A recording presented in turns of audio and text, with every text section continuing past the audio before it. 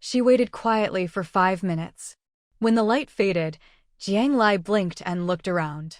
She barely recognized her own raft. No, it wasn't a raft at all anymore, it was a massive ship. Calling it a ship wasn't quite right either. Jiang Lai felt like she was standing on a large warship, a battleship. So this is a level 7 residence? Jiang Lai's eyes widened as she walked around. The original 2 cannons had become 7. Besides the 6 cannons around the ship, there was a large cannon mounted on a platform that Jiang Lai could operate herself by climbing a few steps. There was only one building on the ship. Calling it a house wasn't quite right, it was more like a pavilion where she could rest and enjoy the view. But when she went down the stairs and entered the hull, she found a whole new world. A spacious corridor, 3 bedrooms, 2 living rooms, 2 bathrooms, and a kitchen. Every room was huge. Besides these living spaces, there were 8 storage rooms, enough to store all sorts of items that wouldn't fit in her backpack. Even more outrageous, Jiang Lai found an isolation chamber at the bottom of the ship, containing a lifeboat that could be launched at any time. There was also a set of diving gear and several oxygen tanks. Jiang Lai checked the tanks at most, they'd last 2 hours. This diving suit probably isn't enough for me to visit guests on the ocean floor. Jiang Lai was a bit disappointed, it was just a regular diving suit and gear. But she felt even more confident now. Just the level 7 residence had given her so many surprises. When she reached level 8 or 9, maybe diving to the ocean floor wouldn't just be a dream. Upgrading to level 7 was really worth it. Jiang Lai had thought the upgrade materials were too expensive, but now, seeing her new battleship, she felt it was a real bargain. She couldn't help but breathe a sigh of relief. Thank goodness she hadn't rashly started a war with Lord Censhi and had thought of a peaceful solution. Otherwise, a battleship with such high attack and defense capabilities charging into a crowd of players would have wiped out District 68 in no time. After carefully inspecting everything, Jiang Lai returned to the deck and opened the system page. Her original, Ginger, had become the Ginger ship. Residence first form, Ginger. Residence second form, Ginger ship. You can freely switch between the 2 forms. It could even change forms? Jiang Lai tried it out, and to her surprise, the battleship instantly turned back into the level 6 raft. It seemed the raft form maxed out at level 6. She couldn't imagine how overpowered a level 8 residence would be. The Ginger ship was just too big and eye-catching, so Jiang Lai decided that, as long as it was safe, she'd stick to the Ginger raft form while drifting on the sea. Just as Jiang Lai was about to practice a few rounds of Guiyuan Jin, someone knocked on the door. Jiang Lai opened the door with a smile and welcomed the chubby kid inside. "Haibao, haven't seen you in days. You've grown so much." Jiang Lai patted Haibao's little butt. "It's all my mom's fault. She said things have been chaotic at sea lately and wouldn't let me out to play. I missed you and Xiaoweiba so much." Haibao hugged Jiang Lai's leg and acted cute. Jiang Lai grew even more curious about the Haijia. It seemed that every time the game faced a crisis, the Haijia could sense it. The sea people seemed to exist independently of the game, they weren't controlled by it, nor did they care about the players' lives. Were they friend or foe? When Haibao arrived, Jiang Lai summoned Littletail out from her pet backpack. Ever since Littletail had been inside the pet backpack, it was always clamoring to go back in, so Jiang Lai just let it have its way. Over the past few days, Littletail had grown quite a bit. Where Haibao could once swat it away with a single paw, now it would take both paws to wrap around it. All the medical supplies Jiang Lai had bought were sold out. She only had 100 shell coins left in her backpack, which she was saving for emergencies and didn't plan to use for now. She figured she'd probably have to face the people from District 32 soon, so she couldn't afford to use up all her bargaining chips. In this game, the pain relief powder produced by the game itself was even better than those anti-inflammatory and painkiller meds. But where could she get some pain relief powder? Jiang Lai's gaze slowly landed on Haibao, who was happily playing. As Haibao played, he suddenly felt a chill run down his spine. He turned around and saw Jiang Lai staring at him. What's wrong? Haibao instinctively took a few steps back. Haibao, Didn't you say last time that you've started learning how to hunt from your family? Jiang Lai smiled gently, her expression growing even softer. I've started learning, yeah. Haibao was still young, small in size, with teeth that weren't sharp enough and a weak bite. Among the sea folk, he was still a cub that needed to be fed. After several days of lessons, he hadn't made much progress. He could barely catch a lone small sea beast. If he ran into a group of them, he could only rely on his sea folk authority to scare them off. Great. Do me a favor, help lure a few sea beasts onto this raft. Remember, no more than 3 and only small ones, not the big guys. After thinking it over, Jiang Lai decided that if she wanted pain relief powder, she'd have to kill some sea beasts. But the sea was calm now and no beasts were attacking. She didn't have the ability to go into the water herself, so she had to hand this task over to Haibao. Huh? Haibao hesitated. He was just a baby. Catching that harmless Taiji mother beast last time was one thing, but with others, he really wasn't confident. Haibao subconsciously licked his not yet fully grown little teeth, feeling a bit powerless. You don't actually have to hunt them, just pick your targets and lure them over. Leave the rest to me. As the mightiest of the sea folk, this little task should be no problem for you, right? Jiang Lai coaxed him gently, laying on the flattery. All those human tricks worked perfectly on the naive Haibao. After a little bit of coaxing, Haibao dazedly agreed. Before he could think it over, Jiang Lai had already pushed him into the sea. Go on. If the sea beasts are afraid of you, just use the aggro drawing method I taught you. And remember, run fast. Jiang Lai called out after him, pulling out her bow and spear in preparation. Little Tail was lying far away next to Little Sunflower. He was even more of a baby and couldn't be of much help right now. It didn't take long before Jiang Lai saw Haibao dart out of the water and leap onto the raft, much more agile than before. Close the door, quick. As soon as Haibao got in, he hid behind Jiang Lai and shouted. Jiang Lai acted fast and slammed the big iron door shut without a second thought. The next second, 2 sea beasts leaped out of the water and bit down on the iron door. Cling! Cling! Though the 2 sea beasts were ugly to begin with, Jiang Lai could still see the ferocity on their faces. They were biting the iron door much faster than any sea beasts she'd encountered before. How did you provoke them? Why do they look so puffed up with anger? Jiang Lai asked as she stabbed at the sea beasts with her spear. They kept dodging me, so I couldn't lure them over. So I slapped them twice, accidentally knocked out a few of their teeth, and then they got mad. Haibao's heart was still pounding. When he was being chased, he almost thought he'd die in the jaws of his usual food. He'd never swum so fast in his life. He'd broken his own record. This universal slap really works everywhere, huh? Jiang Lai muttered, focusing all her attention on dealing with the 2 beasts. Her stamina had improved, and she'd gained some experience fighting sea beasts. Now, she didn't need to constantly repair the iron door anymore. When the iron door was finally bitten through, Jiang Lai rushed to stab one of the sea beasts with her spear. But the other beast slipped past her, and even past Haibao, heading straight for Little Tail, who was lying at the back. Little Tail? What does this have to do with me? But things happened too fast. Little Tail didn't have time to dodge. At the critical moment, when the sea beast's jaws were less than a meter from Little Tail. Swish! Swish! Swish! 3 sunflower seeds shot out, striking the sea beast in both eyes and its body. The beast immediately forgot about attacking, writhing on the ground in pain. Little Tail, terrified, hid behind Little Sunflower, who comfortingly patted him with a leaf. Jiang Lai had just finished off the first sea beast and watched as the second one charged at Little Tail, only to see Little Sunflower shoot out those 3 seeds. Little Sunflower, you can attack now? Jiang Lai was overjoyed. Who would have thought that after raising this sunflower for so long, it would turn out to be a sunflower shooter? Master, I got so anxious just now that I fired my seeds out of excitement. I didn't expect that after hitting the target, I could even make them explode, Little Sunflower said.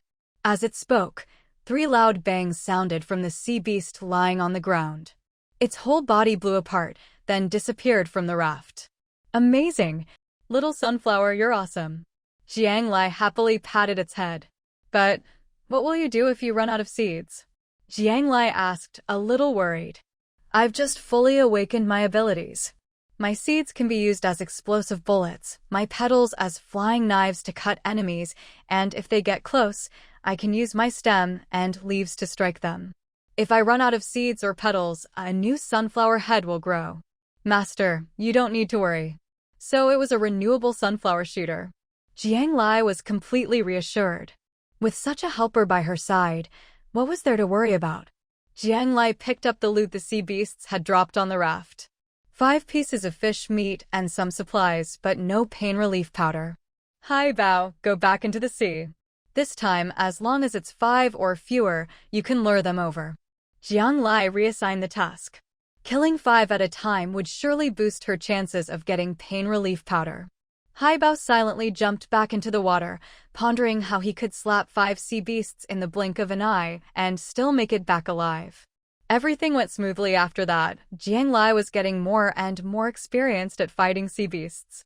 Little Kuei was the perfect support and a powerhouse in her own right, always managing to take down the sea beasts Jiang Lai couldn't handle.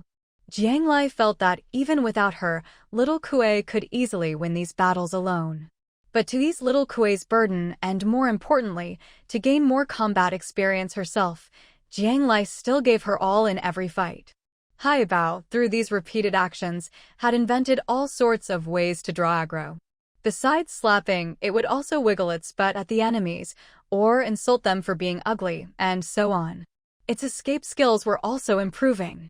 By the end, it could calmly make it back to shore and close the door behind itself. The teamwork between the girl, the beast, and the flower grew more and more seamless, and they kept at it until dusk. Until Haibao finally collapsed on the raft, not moving an inch. It really couldn't swim anymore. Jiang Lai didn't push it further. She fed it plenty of fruit, packed some more to take home, and sent today's MVP back to its house. Little Kuei, you worked hard today too. When I get some more nutrient solution, I'll treat you. Jiang Lai patted the newly grown flower disc on Little Kuei. Little Tail, seeing its companions getting rewards, came over to rub against Jiang Lai's leg. You, hurry up and grow. You'll get rewards once you can actually help out. With that, Jiang Lai put the pouting Little Tail back into the pet backpack, where it could grow faster. Today, Jiang Lai truly felt how great it was to have teammates supporting her. She was eager for Little Tail to grow up quickly too, so it could become her fighter as well. 18 bottles of pain relief powder. What a haul today. No matter how Jiang Lai looked at these bottles, she was delighted. She'd only had 1 bottle before, treated it like a treasure, and couldn't bear to use it. Now, with 18 bottles all at once, she felt like she'd struck it rich. After all that exercise, Jiang Lai decided to cook herself a good meal as a reward. She was humming a tune, about to head into the kitchen when she suddenly saw a huge shadow in the distance moving toward her. It didn't look like a sea beast. Jiang Lai immediately opened her system page and checked the mini-map. Her expression grew serious. It was a player from Zone 32. And with such a massive ship, it could only be that Lord Censhi. Jiang Lai hadn't expected to run into Censhi so soon. But that was fine. Since she had her bargaining chips in hand, meeting early was just as well. There were a lot of things that needed to be discussed. Jiang Lai transformed her residence into the ginger ship and quietly waited for the giant vessel to approach. She considered all sorts of possibilities. The other side might stop at a distance or might attack. She ran through many scenarios in her mind. But what she didn't expect was for the huge ship to slowly approach, then simply glide past her. Jiang Lai? She was a level 7 player, after all. Was she really that invisible? Watching the ship sail away, Jiang Lai felt something was off. There were large patches of red liquid still dripping from the ship. Was that blood? No wonder she'd smelled something metallic as the ship passed. No human could bleed that much onto a ship's hull. It had to be a sea beast, and a massive one at that. It looked like a fierce battle had just taken place. Jiang Lai quickly steered her ship to catch up to the one that had just passed. The 2 ships drew closer and closer, but Jiang Lai didn't hear any warning sounds or see any hostile actions from the other side. Summoning her courage, Jiang Lai brought the 2 ships side by side, then peered onto the other ship's deck. All she saw was a sea of blood. In the middle of the blood, someone seemed to be lying on the ground. She was too far to see the person's face clearly, but since no one else had appeared on deck for a long time, Jiang Lai guessed that the only one aboard was the person lying there. What now? Jiang Lai asked herself. What she knew was, the person wasn't dead. If they had died, the residents would have sunk to the bottom of the sea along with the body.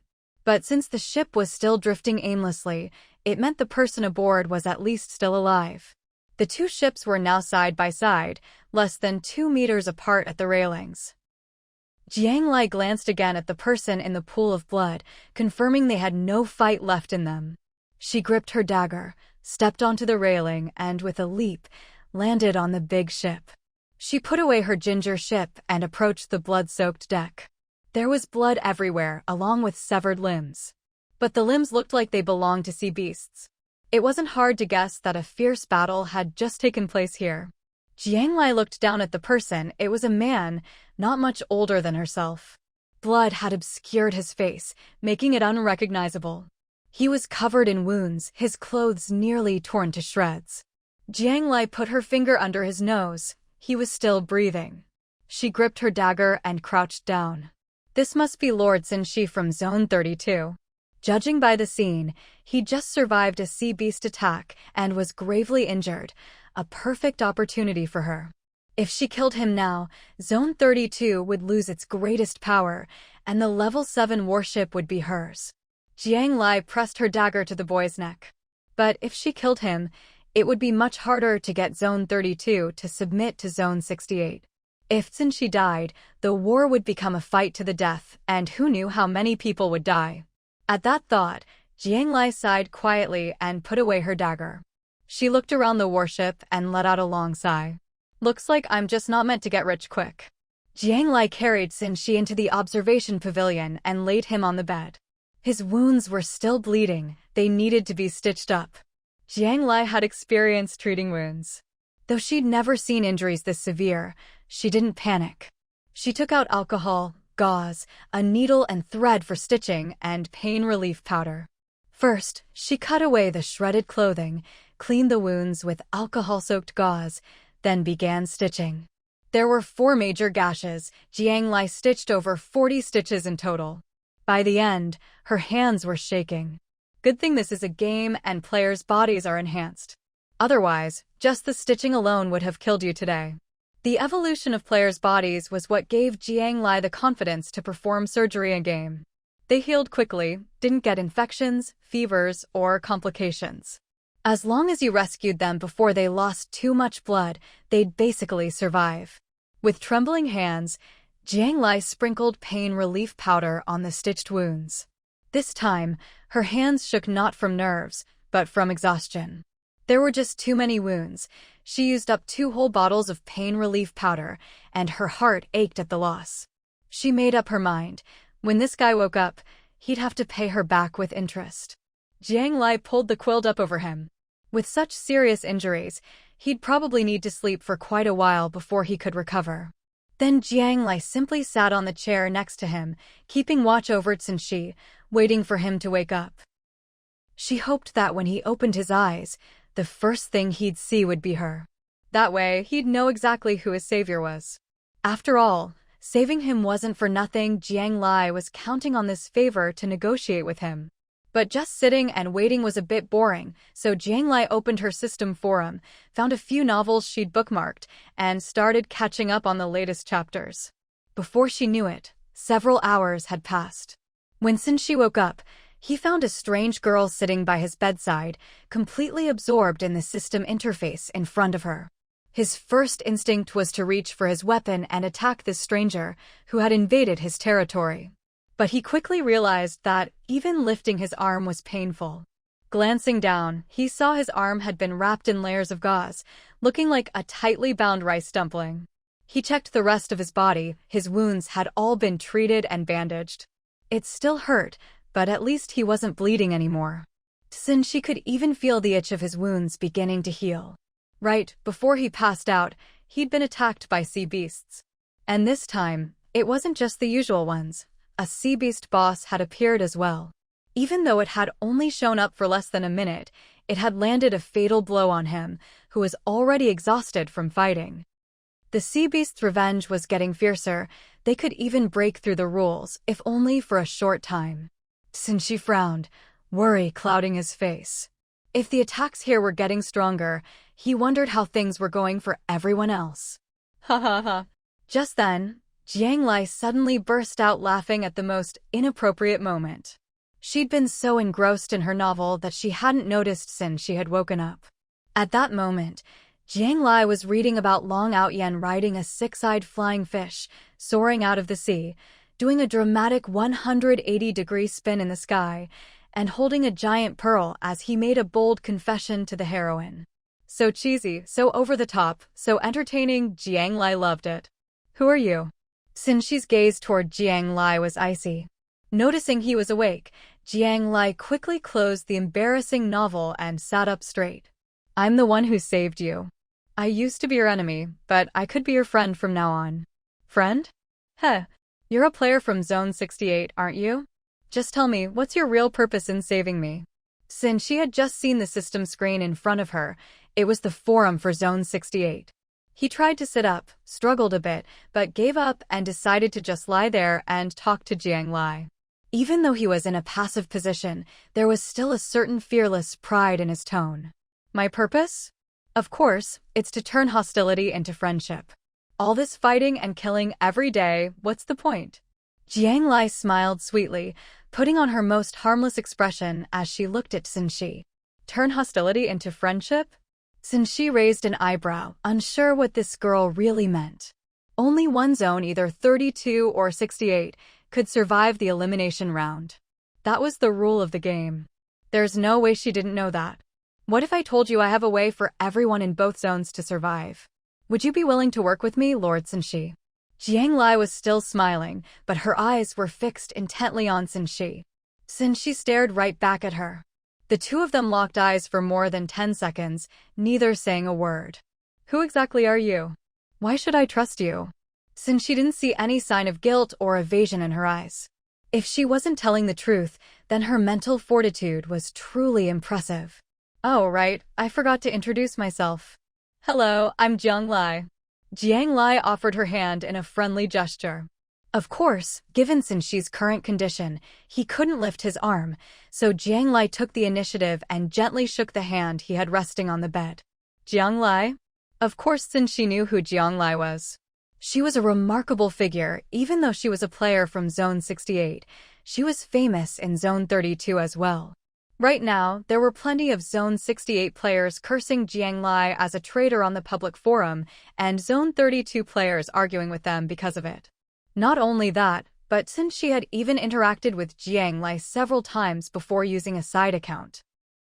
On that account, he went by the name Fei, a reward for killing a sea beast boss. No one else knew except him. So, what do we have to do for everyone to survive? He hadn't understood before why Jiang Lai would save a Zone 32 player, but now, after hearing her explanation, since she understood. It seemed everything she'd done before was to lay the groundwork for this moment. He had to admit, it was both sincere and effective. If it was Jiang Lai saying this, he was willing to listen. After all, he'd bought quite a few medicines from her, and now even owed his life to her. This was exactly the effect Jiang Lai wanted. Even if she couldn't earn his full trust, getting him to communicate with an enemy from Zone 68 was already a big step forward. Jiang Lai concisely explained the method for changing identities, as well as the conditions required. Of course, most importantly, she didn't forget to mention that Zone 32 would have to become part of Zone 68. This was such a shocking proposal that Censhi was silent for a long time after hearing it. Jiang Lai didn't rush him, she just waited quietly. As for the identity-switching part, Censhi had no doubts. That would be easy enough to verify. Jiang Lai had no reason to lie about something so easily exposed. But having everyone from Zone 32 switch to Zone 68, and even downgrade their residence level, Censhi molded over for a long time. Our players in Zone 32 are higher level. We have a better chance of winning the elimination round. Why shouldn't it be your Zone 68 joining Zone 32 instead? Censhi's tone was calm. Censhi, Don't you want to lift the curse that you brought upon Zone 32? Jiang Lai knew this was the most persuasive reason for Censhi. His face remained expressionless, but the fingers of his hand on the inside of the bed clenched tightly. How could he not want that? Of course he did. Seeing those players die tragically because of the disaster he brought, he suffered more than anyone. He'd never talked about it in Zone 32, never apologized to anyone. But just now, as he lay in a pool of blood, she couldn't help but think, if he died like this, maybe it would count as atonement for everyone in Zone 32. Can you guarantee that the curse only targets the identity of Zone 32 players and not every individual from Zone 32? If everyone joins your Zone 68, but the sea beasts still attack, what then? Censhi was thinking things through very carefully. This was a huge matter. He had to be absolutely certain before making a decision. I really can't guarantee that once the players from Zone 32 change their identity, they'll be completely free from the curse. But what I can promise is this. If, after becoming Zone 68 players, the curse still lingers, I, Jiang Lai, will do everything in my power to help you kill the sea beast boss you offended until the curse is gone. Jiang Lai's smile faded, replaced by a seriousness she had never shown before. She had already asked the system. As long as the sea beast that cast the curse still existed, the curse wouldn't be so easy to lift. The system had even kindly told her that the one who cast the curse was a mother beast, and what Censhi had killed was her child. Now, that mother beast had gone completely mad and was on the verge of breaking free from the game's control. The curse itself was already something beyond the game's control, which was why cursed sea beasts didn't drop any rewards. Because of this, the system had generously shared more information with Jiang Lai, hoping she could help fix this bug for the game. Although Susu hadn't yet experienced an attack from the sea beast, Jiang Lai truly couldn't guarantee that changing identities would make things safe. What she could guarantee was that she would do everything she could to help Censhi kill the mother beast and resolve the problem at its source. It would be difficult, but compared to letting fate drift with the current and allowing Zone 68's fate to decide her own, Jiang Lai preferred to take matters into her own hands. She was willing to give it her all. You'll help me? And how exactly are you going to do that?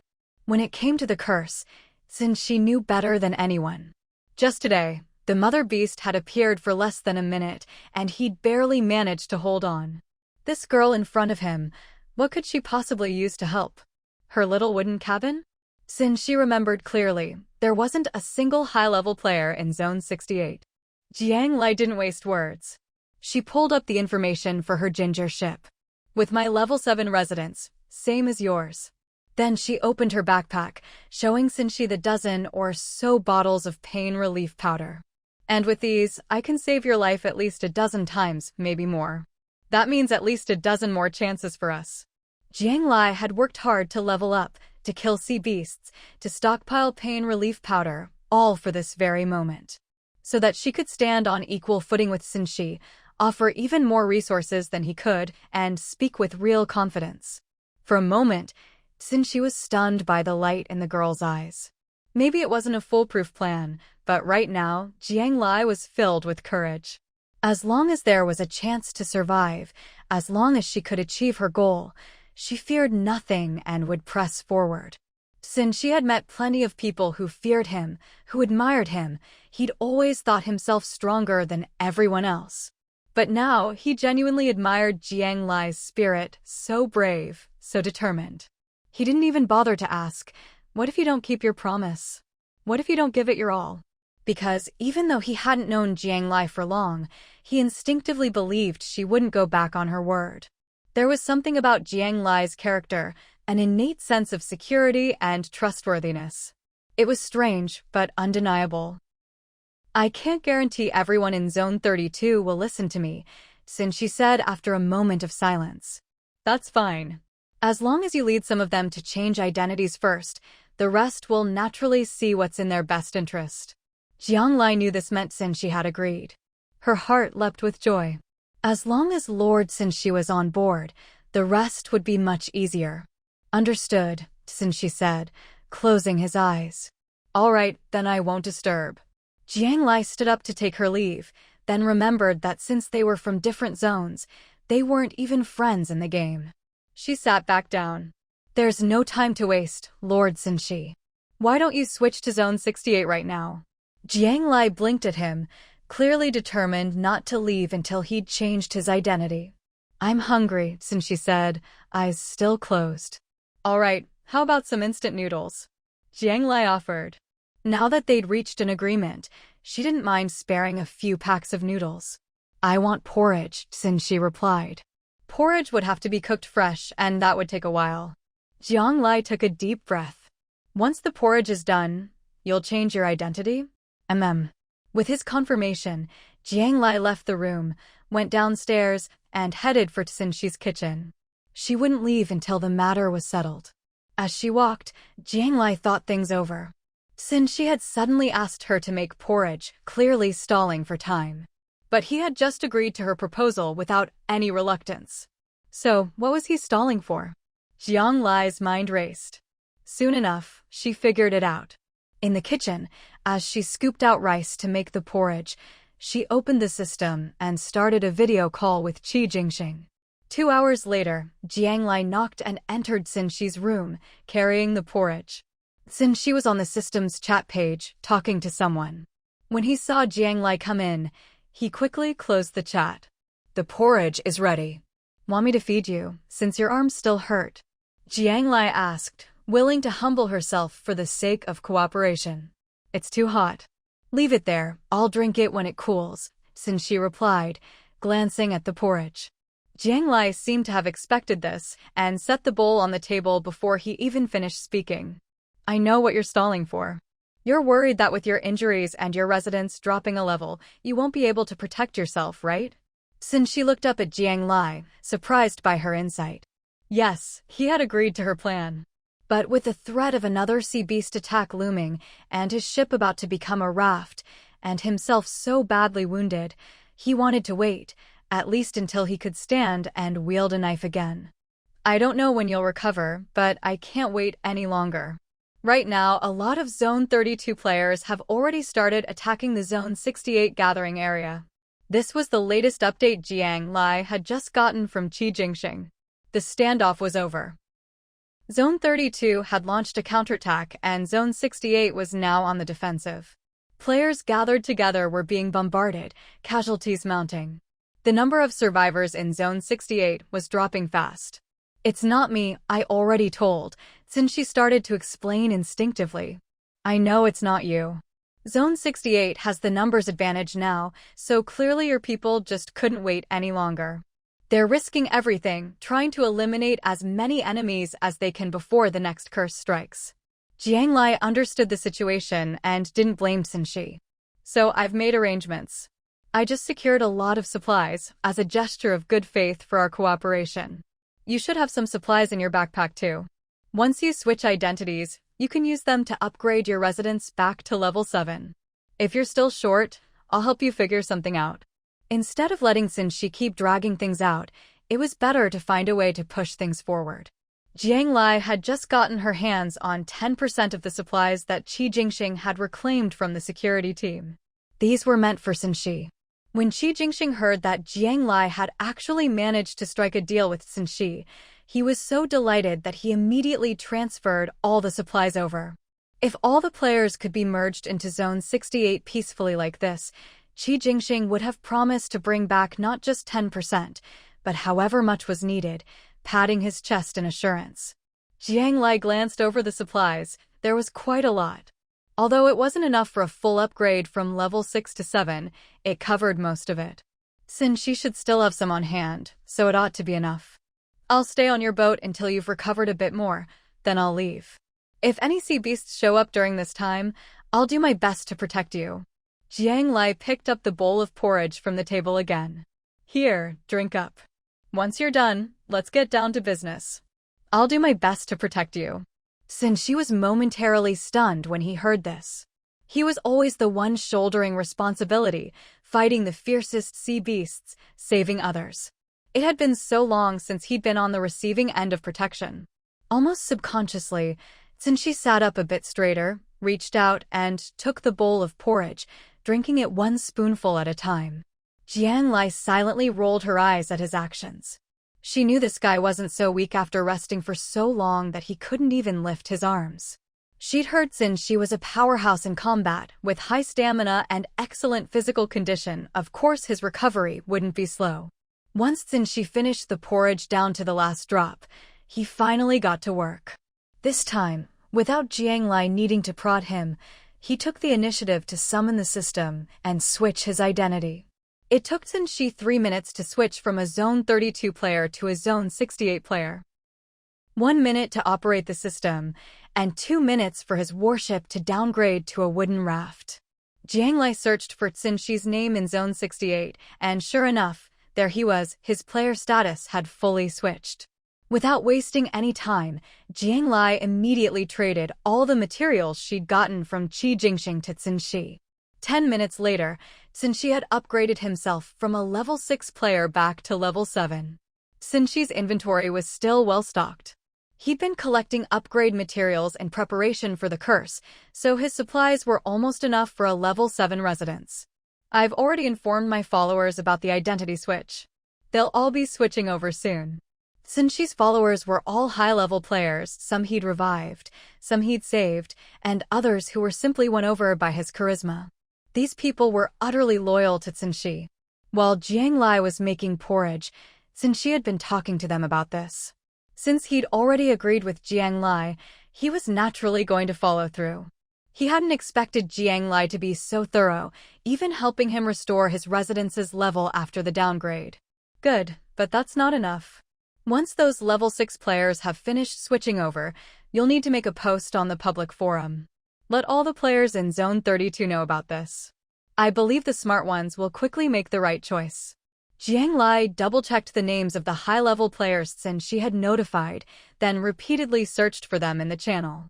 In less than an hour, all 18 players had appeared on Zone 68's channel list. Hurry! Is your post ready? You can send it now. Jiang Lai had no idea what Censhi had said to these people, but she hadn't expected 16 high-level players to accept this so quickly. It was much easier than persuading Censhi himself. It's already posted. Censhi wasn't surprised by the result. He'd already prepared the post and hit send. Censhi, a name that struck fear and awe in Zone 32. Up until now, he'd rarely spoken in public. Not only did Zone 68 players find him mysterious, but even most Zone 32 players only knew of him through rumors. But now, this legendary figure had posted on the public forum, and it was a long post. In an instant, Censhi's post shot to the top of the forum. Jiang Lai clicked on Censhi's post and read it carefully. To her surprise, Censhi's writing was actually quite good. His narrative skills and flow were even better than some of the melodramatic Webnovel authors she'd read. His post covered 3 main points. First, that it was possible to switch identities between zones, though the condition was downgrading one's residence by a level. He had chosen to become a Zone 68 player. Second, all the high-level players who followed him had already switched over. Now, Zone 68 had the only 2 level 7 players. He advised all Zone 32 players to give up the war, face reality, and switch over as well. This was the most likely way to break the curse, and if it didn't work, he would take full responsibility. Third, he thanked Jiang Lai from Zone 68. It was she who had convinced him and brought about peace. You didn't have to write the third part. Hurry up and delete it, then repost. Fame brings trouble. Jiang Lai had been criticized enough that she was already wary of being in the public eye. She just wanted to quietly do what needed to be done. Besides, she wasn't doing this for anyone else, but for herself. Too late. The replies are already piling up. Censhi shrugged, looking helpless. Jiang Lai gritted her teeth. Clearly, this guy was almost fully recovered. He could even do such dramatic gestures with both arms. Since things had come to this, Jiang Lai took a deep breath and could only comfort herself.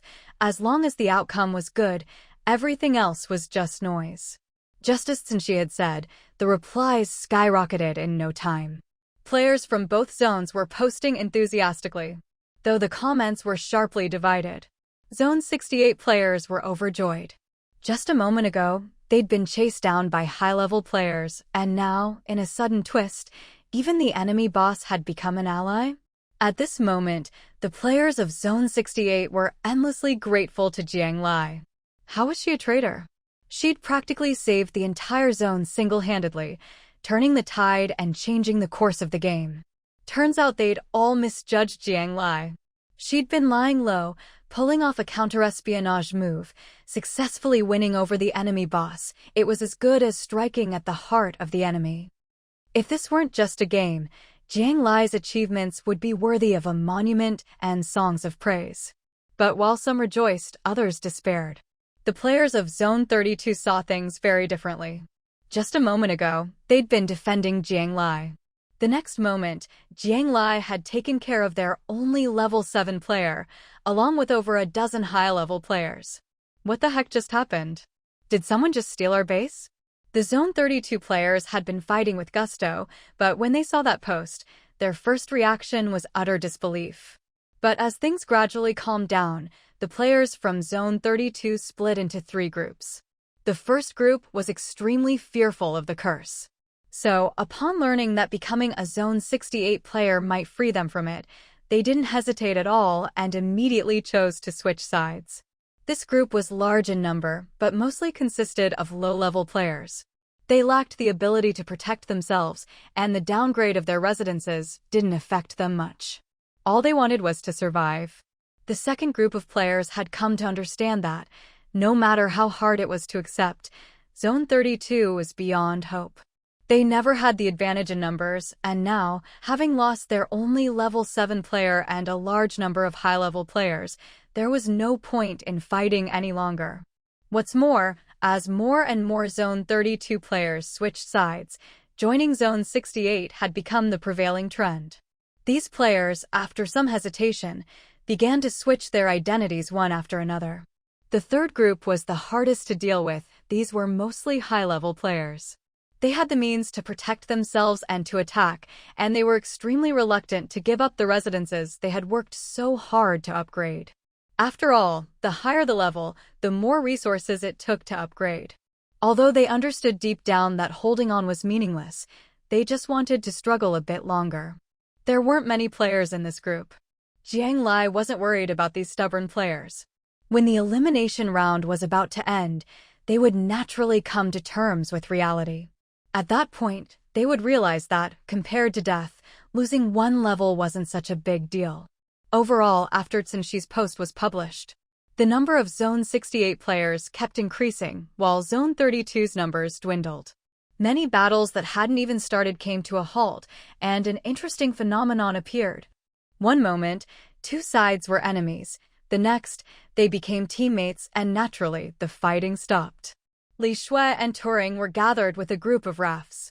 The 2 of them had just upgraded their residence to level 6, making Li Shui officially a high-level player. Because Turing had completely given up on upgrading her own residence and handed all her resources to Li Shui, the luckiest of the bunch, they managed to upgrade one raft together, outpacing most people, even most of the other lucky players. Chang Fei's raft was right next to Li Shui's. Because they shared a mutual friend in Jiang Lai, both sides knew each other. But they didn't get along and didn't think much of each other. Li Shui thought Chang Fei was a mama's boy and hopelessly lovesick. Chang Fei thought Li Shui was calculating and leeched off her friends. So whenever they met, they'd both snort at each other, like kids who just couldn't get along.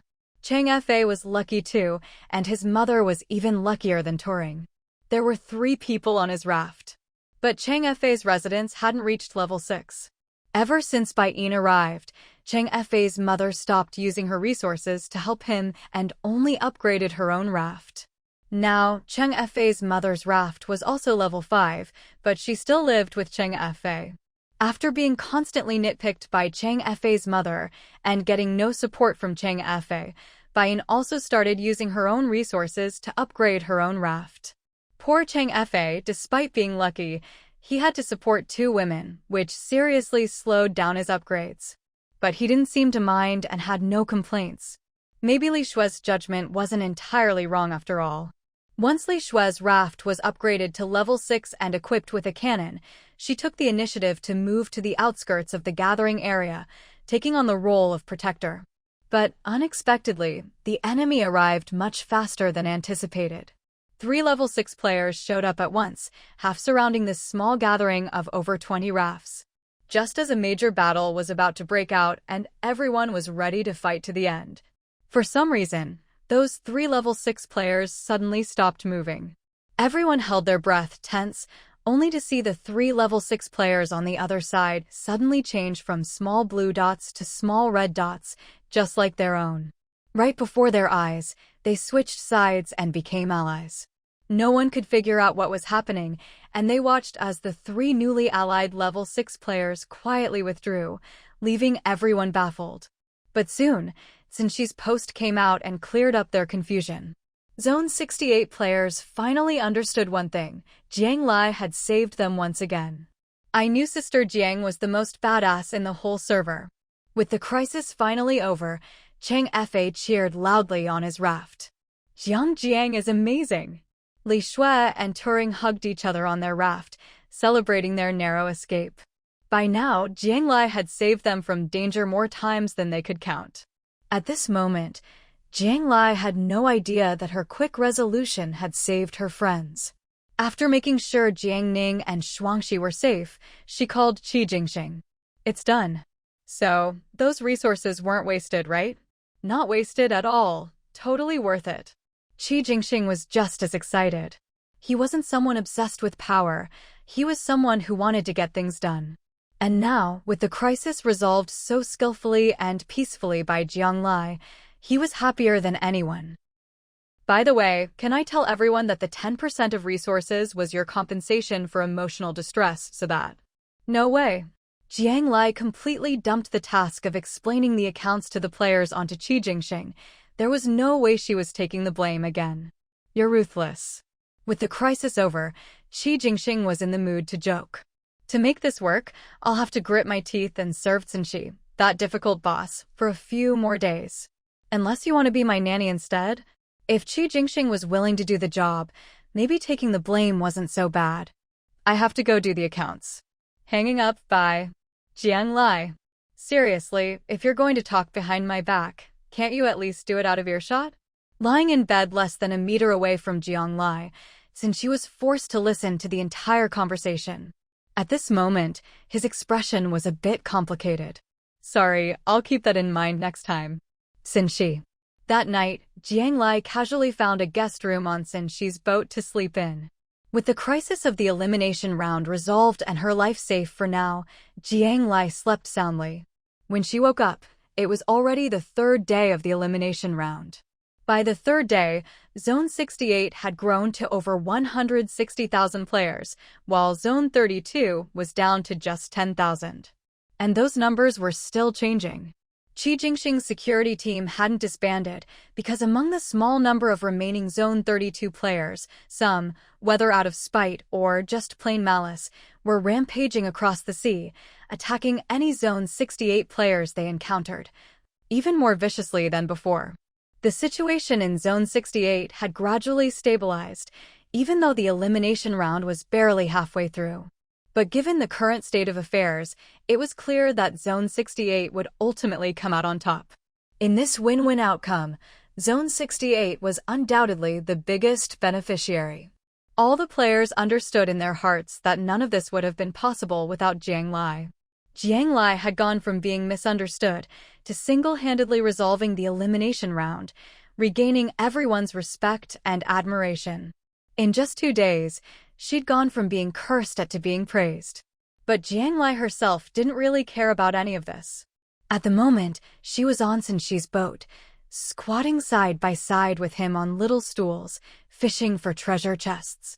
The little stool was her own personal item. Censhi's boat didn't come with anything like that. Censhi's recovery was impressive. Despite his serious injuries, he was already able to get out of bed after just a day. Though his legs were still weak, his movement slow, and his body wrapped in bandages, he still had enough strength to fish for treasure chests. You put in all that effort, and now you're just letting him take the credit? Censhi stared out at the calm sea and suddenly asked Jiang Lai. His words seemed a bit disjointed, but Jiang Lai understood what he meant. The him Censhi referred to as Qi Jingxing. Now that things had settled down, Zone 68 was sure to have no casualties. So Qi Jingxing went ahead and gave the organization he'd previously formed an official name: the Sky Alliance.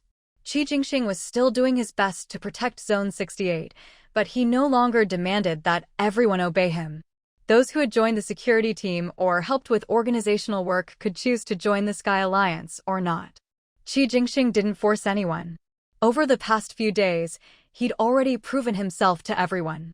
Without Qi Jingxing, perhaps even more people wouldn't have survived until the day Jiang Lai managed to turn Zone 32 to their side. Besides, the security team members, though busy and following orders, had managed to stockpile quite a bit of supplies, and many had leveled up, something that would have been hard to achieve alone. So, most of the security team willingly joined the Sky Alliance, and very few from the reserve team opted out.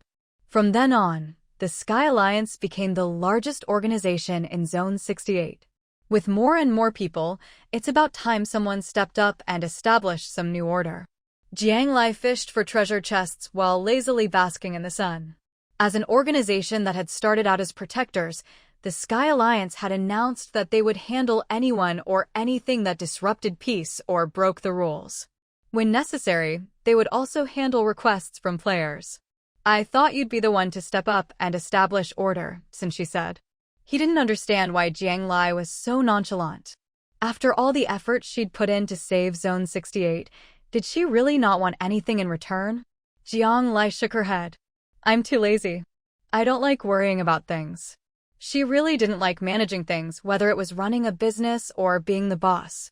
All she wanted was to get stronger bit by bit, live safely, and survive to the end. Censhi chuckled softly. Too lazy to worry?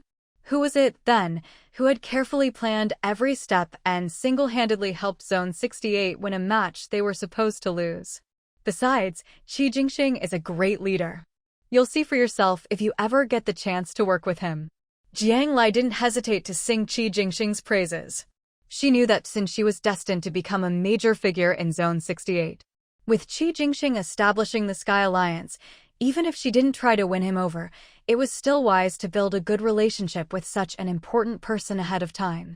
What Jiang Lai didn't realize was that her compliments about Qi Jingxing only made Censhi feel even more uncomfortable, and his impression of Qi Jingxing didn't improve at all. Censhi turned his head away and fell silent, as if sulking. Jiang Lai didn't notice his reaction. Even if she had, she wouldn't have cared much. She figured she'd only be looking after Censhi for another 2 days at most. After that, they'd go their separate ways. On this vast ocean, who knew if they'd ever cross paths again? Soon, both of them had fished up their treasure chests. Because she was with Censhi, Jiang Lai didn't want to reveal her secrets, so she only fished up 3 chests before stopping. She'd save her last attempt for when she was alone. "Your raft is really something," Jiang Lai said happily, looking at the 3 silver treasure chests in front of her. Because they were fishing for treasure chests, Censhi's residents had switched to raft mode. As level 7 players, both Censhi and Jiang Lai had discovered that unless they were in combat or a special situation, traveling by raft was much more comfortable and convenient. Jiang Lai opened all 3 silver chests at once. Inside were a flexible armor top, a bottle of intermediate plant nutrient solution, some food, and some upgrade materials. "You're just opening your chests right in front of me? Aren't you afraid you'll get something good and I'll snatch it from you?" Censhi asked lazily. "Not at all. I know you're not that kind of person," Jiang Lai replied absent-mindedly, still delighted to have found more firestones among the upgrade materials. Silver chests didn't usually contain anything too rare, so she wasn't worried. Besides, Censhi was still injured. Even if he did have bad intentions, he couldn't even walk properly. She could easily slap him into the sea if she had to.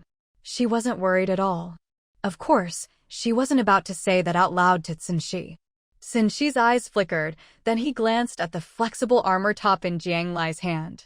"You're pretty lucky," he said. "You like it?" "I'll sell it to you," Jiang Lai said, tossing the flexible armor top to him. Flexible armor was the best defensive gear, but she already had a set. She'd originally planned to give this one to her sister, Jiang Ning. But then she thought, Censhi was currently the most likely to be attacked by sea beasts. If he died before the curse was broken, she'd have to deal with the sea beasts all by herself in the future. No way, she couldn't let such a strong partner die young. She could always find another one for her sister later. Censhi had no idea what Jiang Lai was thinking. He stared blankly at the flexible armor top that had suddenly landed on him, momentarily stunned. Don't just sit there, put it on when you get back inside. If you'd had this in the last fight, you wouldn't have gotten hurt so badly, Jiang Lai said. She'd tested the flexible armor's defense herself, it was excellent. Got it, Censhi replied, lowering his gaze and quietly stowing the armor in his backpack. He'd already fished up his own chests, 3 bronze ones. With luck like yours, you can't be that good a person, Jiang Lai joked. Actually, 3 bronze chests wasn't bad at all. It's just that Jiang Lai's luck was so good, she couldn't help but look down on them. I never claimed to be a good person. Haven't you heard? I've killed people before.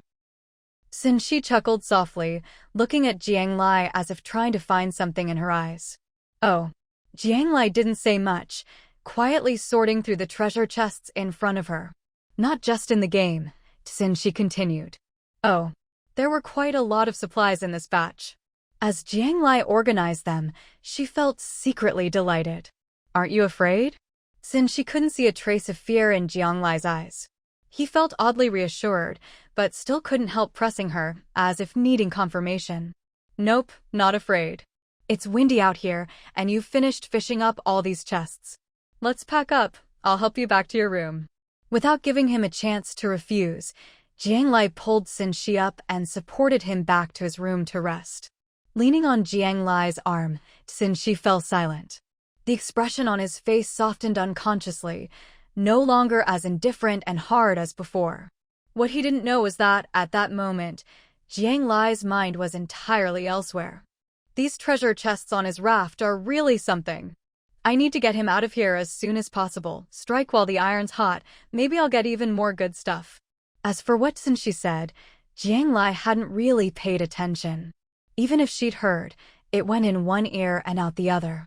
She'd said it herself, she's never been one to worry about other people's business. Other people's problems have nothing to do with her. Even if Censhi was some kind of homicidal maniac, right now he's still not fully recovered and definitely no match for her. By the time he's back to full strength, she'll be long gone. Poor Censhi, so anxious as he spoke, had no idea that Jiang Lai didn't care at all about what he said or what kind of person he was. Once Censhi was back in his room, Jiang Lai quietly fished up the last treasure chest. It didn't disappoint. Inside the last chest, Jiang Lai found another island entry token. This was her second one.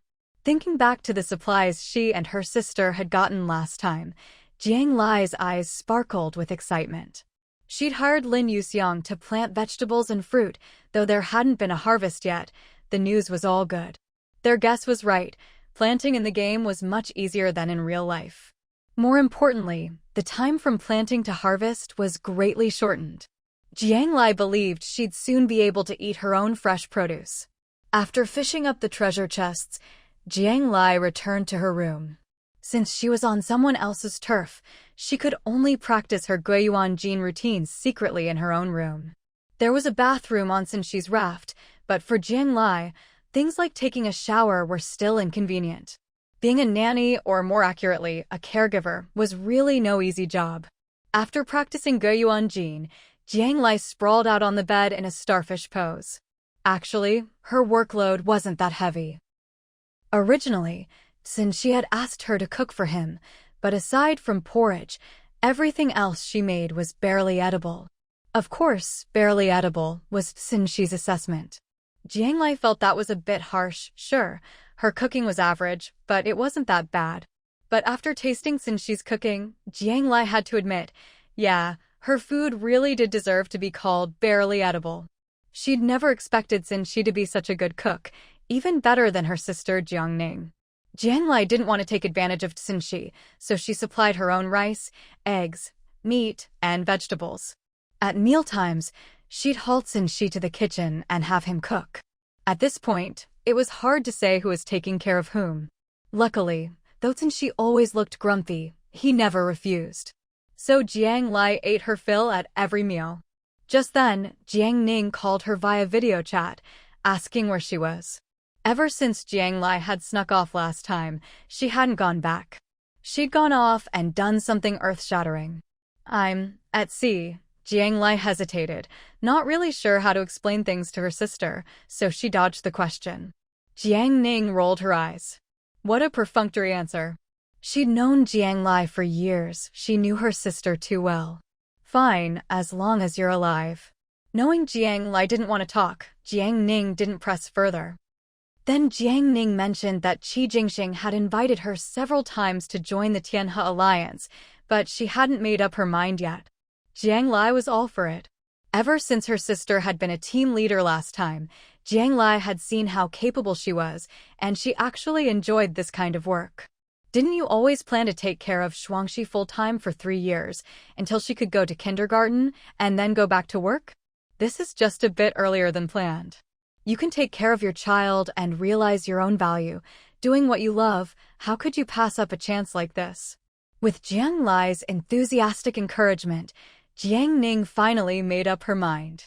Even in the game, she had to do something. Maybe she could even help Jiang Lai in the future, so Jiang Lai wouldn't have to protect everyone all by herself. Time flew by, and 3 more days passed. Tomorrow would be the last day of the elimination round. The system had already posted a server-wide announcement. At 8 a.m. tomorrow, the servers would be merged and rewards would be distributed. Jiang Lai had wanted to leave yesterday, but unexpectedly, Censhi was recovering even slower than she'd thought. After all these days, he was still struggling to move. He no longer needed help walking, but he was weak all over, shuffling along pitifully. If he ran into a sea beast in the state, forget the big bosses, even a small sea beast could take him out. To keep her promise and to make sure Censhi didn't end up as fish food, Jiang Lai had no choice but to stay. Fortunately, perhaps sensing her reluctance, Censhi had been cooking even more diligently these past 2 days, coming up with all sorts of delicious dishes. He'd managed to win over Jiang Lai's stomach. Even if he couldn't win her heart, at least he could keep her around for now. Plus, after fishing up treasure chests on Censhi's raft for a few days, Jiang Lai's haul had been great. She was pretty happy. On the last day before the elimination round ended, almost all the players at sea were from District 68. The troublemakers who'd refused to give up had mostly been dealt with by Qi Jingxing. The rest, even if they were unhappy, had accepted their fate and switched sides to survive. The elimination round was all but settled. Everyone was just waiting for the rewards. These past few days, Jiang Lai hadn't run into any sea beasts while on Censhi's raft. Maybe the curse really had been lifted. Jiang Lai didn't think things would be that simple, but she had to admit, life had been pretty easy lately. Meanwhile, Censhi was alone in his room, lounging in a chair, looking perfectly healthy. He had the system interface open in front of him, displaying a group chat. Most of the people in the chat were top players from District 32, and the group owner was none other than Censhi himself. Feiji, the Tianhe Alliance is getting stronger and stronger. A lot of players from the old District 32 have joined Qi Jingxing's group now. Do you think we should? In the group chat, a player named Ling Xiao spoke up. Everyone close to Censhi called him Feiji. Censhi had told them before that Fei was his old name, and he preferred his previous name. No need. We just got demoted and merged into District 68. We're still recovering. Let's just wait and see for now. Censhi wasn't in a hurry to make any moves. The elimination round wasn't over yet, so there was no rush to plan the next step. Feiji, we tried to convince you to form an organization before, but you never wanted to. Now you've finally come around. Everyone in the group were once top players from District 32, and many of them had been saved by Censhi before. They used to follow Censhi, but back then, he said he was used to being a lone wolf and didn't like having people around. Now that he'd finally changed his mind, these high-level players were thrilled. Even though they'd accepted their new identities and the reality of joining District 68, their former high status still gave them a sense of superiority. Plus, in this elimination round, Qi Jingxing's group hadn't beaten them with real strength, So the top players from District 32 weren't truly convinced. Joining Qi Jingxing's organization and taking orders from those low-level players was out of the question. Now that Fei Ji was willing to lead and organize them, it was the best possible outcome. Someone once told me, in this game world, new orders always have to be established. If only Qi Jingxing gets to set the rules, then doesn't that mean the whole world is under his control? Censhi remembered the things Jiang Lai had said to him, praising Qi Jingxing. The truth was, the reason he was willing to do what he'd once been too lazy to do was all because of Jiang Lai. Denying it would be lying to himself. After all, Qi Jingxing wasn't the only good leader in this game. Fei Ji, what should we call our organization? Someone in the group asked. Let's call it Shanghai Gang. Since Qi Jingxing's group chose the word Tian Heaven, then he'd lead his people to be the gods beyond heaven. And so, on the eve of the elimination round's end, the second largest alliance in District 68 was secretly founded. Censhi gave his members a few orders. First, do everything you can to level up. Second, secretly recruit high-level players from the old District 32. Shanghai Gang valued quality over quantity. Every member had to become a sharp blade on the sea. Strength was the only thing that mattered. That evening, Jiang Lai and Censhi sat on rocking chairs on the raft, enjoying the sea breeze. Jiang Lai had gotten used to sitting in a rocking chair on her own raft, so she gave one to Censhi as well, making it easier for herself to sit when she visited. I'll be leaving after dinner, Jiang Lai said, already packed and sitting in the rocking chair, saying her goodbyes to Censhi. Didn't you say you'd take care of me until I recovered? You. Censhi suddenly got anxious, looking at Jiang Lai with pleading eyes. Censhi. Jiang Lai called his name and looked him straight in the eyes. Do you think I'm stupid? With your recovery rate, if you still weren't better by now, then those painkillers I gave you would have been a total waste. I don't know why you wanted to keep me around longer, but the elimination round ends tomorrow. New dangers could come at any time. I won't be staying with you anymore. Jiang Lai was sharp, of course. She could tell Censhi's real physical condition. She'd seen how fast her sister and Li Shui had recovered. Censhi's wounds had scabbed over long ago. He was fine. So you figured it out a long time ago. Censhi let out a soft laugh. His previously stiff posture relaxed all at once, and he slumped heavily into the rocking chair. Pretending to be a patient these past few days had been exhausting. Now that the act was over, it actually felt pretty good. Maybe facing new dangers together is easier than facing them alone. Censhi looked into Jiang Lai's eyes, as if waiting for an answer. Jiang Lai looked at his face. She had to admit, he was pretty handsome. As an adult, Jiang Lai could more or less guess the emotions in his gaze. But, you should know, I saved you because I wanted to make a deal with you. You don't need to repay me with your body. Jiang Lai reached out and pushed Censhi's face, which was getting closer and closer away. She stood up from the rocking chair. Go make dinner. I want tomato and egg stir-fry and braised pork tonight. Consider it my farewell meal. Censhi, pushed aside, looked a little upset. He'd had plenty of admirers in his life, but this was the first time he'd been rejected. I'm not in the mood. I don't want to cook. He slumped back into the rocking chair. Fine, then I'll leave right now. Jiang Lai didn't care and started walking toward the door. Wait. Seeing Jiang Lai about to take out her raft, Censhi called out to her. What? Jiang Lai turned around, feeling a bit baffled. I suddenly feel like cooking. Wait here. Censhi stood up, face dark, and headed to the kitchen. The two of them ate their last meal together in the glow of the evening sun. I won't help you pack. If you run into a sea beast boss, message me. If it's just a regular sea beast you can handle, don't bother me, I'm busy.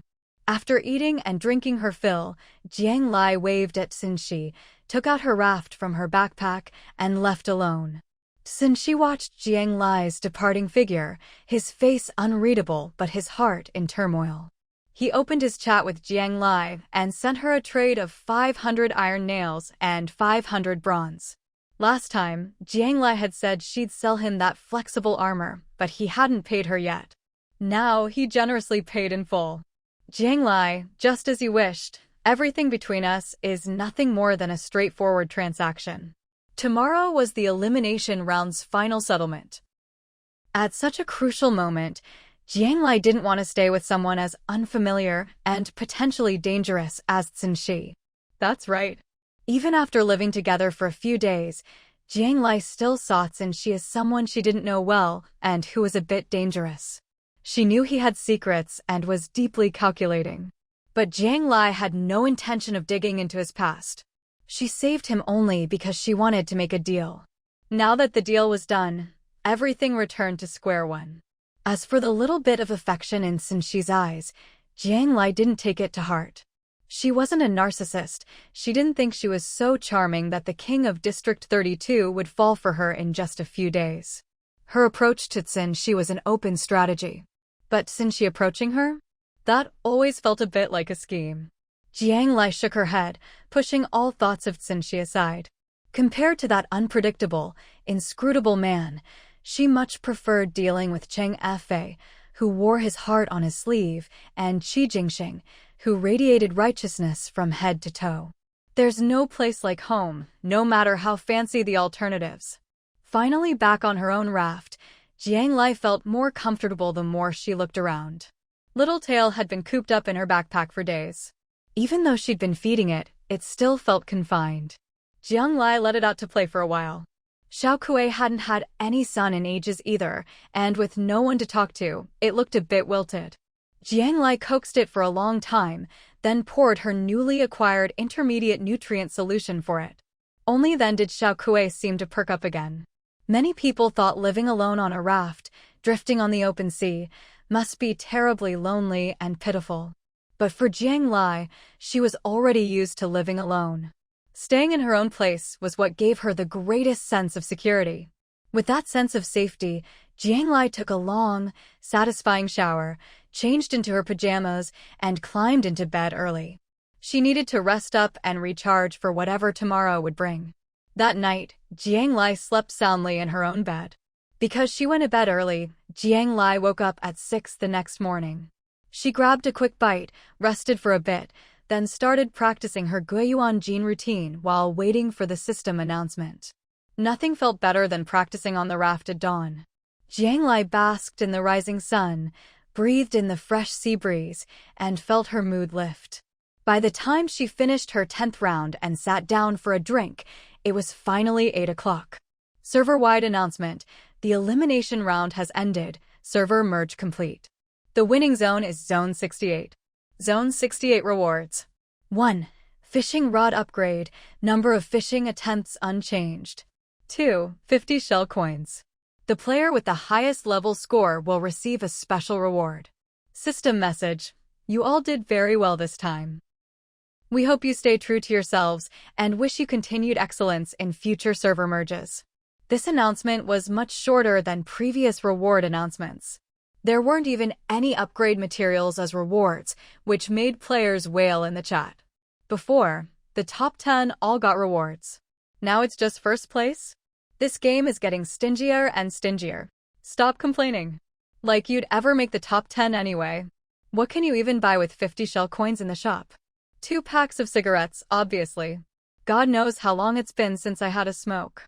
The smokers all chimed in. For them, those 50 shell coins were a lifesaver. Anyone know who got first place? Must be Lord Censhi, right? Hey, do you guys remember in Censhi's post, he said there was another level 7 player besides him. Who could it be? Everyone had been so shocked by the identity reveal that they'd overlooked some details in Censhi's post. Now that they thought about it, they realized they had no idea who that second level 7 powerhouse was. Meanwhile, Jiang Lai, the level 7 expert everyone was talking about, happily opened the mysterious reward in her backpack. But her expression quickly soured. Another island entry token? Jiang Lai looked at the 2 island entry tokens she now had, feeling a bit underwhelmed. It wasn't that the token was bad, it was just that her expectations for the mysterious reward had been too high. The first time, she got a light source, then an electric grid. The second time, she got a turbo booster, making her raft much faster. This third time, it was something she already had, another island entry token. Jiang Lai admitted she'd gotten a bit spoiled. When you have too many good things, you stop appreciating them. Shame on her. She quickly adjusted her mindset and apologized to the token. No room for ingratitude. After stowing away her mysterious reward, Jiang Lai started posting on the trading platform and forum, looking to buy shell coins. 50 shell coins wasn't much for a single player, and didn't buy much. But if you saved up enough, they could be very useful. Jiang Lai browsed the shop whenever she had time, and realized it was nothing like the supermarkets back in the real world. Pretty much anything you could find in real life, you could buy in the shop here. Of course, only if you had enough money. Jiang Lai didn't have anything she wanted to buy just yet, but she wanted to stockpile shell coins in advance. That way, she'd always feel connected to reality, able to exchange for what she needed at any time. A lot of people were already complaining about the lack of upgrade materials and only getting shell coins. Now that Jiang Lai was willing to trade upgrade materials for shell coins, plenty of people came to make the exchange. But Jiang Lai's upgrade materials were limited too. Aside from her flint and gold, which she couldn't bear to part with, she traded away everything else. Even so, she only managed to get a little over 1,000 shell coins. Counting what she already had, she now had more than 1,100 shell coins. Jiang Lai happily stashed them away. With her upgrade materials back to square one, Jiang Lai didn't get discouraged. She sat on her little stool and started fishing again. Her fishing rod had been upgraded, so her chances of catching good stuff had increased. She wasn't worried about not being able to stockpile materials in the future. Besides, she'd checked the requirements for upgrading her residence to level 8. Let's just say she was still a long way off. It was so far out of reach, she didn't even dare think about it. Better to focus on what she could do right now. While Jiang Lai was fishing for treasure chests, the system suddenly sent out another announcement. Server-wide announcement, a new round of challenges has begun. Contract Beast Tournament, lasting 1 month. Players must find a beast and form a contract. In the final 3 days, you may voluntarily bring your contract beast onto the challenge stage. The winner will receive a mysterious reward and the chance to ask the game one question. After 1 month, any player without a contract beast will be eliminated. Just as Jiang Lai had guessed, a new crisis began right after the last round of rewards. The Contract Beast Tournament. A whole month, plenty of time. But requiring every player to contract a beast? That was a tall order. Jiang Lai thought of those fierce sea beasts. No matter how she looked at it, those things wanted to tear players apart, not submit to them. And searching for beast eggs? That was no easy task either. Even if you found one, hatching it would be a challenge. This crisis seemed to give players time and opportunity, but on closer inspection, it was even more ruthless than the previous ones. But this time, it was back to individual competition, so Jiang Lai felt no pressure at all. After all, she already had a contract beast, Littletail, right in her arms. Jiang Lai patted Littletail's head. She just wondered what kind of results such a little beast would get if she brought it onto the challenge stage in a month. Jiang Lai had already received several mysterious rewards. But that chance to ask the game a question, she was determined to get it. She'd been waiting for this opportunity for a long time. This new challenge was nothing more than a game for Jiang Lai, who already had her little tail. If it weren't for wanting to win the final days of the competition, she could have just given herself a month off. But for the other players in Zone 68, it was as if the sky had fallen.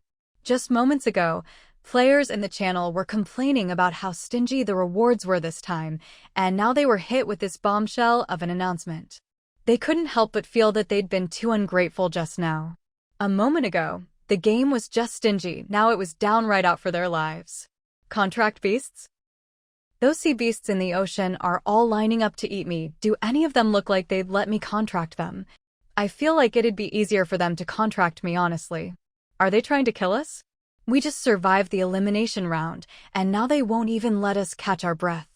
Hey, don't lose hope. Did you all forget about Yuanji? He managed to contract a sea beast before.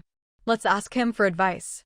Immediately, many people started calling for Yuanji in the channel. Yuanji appeared quickly, clearly having been paying attention to the news. My little dragon was successfully contracted by me, but I don't think my experience is much help to anyone else. He then recounted the process of how he managed to contract his little dragon. First, you had to run into a sea beast boss that was so busy laying eggs it didn't have time to eat you. Then, you had to steal its egg right in front of it.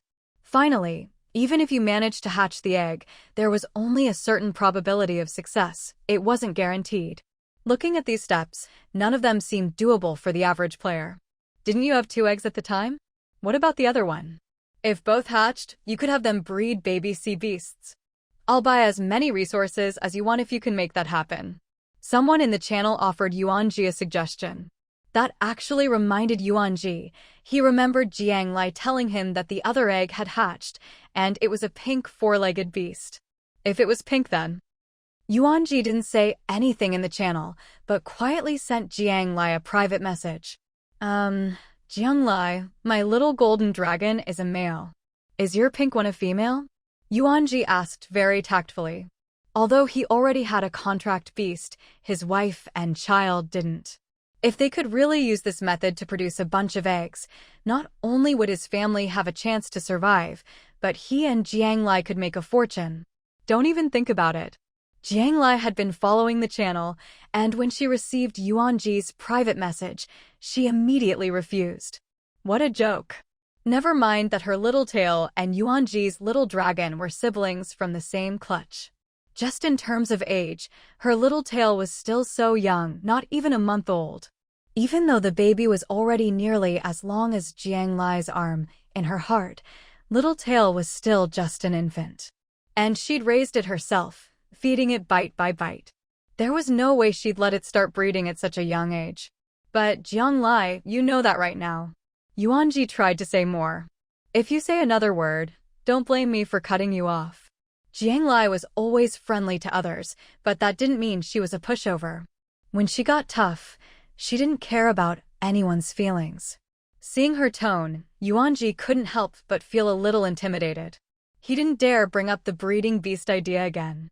Master, pet me. Little Tail, who had been playing with Xiaokui, seemed to sense Jiang Lai's impatience and crawled onto her lap, acting cute. It wasn't even a month old, but it was already heavy. Jiang Lai felt like a rock was pressing on her, but not wanting to hurt her baby's feelings, she gently stroked its head just like when it was little. Though it was called a contract beast, Little Tail was more like family to Jiang Lai. Speaking of family, Jiang Lai thought of Jiangning and Shuangxi. Even though she already had a contract beast for this tournament, she still needed to find a way to help her sister and niece. Fortunately, this challenge would last a whole month, plenty of time for her to get things done. She wondered if she could upgrade her residence again in that month. Thinking of the requirements for an 8th-level residence, Jiang Lai felt a headache coming on. Residence name: Ginger. Residence level: Level 8 upgradable. Upgrade requirements: Bronze 10, 000, Iron Nails 10, 000, Sea Essence 10. Residence score: 168. Note: residence score is the sole measure of a player's strength in the game. Top-ranked players at each stage will receive varying rewards. Please upgrade as soon as possible. 10,000 bronze and 10,000 iron nails. But that wasn't even the worst part. There was also the 10 portions of sea essence. Jiang Lai didn't even know what sea essence was, let alone where to find it. She sighed. Sea essence, huh? It sounded like something from the ocean. Did she really have to go into the sea herself? She'd have to think this over carefully. Since the Contract Beast tournament would last a month and nobody had any clues yet, most players decided to take a day off. Many gathered together for parties, putting their worries aside for the moment. Qi Jingxing sent an invitation to Cheng Fei and Jiang Lai in their small group, inviting them to his raft for a get-together that evening if they weren't too far away. There would be other friends on the raft, mostly members of the Tianhe Alliance. Qi Jingxing said Cheng Fei and Jiang Lai could bring their family and friends, no limit on numbers. Jiang Lai thought organizing parties was more Cheng Fei's thing, but to her surprise, the invitation came from Qi Jingxing. I checked the distance. We're not too far apart. It'll only take a little over 3 hours to get to you. I'll definitely be there tonight. Cheng Fei loved this kind of lively event. Once he checked the distance, he agreed right away. Jiang Lai glanced at the coordinates on the invitation. It wasn't close. Normally, it would take nearly 7 hours to get there. But with her turbo boost, she could probably make it in 3 hours at top speed. Besides, the party was in the evening, so there was still plenty of time. All right, I'll come too, Jiang Lai agreed. She'd already met Cheng Afei, but not Qi Jingxing. Her quick partnership with Xin, she had a lot to do with Qi Jingxing's cooperation. Qi Jingxing had trusted her completely, handing over resources without a moment's hesitation. That kind of trust and rapport made Jiang Lai consider Qi Jingxing her best friend in the game. No matter how you looked at it, she should attend his party.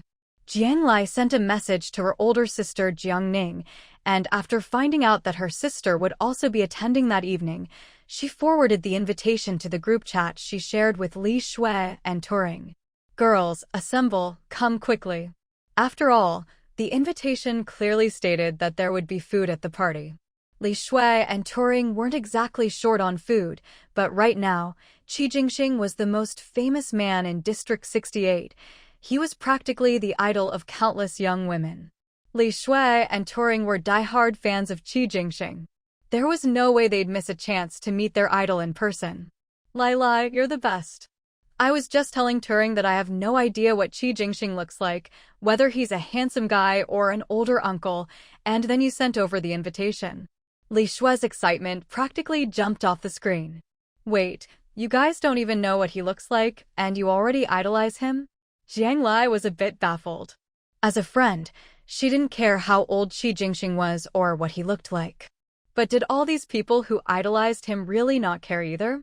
What if he turned out to be some burly, scruffy guy? Lai, you don't get it. Qi Jingxing has real charisma. Our fan club already agreed.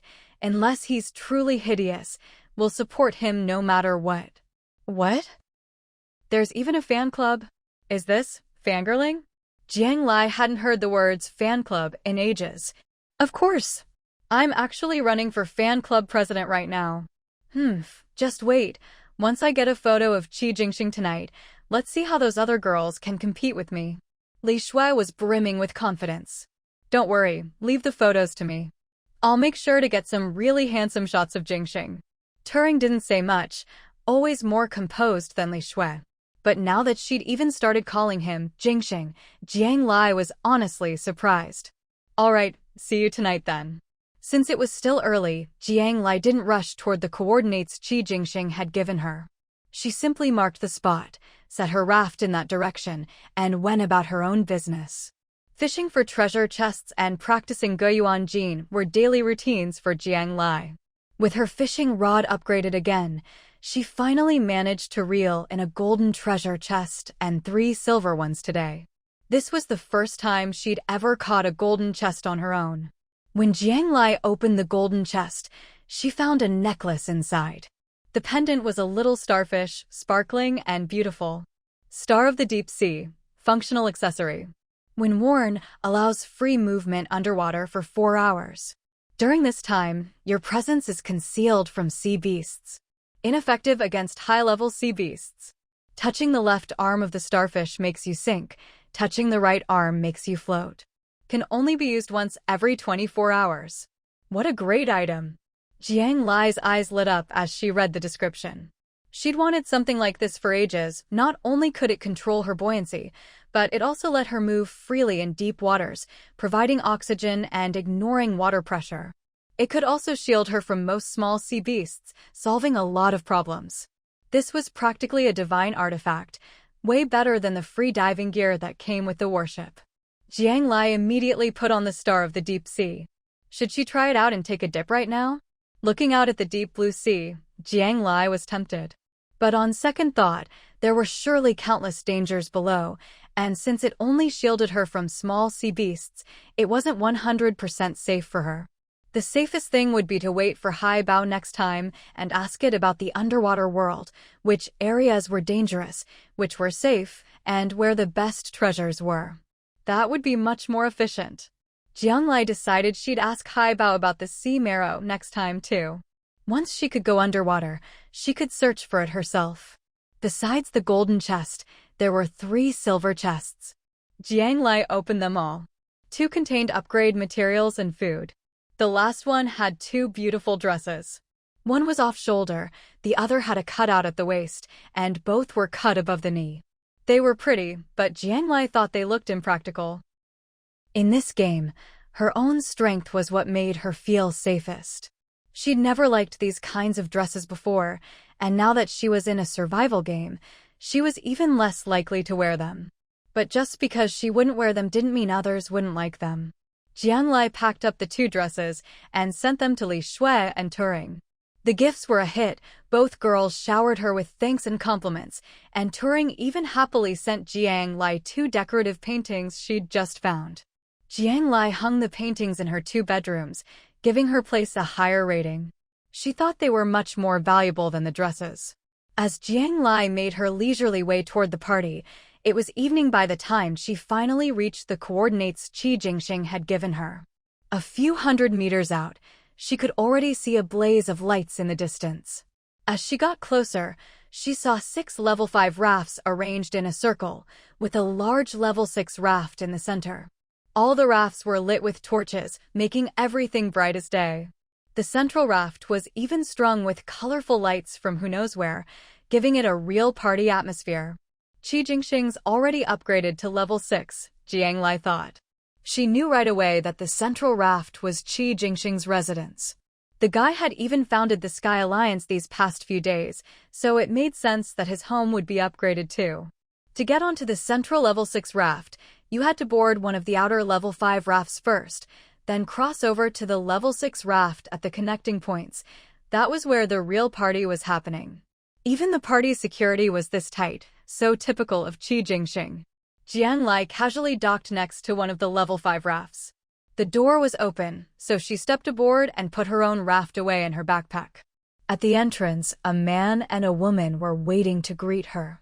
They'd seen Jiang Lai arrive on a level 6 raft, so even though they didn't know her, they treated her with the utmost respect. "Please follow me, this way to the leader's raft," the woman said politely, leading the way. So well trained, and they even called Qi Jingxing leader. Jiang Lai was a bit taken aback. What amazed her was that Qi Jingxing had managed to establish such order in just a week. That was no small feat. How much prestige could someone build up in a week? How many loyal followers could they gather? But Qi Jingxing had done it. Leader, the title really did sound powerful and impressive. Jiang Lai was starting to understand why so many people saw Qi Jingxing as their idol. Jiang Lai only realized she was one of the later arrivals after stepping onto the raft. Most people were already there. Qi Jingxing's residence was quite different from Jiang Lai's, even though all level 6 residences had the same floor area. Here, the 2 bedrooms were at the very ends, with the bathroom and kitchen each taking up a corner near the railings on either side. A large open space had been left in the middle of the raft, where several long tables were set up. The tables were laden with food, fruits, bread, cakes, vegetables, meat, and even glasses of milk, drinks, and beer for everyone to help themselves. Although the portions were small, the people Qi Jingxing invited weren't the type who couldn't afford a meal. Everyone was composed, and no one was greedily stuffing themselves. Around the raft were benches, rocking chairs, and even sofas, creating cozy spots for players to sit and relax. Instead of torches, Qi Jingxing's raft was lit by several high-hanging lamps. Though the lighting wasn't very bright, the addition of colorful string lights gave the place a unique charm. Jiang Lai wandered around, thinking Qi Jingxing had really put effort into decorating his raft. Compared to hers, his was a luxury model, while hers was just the bare minimum. Luckily, the residence rating only counted the number of useful items, not how beautiful or refined the place was otherwise. Jiang Lai doubted she would have gotten first place. She spotted a man standing at the center of the raft, surrounded by a group of people, talking. That must be Qi Jingxing himself.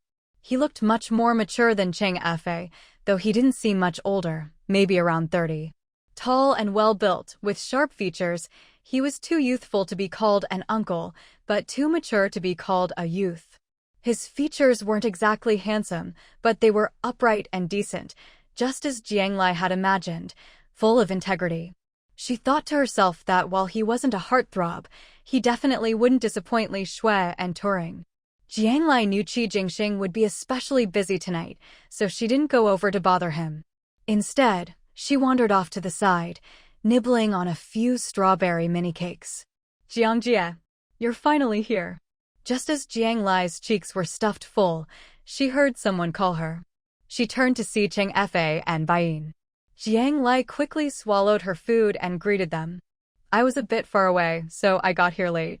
Why didn't you change clothes? Baiyin has plenty of dresses.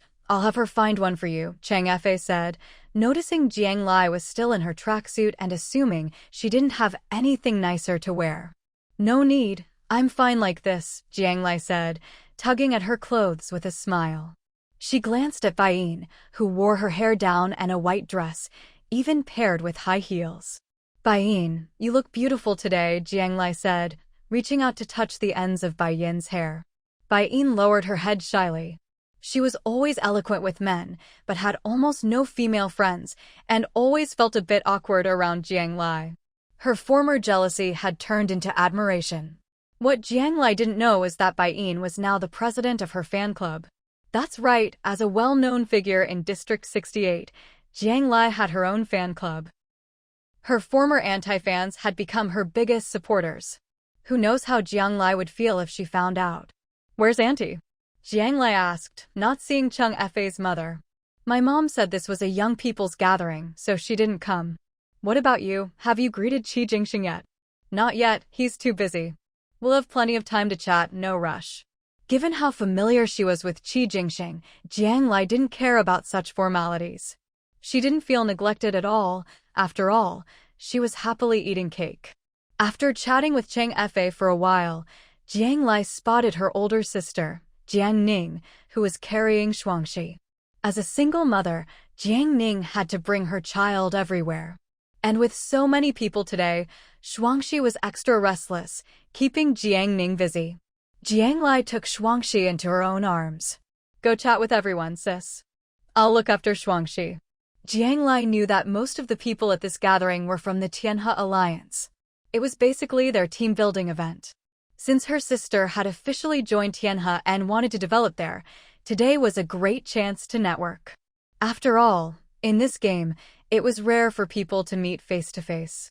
Jiang Ning wouldn't trust anyone else to watch her child in this survival game, but she was perfectly at ease leaving Shuangxi with Jiang Lai.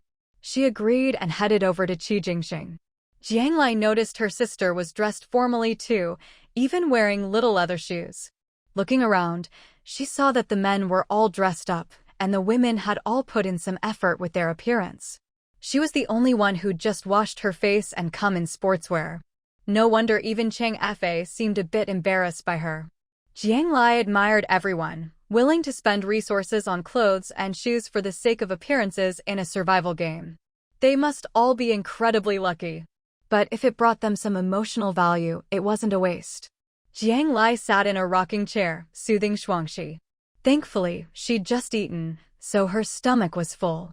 Whether it was because they lived far away or spent too long getting ready, Li Shui and Turing arrived even later than Jiang Lai.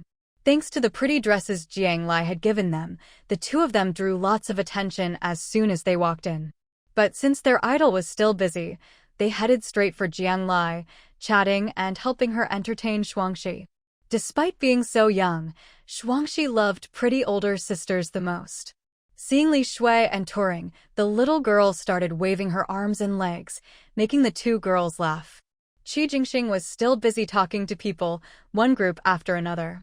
After all, he was now the most respected figure in District 68 and had just founded the Tianhe Alliance. Many people wanted to get on his good side. Qi Jingxing spotted Jiang Lai, the only one in sportswear, holding a little child. He'd seen Jiang Ning with her earlier, so he knew it was her child. He shot Jiang Lai an apologetic look. She caught it and gave him an okay gesture in return. The gathering was lively, truly the highest profile event in District 68. Qi Jingxing had been busy for a long while, and finally, there was no one left around him. He started walking over to Jiang Lai. Turing and Li Shui were seeing their idol up close for the first time, and they were beyond excited. You should know, they'd ignored everyone who tried to strike up a conversation with them earlier, just waiting for this moment when Qi Jingxing would finally be free. During this time, they chatted with Jiang Lai, but they hadn't been idle. They'd snapped plenty of photos. Even though they weren't solo shots of Qi Jingxing, seeing their idol discussing things with others was still incredibly charming. Jiang Lai watched as Qi Jingxing approached, holding a cup. When he was still about 10 meters away, Qi Jingxing suddenly stopped. The smile on his face vanished in an instant, replaced by shock and alarm in his eyes. Something's wrong. The moment Jiang Lai saw Qi Jingxing's expression change, she grabbed Shuangxi, sprang up from her chair, and quickly moved away. Run! As she stood up, Jiang Lai already felt a slight tremor in the fence behind her chair. She shouted, warning Turing and Li Shui to get away. No one expected Jiang Lai to react so quickly. Even though Li Shui and Turing heard her shout, they froze for a split second before scrambling to their feet, trying to leave. But by then, it was already too late. By the time Jiang Lai, holding Shuangxi, reached Qi Jingxing's side and looked back, Turing had already been caught and wrapped up by a thick sea serpent. Li Shui was closest. Despite her fear, she pulled a dagger from her backpack and stabbed the sea serpent hard. Unfortunately, she didn't have enough strength to hurt the beast. Take care of Shuangxi for me. Jiang Lai shoved Shuangxi into Qi Jingxing's arms, pulled out her own dagger, and charged at the sea beast. Li Shui didn't have much experience fighting sea beasts, or maybe she just wasn't ruthless enough. Jiang Lai stabbed the sea serpent right in the eyes, twisting her blade hard. The pain made the serpent loosen its grip a little. Seizing the chance, Jiang Lai yanked Turing free and pushed her toward Li Shui. Hurry! Get her out of here. Lai, let's go together. Li Shui grabbed Turing and tried to pull Jiang Lai along, but Jiang Lai pushed her away.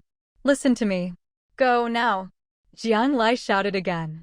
The sea serpent was injured but not dead. She had to finish it off while she had the chance. By now, the others had reacted too.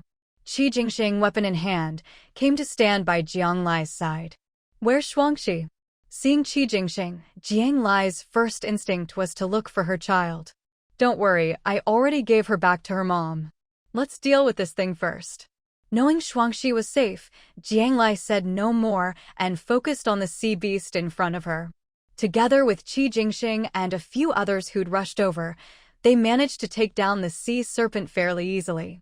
The serpent's combat ability was average. Its only attacks were venomous fangs and constriction. As long as you avoided those and used longer weapons, it wasn't hard to gain the upper hand. It was just an ordinary sea beast. When the serpent finally turned into several chunks of fish meat and disappeared from the rocking chair, everyone breathed a sigh of relief. How did you know there was danger? It had just shown itself, but you sensed it while sitting there. After the beast was dealt with, Qi Jingxing asked Jiang Lai curiously. I didn't. I was watching you. Qi Jingxing's expression had changed so dramatically that Jiang Lai had simply reacted a bit faster.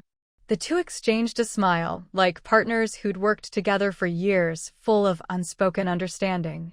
The gathering was already winding down, and after this incident, people started saying their goodbyes and preparing to leave. But before anyone could go, a level 5 player on guard duty from the neighboring raft came running over. Bad news, boss. Beast Tide. The Beast Tide is coming again. His voice, loud with fear, was heard by everyone. People had just been frightened by the sudden appearance of the sea beast, and now, hearing that a beast tide was coming, panic set in.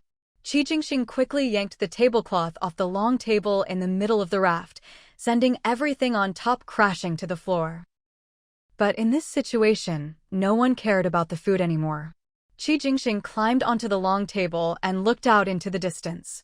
On the 6 nearby level 5 rafts, sea beasts had already appeared, and players were fighting them off. Quick! Tell them to scatter and head in different directions. Qi Jingxing noticed that although only a few sea beasts had climbed onto the rafts, more were coming, seemingly in an endless stream. Especially farther out at sea, a dense horde of sea beasts was surfacing, heading straight for them. Qi Jingxing's orders were effective. Someone quickly notified the players on the other rafts.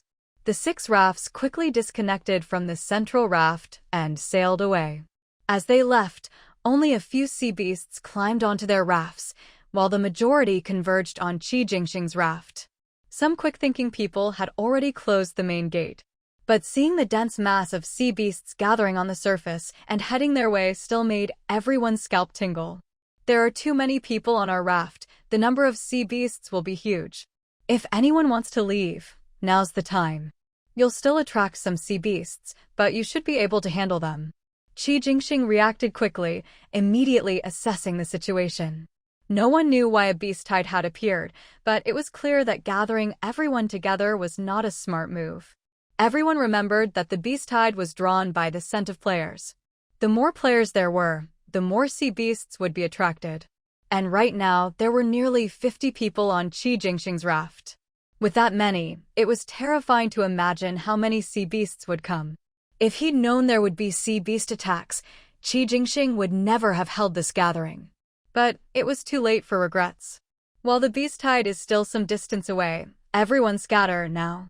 Qi Jingxing ordered everyone to open the gates and leave immediately. Most players were still in shock, but many followed Qi Jingxing's instructions without hesitation. They opened the gates, took out their own rafts, and quickly headed in the opposite direction of the beast tide. The 6 players who'd just left didn't attract too many sea beasts, and the players gathered here were all high-level, so they could handle the small-scale beast tides on their own. Jiang Lai was also standing on the table, watching the sea beast horde in the distance. No, there are too many. Even if we all attract a few away, the scent of so many players here won't disperse quickly. In the end, all the sea beasts will gather here. Jiang Lai had never seen a sea beast tide of this scale before. It seemed the earlier beasts were just the vanguard. The real army was only now arriving. You guys go. Don't worry about me. If even one of you escapes, that's something. Qi Jingxing stared at the massive beast horde in the distance. For a moment, he couldn't think of a solution, but he forced himself to calm down. Here's what we'll do. Any player with a combat power below 60, leave now. If your stamina is too low, take a raft and go. It's your best chance to survive. Staying will only drag everyone down. Anyone with combat power above 60 who is willing to stay and help fight off this beast tide. Jiang Lai felt that Qi Jingxing was no longer thinking clearly. His decision was to sacrifice himself to save as many others as possible. But Jiang Lai believed that, given the current situation, things might not be as hopeless as they seemed. Her words were blunt and unsparing, but her composure greatly calmed the panicked players. Some players, already part of the Tianhe alliance and determined to stick together, checked their stamina after hearing Jiang Lai's words and decisively chose to retreat. If staying would only make things worse, it was better to save their own lives first.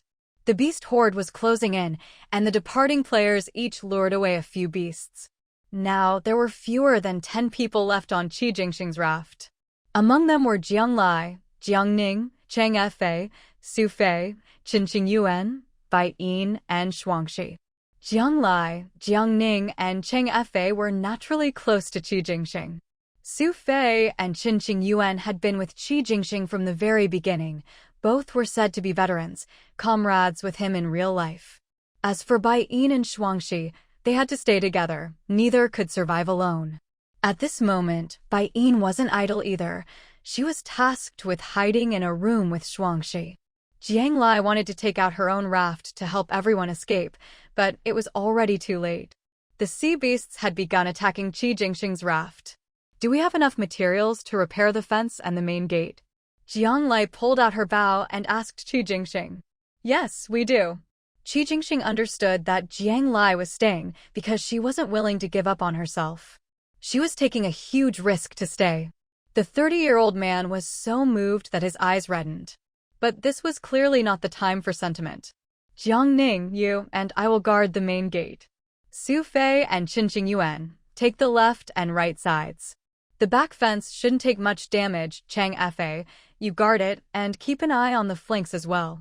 Jiang Lai, you take your bow and provide support wherever it's needed. With the situation at hand, Qi Jingxing quickly laid out a strategy. No one objected. Everyone immediately took up their positions, drew their weapons, and began fighting the sea beasts. Fighting the sea beasts from behind the fence was actually quite safe.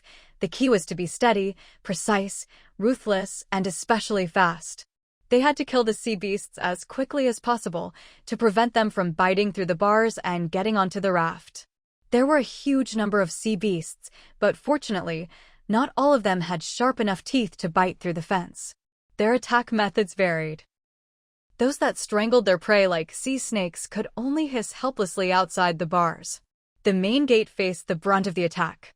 Because there were so many beasts, after the first layer surged forward, those behind could only crowd in. They couldn't even use their strength.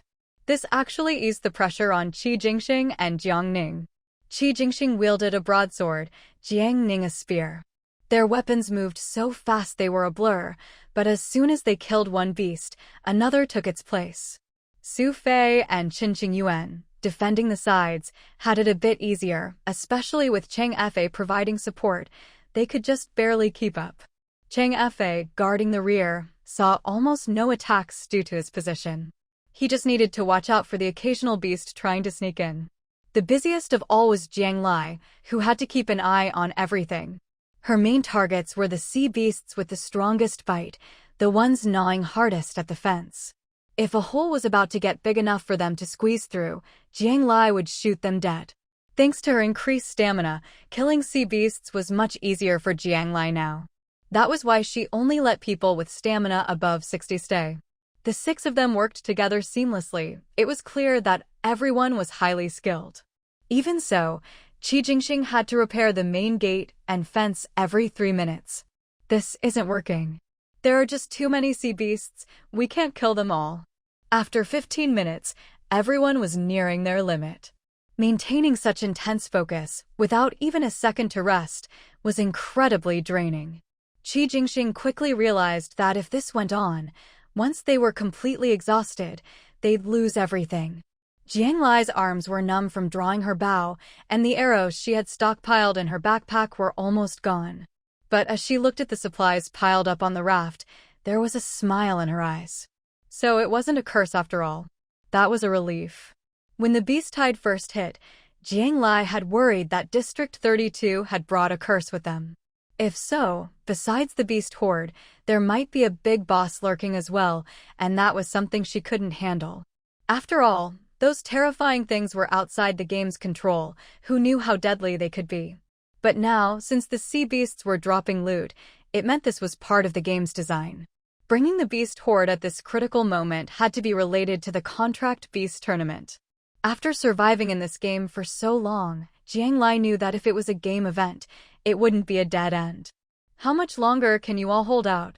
Qi Jingxing stabbed his blade into the neck of a sea beast as he asked the group. 15 minutes. 10 minutes. 10 minutes. 10 minutes. 1 minute. The one who said 15 minutes was Jiang Ning. Her stamina was about the same as Qi Jingxing's, both close to 90. Next were Jiang Lai, Su Fei, and Qinqing Yuan. The one who said 1 minute was Cheng Fei. Even though he hadn't done as much, just providing support, for someone with stamina barely over 60, lasting this long was already impressive. For the first time, Qi Jingxing's expression was truly grim, even a little hopeless. All he could think was, at the end of the road. They had done everything they could. But clearly, while Qi Jingxing and the others had reached their limits, Jiang Lai had not.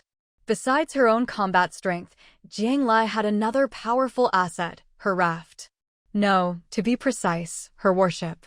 Cheng Fei, are there any sea beasts at the back fence? Jiang Lai couldn't see the rear clearly because the house was in the way. No, it's safe for now. Good. Go move the table over to the fence. Huh? What for? Are we jumping into the sea? Cheng Fei was confused. The table was tall. Once placed by the fence, it would be just a bit lower than the bars. Other than making it easier to jump into the sea, he couldn't see any use for it. That's right, I'm taking you to jump into the sea. Hurry up. Jiang Lai couldn't be bothered to explain any further, her voice rising. Her words made no sense to anyone, but her tone left no room for argument. Cheng Fei didn't press for more details. He silently moved a table over and set it by the railing. Qi Jingxing, in a moment, I'll bring out my raft from behind the back fence. After that, you must keep repairing the main gate and fence of the raft at all times. Don't let the sea beasts break through. Once everyone's ready, we'll all retreat onto my raft. Jiang Lai gave her orders quickly. Retreat onto your raft? How is that any different? Censhi Yuan spoke up first. He knew it was Jiang Lai talking, and he'd always admired her. But as far as he knew, Jiang Lai was at most a level 5 or 6 player. Moving everyone at this point seemed to him like it would only add more danger, with no real benefit. Okay, Qi Jingxing simply replied. Jiang Lai had no time to explain. After all, Cheng Fei's 1 minute was almost up. She quickly called Bai Yin and Shuangxi out of their room. Then, with the two of them, she headed to the back fence of the raft, where Cheng Fei had already set up the table.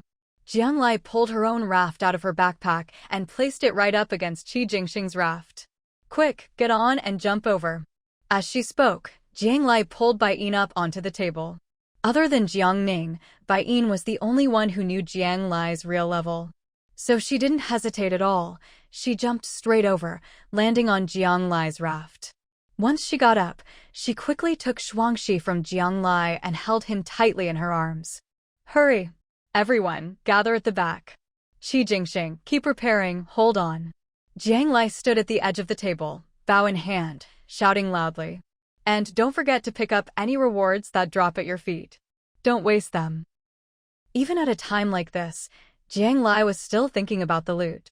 She'd already picked up quite a bit herself, but the rest belonged to the others. Do as Jiang Lai says, we're retreating. Qi Jingxing didn't hesitate. After one last repair, he grabbed Jiang Ning and headed to the back. A single repair, without anyone defending, would only hold out for 20 seconds under the sea beast's assault. They had to evacuate within those 20 seconds. Jiang Ning, of course, trusted her sister. Su Fei and Censhi Yuan trusted Qi Jingxing.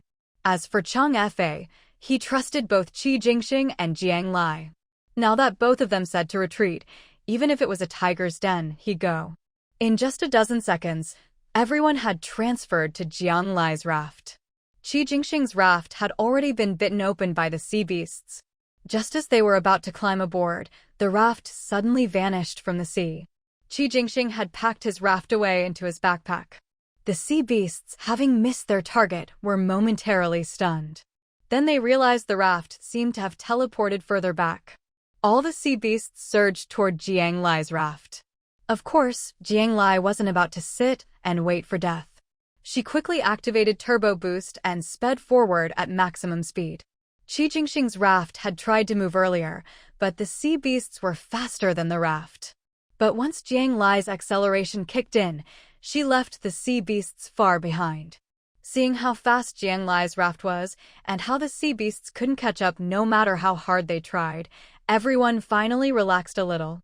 They slumped to the ground, grateful to have survived. No wonder you told us to retreat, Jiangjia. You really had something up your sleeve. Cheng Fei happily slapped Jiang Lai's arm. He'd only managed to hold out for that last minute out of sheer pride. Truth was, he'd been at his limit for a while. It hadn't been long, but those sea beasts were not only tough, they were incredibly strong. His hands were numb from gripping his weapon. Cheng Fei, you're hurt. Bai Yin was the first to notice Cheng Fei's injuries. She gasped and quickly took out a clean cloth to bandage him. Cheng Fei handed her a bottle of painkiller powder from his backpack. Use this. Haha, it's just a scratch, no big deal. This painkiller is hard to come by, but I picked up a few bottles just now, what a haul. It wasn't just Cheng Fei. After fighting so many sea beasts, everyone except Jiang Lai had wounds of some kind. Luckily, they'd all collected plenty of loot and were now using it to treat themselves. For those with more serious injuries or wounds on their backs they couldn't reach, Jiang Lai helped out, even offering up some of her own bandages. Seeing everyone hurt, little Shuangxi started crying in fright, and Jiang Ning comforted him softly. The sea beasts are still chasing us, Qi Jingxing said, standing up and looking at the relentless beasts behind them. Although Jiang Lai's raft had pulled away, the sea beasts showed no sign of giving up. Let them chase. We'll wipe them all out soon, Jiang Lai said, eyeing the sea beasts like they were piles of loot. Wipe them all out. Everyone looked at Jiang Lai in surprise. They'd barely escaped with their lives from those sea beasts. Was Jiang Lai serious? But seeing how calm she looked, and remembering how every decision she'd made so far had been right on the mark, they started to doubt themselves. Was Jiang Lai crazy, or were they? Of course, Jiang Lai wasn't crazy. The moment she saw the sea beasts on Qi Jingxing's raft, she'd already made a plan. Now, she was just following it step by step. She opened her system and switched her raft into the Ginger warship form. A white light enveloped the whole raft. When everyone opened their eyes again, they were standing on the deck of a massive warship. What is this? What is this? Cheng Fa stared wide-eyed at the huge ship and the cannons all around. Jiang Lai, you've reached level 7, Qi Jingxing said, no doubt in his voice. Yeah, I just leveled up by luck. Perfect timing. Qi Jingxing's level 6 raft also had cannons, but they were nothing compared to the level 7 ones. When the beast tide hit, they'd already been too close to Qi Jingxing's raft. He'd fired 2 shots, only hitting the tail end of the beast horde. Once the sea beasts gathered around the raft, there was no room to maneuver and the cannons were useless. But with Jiang Lai, everything was different. They'd gone from prey to hunters. Jiang Lai climbed onto the cannon platform, gripping the controls and aiming at the distant sea beasts. Sure, the cannons could be operated through the system, but nothing beat the thrill of aiming and firing them herself. Cover your ears, everyone. I'm about to start. Boom. With a thunderous explosion, the shell burst open right in front of the school of fish. Now this is what you call real fish bombing. Waves surged across the sea's surface. Many sea beasts were blasted into the air, and as they fell back down, they instantly turned into white light and vanished. Ding fish meat X10. Ding pain relief powder X1. Ding fish meat X5. Ding bronze X50. Ding iron nails X100. As soon as she fired the shot, the system's notification sounded in Jiang Lai's mind. The system was quite considerate. Since the rewards were coming in so fast, it set the notifications so only Jiang Lai could see them. Jiang Lai checked where the rewards had gone, and once she learned they were all in her inventory, she was thoroughly satisfied. These rewards were just too easy. Getting all this from a single shot? She was definitely coming out ahead. Boom, boom, boom. 3 more shots. Now that she was racking up rewards, Jiang Lai didn't mind using up shells.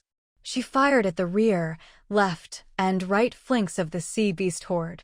Even more sea beasts were blasted sky-high with the spray, then crashed back down. Some turned into white light and became Jiang Lai's spoils.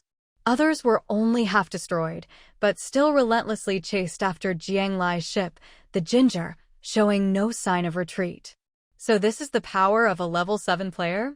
Cheng Fa watched Jiang Lai standing at the cannon, one hand on the controls, gazing into the distance, and couldn't help but feel envious. She's so cool. At that moment, Jiang Lai stood atop the platform, sunlight streaming over her, gilding her in gold.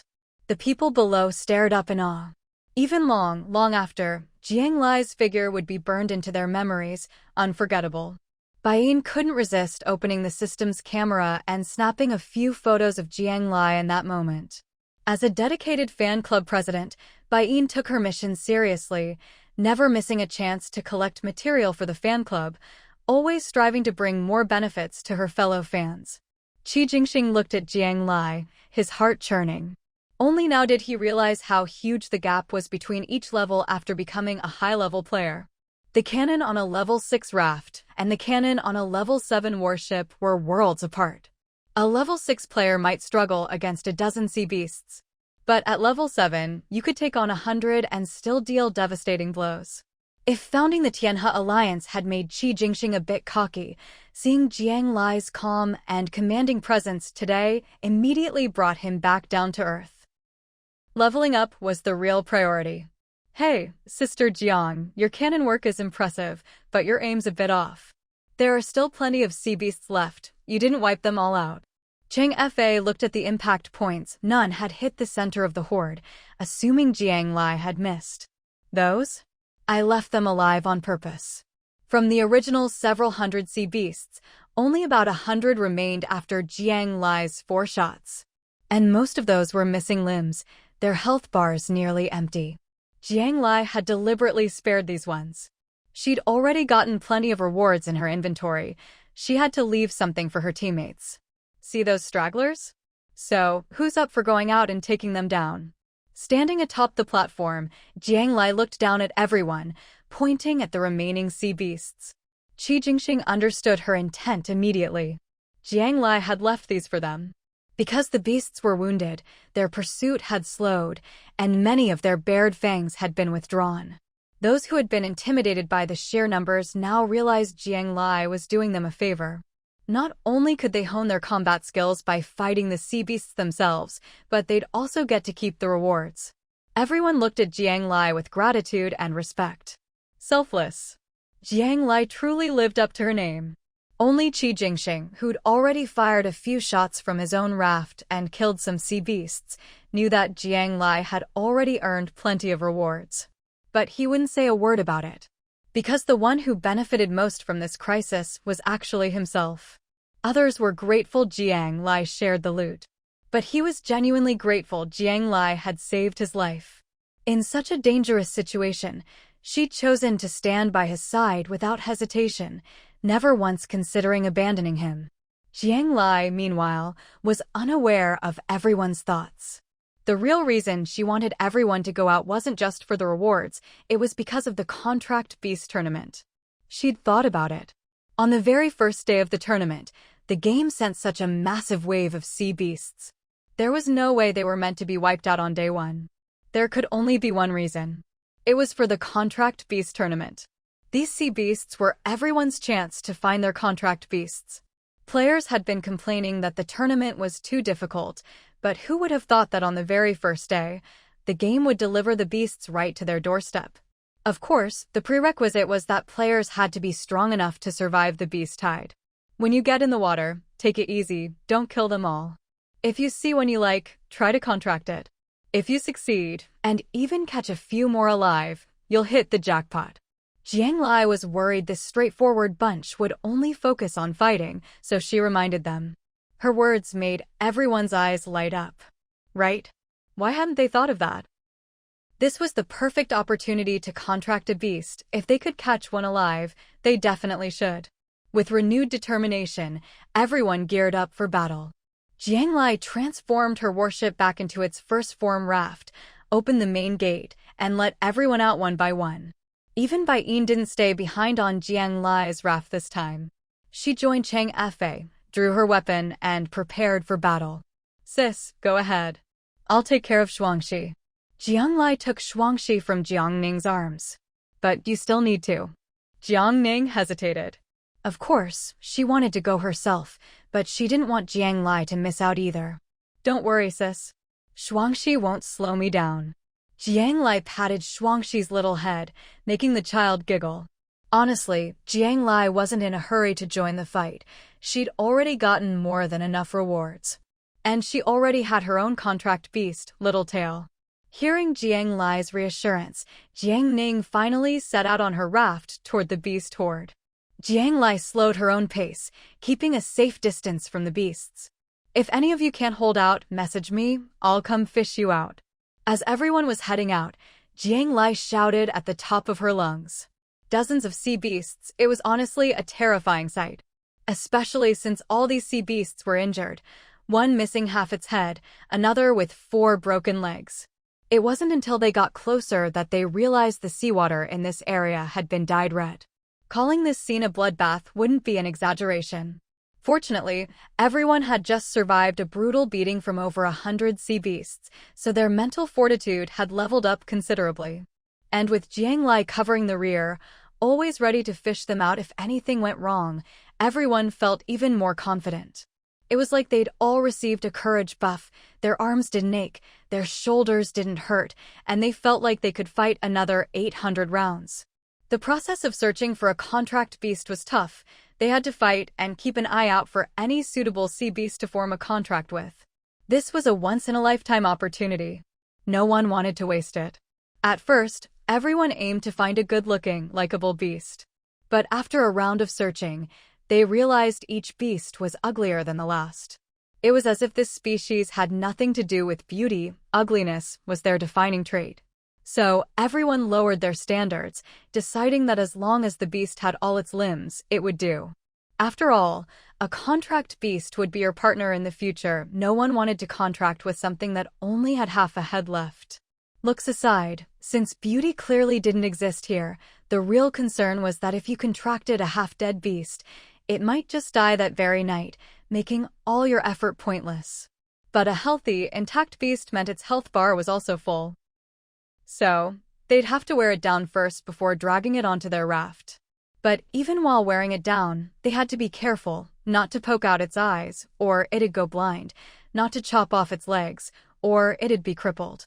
With all these restrictions, by the time they finally got a beast to the brink of death, they'd have to use a hook to drag it to a quieter spot, then risk opening the door to bring it in.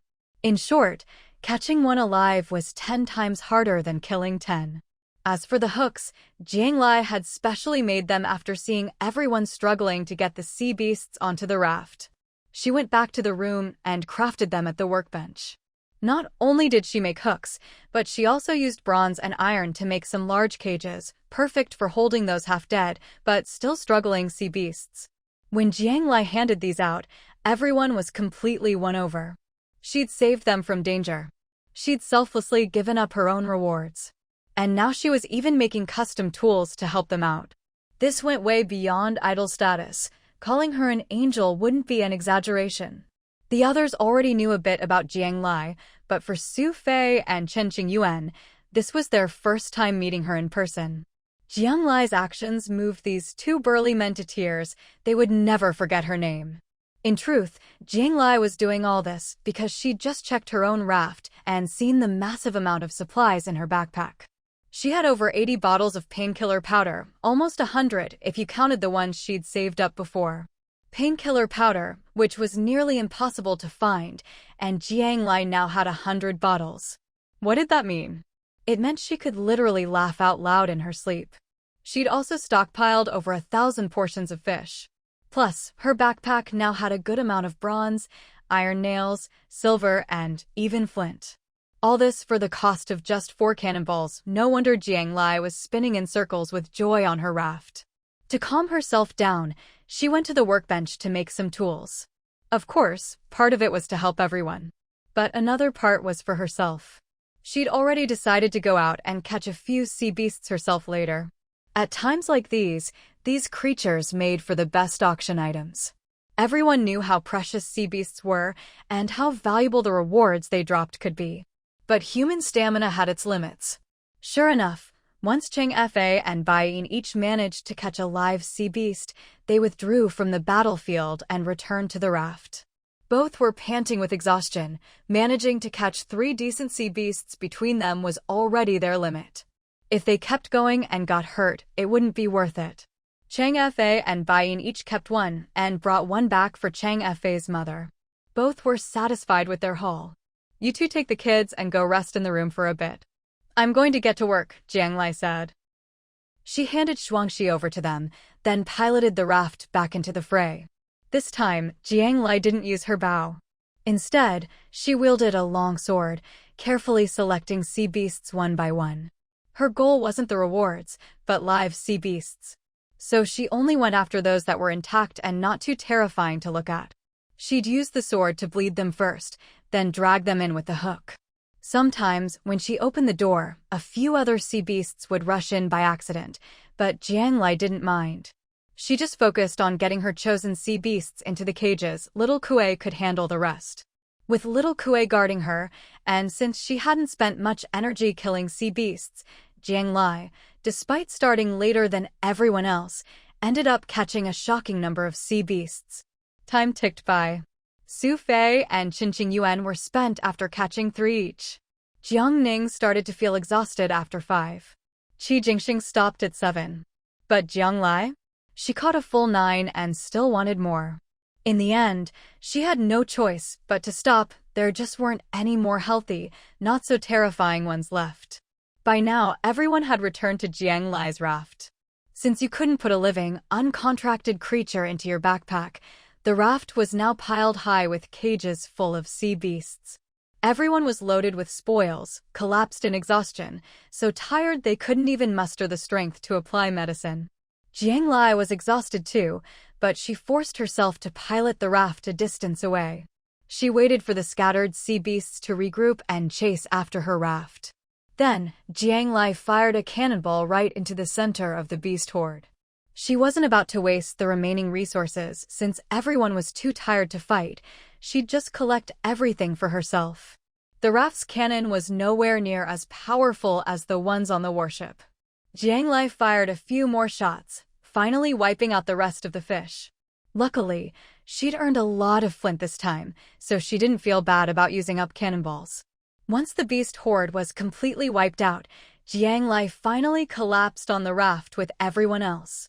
As she lay down, Jiang Lai thought to herself, all that time spent practicing Gyuanjin really wasn't wasted.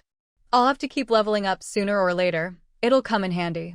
Everyone lay sprawled on the raft for quite a while before finally sitting up, each fiddling with the cages in front of them. Well, we've caught these sea beasts, but I have no idea how we're supposed to form a contract with them.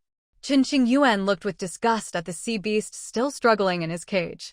They were just too ugly. Even after picking the best of the bunch, they were still so hideous it was hard to accept. Hello, I'm Chong Fa. From now on, you'll be following me. Stick with me, and I promise you'll eat well and live large.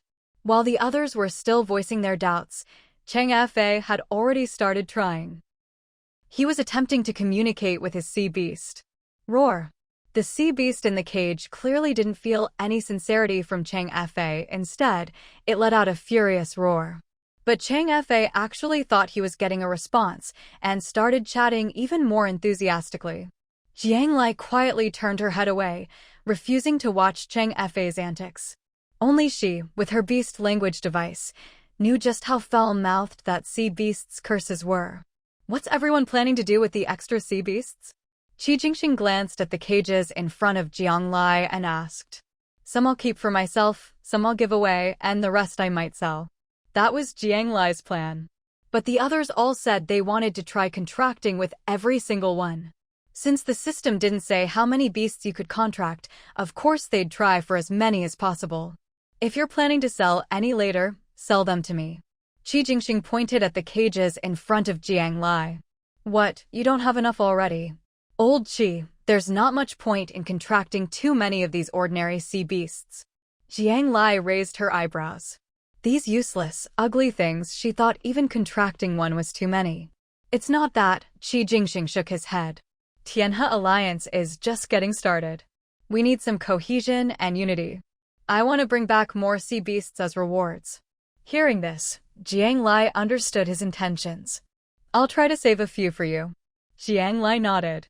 Although she might make more by auctioning them all off, she had a feeling she'd catch more sea beasts later anyway. The beast contract tournament lasted a month. There was no way this would be the only sea beast swarm. After resting up, everyone took a short break on Jiang Lai's raft, bandaging wounds, applying medicine, and eating something to fill their stomachs. The small portions they'd eaten on Qi Jingxing's raft had long since been lost to the sea, and after several battles, everyone was starving. Once they'd recovered, everyone gradually left Jiang Lai's raft. Before leaving, led by Cheng Fa, each person gave Jiang Lai a hug, their eyes full of gratitude, admiration, and even awe. Thank you. When Qi Jingxing hugged her, he whispered in Jiang Lai's ear. Jiang Lai patted him on the back as if to say, that's what friends are for. After everyone else left, Jiang Ning stayed behind to help Jiang Lai clean up the raft. With all those cages, the raft was a mess of blood and water. The bathroom was also a disaster after so much use. Jiang Ning quietly helped her little sister clean everything up. I'll stay with you for a couple of days and leave after I've contracted a sea beast. Jiang Ning knew Jiang Lai always had the best ideas. If she stayed and brainstormed with her, maybe the contracting process would go faster. Great. I'll get to enjoy your cooking again. Jiang Lai was overjoyed. She'd already finished all the meals Jiang Ning had prepared and stored in her backpack, so now she could finally restock. In this game, Jiang Lai was used to being on her own most of the time, coming and going as she pleased. But spending a couple of days with family, enjoying her sister's care and being needed by her niece, was a happiness all its own. News of the sea beast swarm quickly spread throughout District 68. Those who had fled the gathering earlier finally breathed a sigh of relief when they learned Qi Jingxing and the others had survived the beast horde. Especially Li Shui and Turing, when they got Jiang Lai's message that she was safe, they were so happy they cried, fussing over her and asking if she was hurt. With Qi Jingxing's approval and Jiang Lai's consent, Chen Qingyuan quickly wrote up a summary of the beast swarm and posted it on the forums. The post described everything in detail, including Jiang Lai's level 7 warship and how everyone had caught sea beasts to try contracting with. Jiang Lai hadn't expected Chen Qingyuan's writing to be so gripping. He made the whole thing sound thrilling. He described her and Qi Jingxing as if they were surrounded by a halo, especially the part where she fired the cannons on the warship, using all sorts of rhetorical flourishes and even exaggeration. If Jiang Lai hadn't lived through it herself, she'd have thought it was a movie script with her as the main character. The post caused Tianhe Alliance's sign-up numbers to skyrocket. To escape such a terrifying beast horde alive and even turn around and wipe out the sea beasts? Tianhe Alliance was amazing. Not only that, Qi Jingxing seized the opportunity to reply to the post, saying that the extra sea beasts he'd caught would be given as rewards to players who joined Tianhe Alliance. They could exchange contribution points for them. You could even get a contract beast just by joining Tianhe Alliance. That made even more players rush to join. As soon as Jiang Ning finished cleaning up the raft, she threw herself into work, busier than ever. First, boost sign-up numbers, increase influence and reputation, build cohesion and unity, then expand and improve the organization. That was why Qi Jingxing had Chen Qingyuan write the post. Jiang Lai suspected that before joining the military, Qi Jingxing must have studied branding or marketing. Besides the surge in Tianhe Alliance members, Jiang Lai's fan club also exploded overnight. She was the second level 7 player in the whole district after Censhi. In this beast horde, she had remained calm and clever, playing a vital role. For a time, Jiang Lai became an idol to even more people. Bai Yin promptly posted a photo in the comments, a shot of Jiang Lai standing at the gun turret. A tall, athletic girl, her arms lean and muscular as she gripped the controls, her face full of confidence and energy. Sunlight shone on her face, making the wisps of hair on her forehead gleam gold. Jiang Lai was always in sportswear and had cut her hair short for convenience. At a glance, it was hard to tell if she was a boy or a girl. Both male and female players joined her fan club, and quite a few were there just for her looks, especially the girls. Bai Yin promoted Jiang Lai's fan club heavily in the comments. Meanwhile, Turing and Li Shui followed suit, posting photos of Qi Jingxing at the banquet and promoting his fan club as well. One was a carefree, flamboyant young man, basking in golden sunlight atop the cannon, sleeves casually rolled up, laughing with abandon. The other was a refined gentleman at a banquet, dressed to the nines, raising a glass and chatting with ease. For a moment, the players really couldn't decide between the two. Jiang Lai found the whole scene rather amusing, but what made her laugh even more was, while Li Shui and the others were busy hyping up Qi Jingxing, they were also privately messaging Jiang Lai to apologize. Sorry, Lai, this time we're putting romance before friendship. But hey, we fell for brother Jingxing first. Don't worry though, we'll always be best friends. Jiang Lai was both exasperated and amused. She really didn't see the point of all this. Maybe it was like those melodramatic novels she loved to read. It helped everyone relieve some of the stress of survival, gave them something to do, and offered a bit of emotional value. I've got some packaged sea beasts here. If you're not too far away, do you want to come pick some out? Of course, Jiang Lai had prepared a couple especially for her two besties. Yes! Send us your coordinates. We'll head over right now. The moment Li Shui and Turing heard this, they immediately tossed their beloved Jingxing aside and set off in excitement. After sending the message, Jiang Lai looked at the 9 cages in front of her and released Little Tail. Littletail was the offspring of a sea beast boss, so even though it was still a baby, it was already as big as the ordinary sea beasts. Now, seeing the sea beasts in the cages, Littletail instinctively opened its mouth wide and let out a fierce roar, completely different from its usual cute and cuddly self around Jiang Lai. The sea beasts, who had been acting all arrogant in their cages, immediately lowered their heads or curled up after hearing Littletail's roar. Jiang Lai stared, surprised at Littletail's outstretched claws and fierce expression. She had watched Littletail grow up from birth, and since it hadn't been that long, she still thought of it as just a baby. But seeing it like this now, Jiang Lai realized she needed to change her understanding of sea beasts. Maybe in a month, at the next challenge, Littletail would already be strong enough to take the stage. Littletail glanced back at its owner's stunned face, feeling a bit wronged. Was it too fierce just now? It pitifully shuffled over to Jiang Lai and pawed at her leg. You did great. Extra treats for you, grow up big and strong. Jiang Lai rubbed Littletail's head as usual. But when she looked back at the cages, her gaze was more scrutinizing. She knew that even among sea beasts, there was a hierarchy. At the top were the Sea Clan, each ruling their own territory like ocean nobility, holding absolute status. Next were the sea beast bosses, massive creatures, usually with some intelligence. They feared the Sea Clan, but sometimes dared to secretly defy them. And finally, there were the ordinary sea beasts, who had a natural fear of the first two. But since they weren't very smart, that fear was limited depending on the situation. For example, last time when Haibao insulted them to their faces, their anger got the better of them, and they chased the Sea Clan baby relentlessly. But just now, wasn't that one sea beast in the cage overreacting to Littletail's roar? The other 8 just lowered their heads a bit in submission. But that one curled up in the corner of the cage, squeezing out all its chubby flesh, looking absolutely terrified. What caught Jiang Lai's attention most was that she could actually see a trace of human-like fear on its face. Such complex emotions, she'd only ever seen them on Haibao's face. Not even on Littletail's. Something's definitely off here. This little thing isn't simple. Jiang Lai pulled that cage in front of her and stared hard at the sea beast inside. How to describe this sea beast? Its appearance was hard to put into words. It wasn't scary at all. Just round all over, like a ball, soft and squishy, almost like a sponge. It had a pair of legs on top and bottom, short, sticking out where a person's arms and legs would be, making it look oddly human when it braced itself. Add to that its beady green eyes and big mouth, and it looked downright bizarre. Of all the sea beasts, it was the only one without any blood on it. Jiang Lai had seen it floating on the sea, and, out of curiosity, poked it with her spear. Unexpectedly, the thing immediately grabbed onto her spear with all 4 limbs. Left with no choice, Jiang Lai brought it back with her.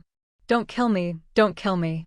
The creature in the cage was so terrified by Jiang Lai's stare that it spoke up on its own. Sea beasts were generally not very smart. Even though Jiang Lai had a beast language device, with low-level sea beasts she could usually only sense their emotions, happiness, fear, anger, that sort of thing.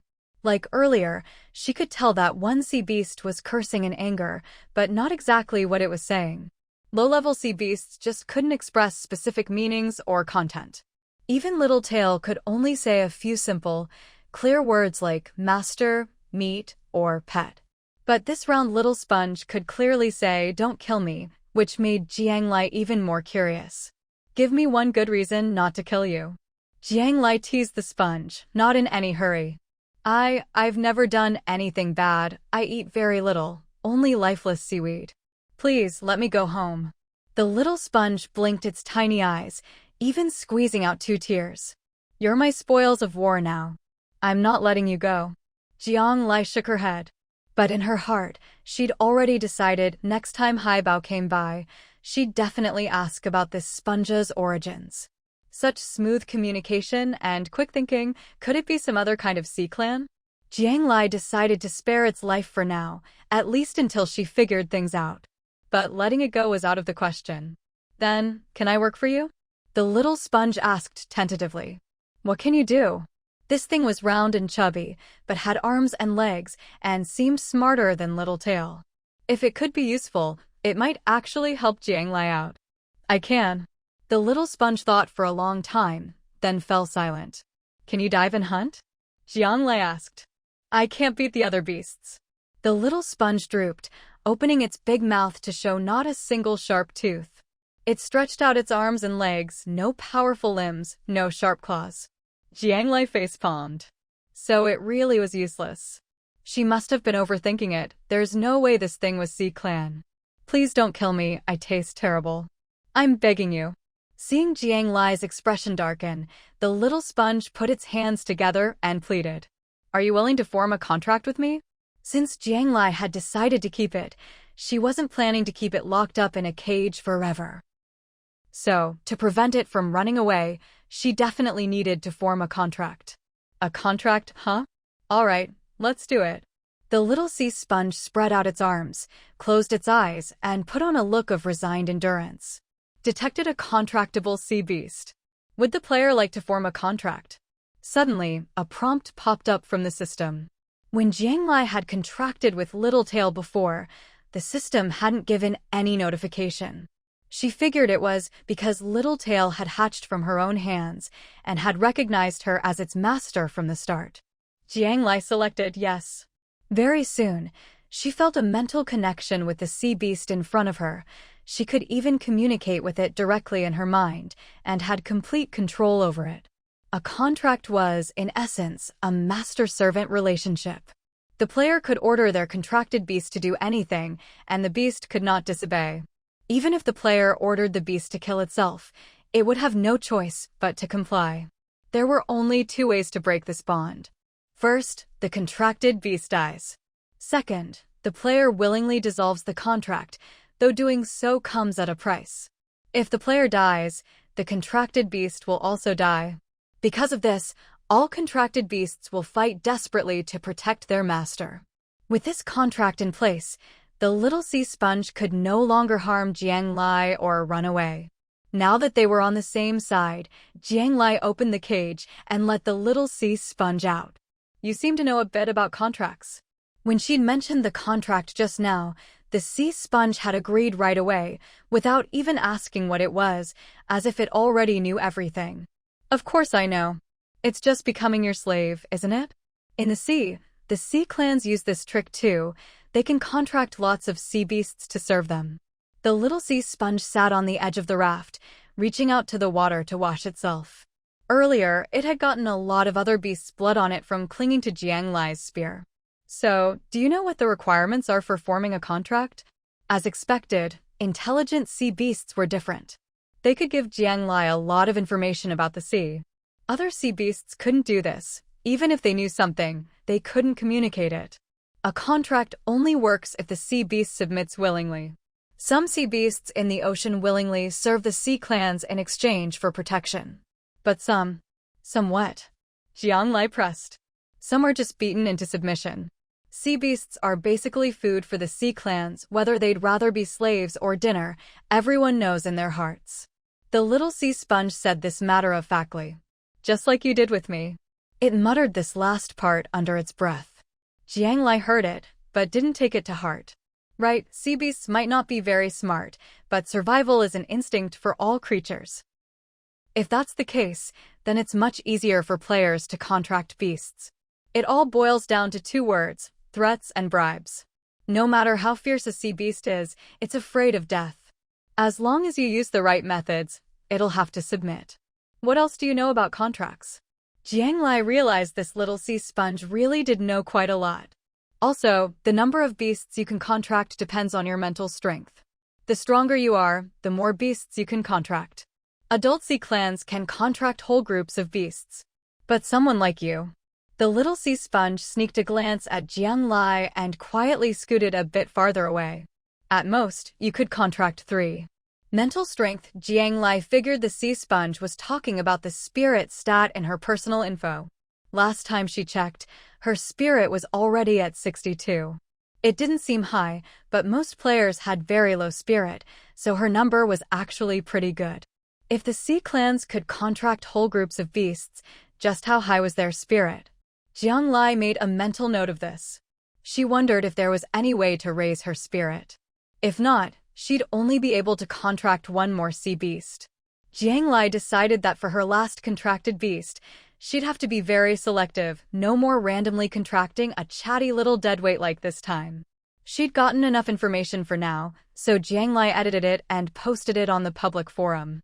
Not many people had caught sea beasts yet, but Jiang Lai believed that sooner or later, other players would find this information useful. Do you have any seaweed? I'm hungry. The little sea sponge patted its belly and asked Jiang Lai. No. Anything else to eat? What else can you eat? I don't eat meat. Anything edible is fine. You don't eat meat? Jiang Lai tentatively took out a wild fruit and handed it over. The little sea sponge had never seen such a thing. It held it for a long time, then cautiously took a bite. What is this? It's delicious. The sea sponge was amazed. It had never eaten anything so tasty. Littletail, who was nestled in Jiang Lai's arms, was not happy at all to see this plump sea sponge munching on fruit. It rushed over, wanting to headbutt it. Be good, Littletail. From now on, it's your little brother. You have to look after him, not bully him. Jiang Lai gave Littletail a fruit too, finally coaxing it into a good mood. Watching the two beasts eat happily, Jiang Lai suddenly realized something. Could it be that all the sea beasts here love fruit? The sea beasts in the cage behind, after a short rest, had also regained some strength. Now, they were tirelessly ramming the cage and letting out angry roars. Jiang Lai had made the cage small enough that the beasts could barely open their mouths, so she wasn't worried about them escaping for now. But if she kept them too long, who knew what might happen? Besides, they were filthy and ugly. Jiang Lai didn't want them on her raft for long. It'd be best to get rid of them soon. As she was making plans for these ugly things, Jiang Lai received a private message from Censhi. He was the player from District 32 who'd traded with her before. They hadn't been in touch for a while. I heard you were surrounded by sea beasts and fought bravely. Did you get hurt? Not bad, I'm still alive. What do you want? Jiang Lai remembered that this guy was always cold and arrogant, barely bothering to reply to her before. Now, he was suddenly showing concern. There had to be a reason. Yeah, I heard you have some sea beasts. Want to sell them? As expected, Jiang Lai knew he had an agenda. But since he'd always been generous in their previous dealings, Jiang Lai decided to let bygones be bygones and see if she could get a good deal out of him. I was planning to put them up for auction. What's your offer? I'll give you some information. Jiang Lai, ? Information about sea marrow. Jiang Lai, ! Sea marrow was an essential item for Jiang Lai to reach level 8, and she had absolutely no clue where to find it. Now, she was actually hearing about it from another player.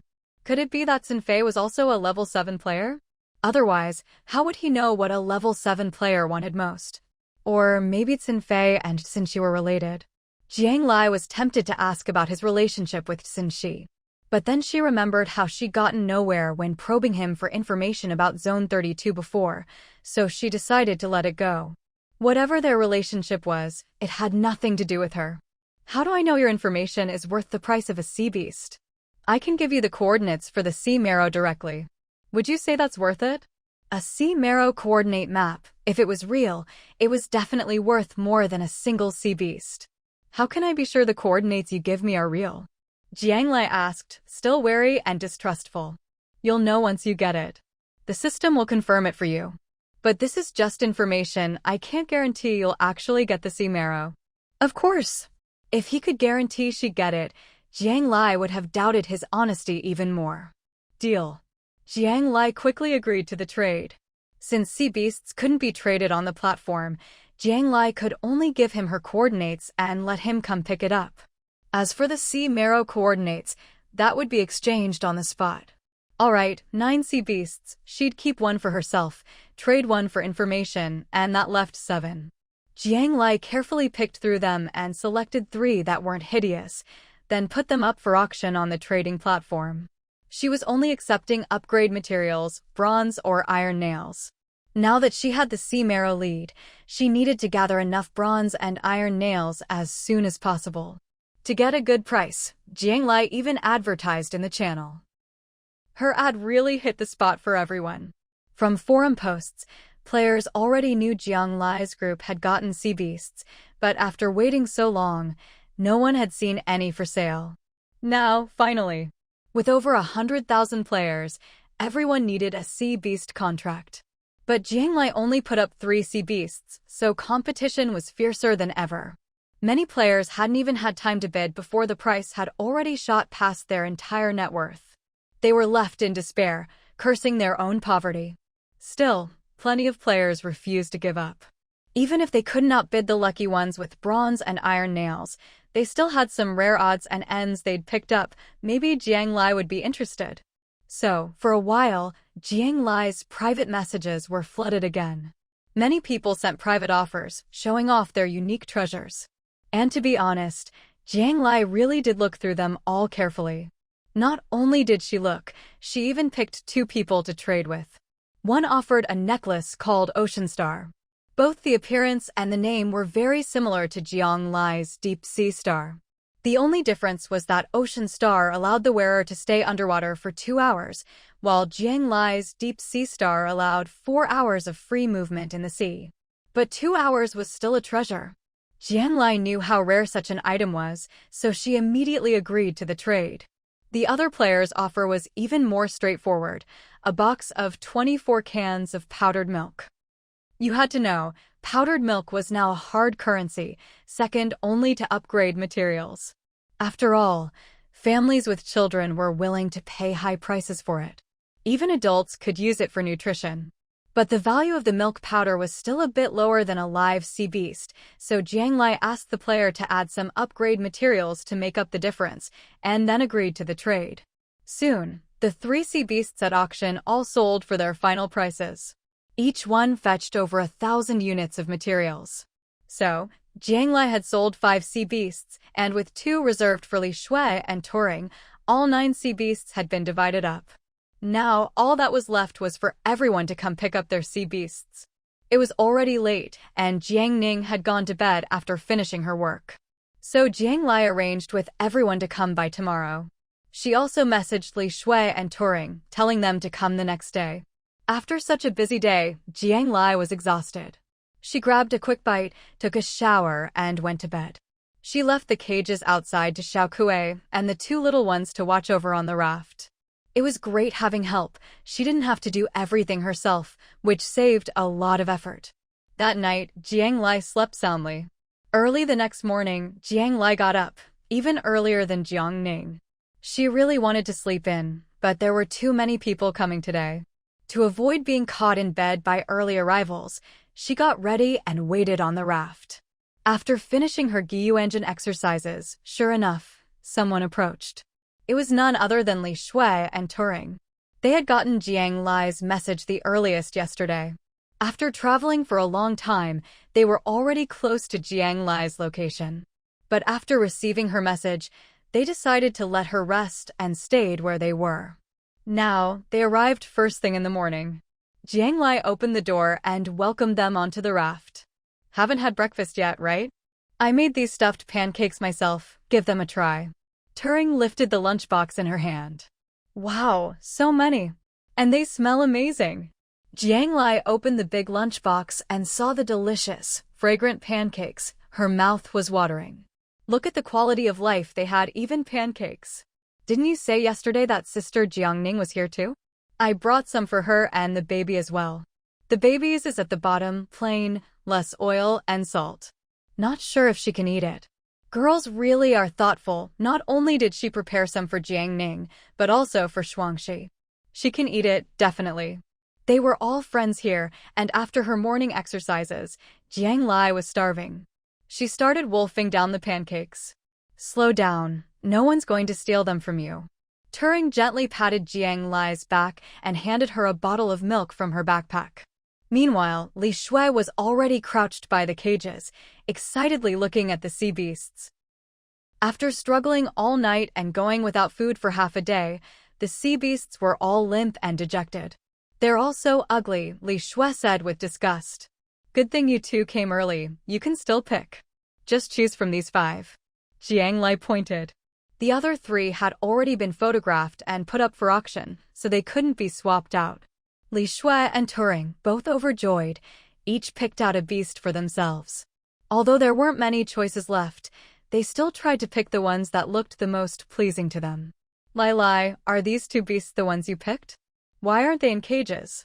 Little Tail and Little Sponge, the two beasts, had kept watch all night and were now dozing off together on the raft. I've already made a contract with these two. They're pretty obedient. Little Tail had grown up with her and saw Jiang Lai as its mother, so of course it listened to everything she said. Little Sponge was a bit smarter, but it had no fighting ability at all. Its only asset was its brain, so it didn't dare disobey her either. Wow! You've already completed the contract? And with two beasts? That's amazing! Li Shui and Turing were both shocked.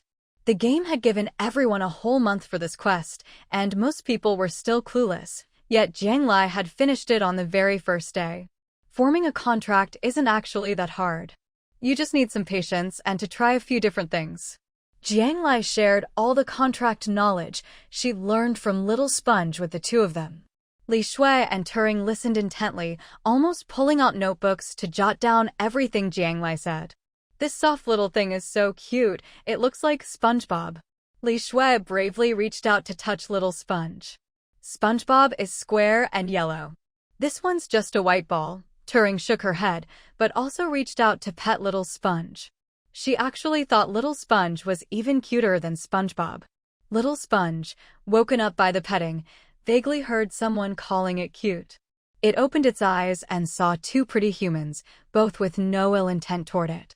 So it squinted its eyes in enjoyment, even rolled over on the raft to expose its belly and let out a happy sound.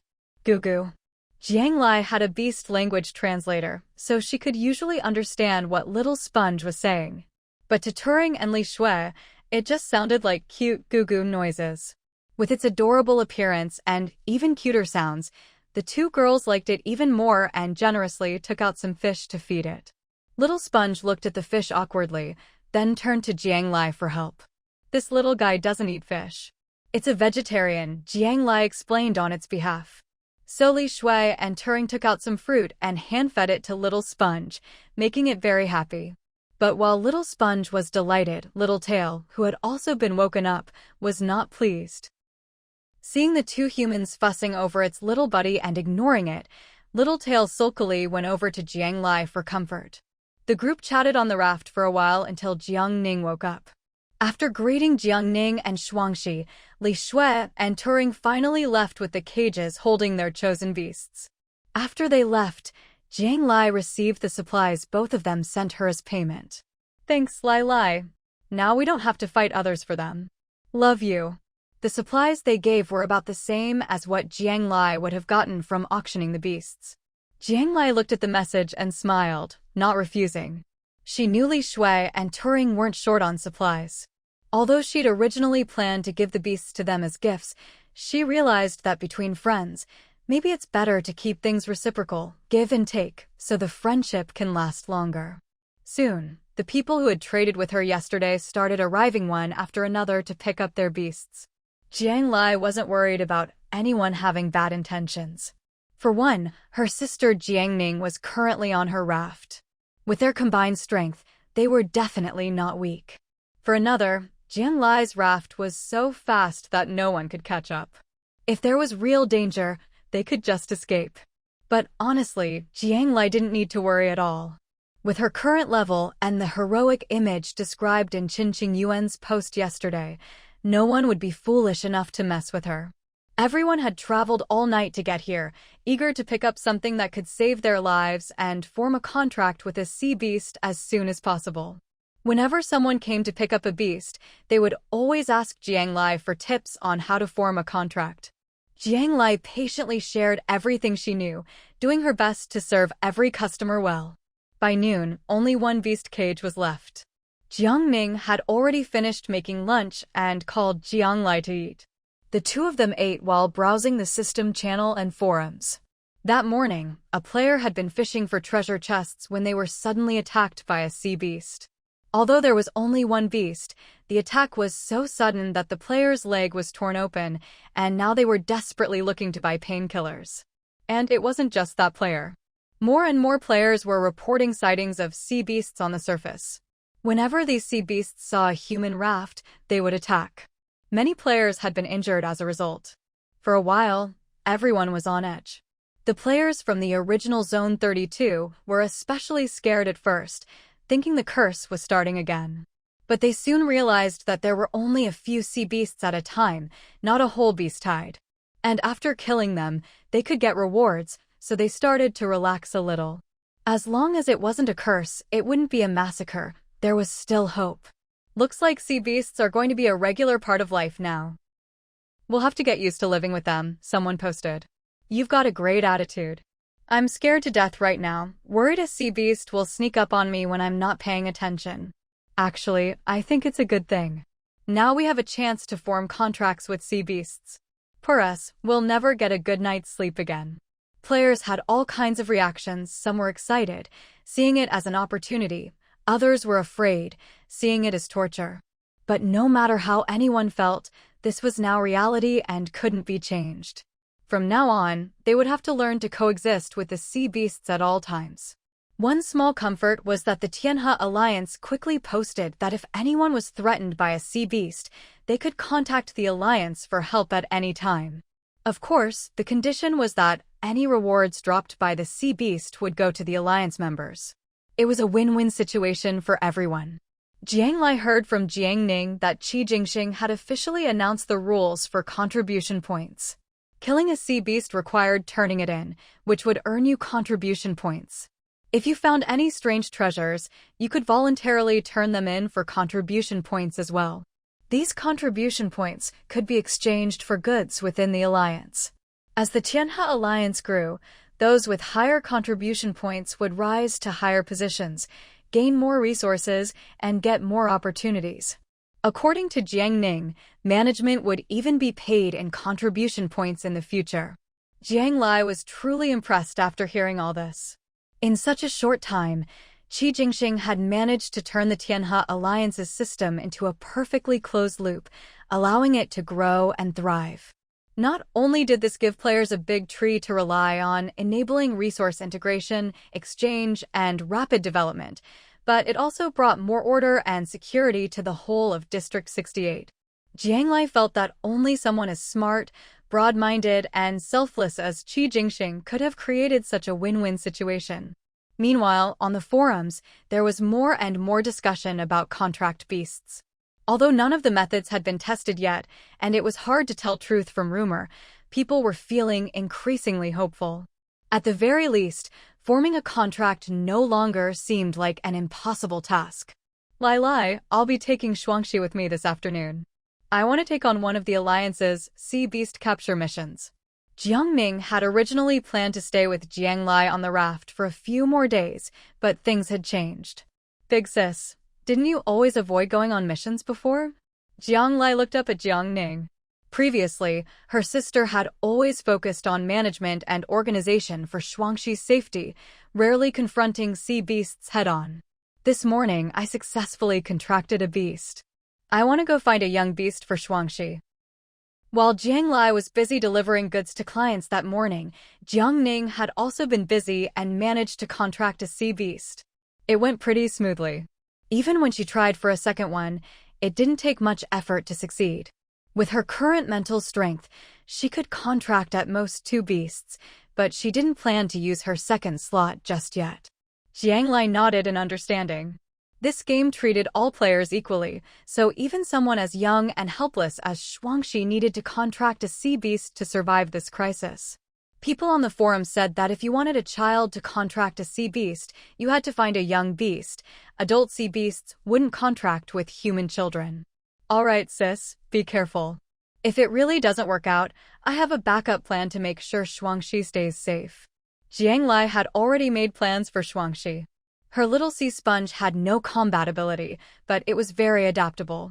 If it came down to it, she'd break her contract and let Shuangxi contract with the little sea sponge instead. That way, she wouldn't have to worry about the sea sponge hurting Shuangxi, and the problem would be solved. But she didn't say this out loud. She knew her sister was just like her, someone who hated relying on others. It was only the second day of the contract competition, and there was still plenty of time. Hearing Jiang Lai's words, Jiang Ning didn't press for details, but the worry in her heart finally eased. With her sister as backup, she felt much more confident and secure about venturing out.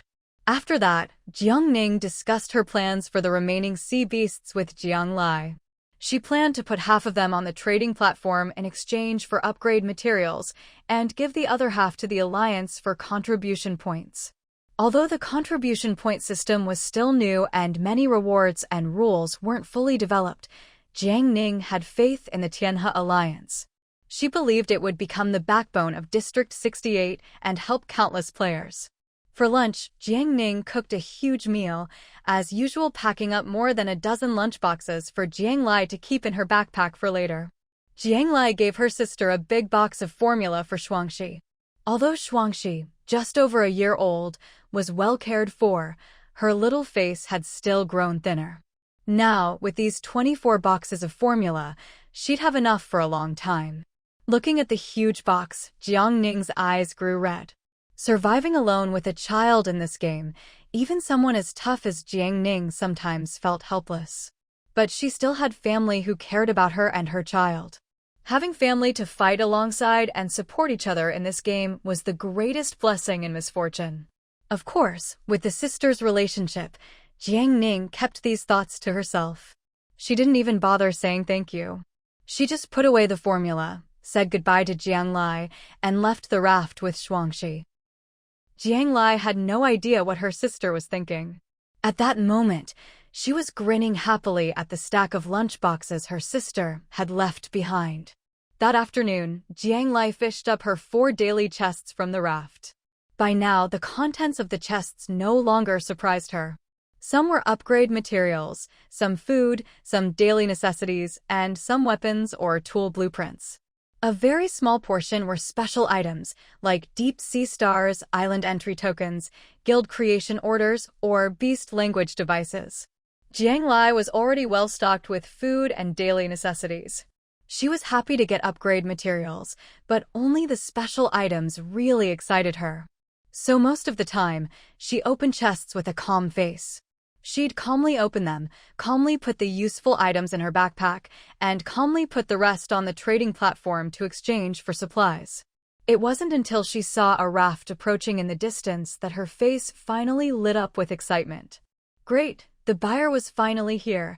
She could finally get rid of that last, ugliest sea beast. The raft drew closer, and Jiang Lai even waved happily at the person on board. But as the raft pulled up, Jiang Lai saw who was standing on it. Censhi? Why is it you? Jiang Lai looked at the familiar old man, her smile fading. What? Weren't you just welcoming me a moment ago?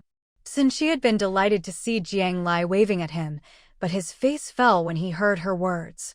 Of course, welcome. The customer is always right. Jiang Lai quickly put on a bright smile. As long as someone would buy that sea beast, she didn't care if she was talking to Cenfei or Censhi. Almost running, Jiang Lai dragged the cage over and set it by the door. Your goods are right here.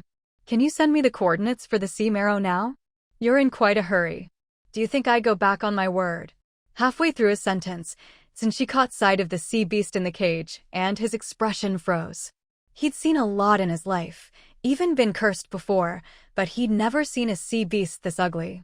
Its face was covered in teeth, it had a dozen legs sticking out at odd angles, and its skin was covered in warts that hung down in layers. Its mouth hung open, drooling all over itself. Seeing his reaction, Jiang Lai started to worry. Was he going to back out? Well, it is a bit ugly, but I believe someone as wise as you, Lord Censhi, wouldn't judge by appearances, right? How do you know I don't judge people by their looks? Censhi wanted to say this, but when she saw Jiang Lai's slightly guilty expression, she decided against it. She looked away and carried the sea beast's cage onto her own boat. Then Censhi opened her system chat interface and started operating it on her own. I've sent you the coordinates for the sea marrow. Jiang Lai opened her system and, sure enough, saw that Cenfei had sent her a set of coordinates. It seemed Censhi wasn't even bothering to hide her identity anymore. This was basically an open admission that Cenfei was her alternate account. Jiang Lai looked at the coordinates, calculating in her mind. She'd head over there soon. But the location was far away. Even at top speed, it would take more than 10 hours to get there. It'd be night by the time she arrived. It wasn't convenient or safe to do anything after dark. She'd have to wait until tomorrow to make any plans. After thinking it over, Jiang Lai looked up and saw that Censhi was still standing across from her, his raft still docked. "Do you need something else?" Jiang Lai almost blurted out, "Why aren't you leaving yet?" Sure enough, Censhi's face darkened at her words. But maybe he'd been roasted by Jiang Lai so many times that he was used to it and quickly returned to normal. "I can guarantee the coordinates are real, but I've already been to that spot. It's just an ordinary stretch of sea, nothing special, and I couldn't find the sea marrow." As Censhi spoke, he watched Jiang Lai's expression, hoping to catch a glimpse of her disappointment, finally getting the coordinates, only to find nothing. That would be entertaining. But Jiang Lai just listened calmly, her expression unchanged, as if she'd expected this all along. Sea marrow, since it's the spinal marrow of the sea, it's not something you can get easily. You have to be patient and put in the effort to find it. To search patiently, what you need to submerge isn't just your mind. Jiang Lai knew what she was in for. She'd already prepared herself to dive beneath the sea in search of the sea marrow. Now that she had the coordinates, it was at least a bit better than searching blindly. Since she had probably guessed as much after reaching that spot himself. "Want to team up? We split the sea marrow 50-50. Mutual benefit." Since she had lingered just to ask Jiang Lai this. So far, they were the only two known level 7 players in Zone 68, and only at level 7 did players realize how important the sea marrow was. For the sake of leveling up, they'd risk anything. "You're planning to dive. How confident are you?" Jiang Lai was willing to dive because she had the deep sea star. But didn't she also have some kind of life-saving artifact? "I've been a strong swimmer since I was a kid, and I have the submarine gear that comes with my warship. I can stay underwater for at least 2 hours. Every 2 hours I'll come up to swap equipment. After a few trips, we're bound to find something." Censhi laid out his plan for Jiang Lai. But Jiang Lai shook her head. Her deep sea star let her move freely underwater for 4 hours. If Censhi was relying on that clunky diving gear, he'd only slow her down. Jiang Lai never did things that didn't benefit her. Sensing Jiang Lai's obvious disdain, Censhi, for once, felt a bit embarrassed. Since entering the game, he'd always been the strongest. This was the first time someone had looked down on him for being weak. "I've also contracted a treasure-seeking beast. It can help us search for the sea marrow underwater. That way we can pinpoint the target faster and won't have to waste too much time down there. Is that enough for you?" Censhi, a bit annoyed, revealed his other bargaining chip. Jiang Lai didn't care about his attitude, but she was indeed interested in his treasure-seeking beast. Everyone had their own opportunities. No wonder Censhi was the top player in Zone 32. He had his own advantages. With a treasure-seeking beast to help, their chances of finding the sea marrow would be much higher. Otherwise, just relying on the surface coordinates, searching aimlessly underwater, even her 4 hours of free movement might not be enough. "All right, deal. But let's make one thing clear. We can search for the sea marrow together, but once we're underwater, we're each responsible for our own lives. And no need to split 50-50. Whoever gets it, keeps it." It was best to set things straight from the start to avoid conflicts later. Jiang Lai made herself clear. Fine. Although Censhi felt Jiang Lai's terms were a bit cold, it was in line with how she'd always done things, so he agreed readily. With their agreement reached, they set off immediately, planning to dive at dawn. Since Jiang Lai's raft was faster, Censhi boarded hers, and they traveled together. The two of them sat in silence on the raft for a while. Suddenly, Jiang Lai remembered something. "So you already had a treasure-seeking beast. Why did you want to buy my sea beast? Don't tell me you really wanted to contract it?" Jiang Lai eyed Censhi suspiciously. She suspected that everything from him using an alt account to message her, to buying the sea beast, to handing over the sea marrow coordinates, had all been part of his plan. "It's this hard to work with you face to face. If we hadn't met in person, how could we have set off so quickly?" Censhi replied irritably. He hadn't really wanted her sea beast. What he'd bought was a chance to meet her. If you're already confident about diving, why invite me along? Jiang Lai still didn't get it. Even if the coordinates were correct, who knew how much sea marrow was down there? If there was only a little, why share it with someone else? The situation underwater is complicated. Even with a treasure-seeking beast and diving gear, there's no guarantee we won't run into trouble. Even if you say we're each responsible for ourselves, having a teammate means more chances, someone to watch your back. Jiang Lai felt Censhi's words didn't match his reputation in Zone 32. Scheming, ruthless, cold-blooded, wasn't that how people described him? Why did he seem a little naive? More chances? Someone to watch your back? How do you know I won't kill you for the loot or leave you to die? Jiang Lai retorted. Everyone says I'm cold, but I think you're even more guarded than I am. Censhi chuckled. Jiang Lai always seemed cheerful, but she was constantly preparing for the worst. She imagined the worst in everything and everyone. So, what if I'm cold or guarded? In the end, it's about who survives the longest. Since we're both level 7 players, doing better than the rest, it means we've been doing things right. No need for self-reflection. Jiang Lai had always been someone at peace with herself. Since entering this survival game, her only goal was to live until the end. If possible, she wanted to uncover the truth, to live more clearly, more brilliantly. Fortunately, once the raft had been set to the marked destination, it could navigate automatically. So Jiang Lai didn't need to keep an eye on it all the time and went back to her room early to rest. Whenever she was with Censhi, she honestly never knew what to say. Her little tail had long been put away in the pet backpack, but the little sponge stubbornly refused to go in, insisting on sleeping outside. Because Censhi was around, Jiang Lai allowed the little sponge to sleep with her for the night. Take me with you tomorrow when you go into the sea, please, take me. Lying on the floor, nestled in a big wooden box, the little sponge chattered in Jiang Lai's ear. What can a sponge like you even do down there? If I'm not careful, you'll just get eaten by some other beast. This was Jiang Lai's first time diving into the sea, and she had no idea what to expect. She didn't want to risk bringing the little sponge along. But I used to live in the sea all by myself. The little sponge kept mumbling. Shut up and go to sleep. Say another word and I'll cut you into 8 pieces and use you to scrub dishes in the kitchen. Soon, the world fell silent. Even though there was an outsider on the raft, Jiang Lai managed to sleep soundly, especially since she'd told Xiaokui to keep watch at the door. She drifted off into dreamland in no time. By the time she woke up the next morning, daylight was streaming in. When Jiang Lai got up, the raft had already arrived at the coordinates for the sea marrow. Just as you said, it looks no different from any other part of the sea. Bathed in sunlight, the sea sparkled everywhere, beautiful and serene. After breakfast, the two of them wasted no time and changed into their diving gear. These oxygen units, each warship only comes with 4 sets, and each lasts 2 hours. We only have 4 chances, so once we're down there, we have to move fast. As Censhi put on her wetsuit and oxygen gear, she explained to Jiang Lai. Jiang Lai followed her example and put on the equipment as well. She did have the deep sea star, but it could only be used once per day. So Jiang Lai decided not to make any exceptions and to dive in the same suit as Censhi.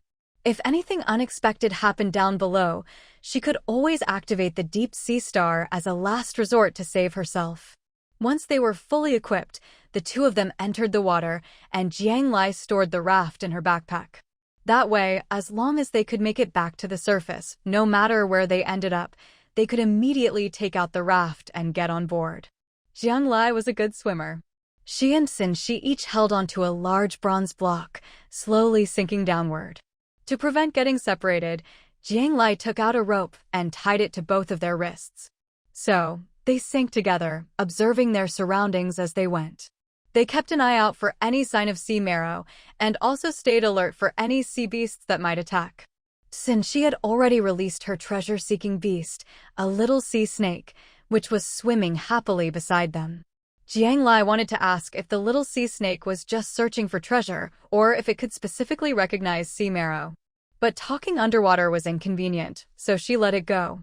Whether it worked or not, at this point, they had to give it their all.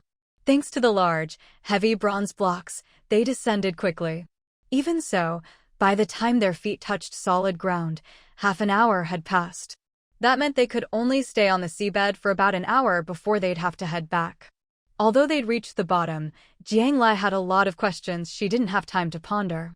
Time was tight. They had to start searching for the sea marrow as quickly as possible. After taking a few steps, Jiang Lai realized the spot she was standing in was rather odd. It felt as if she was on a cliff edge. When she walked to the side, she could see a bottomless abyss below. Although the abyss was filled with seawater and its depths were invisible, it was still daunting. Jiang Lai remembered learning about ocean trenches and ridges in geography class. Was she standing at the highest point now? But it didn't quite match what she'd seen in textbooks. It felt more like she was on a mountain, just a much larger and flatter one. Looking around, Jiang Lai saw some seaweed and coral on the ground, but no sign of any sea beasts. The little sea snake kept circling around, seemingly at a loss. Seeing this, Jiang Lai took the opportunity to cut some seaweed and coral to put in her backpack. Since she was already here, she couldn't go back empty-handed. She remembered the little sponge saying it loved eating seaweed. After gathering the plants, Jiang Lai and Censhi wandered around the summit of the undersea mountain for a long time. Aside from this high ground, every direction led to a deep undersea abyss. With their equipment, they could technically explore those depths. But only this vast mountaintop matched the coordinates they'd been given. If they jumped into the unknown depths, they couldn't be sure how deep it was or if they'd have enough time. If they missed the right spot, all their efforts would be wasted. They only had 4 chances, none could be squandered. With no better ideas, the two of them could only watch the little sea snake circle around, hoping it might provide a clue. Time ticked by. Jiang Lai started using her axe to chip away at them. Now she walked to the side, she could see a bottomless abyss below. Finally, the one she'd been waiting for had arrived. Jiang Lai happily opened the door and welcomed Haibao inside. Look, guess what gift I brought you? Haibao spread open its fin, and a huge pearl tumbled out. Pretty, right? I picked it out just for you. I knew you humans would definitely like it. Haibao looked rather pleased with itself. Jiang Lai picked up the pearl, which was as big as her fist, and glanced at Haibao's fin, wondering how it had managed to fit something so large inside. It's beautiful. Jiang Lai genuinely liked it. When it came to beautiful things, humans really had no resistance. If you grind the pearl into powder and drink it, over time you'll be able to hold your breath longer underwater. Haibao hadn't brought the pearl just because it was pretty. It still remembered that Jiang Lai wanted to visit its mother under the sea someday. It seems a shame to grind up such a big one. Jiang Lai held the large pearl, feeling a bit reluctant. But improving her lung capacity underwater was important too. Seeing Jiang Lai's expression, Haibao immediately understood. That's no big deal. I've got some smaller ones for you. Haibao opened its other fin, and a dozen or so pearls of various sizes fell out. I thought these were too ugly to give you, but grinding them up is just perfect. You can also give some to Little Tail and the Goo Goo Beast. They haven't been underwater for a while, and this stuff is good for them too. Haibao had already spotted Little Tail and Little Sponge. Goo Goo Beast? You mean Little Sponge? Jiang Lai pointed at Little Sponge. Yeah, that's the one. It talks so much, didn't it ever tell you? But I have to say, Little Sponge is a pretty fitting name. Haibao laughed as it started telling Jiang Lai the story of the Goo Goo Beast. It turned out that the Goo Goo Beast was a very special sea creature. Like the Taiji Mother Beast, it had no offensive abilities at all. But at least the Taiji Mother Beast had its unique hatching skill, which was somewhat useful. The Goo Goo Beast, on the other hand, spent all day going goo goo, goo goo, like the social butterfly of the sea, always chatting away. Other than that, it was completely useless. Luckily, its flesh tasted terrible, so no sea creatures wanted to eat it, allowing it to roam around the seabed, chatting up everyone it met. After so much socializing, every Goo Goo Beast had made lots of friends in the sea and always had someone to rely on. They ate seaweed, were extremely rare, but had a very strong presence, real attention grabbers of the ocean. You might see one chatting with you on the east side, and the next week, the same one would find you on the west side for another chat. What's more, Goo beasts were one of the few sea creatures that liked humans, so Haibao wasn't surprised to see one with Jiang Lai. How come you never told me that was your name? Jiang Lai remembered that she'd heard Little Sponge making goo sounds at others before. I just think Little Sponge sounds nice, Little Sponge said shyly. It hadn't expected Haibao to spill its secrets so soon after arriving. Too bad it couldn't beat Haibao, or it would definitely be mad at it. It's just a name, as long as you like it, that's what matters. No wonder Little Sponge hadn't tried to run away when it wasn't even hurt and had even clung to her spear. Maybe it had already decided to stick with her from the start, never intending to escape. No wonder the contract had gone so smoothly. But Jiang Lai didn't really mind any of this, as long as there was no ill intent. Haibao, do you know about sea marrow? Jiang Lai handed some fruit to the beasts and asked. Why? Are you hurt? Haibao looked at Jiang Lai anxiously. As expected, sea marrow was a precious healing treasure for sea beasts. No, and besides, humans don't use sea marrow for injuries. I just want to collect some for other uses. Jiang Lai had been studying the sea ridge for days, memorizing every detail, but still hadn't found any sign of sea marrow. Sea marrow is hard to find. Even my family only has 5 pieces. If you really need it. Haibao hesitated for a moment. Then I'll beg my mom for you. Haibao decided to help its friend no matter what.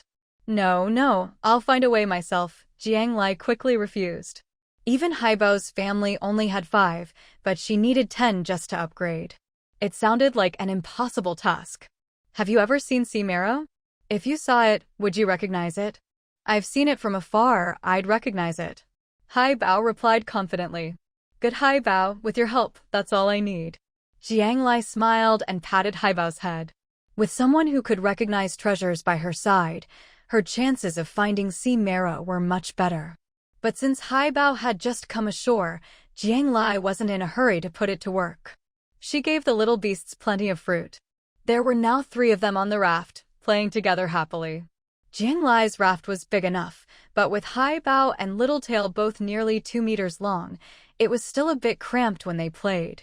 So the 3 big babies all jumped into the sea, not going far, just splashing around near Jiang Lai. Jiang Lai watched them from the raft, feeling the lively atmosphere. At noon, after they tired themselves out, they climbed back onto the raft for a nap. When they woke up in the afternoon, Jiang Lai called Haibao to go into the sea with her. Seeing Haibao going with Jiang Lai, Littletail and Little Sponge protested and insisted on joining too. Jiang Lai couldn't say no, so she took all 3 into the sea. After all, they were much more at home in the water than she was, so there was nothing to worry about. She just hoped they wouldn't get up to mischief together and waste her time underwater. Before going in, Jiang Lai held a serious meeting with the 3 beasts, telling them that once they were underwater, they had to follow her instructions. If any of them disobeyed, they shouldn't expect to be allowed along next time. A sea tribe member, a sea king beast, and a sea beast, all 3 nodded solemnly.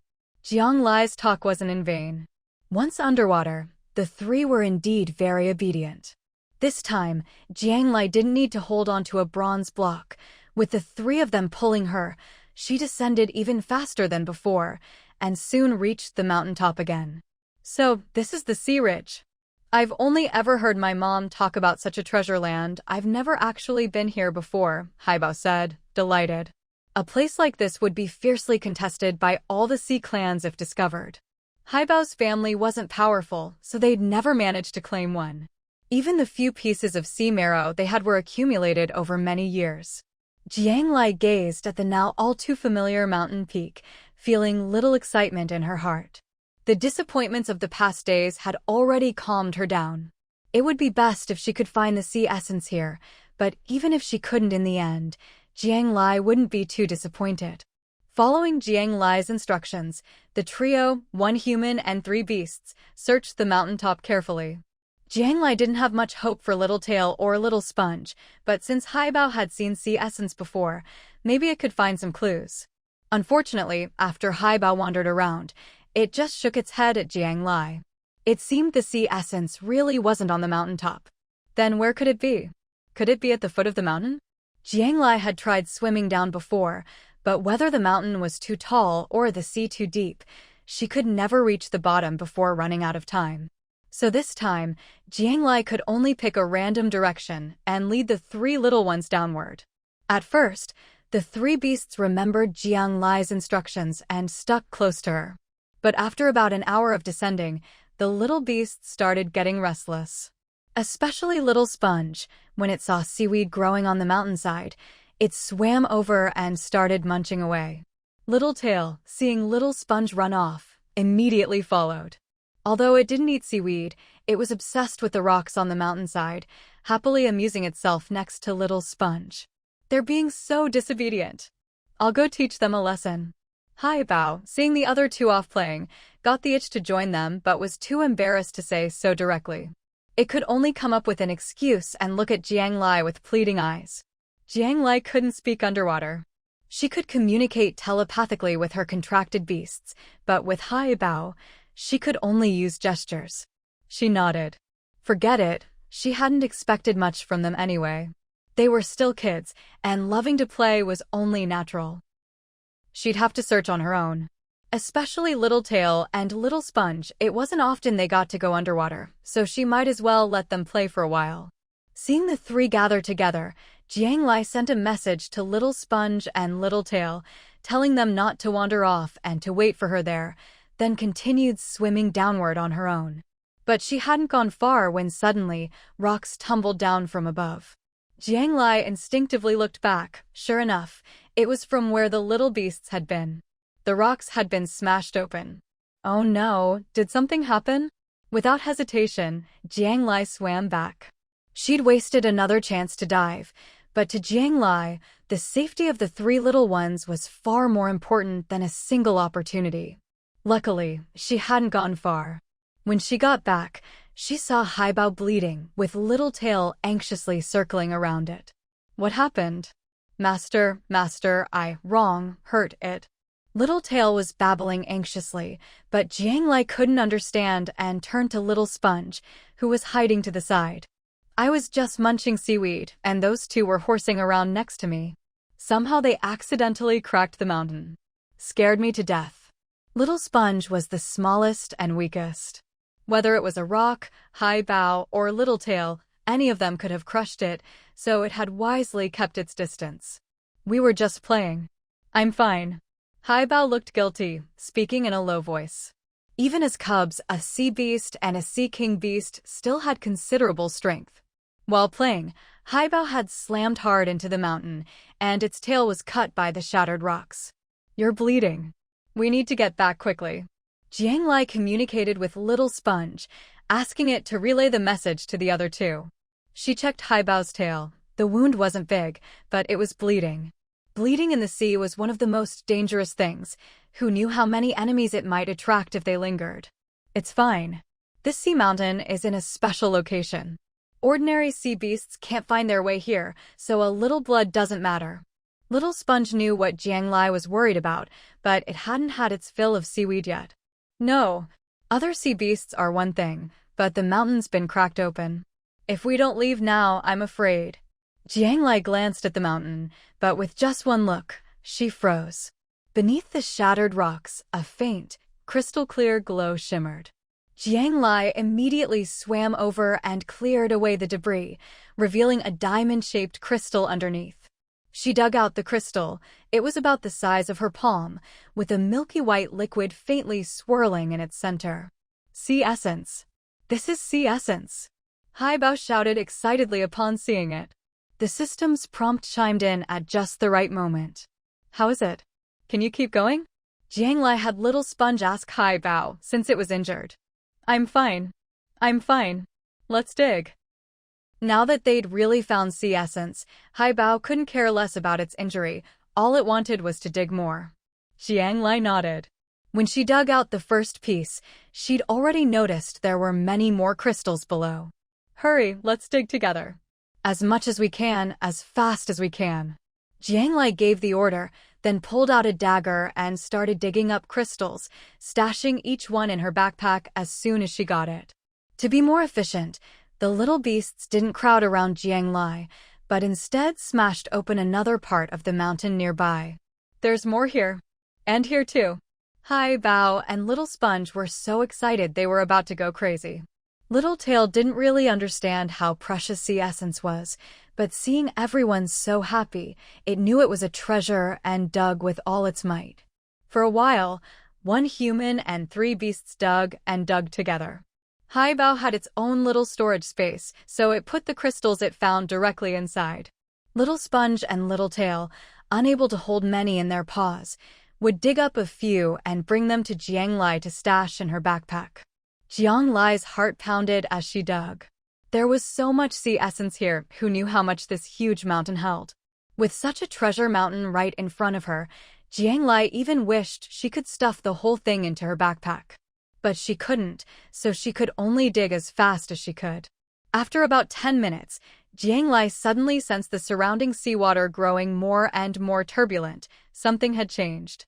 Something's wrong. Oh no. We need to go now. Jiang Lai's face changed. She instinctively felt danger was imminent and immediately sent a message to Little Sponge, telling them to stop and follow her at once. Little Sponge had always survived in the sea by being cautious and careful, as part of a vulnerable group. As soon as Jiang Lai gave the order, it immediately sensed something was wrong and followed her without hesitation. Little Tail didn't even need to be told. Wherever its master went, it followed. Only Haibao was still reluctant to leave, its head buried in digging, unwilling to stop. There's still so much left here. Why don't we dig a little longer? Go. Jiang Lai didn't have time to explain. She grabbed Haibao's fin and started swimming upward. Little Sponge swam at the top, Little Tail dragged Jiang Lai along, and together they headed up. Fortunately, after swimming a while, Haibao finally accepted reality, hung its head, and started swimming upward on its own. The group, 1 person and 3 beasts, reached the mountaintop and, under Jiang Lai's direction, kept swimming upward. They hadn't gone far when they witnessed a terrifying scene. Countless sea beasts were converging on the mountain. Where the mountaintop had been deserted before, in just a short time, it was now swarming with sea beasts. And it wasn't just ordinary sea beasts, there were several sea king beasts among them. As Jiang Lai and her companions swam upwards, they saw many sea beasts passing by, heading down toward the mountain. Jiang Lai had never seen so many sea beasts before, far more than the last beast tide, by orders of magnitude. She had never been so close to them either. She could have reached out and touched them. Fortunately, her deep sea star could mask some of her scent, so most sea beasts just took her for one of their own and didn't give her a second glance. But Jiang Lai could clearly feel that the sea king beasts recognized she was human. A few of the giant creatures even seemed to watch her as they passed nearby. Even though Jiang Lai didn't stop or make eye contact, she felt a chill run down her spine, her heart skipping a beat. This was the closest Jiang Lai had ever felt to death. Still, although the sea king beasts recognized her, it was obvious there was something even more important below, so they ignored her. Jiang Lai swam even faster. Only when they neared the surface did the number of sea beasts thin out. Once Jiang Lai climbed onto her raft, she collapsed in exhaustion, feeling like she'd just survived a disaster. She didn't linger. She immediately set the raft moving at top speed, getting away from this dangerous area. Haibao, do you remember the spot down there? Go home right now and tell your mother what happened. Jiang Lai knew she could never go back to that place. The sea marrow had been exposed, and it seemed all the nearby sea beasts could sense it, gathering at the mountain. Earlier, she'd been in a hurry to dig up the crystal marrow. She'd planned to tell Censhi about it once she was back on shore. There was so much sea marrow on that mountain, she couldn't dig it all up herself, so she thought she'd let him have some as a favor in return for giving her the coordinates. But now, with the way things were, anyone who went down there would be as good as dead. The only ones who could get a share among all those sea beasts would be Haibao's family. Better to let her own people have it than strangers. Okay, I'll go right now. Haibao understood how important this was.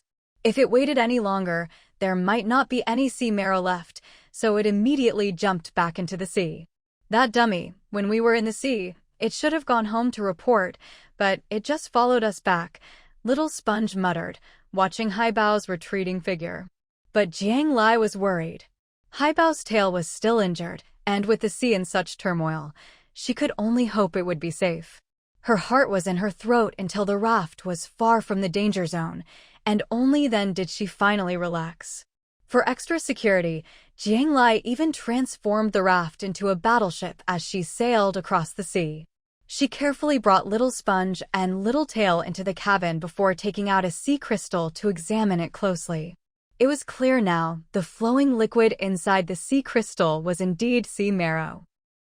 Jiang Lai herself had dug up over 50 portions of sea marrow, and with what Little Sponge and Little Tail had collected, she now had more than 80 in total.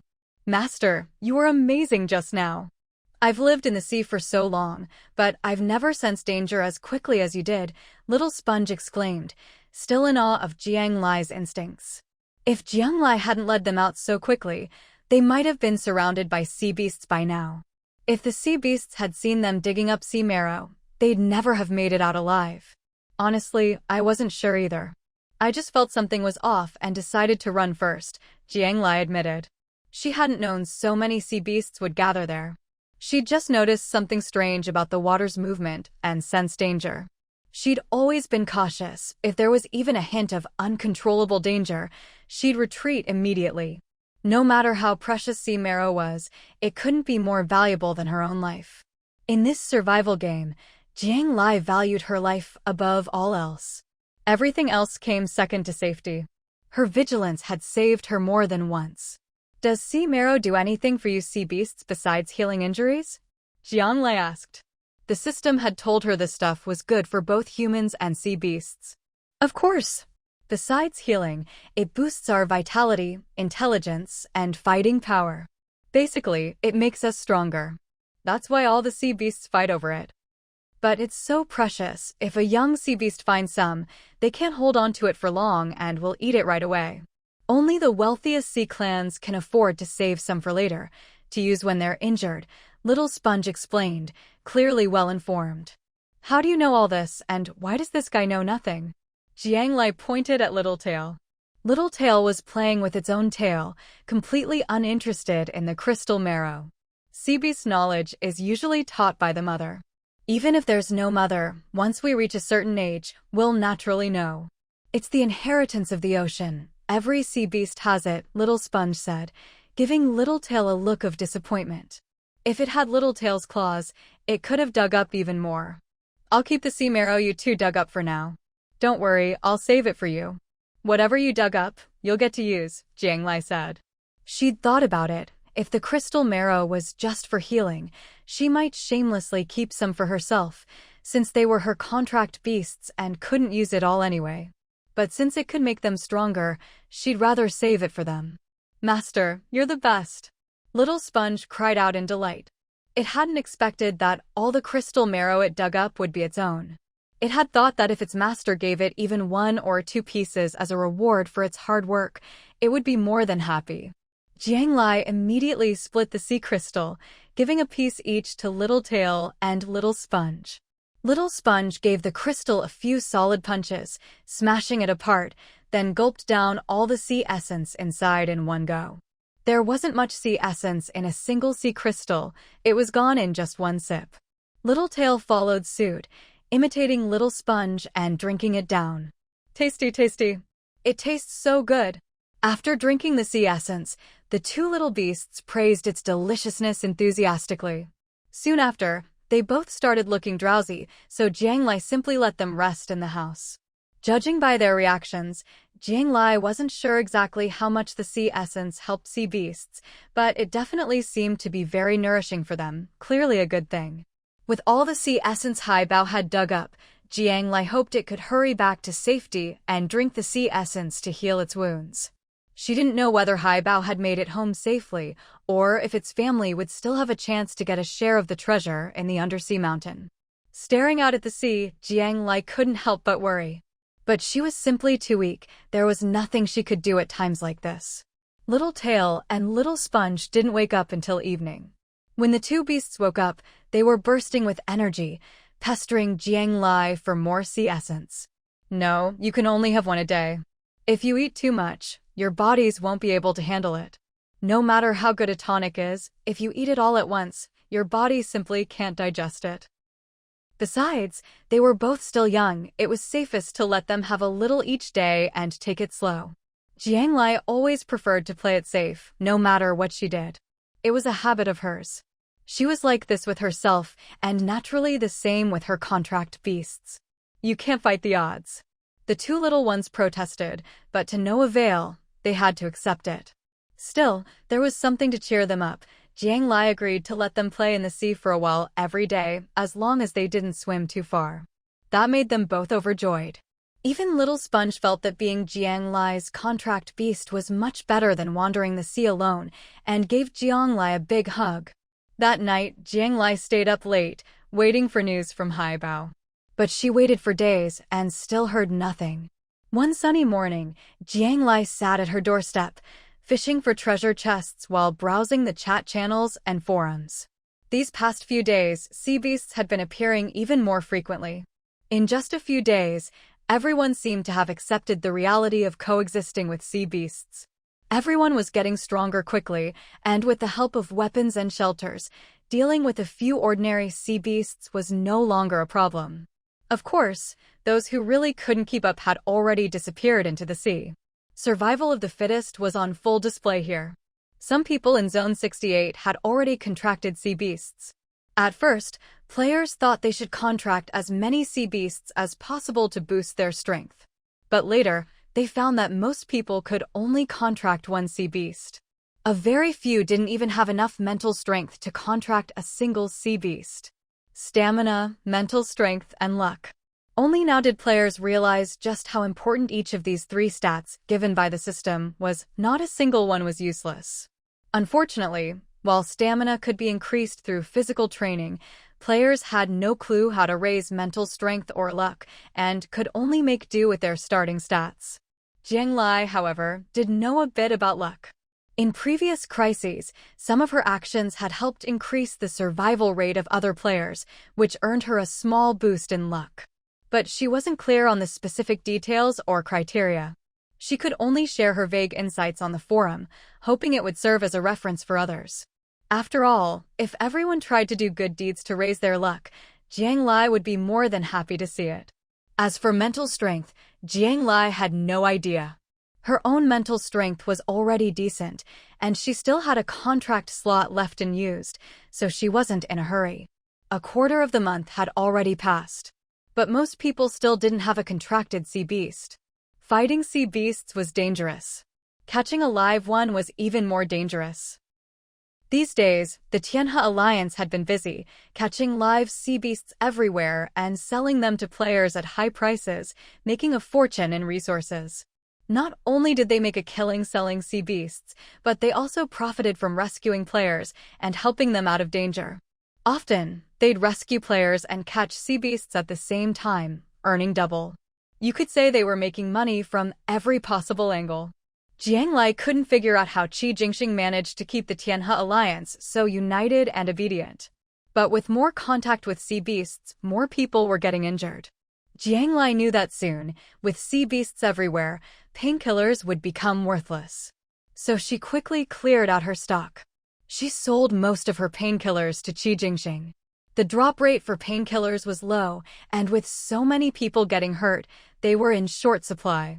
Jiang Lai's batch of painkillers was a lifesaver for Qi Jingxing. Luckily, Qi Jingxing was short on everything except resources, so he paid Jiang Lai a good price. She put a small portion of the painkillers up for auction. Those who were injured and in urgent need were willing to pay high prices for them. Jiang Lai kept just 10 bottles for herself in case of emergencies. These days, sea beasts often came to gnaw on her raft.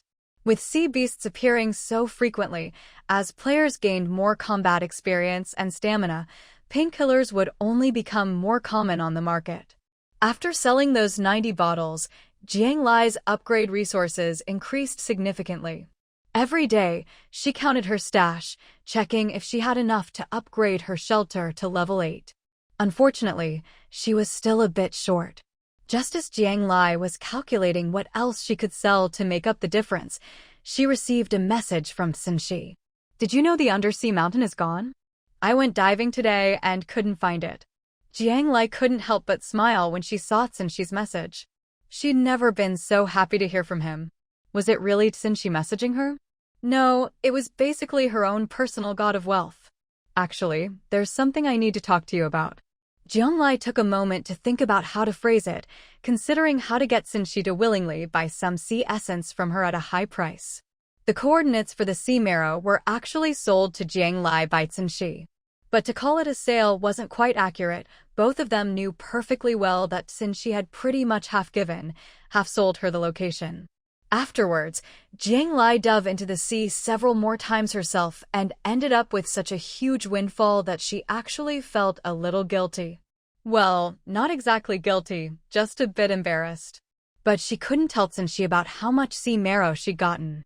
Nor did she want to mention the deep sea star. She had no idea how to bring any of this up, so she kept putting it off for a few days and never told him. But now, since she already knew that the mountain was gone, Jiang Lai felt that, both emotionally and logically, she ought to share 10 pieces of sea marrow with him. Otherwise, if she secretly leveled up to 8 and kept hiding it from him, she'd feel pretty uncomfortable. Since she was the vengeful type, and Jiang Lai didn't want to make such a powerful enemy for herself in Zone 68. Rather than living in fear after leveling up, it was better to be open and honest. But even honesty required some skill. After thinking it over for a long time, Jiang Lai finally replied to Censhi, saying that she'd gotten a set of diving gear yesterday and had gone back to the sea to take a look. She just happened to catch the mountain collapsing for some unknown reason, and she'd risked it to grab 20 or 30 pieces of sea marrow before escaping right as she saw a whole swarm of sea beasts converging on the area, scaring her into a hasty retreat. She'd wanted to tell him about it, but figured the sea beasts had probably snatched up all the sea marrow by now, so she delayed. Jiang Lai didn't mention her 3 little companions, didn't mention the deep sea star, and certainly didn't mention how much she'd actually dug up. Censhi read her reply and fell silent. Of course, Jiang Lai knew her story was full of holes, but at least she'd given him some kind of explanation. More importantly, if it weren't for your coordinates, I never would have gotten this sea marrow. I've decided to sell you 10 pieces. She needed to give him an explanation and repay the favor, but giving it away for free was out of the question. If she was going to sell, it had to be at a good price. Censhi replied with a string of ellipses. Then, rather reluctantly, he accepted Jiang Lai's explanation. Fine. No matter what, getting enough sea marrow to reach level 8 was a good thing. The two of them haggled over the price for a long time. In the end, they settled on a very high amount of supplies, plus a piece of information, to seal the deal. Sea marrow was extremely valuable, and Jiang Lai felt that just the supplies weren't enough. But with the information thrown in, she was finally satisfied. The information Censhi gave her was, as long as you regularly communicate with your contract beasts, the more they trust you and the better your teamwork, the higher your mental strength will be.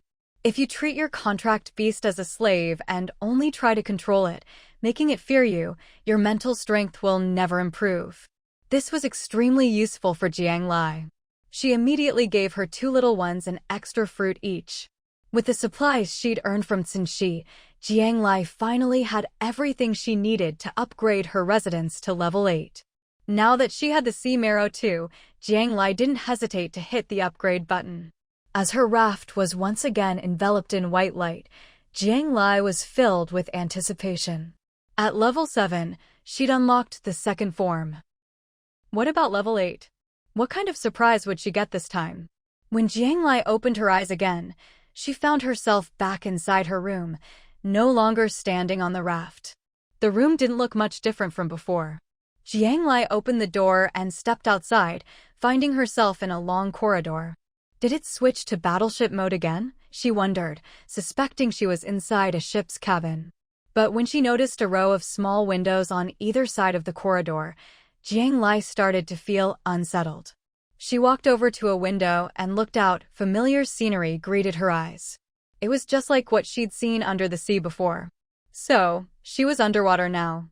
Jiang Lai ran back to her bedroom, pulled open the curtains, and saw that the huge window looked out into nothing but seawater.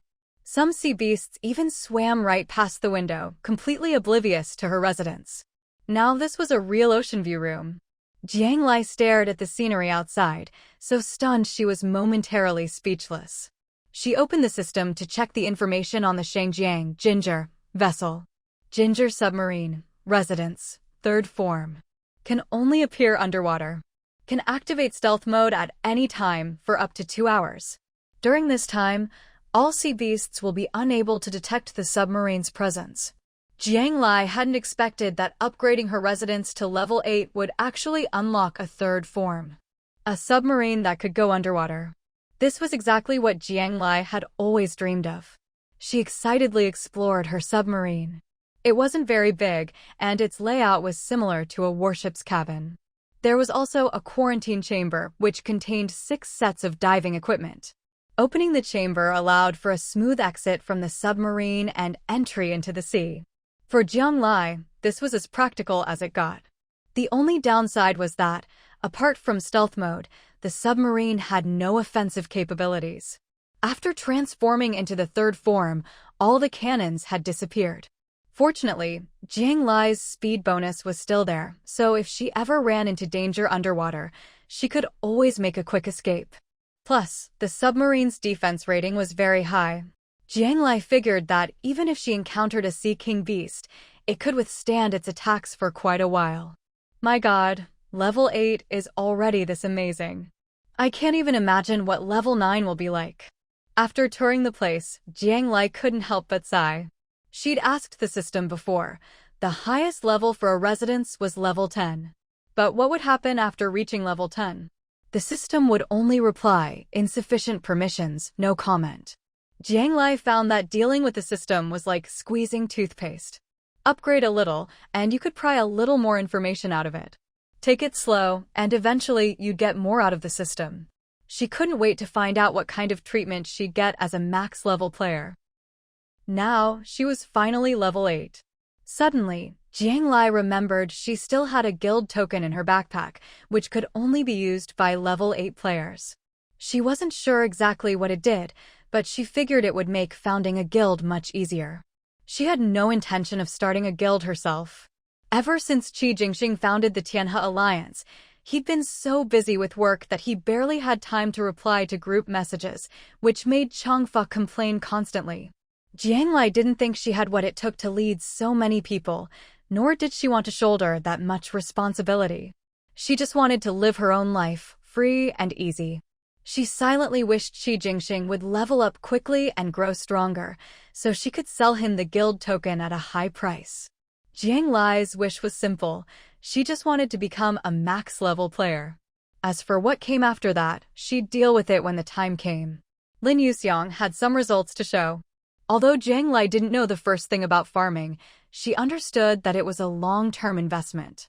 What she hadn't expected was that in such a short time, Teacher Lin had already brought her the first batch of harvest. To let Jiang Lai see the crops with her own eyes, Lin Yuxiang specifically asked for her location and sailed her raft over. When Jiang Lai boarded Lin Yuxiang's raft, she found that there was almost no empty space, just rows of wooden houses. The roofs of the houses were all made of glass. Since it was midday, the glass roofs could be opened, letting sunlight and a gentle breeze directly caress every plant. Wow, the whole raft looked like a high-tech greenhouse. With so many houses and so much glass, no wonder Teacher Lin was still only a level 5 player. All her resources had gone into her work. Lin Yuxiang led Jiang Lai through the rooms one by one. 3 of the rooms used the soil Jiang Lai had provided for cultivation.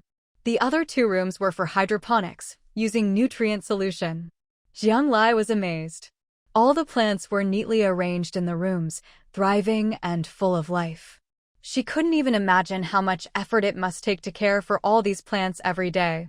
Thank goodness she'd been smart enough to outsource this job. Otherwise, with her own abilities, she wouldn't have managed even a tenth of what Teacher Lin had accomplished. No wonder you said you needed nutrient solution. I thought it was just to speed up plant growth, but I didn't expect you to use it for hydroponics. Jiang Lai had sent quite a lot of nutrient solution to Lin Yuxiang lately, but she hadn't expected such a big surprise in return. I only discovered after many trials that mixing nutrient solution with drinking water creates perfect conditions for hydroponics. I'm glad I didn't let down your trust in me. Lin Yuxiang looked at Jiang Lai gratefully. Although their relationship was a business partnership, during this time, no matter what Lin Yuxiang asked for, nutrient solutions, seeds, tools, Jiang Lai always did her best to get it for her. She never even asked what it was for or how things were progressing. Such support, understanding, and trust moved Lin Yuxiang deeply, and she devoted herself entirely to growing the crops. So, as soon as she had a harvest, she came straight over to let Jiang Lai see the fruits of her labor. Most of the vegetables were already mature. The fruit trees were a bit slower, but under Lin Yuxiang's careful care, they were already bearing fruit. The more Jiang Lai looked at the crops, the happier she felt. From now on, she'd have a steady supply of fruits and vegetables. With this batch, there's no way you can eat it all by yourself. Sell your share, too, it'll help you level up. With so much stuff, a level 5 raft is still a bit cramped. Jiang Lai felt a bit sorry for teacher Lin, living in such tough conditions. Yes, I really do need to level up soon. Then I can build more rooms and grow more crops. Lin Yuxiang was completely focused on how to grow more things. It's just that we've run out of soil. If only we had more. Lin Yuxiang sighed. Although she'd figured out hydroponics, it only worked for shallow-rooted plants. Most deep-rooted crops still did better in soil. After many experiments, Lin Yuxiang had discovered that growing plants on the raft was quite unique. If the soil was laid 10 centimeters thick, you could grow ordinary plants. If it was 20 centimeters thick, even deep-rooted crops like potatoes could thrive. She didn't know if it was something strange about the raft or if the plants had mutated, but it seemed like these crops were naturally suited to growing at sea. As for soil, Jiang Lai had already done her best. Because she needed so much, she couldn't trade for enough on the exchange. Now, all the players had realized the benefits of soil for farming at sea. Even a handful of dirt was worth a fortune. Those who'd planted crops hadn't even seen their first harvest yet. Once they realized how quickly you could get results, Jiang Lai believed the price of soil would skyrocket, maybe even becoming one of the most precious resources. Where can I get more soil? Jiang Lai pondered silently. Suddenly, she remembered something she'd overlooked. Last time, she'd gotten the soil from an island. But she still had an island entry token. How could she have forgotten about that? Jiang Lai slapped her thigh, hurried back to her own raft, and immediately messaged her sister Jiang Ning. With such a great opportunity to dig for treasure on an island, of course she wanted to bring her closest person along. But after a while, Jiang Ning replied. She couldn't get away right now. First, because she had Shuangxi with her. The island only allowed 2 people, and she didn't want to leave Shuangxi with someone else for a whole day. Second, the Tianhe alliance was having some issues. She was so busy she barely had time to sleep, let alone leave. Jiang Lai asked a bit about what was going on with the Tianhe alliance and whether there was any danger. Jiang Ning replied, "It's just that a new group has popped up out of nowhere, calling themselves the Shanghai Gang. Now they're competing with the Tianhe alliance for business and territory. But it's fine, there haven't been any direct conflicts yet." Another gang had appeared. Jiang Lai wasn't surprised. With so many people in District 68 now, it was unrealistic for there to be only one Tianhe alliance. There were already pirate crews, and now there was the Shanghai Gang. In these chaotic times, there would definitely be more and more organizations, both big and small, legitimate and not. As long as there wasn't any bloodshed between players, Jiang Lai actually thought it was a good thing. With competition, everyone would only get stronger. But since her sister Jiang Ning couldn't go, Jiang Lai started considering other candidates. No need to ask, Shi Jingxing was definitely even busier right now. Chang Fa had a girlfriend and a whole family to take care of, so it wasn't convenient to ask him. Turing and Li Shui were options, but Jiang Lai only had one spot. It wouldn't feel right to split up the sisters and only take one. After thinking it over, Jiang Lai decided she'd take Teacher Lin to the island. After all, Teacher Lin was her partner, knew all about plants, and they shared the same goals. She was the perfect choice. When Jiang Lai told Lin Yuxiang about it, She agreed immediately. Being able to dig up as much soil as she wanted on a whole island, surrounded by all kinds of plants, this was paradise for Lin Yuxiang. As for the potential dangers Jiang Lai mentioned, Lin Yuxiang didn't care at all.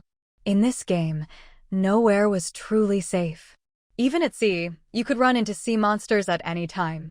Thank you for giving me this opportunity. As long as you let me keep using the soil and plants I bring back from the island for planting, I don't want anything else. After all, the more I plant, the more I can earn from the harvest. That's already more than enough for me. Lin Yuxiang knew very well how rare the chance to land on the island was. She wasn't a greedy person, just a 10% share of the harvest already let her live better than most players in the game. And all of this was thanks to Jiang Lai. Alright, Jiang Lai agreed. But we need to change our split. From now on, no matter how many crops you grow, we'll split everything 50-50.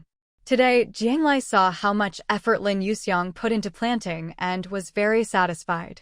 Their current harvest had already far exceeded Jiang Lai's original expectations, and the previous share she'd given Lin Yuxiang was clearly not enough, both emotionally and logically. A 50-50 split felt just right to Jiang Lai. Lin Yuxiang was so moved she couldn't speak, her eyes turning red. I definitely won't let you down. At this moment, Jiang Lai didn't know that the Lin Yuxiang standing before her would soon become a super grower, monopolizing half of the fruit and vegetable market at sea. This investment she made today would turn out to be one of the most successful in her life. And all of it started with a single act of kindness from Jiang Lai. Once they'd decided to land on the island, the two quickly got ready. Actually, there wasn't much to prepare. Jiang Lai's main goal this time was to dig up soil, so what she needed most were containers and digging tools. Jiang Lai made over 100 wooden crates, each a meter long and wide and half a meter high, using up all her wood. Besides the crates, she also made more than a dozen shovels and large spades for digging. This time, she was determined to make the trip worthwhile. After confirming the use of the island landing token, Jiang Lai once again saw the marked island on her mini-map. Over 3 hours later, Jiang Lai and Lin Yuxiang were standing on that patch of land. It feels so good to have solid ground under my feet. Standing on the island, Jiang Lai sighed once again. If it weren't for the 24-hour time limit, she'd really want to live on the island forever. Wow, the soil here is even better than before. Lin Yuxiang squatted down, picked up a handful of yellow-black soil, sniffed it under her nose, and even tasted it. Jiang Lai couldn't tell good soil from bad, but as she looked around, she noticed this island was very different from the last one. The previous island was more like a tropical rainforest, but this one was a forest. Jiang Lai's expression grew serious. In her experience, forests had more wild animals and more dangerous ones, too. We have a total of 24 hours, so we'll be spending the night here. It's already afternoon, so to be safe, let's dig soil around the edges today and explore the forest tomorrow. Jiang Lai took out some of the big crates and tools, placing them on an open patch of ground. First, they'd dig up soil and complete the main objective of the trip. That way, if they ran into danger in the forest tomorrow, they could just run and wouldn't go home empty-handed. While Jiang Lai was making her plans, Lin Yuxiang had already started digging. She trusted Jiang Lai unconditionally, and besides, they'd come here for the soil in the first place. The two of them swung their shovels, working hard and sweating on the island. Every shovelful of soil could be exchanged for a lot of supplies, so Jiang Lai was highly motivated. Soon, the edges of the island were dotted with one big pit after another. Only in a game could an island have terrain like this. In real life, the edges of islands are all mudflats. There wouldn't even be soil to dig, and digging like this would cause big problems. In that sense, the game wasn't all bad. It at least gave players some favorable survival conditions. Jiang Lai's stamina was now over 90, higher than 95% of players. But Teacher Lin, who looked so delicate and frail, kept up with Jiang Lai without stopping, tirelessly swinging her shovel. All thanks to passion and determination. In the end, Jiang Lai was worried Teacher Lin would wear herself out, so she used the excuse of being hungry and wanting to eat to pull Lin Yuxiang aside for a break. But after only a short rest, Lin Yuxiang got up and started digging again. Jiang Lai had wanted to rest a bit longer, but could only helplessly get back to work. She truly felt sorry for Lin Yuxiang's former colleagues. Working with such a workaholic must have been exhausting. They'd arrived in the afternoon and kept digging until sunset. Only when it was so dark they could barely see their hands in front of their faces did they finally stop. They dug up a total of 50 crates of soil, more than enough. Even if Lin Yuxiang built 10 more rooms for growing plants, she'd never use up all that soil. Jiang Lai gave all the soil to Lin Yuxiang to take back, leaving her own 50 empty crates on the open ground. Let's go back to the raft to rest. Is it okay to just leave all this stuff here? Looking at the empty crates and tools, Lin Yuxiang was a little reluctant. It's fine, don't worry. There's no one else on the island but us. Jiang Lai ushered teacher Lin back to the raft. The two of them took hot showers, changed clothes, and went to their rooms. Jiang Lai sat on her bed, rubbing her shoulders. Even someone who practiced qigong every day like her found this kind of labor exhausting. Her hands were covered in blisters. She had no idea how teacher Lin's body was holding up. After a night's sleep, they'd only be even more sore in the morning. There was no way they could keep up this level of intensity tomorrow. But aside from the two of them, Jiang Lai had other helpers, namely Little Tail and Little Sponge. Jiang Lai took the two little ones out of her pet backpack. She'd let them sleep inside during the day so they'd be ready to work at night. I've put your tools next to the crates. I taught you how to use them before, remember? Both little ones nodded. Jiang Lai had specially made tools to fit them. Little Sponge had a small shovel, while Little Tail had a spade that could be attached to its tail. We agreed that if you dig enough soil, you'll get an extra hour to play in the sea every day, right? Little Sponge looked at Jiang Lai expectantly, seeking confirmation. Little Tail clearly meant the same, staring eagerly at Jiang Lai. As long as you work hard, don't worry, I'd never trick my beasts. Jiang Lai promised. Yay! With that, the two little ones cheered and ran out the door, heading straight for the island. Jiang Lai closed the door, lay down on her bed, and drifted off to sleep, completely at ease. Digging up dirt for herself while keeping watch at the same time, and all for the reward of a bit of extra playtime each day. Where else in the world could you find such a cheap laborer? Only a pure-hearted work beast could manage something like this. That night, Jiang Lai was so exhausted that she slept deeply and dreamlessly. At dawn the next day, she was woken by her two little helpers, who had just finished their night shift. Looking at the pair, covered in dirt, barely able to keep their eyes open from exhaustion, Jiang Lai felt a pang of sympathy. She gave them water and fruit, then tucked them into her pet backpack for a good rest. Poor kids, they really had it tough. Next door, Lin Yuxiang was still asleep. Jiang Lai quietly got out of bed, dressed, washed up, and headed to the island. She packed all 50 boxes filled with soil, along with the scattered tools, into her backpack. Her little tail was now 2 meters long and stronger than Jiang Lai herself. With the right tools, it worked with impressive efficiency. The little sponge, though short-armed and short-legged and not as strong as teacher Lin, still managed to help. After more than 10 hours of non-stop work, the two little beasts had managed to fill all 50 boxes. Clearly, both of them had given it their all just for a bit more playtime. By the time Lin Yuxiang woke up, Jiang Lai had already set breakfast on the kitchen table. They might have more physical work ahead today, so a good breakfast was essential.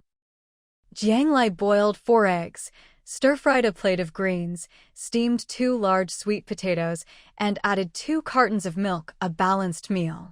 I have plenty of vegetables, but if only we could produce our own eggs too, so we'd never run out, Lin Yuxiang said as she peeled a tender, white egg. She said it casually, but Jiang Lai took note. Jiang Lai remembered the wild chickens she'd hunted on the last island. If she could catch a few live ones this time, that would be great. She quietly made a mental note of this. After breakfast, the two of them left the raft. Passing by the clearing from last night, they noticed several new deep pits in the ground. What? Lin Yuxiang looked at Jiang Lai in surprise. I couldn't sleep last night, so I came out to do some work, Jiang Lai replied awkwardly, not wanting to admit she'd made her baby beasts work through the night. Model worker. Lin Yuxiang exclaimed, feeling a bit inferior. No wonder Jiang Lai was so successful in District 68. She was just that hardworking and dedicated. Jiang Lai blushed under Lin Yuxiang's increasingly admiring gaze. We've dug up enough soil, so let's not waste time today. Let's go explore the forest, Jiang Lai said quickly, pulling Lin Yuxiang along. After all, she was out of empty boxes to fill. The two of them walked into the forest together. Towering trees formed a lush canopy overhead, and the crisp calls of birds made the place feel like a slice of untouched nature. Unfortunately, Jiang Lai couldn't enjoy the peace. She kept a careful eye on her surroundings, looking for signs of dangerous beasts, droppings, tracks, or leftover food. She just wanted to look around, not risk her life, so she was determined to avoid any potential danger. Lin Yuxiang, meanwhile, was focused on the plants around them. The forest was full of greenery, no vegetables, but they did spot some fruit. Whenever they found something tasty, they stopped to collect a few. All morning, Jiang Lai didn't see any large wild animals. She did spot plenty of wild chickens and rabbits, though, so she set several traps and baited them. After waiting and hiding for a while, she successfully caught 5 wild chickens and 4 rabbits.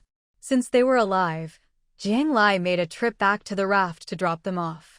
When she returned, Lin Yuxiang was nowhere to be seen. "Teacher Lin," Jiang Lai called softly, but there was no response. Had something happened to her? Worried, Jiang Lai started searching everywhere. After a while, she remembered she had the system. She quickly opened Lin Yuxiang's chat window and started a video call.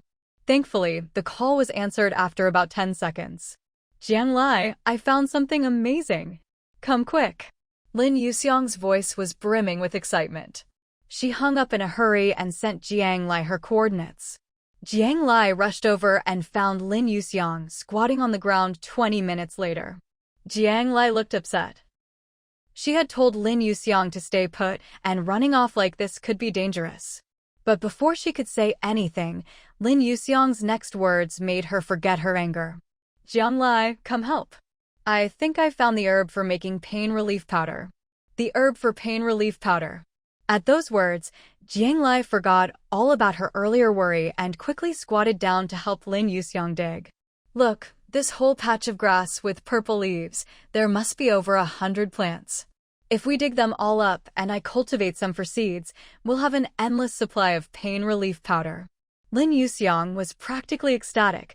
Jiang Lai had never seen her so excited. "How do you know this is the ingredient for pain relief powder?" Jiang Lai asked as she dug. Judging by Lin Yuxiang's reaction, she didn't even recognize the plant, so how could she be sure? "It's the smell. I noticed it smelled just like pain relief powder, so I did a little test," Lin Yuxiang explained. She picked a leaf, crushed it, and applied it to a fresh scratch on Jiang Lai's forearm. Amazingly, the wound visibly healed before their eyes. This tingling, numbing sensation, Jiang Lai was shocked. The effect was even better than regular pain relief powder. You can think of this as a concentrated version. Each plant has 7 or 8 leaves, and each leaf can make a whole bottle of pain relief powder. "We've really struck gold this time." Lin Yuxiang spoke so fast she was almost tripping over her words. Jiang Lai understood and started digging even faster. In the end, they split the patch evenly, packing all the purple leaf grass into their backpacks. "This is great, A roar suddenly echoed from deep in the forest, cutting Lin Yuxiang off. "Oh no, we have to go." Jiang Lai reacted instantly, grabbing Lin Yuxiang and running for the edge of the forest. A second, louder roar rang out. Sweat broke out on Jiang Lai's forehead. She knew something fierce was chasing them. Dragging Lin Yuxiang along, she doubted they could make it back to the raft before being caught. "Jiang Lai, let me go. Run by yourself." Lin Yuxiang's stamina was far worse than Jiang Lai's. The only reason she hadn't been caught by the beast chasing behind them was because Jiang Lai was dragging her along. Jiang Lai didn't reply. She just gripped Teacher Lin's arm tighter and kept sprinting toward the edge of the forest. "Let go. If you keep this up, neither of us will survive." Lin Yuxiang felt a pang of guilt. At Jiang Lai's speed, she could definitely escape on her own. Why bother dragging along a burden like herself? Don't talk and don't look back. Talking now would only slow them down. A person can only focus on one thing at a time, and right now, that thing was running. The roars behind them were getting closer, but so was the clearing at the edge of the island. With one final burst of speed, Jiang Lai used up the last of her strength and finally made it to the open ground. But she wasn't the only one. The beast chasing them had also reached the clearing. Little tail. Little sponge. Jiang Lai didn't have time to look back at their pursuer. The moment she reached the clearing, she immediately released Little Sponge and Little Tail from her pet backpack. The two little creatures had been sleeping soundly inside the backpack, only to be jolted awake by their master's urgent call.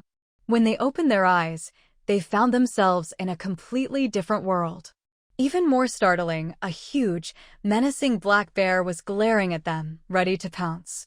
While the two sides faced off, Jiang Lai finally had a chance to size up the beast that had been relentlessly chasing them.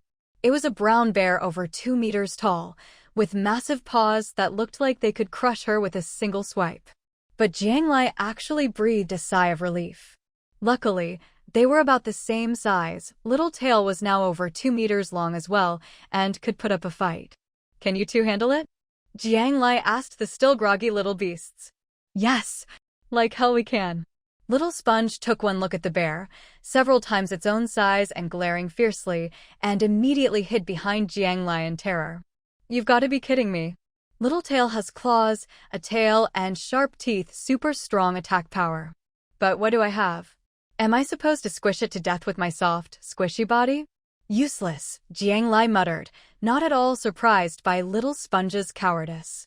She scooped up Little Sponge with one arm, grabbed Teacher Lin with the other, and dashed toward the raft.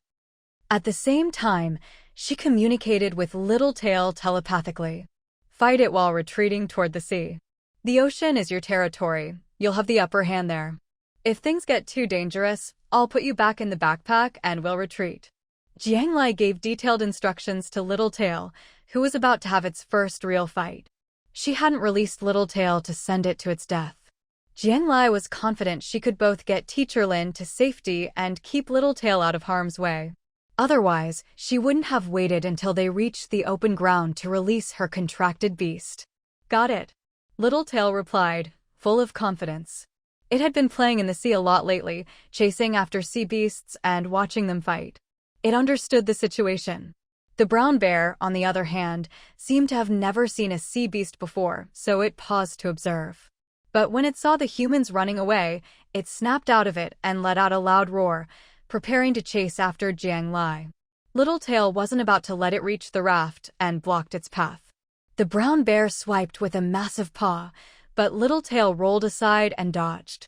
Then, with a swing of its half-meter-long tail, Little Tail struck the bear, making it stagger. The brown bear, now wounded, went berserk and charged, both paws swiping at Little Tail.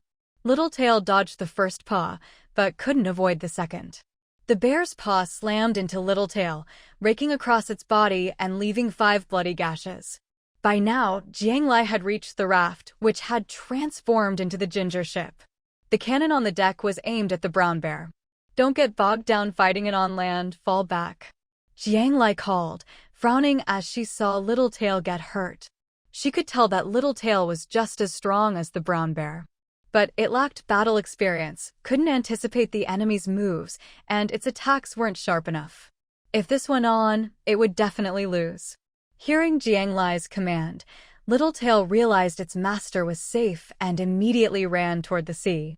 The brown bear chased after it, eyes blazing with fury, already seeing the fleeing beast as its prey.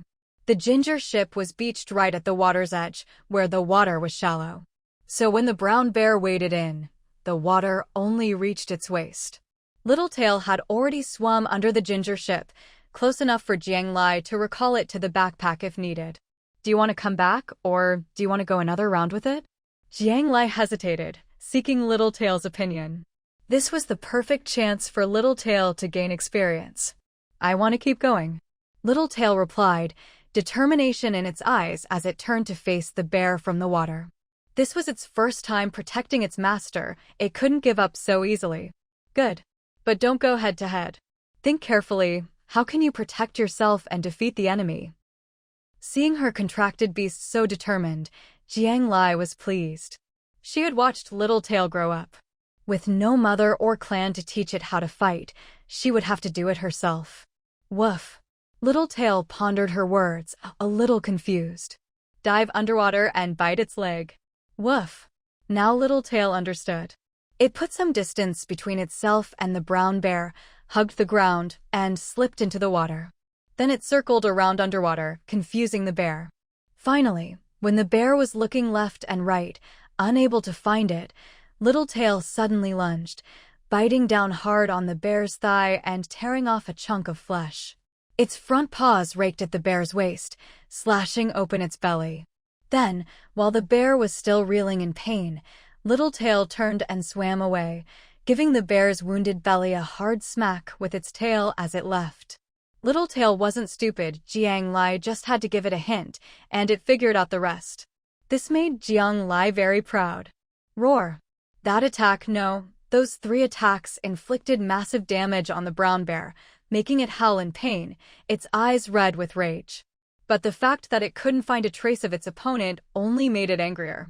And while it was raging, Littletail launched another round of attacks. Another vicious bite, another savage slash, another hard smack. This time, the bear's belly was torn wide open, its intestines nearly spilling out. Now the brown bear realized that in the water, it could only stand there and take the hits, it had to get back to land. But by the time it tried to retreat, it was already too late. Littletail, don't let it get away. Strike while it's weak, finish it off. Standing on the deck, Jiang Lai watched the battle unfold, giving Littletail real-time instructions. Of course, Littletail understood Jiang Lai's meaning. Before the brown bear could make it ashore, it launched 2 more lightning-fast attacks, finishing off the already wounded beast. The moment the brown bear fell, it instantly turned into a flash of white light. At the same time, a golden treasure chest and 50 portions of bear meat appeared in Jiang Lai's backpack. Wow, such generous rewards this time. Jiang Lai knew that if you killed a sea beast in the water, the rewards would go straight into your backpack. But she hadn't expected that when her contract beast killed a sea beast, the rewards would also go directly to her as the owner. And this brown bear actually dropped a golden treasure chest. But Jiang Lai didn't have time to open the chest right now. She quickly recalled Littletail into her backpack, then released it again onto the deck in front of her. That must have hurt, huh? Jiang Lai crouched down, took out a sea crystal, and fed Littletail the essence inside. It hurts. Littletail nibbled on the sea essence while whining to Jiang Lai, acting nothing like the brave creature that had just taken down a brown bear solo. Jiang Lai stroked its head, comforting it gently. Once she saw that the wounds had stopped bleeding, she put both Littletail and Little Sponge back into the pet backpack. The environment inside the backpack was much better suited for them to rest and recover. Thank you, Jiang Lai. Only after Jiang Lai finished all this did Lin Yuxiang come over, thanking her with utmost sincerity. Thank me for what? I brought you up here, of course I'll make sure you get back safely. Jiang Lai waved it off. Saving Teacher Lin was just something she did in passing. Besides, Teacher Lin was a highly valuable partner. There was no way Jiang Lai would let anything happen to her. You've helped me so much, and now you've saved my life again. I don't know how to repay you. I know you don't lack anything and you're amazing, but I still want to say, from now on, my life is yours. Maybe it's just how academics are, serious about everything. Jiang Lai had to repeatedly tell her not to take it so seriously before persuading Teacher Lin to sit down and rest. What would she do with someone's life? All Jiang Lai wanted was for Teacher Lin to keep growing vegetables. There were still several hours left before the 24-hour period ended. But both Jiang Lai and Lin Yuxiang were physically and mentally exhausted, so they decided to head back early. The raft sailed back onto the sea, and the two began to tally up their harvest. They had collected a total of 100 crates of soil, 50 for Lin Yuxiang, 50 for Jiang Lai. They also caught a few wild chickens and rabbits, which Jiang Lai planned to give to Teacher Lin. Only Teacher Lin could take care of them properly and help ensure a sustainable food supply. They each picked plenty of delicious wild fruits. But the biggest gain was the purple leaf herb. Not only could it be used to make a lot of pain relief powder, but if you were extravagant and used it fresh, the effect was even better. Each of them picked over 100 plants. Jiang Lai gave 50 to teacher Lin, asking her to help make them into pain relief powder. With 1 bottle per leaf, 50 plants could make 250 bottles of powder. Jiang Lai kept the remaining 50 for emergencies, to use herself or give to close friends in critical moments. With these purple leaf herbs, as long as Jiang Lai wasn't killed instantly, she could always be saved. Looking at the 50 or so purple leaf herbs in her backpack, Jiang Lai felt a huge sense of security. And that wasn't all. By killing the brown bear, Jiang Lai had also gained a golden treasure chest and 50 portions of bear meat. This trip to the island had been a huge success. Jiang Lai remembered she still had 1 last island token in her backpack. She'd have to make good use of it. Every island was different. Who knew what kind of place she'd end up next time? Jiang Lai was already looking forward to the solid ground beneath her feet every so often. She took out 10 portions of bear meat for teacher Lin, hoping to improve her diet. But Lin Yuxiang refused no matter what. After some back and forth, she finally accepted only 5 portions. Once the warship returned to the open sea, Jiang Lai transformed it back into a raft. Lin Yuxiang brought out her own raft, then went to harvest all the vegetables that were ready and gave Jiang Lai a batch. The haul covered a large area on Jiang Lai's raft. Jiang Lai sorted the potatoes, sweet potatoes, greens, and other vegetables into specially made wooden crates and packed them into her backpack, over a dozen crates in total. "I'll send you fruit when it's ready. And if I manage to cultivate the purple leaf herb, I'll let you know right away." Lin Yuxiang returned to her raft and said goodbye to Jiang Lai. Jiang Lai waved with a smile, saying she'd wait for the good news. She felt truly grateful to have found such a great partner in this game. Back to drifting alone on the sea, Jiang Lai sat on her little stool and began her daily routine, fishing for treasure chests. As she fished, she took out the golden treasure chest and opened it. When Jiang Lai saw what was inside, her expression grew complicated. Another nation-building token. It was a great item, but she didn't need it. No matter how good it was, it felt useless to her. Oh well, she'd just hold on to it for now and see if anyone would offer a good price in the future. Jiang Lai put the item back into her backpack with a sigh. Luckily, the 4 treasure chests she fished up herself this time contained some good stuff, which helped lift her spirits. In addition to the usual upgrade materials and food, one of the chests contained a full set of cartilage armor. Jiang Lai had already learned from the chat channel that while cartilage armor was rare, a few people had managed to get it. As the only known defensive equipment in the game so far, it was basically never seen on the trading platform. Every player who got defensive gear would equip it themselves first. If they were lucky enough to get an extra set, they'd trade it to close friends or family. Jiang Lai had always wanted to get a set for her sister, but couldn't buy one no matter how many resources she offered. Now, she'd finally gotten another set, and a smile appeared on her face. She immediately traded the cartilage armor to Jiang Ning. Jiang Ning was often joining sea beast battles to find a cub for Shuangxi, which was very dangerous. Although Jiang Lai trusted her sister's combat skills, having this armor would give her extra peace of mind. After thinking it over, Jiang Lai also sent her 2 purple leaf herbs. She told Jiang Ning what they were, reminded her to use them only to save her life, and not to tell anyone else. This purple leaf herb might become widely known in the future, but the later that happens, the better. Something this valuable is bound to attract trouble. Jiang Lai understood this all too well. When Jiang Ning received these things, she was completely stunned. She knew exactly how precious something that could directly save your life was, and immediately agreed to keep it secret. In fact, even if Jiang Lai hadn't told her to, Jiang Ning would have kept it secret for the sake of her own and her sister's safety. She wouldn't have been willing to take it out lightly anyway. How's the search for the young beasts going? Jiang Lai knew that her sister had been busy with Shuangxi's situation lately, even taking a lot of risks. No news yet. It all comes down to luck. Jiang Ning let out a long sigh. It wasn't just her, every player with children was desperately searching for young beasts right now. Jiang Lai took note of this and decided to put in some effort herself in the coming days. Little Sponge had been with her for a long time now, and if there were other options, Jiang Lai was reluctant to give it away. After chatting with her sister for a while, Jiang Lai started fiddling with her vegetables. She took a bit of each kind, added some wild fruits and a portion of bear meat, and packed several vegetable bundles. In this game, fruits and vegetables were still rare and precious, and freshly picked ones like these were unheard of.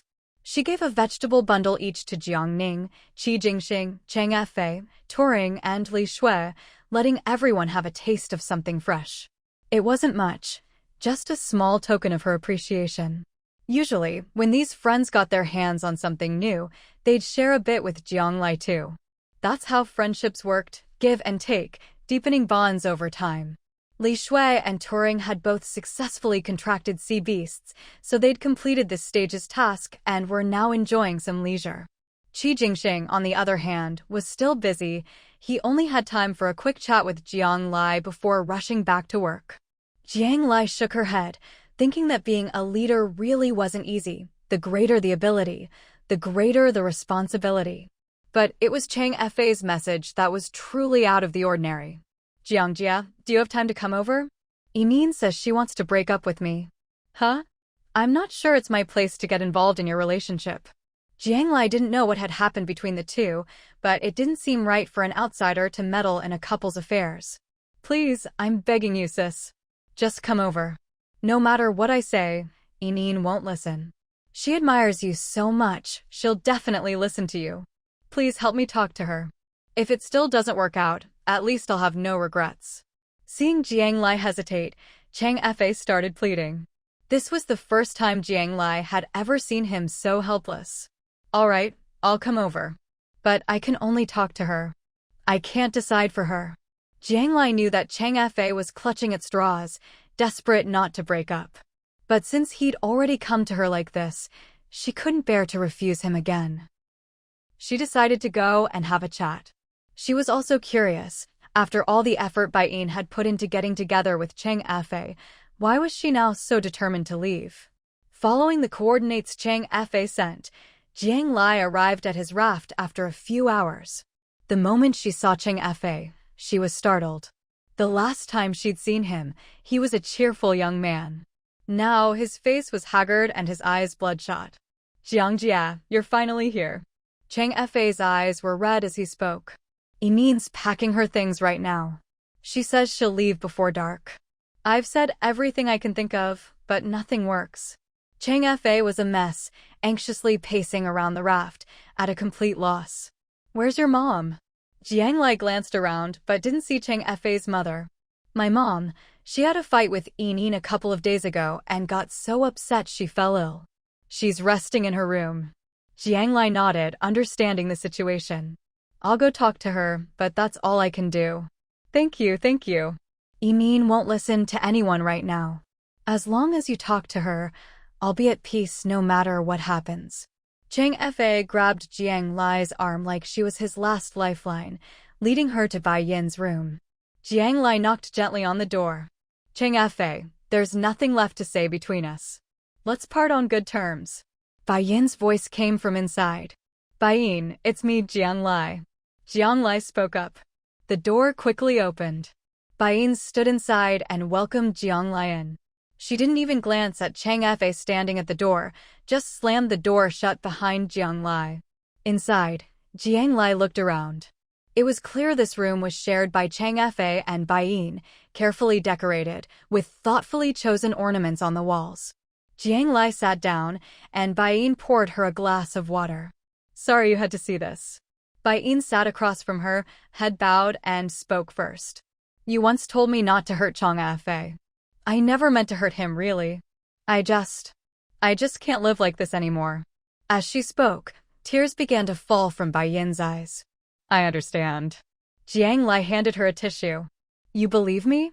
Bai Yin looked up at Jiang Lai through her tears. She knew that when Jiang Lai first met her, she'd seen right through her. Back then, she hadn't been proud of herself. Lately, she'd idolized Jiang Lai, but the more she admired her, the more she feared being misunderstood.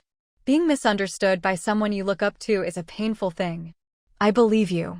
If you hadn't truly wanted to build a life with him, you wouldn't have put so much effort into decorating this room. If you weren't sincere, after all this time together, Chang Fei wouldn't be so reluctant to let you go. Chang Fei might be a hopeless romantic, but he wasn't stupid. Maybe he'd been naive when they first met online, but after living together for so long, it was impossible not to see through any pretense. Besides, with Chang Fei's luck and his circle of friends, one the leader of the Tianhe Alliance, another the highest-level player, if Bai Yin were really after something, clinging to him would have been her best bet. Chang Fei was about the same age and looks as Bai Yin, and truly loved her. If she left him, she probably wouldn't find a better choice in the entire Zone 68. Bai Yin was a smart person. If life hadn't become truly unbearable, Jiang Lai believed she wouldn't have made this decision. Bai Yin never expected that Jiang Lai would trust her, would even understand her. Her tears, which she had managed to hold back, now began to flow again. I know that my reason for coming to rely on him wasn't exactly honorable, so all this time I've been keeping my head down, trying to make myself small. I worked hard to please Chang Fei, so hard that our relationship became completely unequal. I took on all the housework, tiptoed around his mother, but no matter what I did, she was never satisfied with me. I endured it day after day, but when I thought about living like this for the rest of my life, I felt so much pain. It felt like there was no difference between being alive and being dead. Bai Yin didn't have many friends in the game, and she had never told anyone these things. When she first entered the game, her goal was simple: to survive. Back then, she thought she'd do anything as long as she could keep living. But now she felt she had changed. These days, she spent her time in the fan club, following Jiang Lai's every achievement, discussing every one of her qualities. But the more they talked, the more Bai Yin realized just how remarkable Jiang Lai was. As a fellow woman, Jiang Lai had never relied on anyone. She earned her honors through her own efforts, surpassing countless men. Even the male players genuinely admired Jiang Lai. They admired her for who she was, not as someone's accessory, not as a woman attached to a man. Just like Bai Yin herself. Even though she now lived a comfortable life, anyone who looked closely would see she was just a parasitic flower kept by Chang Fei. Without him, she was nothing. Outside, she got no respect. And on this raft, there wasn't a single place where Bai Yin could truly feel at ease. All of this, maybe it was what she once dreamed of, but now it only brought her pain. Jiang Lai wasn't surprised by what Bai Yin said. From the moment she saw Bai Yin board the raft, she had guessed what Bai Yin would have to face. But what Jiang Lai hadn't expected was that Bai Yin would leave for this reason. To give up a life of comfort and leave on her own. So, what are you planning to do next? Jiang Lai asked. Things weren't like before. Now, sea beasts were everywhere. Without the ability to protect herself, leaving recklessly was no different from seeking death. Aren't you going to try to persuade me to make up with Chang Fei? Bai Yin knew why Chang Fei had called Jiang Lai over, so she was surprised by Jiang Lai's words. Jiang Lai shook her head. I don't interfere with other people's choices or their lives. As long as you've really thought it through. These days, Chang Fei hasn't taken any of the supplies I fished up for myself, so my own raft is already level 5. In the fan club, I've met some people and tried running some small businesses. It's gone pretty well. I've also been working out. My stamina hasn't improved much yet, but as long as I'm careful, I can survive alone on the sea. Bai Yin quietly shared her plans with Jiang Lai. They weren't perfect, but it was clear she was ready to face whatever difficulties might come. Jiang Lai, I really want to be like you. Even if I can't do it as well as you, I want to live upright and self-reliant on this sea. At first, Bai Yin had felt a bit jealous of Jiang Lai's excellence. But now, Jiang Lai was like a ray of light, illuminating her path forward. And it wasn't just Bai Yin. Many women in the fan club saw Jiang Lai as a role model and became braver and stronger because of her. That's the true power of an idol. Jiang Lai hadn't realized how much she influenced others. In that moment, she suddenly felt her previous attitude toward idol worship had been too shallow. If the light she gave off, even unintentionally, could illuminate the path for others, then that was the most meaningful thing of all. If you ever need help in the future, you can come to me. For girls who wanted to start living independently and with strength, Jiang Lai was willing to offer whatever help she could. Compared to the old Baiyin, Jiang Lai much preferred this version, full of courage and hope for the future, with bright, shining eyes. Outside, Chang Fei was anxiously pacing back and forth. The voices inside were too quiet for him to hear. He knew about the conflict between his mother and Baiyin, and had tried to resolve it, but Baiyin had still suffered a lot. Chang Fei knew all this. But he had promised Baiyin that he would never let her be wronged again. He really liked her, he didn't want to break up like this. He waited for a long time. Finally, the door opened. Baiyin walked out. Chang Fei glanced into the room and saw that all of Baiyin's things were gone. His heart instantly turned cold. Chang Fei, thank you for everything these past days. You've taken good care of me. If I ever have the chance, I'll try to repay you. Baiyin had already wiped away her tears inside. Now her expression was distant and calm, nothing like when she used to quarrel with Chang Fei or feel aggrieved. But the calmer she was, the more frightened Chang Fei became. In, believe me, I promise I'll never. Chang Fei hurried to explain. Chang Fei. Baiyin cut him off. Last night, you yelled at me, saying your mom got sick because of me. But do you really believe she did? In, my mom's always had a weak heart. If she gets too upset, she doesn't feel well. But I don't blame you. I know you didn't mean it. It's my fault for not handling things between you two. Chang Fei apologized, knowing that his outburst last night must have scared her. But Chang Fei, did you forget? In the game, people can't get sick. Baiyin gave a bitter smile and took out her raft. Chang Fei was stunned by her words. That's right, in the game, people don't get sick. Anyone who was sick before was cured when they entered the game. How could his mother have a heart attack? His mother had lied to him. And Baiyin had been wronged again. Chang Fei clutched his head in pain. He had handled this relationship so badly, no wonder Baiyin insisted on leaving. I don't blame you or your mother. I know that because my intentions were too obvious from the start. Your mother never liked me. I looked down on myself, so it's only natural that I didn't get anyone's respect. I used to think respect was worthless, but now I realize I'll have to rely on this worthless thing for the rest of my life. So, let's break up. Please, just give me a chance to live with dignity for once in my life. Baiyin spoke calmly, not waiting for Chang Fei's response. She got off the raft and returned to her own. Chang Fei's residence was already at level 6. Compared to his, Baiyin's raft was smaller and much simpler. Inin. Chang Fei took a step forward, wanting to catch up to her, but he didn't know what to say. What could he possibly say at this point? Jiang Lai only came out of the room after the two had finished talking. Seeing Chang Fei's hesitant and reluctant expression, she gently tugged his arm. Chang Fei stopped where he was, watching Baiyin leave. If you ever run into trouble, message me anytime. He waved his hand, but on the other raft, Baiyin didn't look back.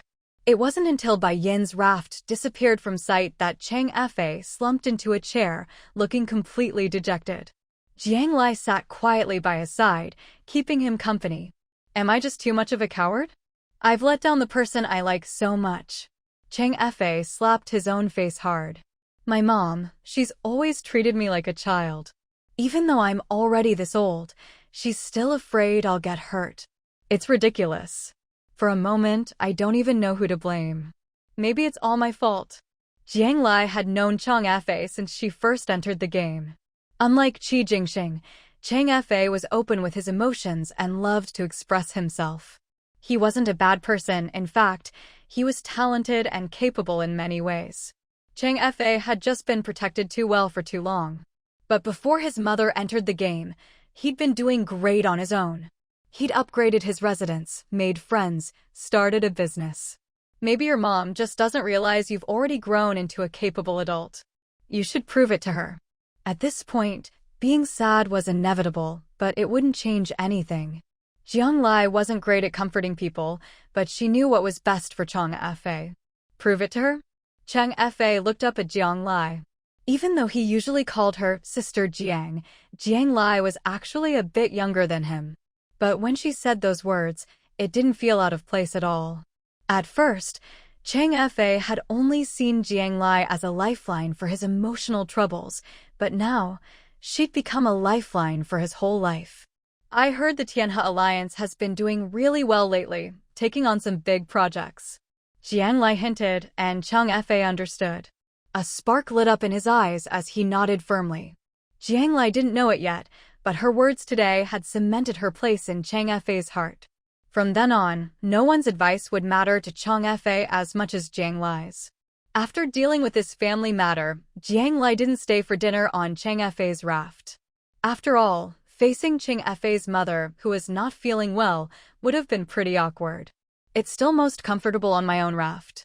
Jiang Lai lay back in her rocking chair, watching the sunset, feeling that everything was just perfect. As long as you're strong enough, even alone on the sea, you can feel completely safe and not at all lonely. The next few days passed just as peacefully for Jiang Lai. What made her even happier was that Haibao had returned. How did it go? Did your family get the sea marrow? As soon as she saw Haibao climb onto the raft, Jiang Lai couldn't wait for it to catch its breath before asking. We got it. Thanks to my timely message, we were the first of the sea clans to arrive and scooped up all the leftover sea marrow that others hadn't managed to grab. Haibao was so happy talking about it that it patted its belly, then excitedly told Jiang Lai what had happened that day.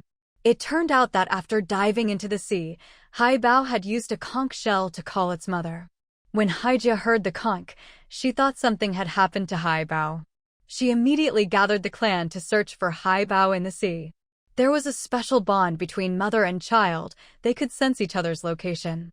Before Haibao even made it home, Haijia and the clan had already found it. Haibao quickly told them about the sea marrow, and everyone was shocked. Without hesitation, they followed Haibao to where the sea marrow was. They moved quickly.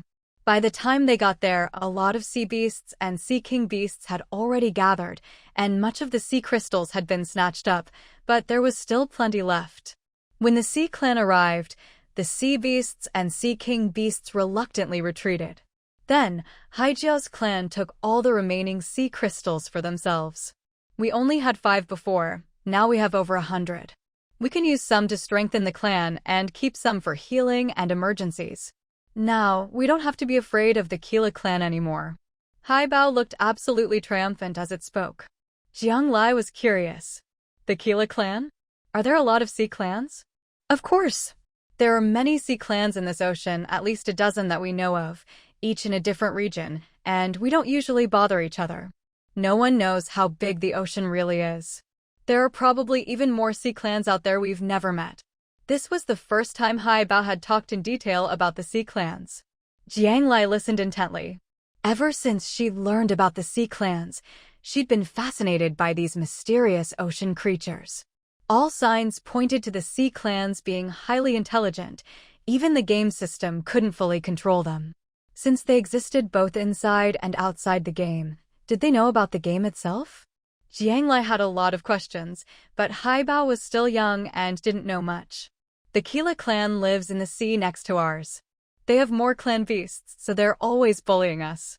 My mom said that a few years ago we fought them, but we lost. Both sides lost a lot of clan beasts, so things quieted down. That's when we used up almost all our sea marrow. But lately, the Keela clan has started coming to our waters again to catch sea beasts. It's so annoying. It was clear that Haibao really disliked the Keela clan. But if the Keela clan finds out you have so many sea crystals, won't they try to steal them? Jiang Lai was a little worried. It's fine. With so much sea marrow, our elders will get even stronger. And with so much left for emergencies, we're not afraid of them at all. Just thinking about those hundreds of sea marrow made Haibao incredibly happy. What made it even happier was that, as a reward, the clan didn't make it turn in the ones it had dug up before. Dozens of sea marrow, all for itself. Haibao was so happy it could barely sleep, eating several pieces a day. It was thanks to the sea marrow that Haibao had grown a lot bigger over the past few days, and its combat power had also increased. For creatures of the sea, this sea marrow was truly the most precious treasure. Jiang Lai had already noticed the change in Haibao's size and knew it was because it had eaten the sea marrow. She was happy for it. The bodies of the sea clans were definitely stronger than ordinary sea beasts. Even if the little guy was greedy and ate a few more pieces, it probably wouldn't have any negative effects. My mom also said that our whole family is grateful to you for what happened this time. If you hadn't taken me there and let me tell my family about it, by the time we heard about the sea marrow, the Keela family would have already snatched it all away.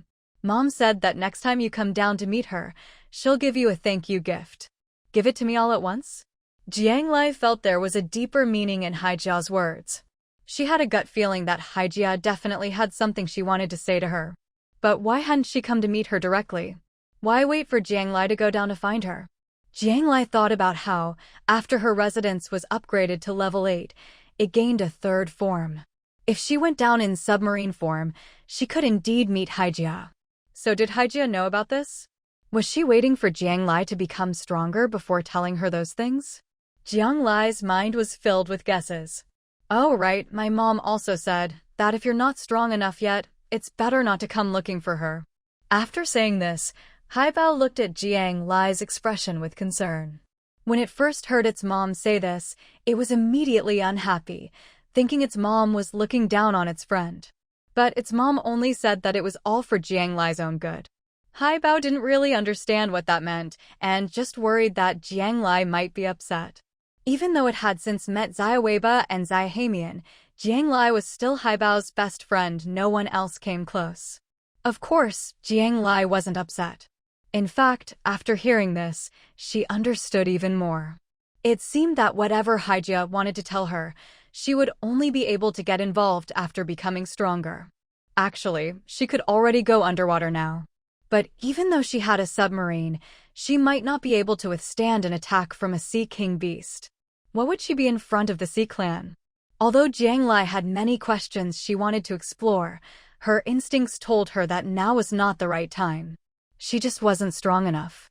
A mysterious game, a mysterious ocean. She could barely handle a Sea King beast, let alone the many sea clans lurking in the depths. This vast ocean was still far too dangerous for her at this point. She needed to wait until she became stronger, much stronger. Lost in thought, Jiang Lai snapped back to reality to find Xiahamian and Xiahweiba staring at her eagerly. She'd been talking with Haibao for quite a while, and the two were already impatient to go play in the sea with Haibao. Haibao just came up from the sea and hasn't spent much time on the raft yet. Who knows if it even wants to go back down and play with you guys? Jiang Lai said with a laugh. I want to. I do. Seeing that Jiang Lai wasn't angry, Haibao relaxed completely. It didn't want to think about anything else, just to play with its friends. Since Haibao was so eager, Jiang Lai didn't say anything more and let them go. She only reminded them to be careful and to let her know immediately if there was any danger. As she said this, Jiang Lai felt like a nagging old mother. Whether it was Haibao or Xiahweiba, both had eaten a lot of sea marrow these past few days and had grown a lot bigger. There wasn't enough space for them to play on the raft anymore. They could only go into the sea. One was a member of the Sea Clan, the other a Sea King beast. In the ocean, they were relatively safe, so Jiang Lai wasn't worried. As for Xiahamian, Jiang Lai was even less concerned. That little guy had its own ways of staying safe in the sea. No matter who else got hurt, it would never let itself get hurt. The three little ones played in the sea for quite a while. Because Haibao was visiting, Jiang Lai didn't limit their playtime. But after a long time, Jiang Lai started to wonder what exactly the little ones were up to in the sea. Curiosity piqued, Jiang Lai transformed the raft into a submarine and dove into the water to find them.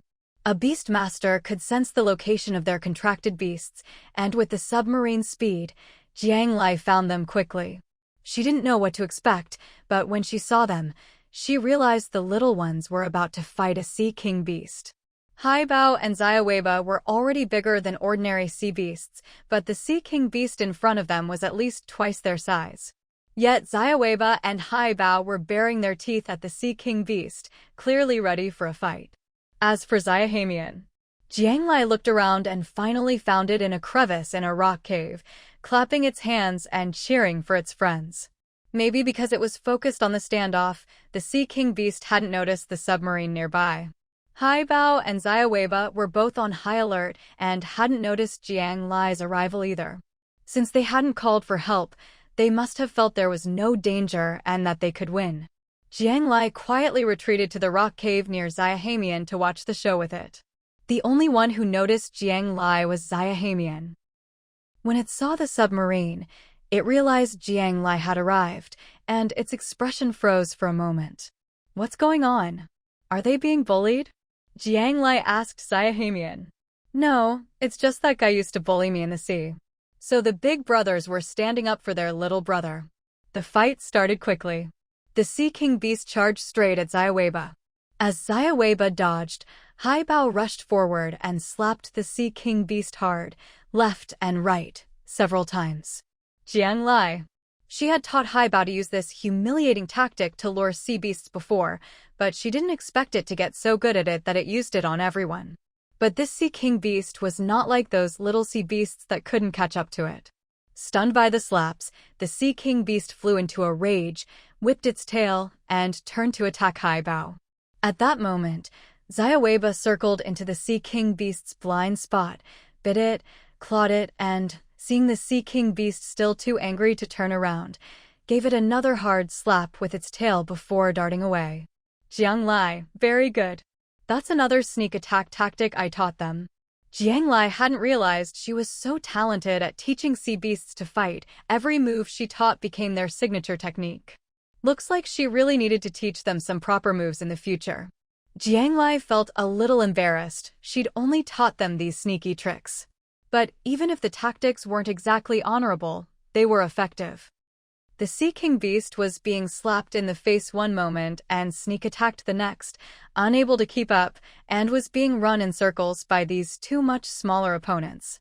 Haibao and Jiang Lai didn't see each other often, but most of the time, Haibao was by her side. She'd heard from Haibao before that there were uncles in the clan who specifically taught them how to hunt and various combat skills. So Jiang Lai wasn't surprised at all by Haibao's improvement in fighting skills. But Littletail, the last time it fought that brown bear on the island, still seemed a bit clueless. Now, not only was it much more agile, but it had also gotten a lot craftier. Littletail is improving so fast, Jiang Lai remarked with emotion. Of course. It's been working really hard these days. Every day, it drags me around looking for all kinds of sea beasts to spar with. Now, none of the ordinary sea beasts can beat it. All the sea beasts in this area swim away when they see it coming, Little Sponge said proudly to Jiang Lai. You have to know, back when it was in the sea, anyone could bully it. Who would have thought that after finding a big brother, it could swim around the sea like a boss? This was the first time Jiang Lai had heard about all this. No wonder they never seemed to get enough time in the sea, and when they occasionally came back, they'd have wounds on them and get scolded by her. She never realized. Jiang Lai felt a pang of heartache. By now, the fight was almost over. Under the combined assault of Haibao and Littletail, the Sea King beast was already covered in blood. Seeing that the Sea King beast was no longer attacking and even started making pleading noises. Stop, stop, I surrender. Hearing the signal for mercy, Littletail stopped. During this period, when it went into the sea to spar with other sea beasts, it almost never took their lives. Jiang Lai fed it enough fish every day, so it didn't need to hunt for itself. Littletail beamed with joy, ending the fight and swimming over to Jiang Lai's submarine. During the fight, Littletail had already sensed that its master was nearby, which was why it performed even more energetically. Haibao also breathed a sigh of relief. This was the first time it had ever managed to defeat a Sea King beast. But just as the two little ones were basking in their joy, something unexpected happened. The severely wounded Sea King beast suddenly flashed a vicious look in its eyes and lunged at Littletail's back. Watch out! Jiang Lai could only watch as the Sea King beast bit down hard on Littletail. Its sharp teeth sank deep into Littletail's body.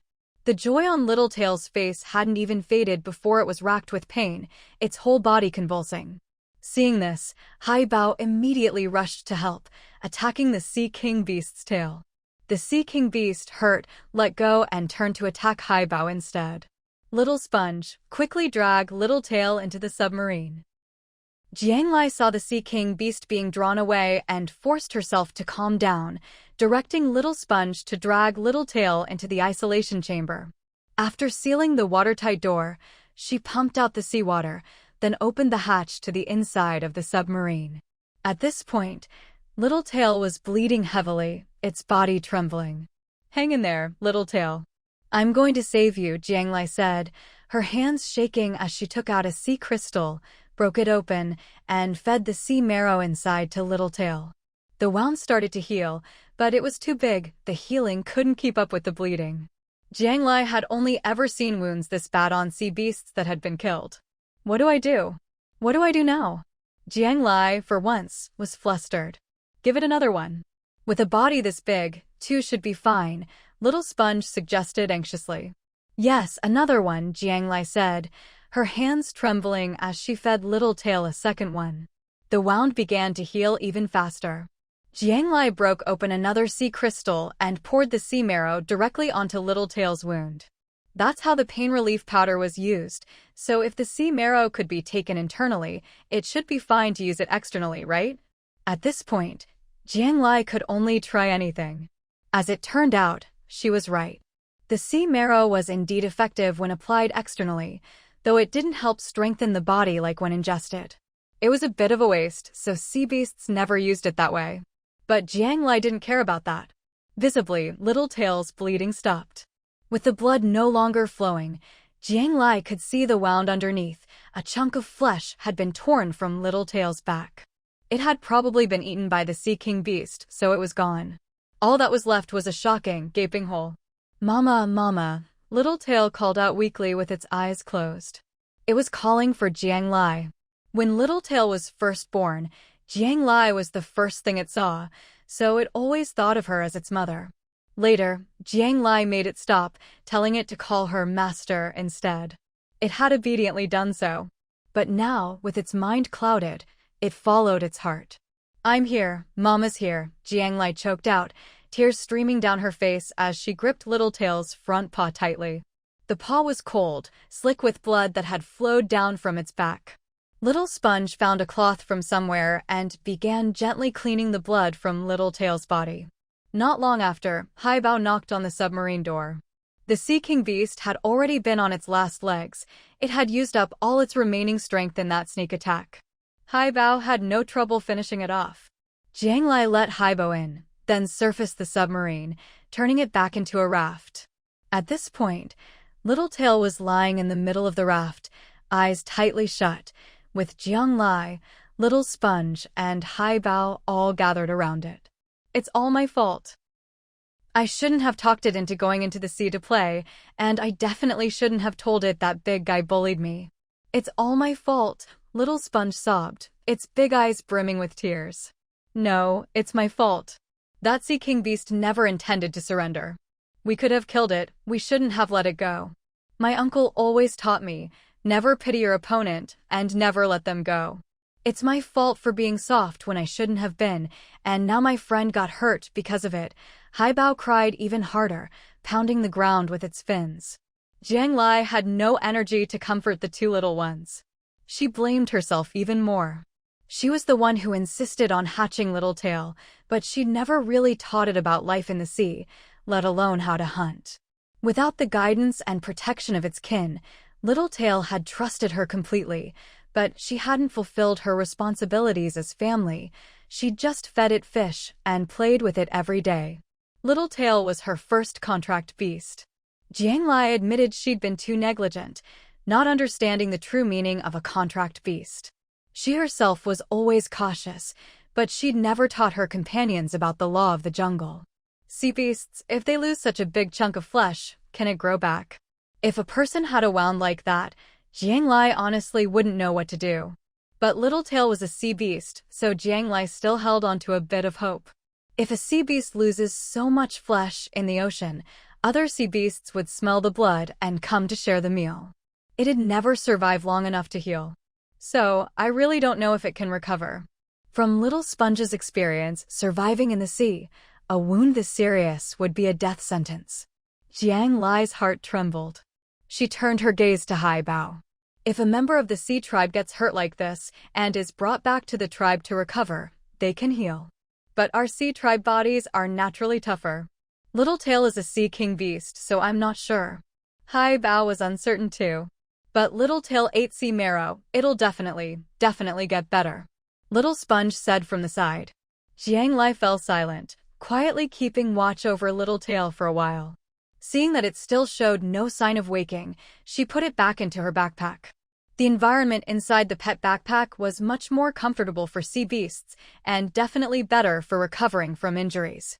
Haibao went home, determined to study hard with his uncles and elders, never to slack off again, so he could become stronger and protect all his friends. Little Sponge was also in low spirits. Usually, it hated going into the pet backpack, but today, it asked to go in on its own. Jiang Lai sat alone on the raft, scrolling through forum posts. She was searching for advice on raising sea beasts. Recently, as players had started capturing sea beasts on a large scale, selling live sea beasts had become a full-blown industry. Most sea beasts were caught with various wounds. To fetch a better price, sellers would heal the beasts before putting them up for sale. Because of this, Jiang Lai actually found quite a bit of information about raising sea beasts on the forums. But no matter how much she read, she didn't see any injuries as severe as Littletail's. What did cheer her up, though, was that most players raising sea beasts said they had strong regenerative abilities. Minor wounds would heal on their own in a day or two. Jiang Lai decided to ask Qi Jingxing. After all, he was the top player in the sea beast trade. Qi Jingxing replied that for ordinary sea beasts, minor wounds could be ignored, and even major wounds were often left alone. But if the beast was rare and could fetch a high price, and it was seriously injured, they would sprinkle pain-relieving powder on the wounds. This powder worked on both humans and sea beasts. Inspired, Jiang Lai skipped the powder and instead crushed a stalk of purple leaf herb, applying it directly to Littletail's wound. Whatever method she could try, she would. Why are you asking about this? Did your contract beast get hurt? Qi Jingxing asked. Yeah, it's badly hurt, Jiang Lai replied. If it's really too serious and you can't save it, I'll give you a better one, Qi Jingxing offered kindly. The Tianhe Alliance had caught plenty of sea beasts, and the best ones were still in his hands, unsold. Later, those would be distributed to Tianhe Alliance players based on contribution points. Keep the good stuff within the group. The harder everyone worked, the stronger the alliance became. That was Qi Jingxing's philosophy. Jiang Lai didn't say much more. She wasn't lacking in rare sea beasts.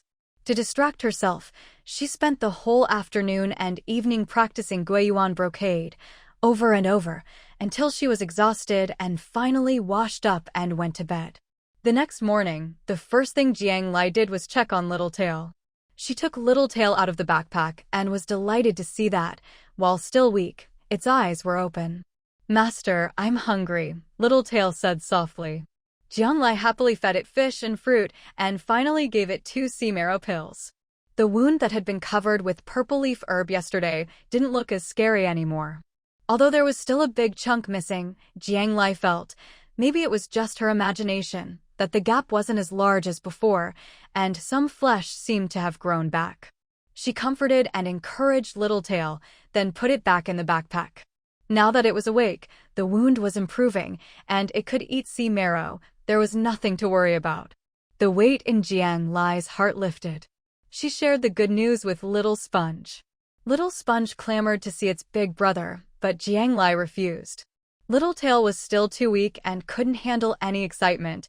Little Sponge was just too noisy. Feeling relieved, Jiang Lai started fishing for treasure chests while organizing her backpack.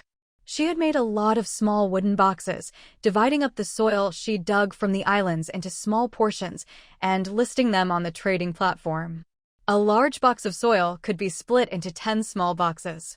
Jiang Lai had 50 large boxes in total. She put 10 up for sale, making 100 small boxes. She wanted to trade all the soil for upgrade materials: bronze, iron nails, silver, flint. All of these were needed to upgrade her residence to level 9. She also needed sea marrow, but she figured no players had any, so she didn't bother listing it. Yesterday, when the Sea King Beast attacked Littletail in the ocean, Jiang Lai had been helpless. Not only could she not save Littletail, but if she'd faced the Sea King Beast alone, she might have been a liability. If Haibao hadn't been there yesterday, Jiang Lai might have had to watch Littletail die before her eyes. Thinking back on that helpless moment, she felt stifled. The higher she leveled up, the more she realized how small she was, and the more urgent it felt to get stronger. But with every upgrade, she encountered even scarier things, and it never felt like enough, a never-ending cycle. It wasn't the first time Jiang Lai had felt this way. The food chain in this game world had endless layers, and it seemed impossible to ever reach the top. But there was nothing she could do. She could only keep climbing, step by step. Once Jiang Lai posted the soil for sale, it was snapped up almost immediately, even though the price wasn't cheap. Out on the vast sea, people's desire for soil was beyond imagination. With soil, you could plant things, and growing plants meant hope, endless hope. Jiang Lai didn't set any purchase limits, thinking that since her price was so high, no one would buy too much at once. But to her surprise, someone did buy a lot in one go, and it wasn't just anyone, but her old acquaintances. The biggest buyer was Qi Jingxing, who bought 50 portions in one go. No doubt, it was for the Tianhe Alliance's supplies. Thinking about it, it makes sense. Whether it's soil or a steady supply of vegetables, both are extremely valuable to any alliance. The second biggest buyer was Censhi, who bought 30 portions. Censhi knows how to grow vegetables? Jiang Lai was skeptical, but as long as she got her supplies, she didn't care if people bought the soil to actually plant vegetables or just to play with it like clay. Just like that, 80 portions were sold in one go. In less than 5 minutes, all 100 portions of Jiang Lai's soil were completely sold out. Many players had just seen the soil listed for sale, but by the time they clicked in, it was already gone. They flooded the chat channel to complain to Jiang Lai. After thinking it over, Jiang Lai split up another 10 large boxes of soil and put another 100 portions up on the trading platform. This time, she set a purchase limit. Each person could buy a maximum of 3 portions. 3 portions of soil were enough for one person to grow some vegetables for themselves. The soil sold out again, and Jiang Lai finally wrapped up her trading for the day. She couldn't help but laugh as she tallied up her earnings. A total of 200 portions of soil brought Jiang Lai 10,000 bronze, 20,000 iron nails, 3,000 silver, 200 flint stones. Adding that to what she already had in her backpack, she was now, without a doubt, filthy rich. Jiang Lai opened up the information for her Ginger House. Residence name: Ginger House. Residence level: level 9, upgradable.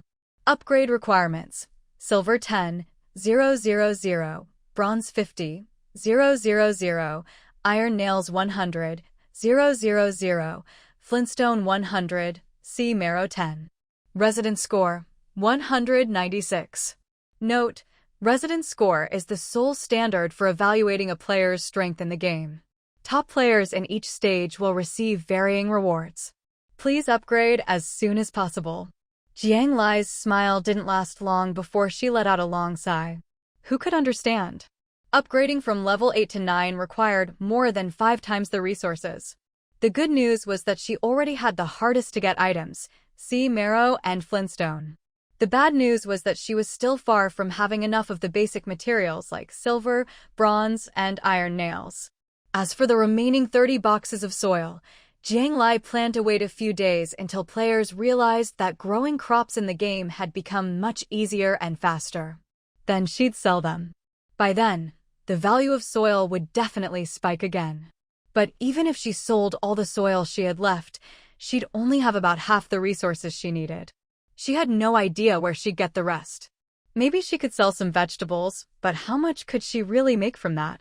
The most valuable thing she had was sea marrow, but that was useful for contract beasts and would be needed for future upgrades. Unless it was absolutely necessary, Jiang Lai was reluctant to part with it. Sitting alone in her rocking chair, Jiang Lai mulled over how she could get rich quickly. Just then, something big happened in the game. The raft belonging to the Tianhe Alliance had been attacked. Not by sea beasts, but by people. As the Tianhe Alliance grew stronger, the group developed together, and any player who saw a member of the Tianhe Alliance in-game would at least feel some goodwill, if not outright respect. It wasn't just because they were powerful.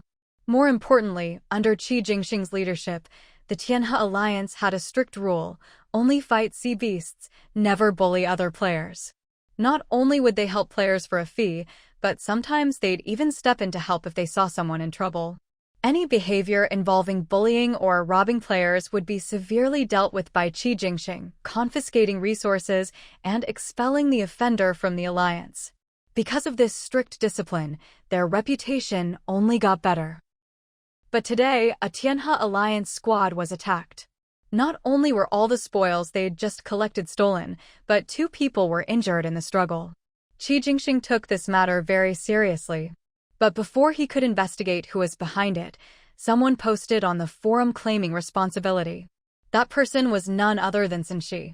The last time Censhi posted was when Jiang Lai had persuaded him to switch from being a Zone 32 player to a Zone 68 player.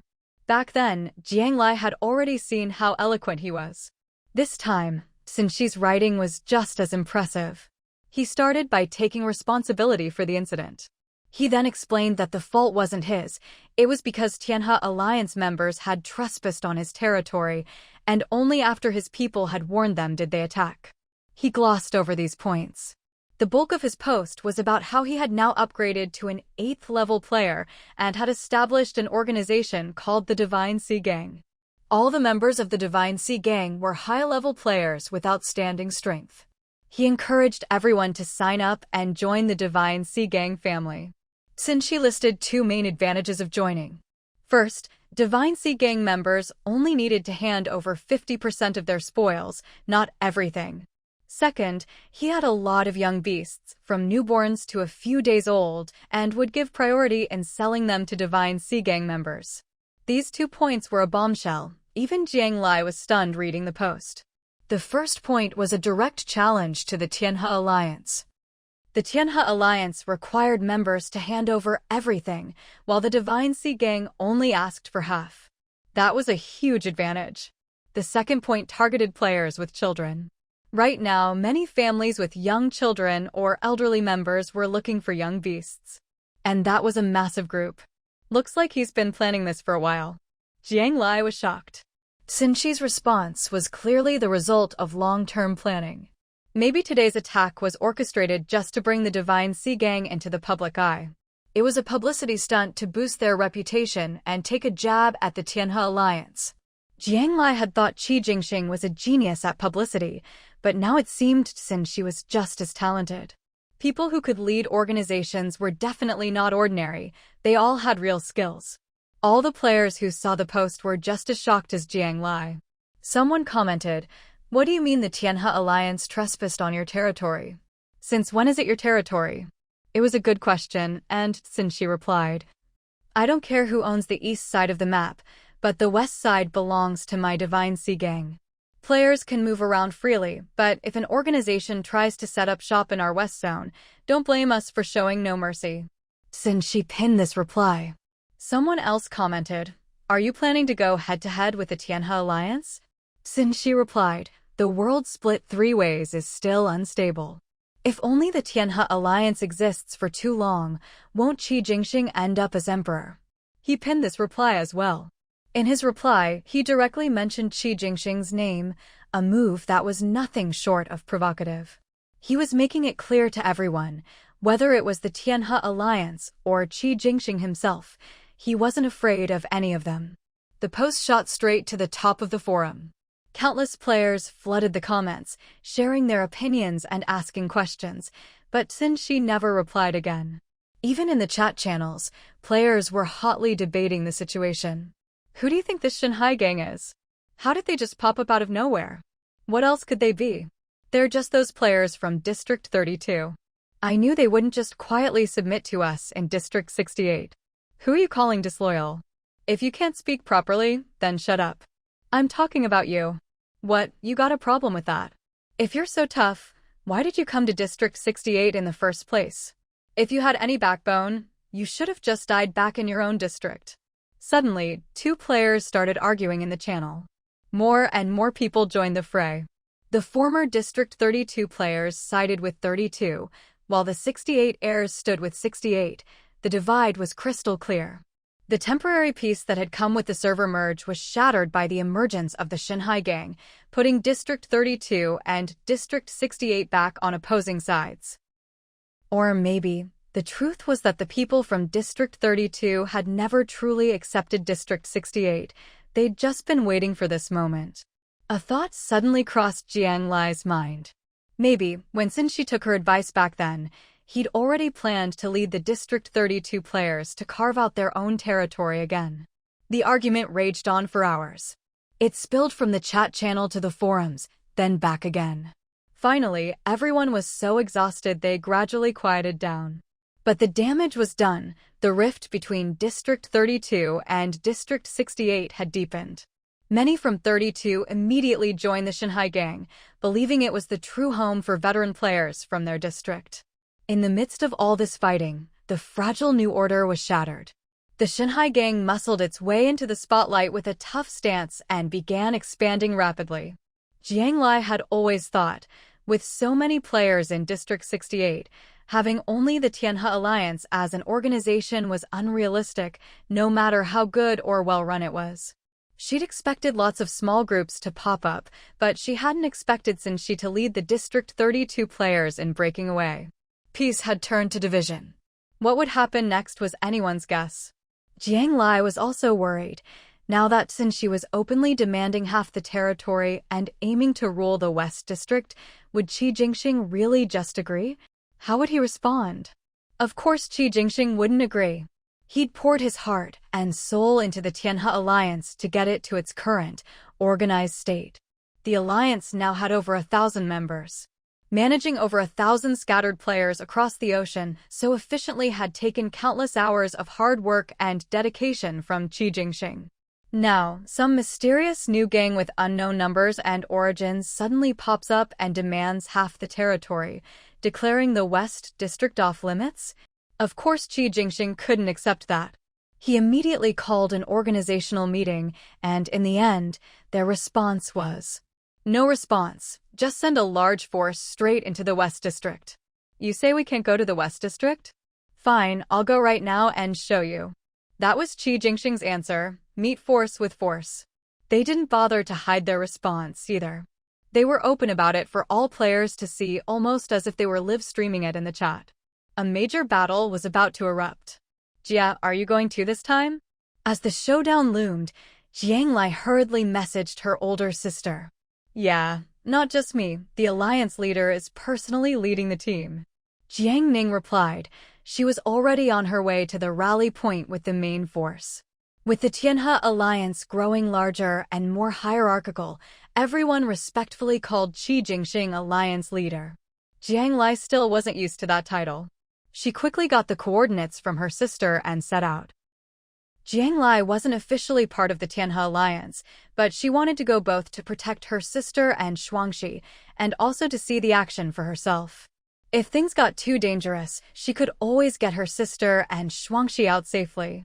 She had a feeling the confrontation would be spectacular. Jiang Lai was far from her sister's location. It took her over 3 hours just to reach Jiangning, and then she followed the alliance's routes toward the border between East and West districts. As she approached her sister's raft, she noticed it was flying a blue and white flag. That must be the Tianhe alliance's official banner. Jiang Lai boarded her sister's raft, and along the way, she saw more and more rafts flying the same flag, gradually converging and moving forward together. Jia, did Qi Jingxing tell you what you're going there for? Is it a fight? Jiang Lai asked, curious. Qi Jingxing wasn't a reckless person. Having everyone go over there must have some purpose beyond just making a statement to District 68's players. He didn't say. Jiangning shook her head. She was already a high-ranking member of the alliance, but not high enough to be in Qi Jingxing's inner circle, so she didn't know his exact intentions. If neither side backs down this time, things are going to get tough for everyone. Jiang Ning was worried about how things were unfolding. Jiang Lai could imagine it too. If these two big groups became mortal enemies, the fighting alone would drain most of District 68's elite players. How would they ever deal with the real crisis together after that? Once all the top players were gone, the regular players who just followed the crowd wouldn't last long either. "You don't seem worried," Jiang Ning observed, noticing Jiang Lai's calm expression. "There's always going to be conflict where there are people." Jiang Lai had seen this coming for a while. With so many people, in this kind of environment, expecting lasting peace was the real fantasy.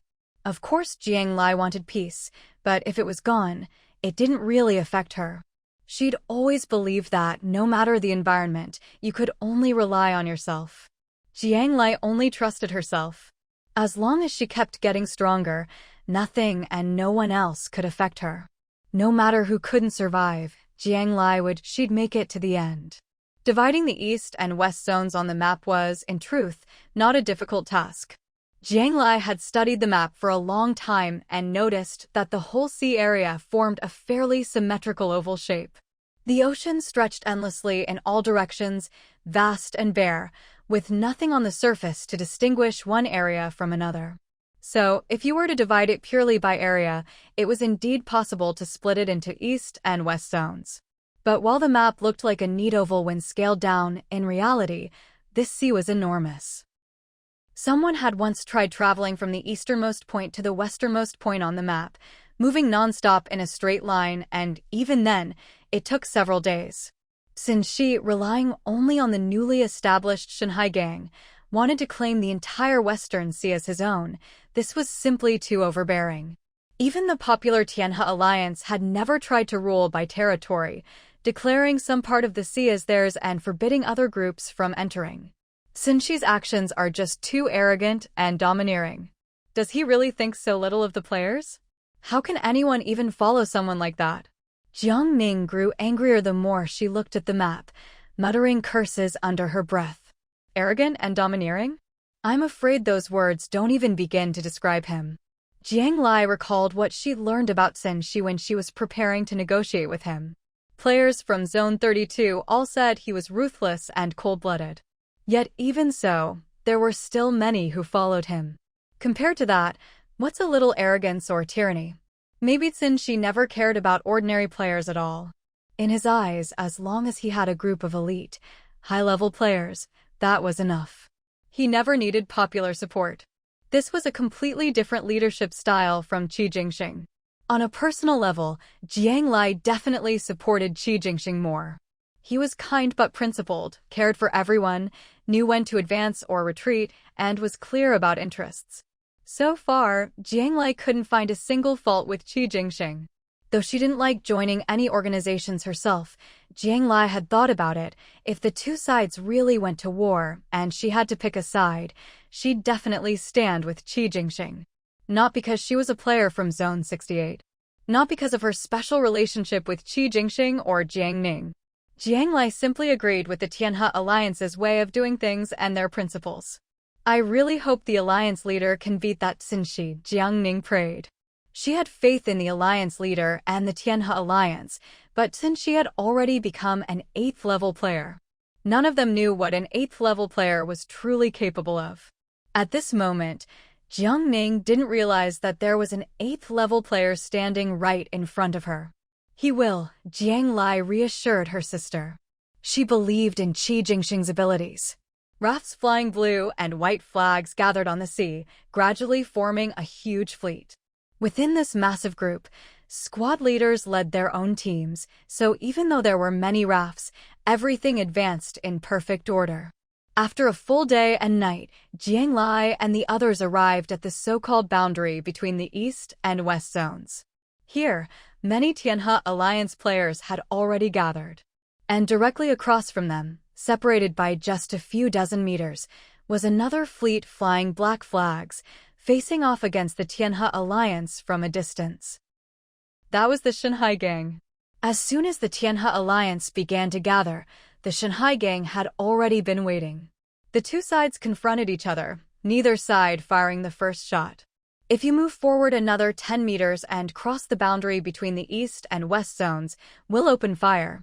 A booming voice shouted from the other side through a loudspeaker. Every Tianhe Alliance player heard it, but no one moved. Everyone waited quietly for Qi Jingxing's command. Jiang Lai was also waiting for Qi Jingxing to give the order. She wanted to see how he would handle this situation. But just as everyone was anxiously waiting, Jiang Lai suddenly received a video call from Qi Jingxing. "Why is he calling me at a time like this?" Jiang Lai was puzzled, but she answered the call anyway. On the screen, Qi Jingxing appeared to be in a conference room, and he was alone. "Jiang Lai, what's special about the level 8 residence compared to level 7? Qi Jingxing didn't ask if she had reached level 8, he seemed certain she knew the answer. "It has a submarine mode, but its defense is average and it has no attack power underwater," Jiang Lai replied succinctly. The two of them understood each other perfectly. "All right, got it." Qi Jingxing's expression relaxed a little, as if he had made up his mind about something. Seeing that Qi Jingxing was about to hang up, Jiang Lai spoke up. "I'm on my sister's raft right now. If you need me for anything, just let me know." With these words, Jiang Lai made her position clear. She was on Qi Jingxing's side. Even if she wasn't a member of the Tianhe Alliance, she was willing to help if needed. "Thank you," Qi Jingxing said sincerely. He and Jiang Lai were close, but precisely because of that, he knew she had always preferred to keep to herself and didn't like getting involved in messy affairs. For her to say this today, he was truly moved. After they hung up, Qi Jingxing quickly made his decision. He ordered all players to line up according to their level, with higher-level players at the front and lower-level players at the back. Meanwhile, Censhi sent out 5 other players with level 7 warships to join him as they advanced into the west zone. Jiang Lai noticed that while the Tianhe Alliance had many players, there weren't that many level 7 players. The Shanghai gang had fewer people, but their number of level 7 players already surpassed the Tianhe Alliance. Censhi's team had always been aggressive and ruthless, leveling up quickly, so this wasn't surprising.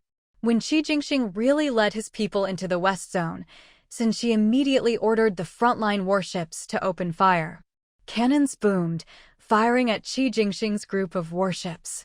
At that moment, the 5 Tianhe Alliance warships surrounded Qi Jingxing's ship. Suddenly, thick, curved iron plates rose up on their decks, forming a semicircle that shielded both themselves and Qi Jingxing's ship. The cannonballs struck the iron plates, sending up sparks and leaving huge dents, but the warships themselves were unharmed. Just then, a hole opened in the middle of the iron plates, and a cannon emerged, firing back at the Shanghai gang's position. The Shanghai gang had no such defensive equipment and could only dodge as quickly as possible. "Fire! Keep firing!" Censhi stood on the deck of his warship, shouting into a loudspeaker so loudly that even Jiang Lai, far behind, could hear him. At that moment, before Shanghai gang could even fire their cannons, the ironclad vanguard had already broken through and charged into their ranks. From the 5 warships on the perimeter, long, sharp spikes extended and viciously scraped against the ships and rafts of Shanghai gang. The distance was too close for cannon fire, but inside the iron barrel of the Tianhe Alliance, arrows were flying out one after another. Very quickly, Shanghai gang's formation was scattered by the vanguard, forcing them to dodge and retreat on their own. Just then, all the Tianhe Alliance players received the order to storm the western district. All the warships and rafts sprang into action, taking advantage of the chaos to scatter Shanghai gang's members even further. Groups of 3 to 5 would gang up on a single enemy, quickly seizing the initiative in the battle. With everyone tangled up in close combat, the cannons were rendered useless by the short range. Instead, everyone relied on archery for ranged attacks. When that wasn't enough, they simply leapt onto enemy rafts, engaging in fierce close-quarters combat with real blades and weapons. On Jiang Ning's raft, because Shuangxi was still there, she didn't leave her own vessel. She had Shuangxi stay inside the cabin, while Jiang Lai stood guard at the door with a bow, shooting at anyone who tried to board their raft amidst the chaos. Meanwhile, Jiang Ning herself stood at the door with a broadsword, ready to strike down anyone who dared attack. Qi Jingxing's orders were not to wipe out Shanhai Gang. Instead, they were to keep advancing westward, retaliating immediately against anyone who tried to block their way. In a sense, Qi Jingxing wasn't fighting a counterattack, but a defensive battle. Their only goal was to move west. As long as Shanhai Gang didn't stand in their way, there would be peace. But if anyone insisted on stopping them, they would pay in blood. No one wanted to see players fighting each other, but if they simply accepted being suppressed, the price they'd pay in the future would be far worse than today. Qi Jingxing's principle was, don't start trouble, but don't fear it either. If blood must be shed to protect their rights, then they would defend them to the death. And so, under Qi Jingxing's leadership, the Tianhe alliance kept advancing west. Shanhai Gang tried to entangle them, but being outnumbered, they were at a constant disadvantage. During this time, Censhi ordered her people to speed up and pull away to the west, preparing for a cannon attack. But before they could get far enough, Tianhe Alliance's cannons were already raining down on their rafts. With their superior numbers, Tianhe Alliance fired cannon after cannon, so densely it looked like fireworks, suppressing Shanhai Gang before they could even retaliate. After a long stalemate with casualties on both sides and Shanhai Gang falling further behind, Shanhai Gang suddenly retreated. Perhaps fearing pursuit, they scattered in all directions and quickly vanished from sight. No need to chase. Hold your positions and rest. Qi Jingxing didn't send anyone after them. His goal was never to wipe out Shanhai Gang, he was simply asserting sovereignty over the Western District. The Western District belongs to all players. We will defend its sovereignty. A new post suddenly appeared on the forums. With vivid language, it described Tianhe Alliance's overwhelming victory in the battle. There were also many pictures: the ironclad defenses of the Tianhe Alliance, the firework-like barrage of cannons, and images of Shanhai Gang fleeing in panic. It had to be said, Qi Jingxing knew how to work public opinion. In fact, he didn't even need to post himself. The Tianhe Alliance's publicity department handled it, professionally answering many players' questions in the comments. Players had been waiting for this showdown, and now that it had happened, they flooded the comments with support for the Tianhe Alliance. But soon after, Censhi posted another thread. The outcome is undecided. Only the last one standing is the winner. See you at midnight. There wasn't much detail, but everyone knew this was Censhi's challenge to the Tianhe Alliance. This battle was far from over. Jiang Lai stood at the door, looking at the nearby rafts. Many players had been injured in the fight, and Qi Jingxing was leading people in tallying up the casualties. He took out a large supply of pain relief powder and distributed it to everyone. When he passed by Jiang Ning's raft, Qi Jingxing exchanged a glance with Jiang Lai. His usually stern face broke into a brilliant smile, startling Jiang Lai. Do you have any extra pain relief powder? Can you sell me some?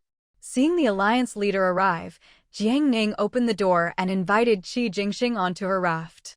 A few people following behind Qi Jingxing were old acquaintances of Jiang Lai's. They'd weathered tough times together at the last gathering. Seeing Jiang Lai, these usually stoic men all broke into bright, sunny smiles. Jiang Lai found their grins a bit creepy and quickly told them to act normal. How much pain relief powder do you need? The batch she'd asked Teacher Lin to make was already finished. Not only that, but Teacher Lin had just sent word the papa leaf herb had been successfully cultivated. So Jiang Lai was in no shortage of pain relief powder now.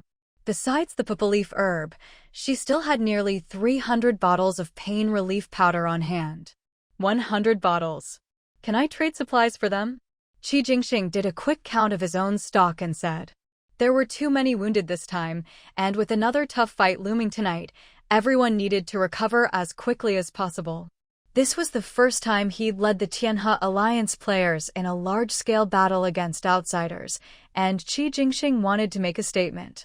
Anyone injured for the sake of the Alliance would be taken care of by the Alliance. He had collected quite a bit of pain relief powder recently, but as an essential for the wounded, most of it had already been exchanged for contribution points by the players. Demand far outstripped supply. 100 bottles? A voice of surprise rang out. But it wasn't Jiang Lai, it was Jiang Ning. Not just Jiang Ning, but even the people behind Qi Jingxing stared at their leader in shock. Had the alliance leader gone mad? Even if Jiang Lai was resourceful, having 10 bottles would be a lot, asking for 100? Jiang Lai wasn't a pain relief powder manufacturer. How could she possibly have that much? Clearly, they were underestimating her. Jiang Lai was indeed about to start producing pain relief powder in large quantities. But Qi Jingxing didn't seem to notice their looks. He just calmly gazed at Jiang Lai. Sure. Jiang Lai agreed. 100 bottles really wasn't a big deal for her, especially in these circumstances. I'll sell them at market price. I'll trade them to you directly. Qi Jingxing immediately opened the system and transferred all the supplies to Jiang Lai at market value. The Tianhe Alliance ran all kinds of businesses, and what they earned was supplies. They lacked everything except supplies. Jiang Lai received the supplies and immediately traded 100 bottles of pain relief powder to Qi Jingxing. She had originally planned to give Qi Jingxing a discount, but to her surprise, the wealthy and generous alliance leader Qi didn't even give her a chance to offer. So Jiang Lai simply accepted it. With these supplies, she was now only a little short of upgrading her residence to level 9. Despite the current tense situation, Jiang Lai was in an exceptionally good mood. She was always like this, possessing a kind of relaxed detachment when things didn't concern her directly. Meanwhile, Jiang Ning and the few people Qi Jingxing had brought were all dumbfounded.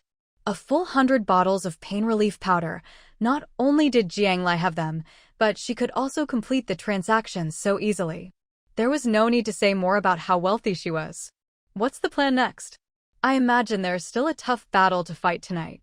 In her good mood, Jiang Lai became more talkative and asked a few more questions. At the mention of what was to come, Qi Jingxing's smile faded, and he replied seriously, "We'll just have to deal with whatever comes. Either they'll try a sneak attack or they'll pull some tricks. We'll only know when it happens." From Qi Jingxing's tone, Jiang Lai sensed that he didn't really have any good ideas either. "Let me ask you something off topic. In this Zone 68, could you accept the existence of the Shanghai Gang?" Jiang Lai suddenly asked Qi Jingxing. "I could. The Tianhe Alliance has already had several meetings about this. There have always been undercurrents in Zone 68, and there are plenty of groups banding together both openly and in secret. But none of those groups are really a threat. Even the Haibao's pirate crew, on the surface, still shows a certain degree of obedience and cooperation with the Tianhe Alliance. As long as the Shanghai Gang doesn't attack our people and doesn't try to forcibly claim half the territory, then coexisting peacefully wouldn't be a problem." Qi Jingxing didn't believe that the Tianhe Alliance had to be the only organization in Zone 68. However, given the current situation, while the dispute seemed to be about half the territory, in reality, it was about control of these seas between the veteran players of Zone 68 and those from Zone 32.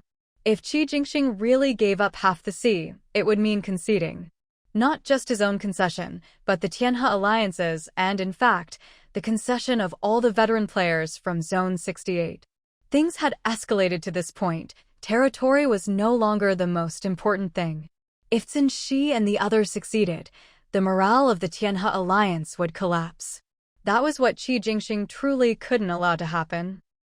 It's all because the Shanghai Gang has gone too far. If we could get along peacefully, who would want players to kill each other? Su Fei, who had been listening to Qi Jingxing and Jiang Lai's conversation, couldn't help but speak up angrily. The others, including Jiang Ning, clearly felt the same way. Jiang Lai nodded. She fully understood Qi Jingxing's concerns and why he felt he had to fight. She also understood how most Tianhe Alliance players felt right now. But if everyone could accept the existence of the Shanghai Gang, and it didn't have to be a fight to the death, then things might be much easier. "Jiang Lai, do you have any suggestions?" Qi Jingxing looked at Jiang Lai, asking her directly. He had a feeling that Jiang Lai might have a solution to the problem that had been troubling him. "I wouldn't call it a suggestion. I just think that the people from Zone 32 are cunning and powerful. If we can't wipe them out, then even if we win this time, they'll just keep harassing us in the future, and everyone will be endlessly annoyed. Since Shi and his group had been plotting for so long, naturally, they wouldn't give up so easily." That was exactly what Qi Jingxing was worried about. But wiping out the Shanghai gang completely was almost impossible. What's more, even if they did manage to wipe out the Shanghai gang, with so many players from Zone 32, it would only spark an even bigger, more dangerous, and possibly unending conflict. Everyone just wanted to live in peace. I think there might still be room for negotiation between us and the Shanghai gang. Negotiate? There's no way we're giving them half the sea. How could the Tianhe alliance bow to them like that? Su Fei immediately objected, his face full of indignation. But Jiang Lai wasn't in a hurry. She just quietly looked at Qi Jingxing. What if it's not half? The conflict between Zone 68 and the former Zone 32 players is already irreconcilable. But what if we gave everyone a buffer zone? Jiang Lai's meaning was already very clear. Qi Jingxing understood. She was right. The Shanghai gang had the entire Zone 32 behind them. They couldn't be eliminated, and there was no way to get rid of them. If the conflict already existed, forcing everyone together would only worsen things. Separating might actually be the best solution. Half the sea was out of the question, but if they could carve out a small area for the Zone 32 players to rule over, as long as they didn't cause trouble elsewhere, Qi Jingxing would actually feel more at ease. But if it's not half, they won't agree. Things had escalated to this point. Their side wouldn't back down, and the Shanghai gang probably wouldn't either. Looks like we'll have to fight hard tonight. If they wanted to negotiate from a position of strength, they needed more leverage. They had to make the other side wary, make them afraid, only then could they win. Jiang Lai looked out at the calm sea, then turned to Qi Jingxing. Have you gathered enough materials to upgrade to level 8? Yes, everything except for sea essence. I haven't been able to find that yet. Qi Jingxing certainly wasn't lacking in supplies, but as for sea essence, he'd sent many people to look for it and hadn't found a trace. Besides the materials needed for upgrading, does the Tianhe alliance still have a lot of supplies left? Jiang Lai suddenly started probing into Qi Jingxing's resources. A lot. As much as you want. Qi Jingxing was taken aback, but answered immediately. I'll send you a price. Transfer it to me. Then go back and upgrade to level 8. Jiang Lai quietly opened her backpack, did some calculations, and sent Qi Jingxing a price. It was a very high price. It was exactly the amount she still needed to upgrade her own residence to level 9. For a moment, everyone was in disbelief at what they were hearing. All right, I'll transfer the supplies to you right away. Qi Jingxing was the first to react. Even at such a high price, Qi Jingxing didn't hesitate for a second. He immediately transferred the supplies to Jiang Lai. Qi Jingxing understood very well that Jiang Lai was only willing to part with the sea essence to help him. Supplies could always be gathered over time, but sea essence, if Jiang Lai didn't provide it, who knew how long it would take to find? It was sea essence, after all. Jiang Lai received the transfer and, true to her word, traded 10 portions of sea essence to Qi Jingxing. She made a tidy profit, getting all the supplies she needed to upgrade from the Tianhe alliance. But if it weren't for Qi Jingxing, Jiang Lai wouldn't have brought out the sea essence for trade at all. Well, it's all karma. She owed Censhi a favor for helping her find sea marrow, so she sold him 10 portions. As a result, after leveling up, that guy got cocky and started stirring up trouble, threatening to destroy the peace of all of Zone 68. So Jiang Lai decided to sell another 10 portions to Qi Jingxing, letting him keep Censhi in check and give all the players a break. When Qi Jingxing and a few of his trusted aides returned, none of them had recovered from the shock. Their jaws were still practically on the floor. The shortage of pain relief powder fixed, just like that? The sea marrow that so many people and resources couldn't find, suddenly available? Even the mysterious Shanghai gang, which no one could figure out, now had a solution? All these problems that had stumped everyone for so long, just one meeting with Jiang Lai, and everything was resolved? At that moment, what everyone felt wasn't overwhelming joy, but a deep sense of self-loathing at their own incompetence. A whole group of them working together couldn't match what Jiang Lai accomplished in a few effortless minutes. They were all playing the same game, living in the same zone, so how could Jiang Lai be operating on a whole different level? Everything that just happened must be kept absolutely secret until we've completely dealt with the Shanghai gang. Not a word to anyone, Qi Jingxing instructed his dazed subordinates. With things finally moving forward, Qi Jingxing looked much more relaxed on the way back. "Boss, how did you know Jiang Lai had so much pain relief powder?" Su Fei, who was closest to Qi Jingxing, couldn't help but ask. "I didn't know," Qi Jingxing replied honestly. He'd just asked because he desperately needed the stuff. "You didn't know, but you asked for 100 bottles right off the bat?" Su Fei and the others stared at him, unable to comprehend. Qi Jingxing just laughed. "That's Jiang Lai for you." As night fell, the Tianhe Alliance players gathered in the western sector to rest. Qi Jingxing had already ordered the seriously injured and lower-level players to withdraw for safety. Censhi had stated in his challenge letter that he would only attack players who crossed into what he claimed was the western boundary. Qi Jingxing, meanwhile, ordered his players to only attack Shanhai gang members who approached or blocked their own people. A large-scale conflict would only hurt everyone in Zone 68, so both the Tianhe Alliance and the Shanhai gang had a tacit understanding to keep the war contained. Jiang Lai spent the whole afternoon on Jiang Ning's raft practicing the Guiyuan brocade technique. She'd recently had some insights and even invented a few new moves, which she wanted her sister to review and give feedback on. But Jiang Ning seemed distracted and uneasy. In fact, many Tianhe Alliance players were feeling anxious. The leader hadn't revealed the next move, and the Shanhai gang lurked like a dragon in the deep, ready to strike at any moment. Everyone was on edge, hyper-alert every second. Jiang Lai couldn't stand seeing her sister so tense, so she pushed her into the kitchen, handed her a pile of ingredients and lunchboxes, and asked her to cook. That way, she'd have more delicious food stored up and her sister's mind would be occupied.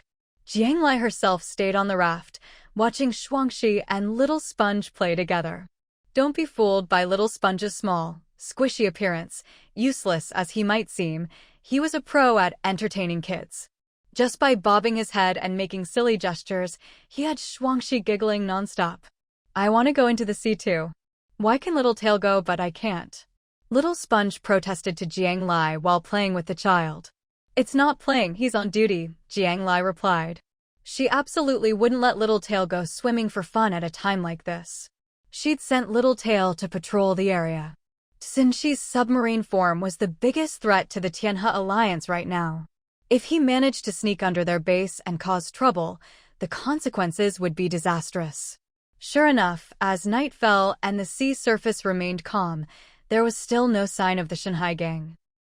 Just as everyone was starting to relax, Little Tail crawled up to report to Jiang Lai. He'd spotted a submarine approaching underwater. Jiang Lai immediately messaged Qi Jingxing. She then deployed her own raft nearby, quickly transforming it into submarine mode and diving beneath the waves. "I think I just saw a raft sink." A player not far from Jiang Ning's raft rubbed his eyes and told his companion. "Sink? You must be seeing things."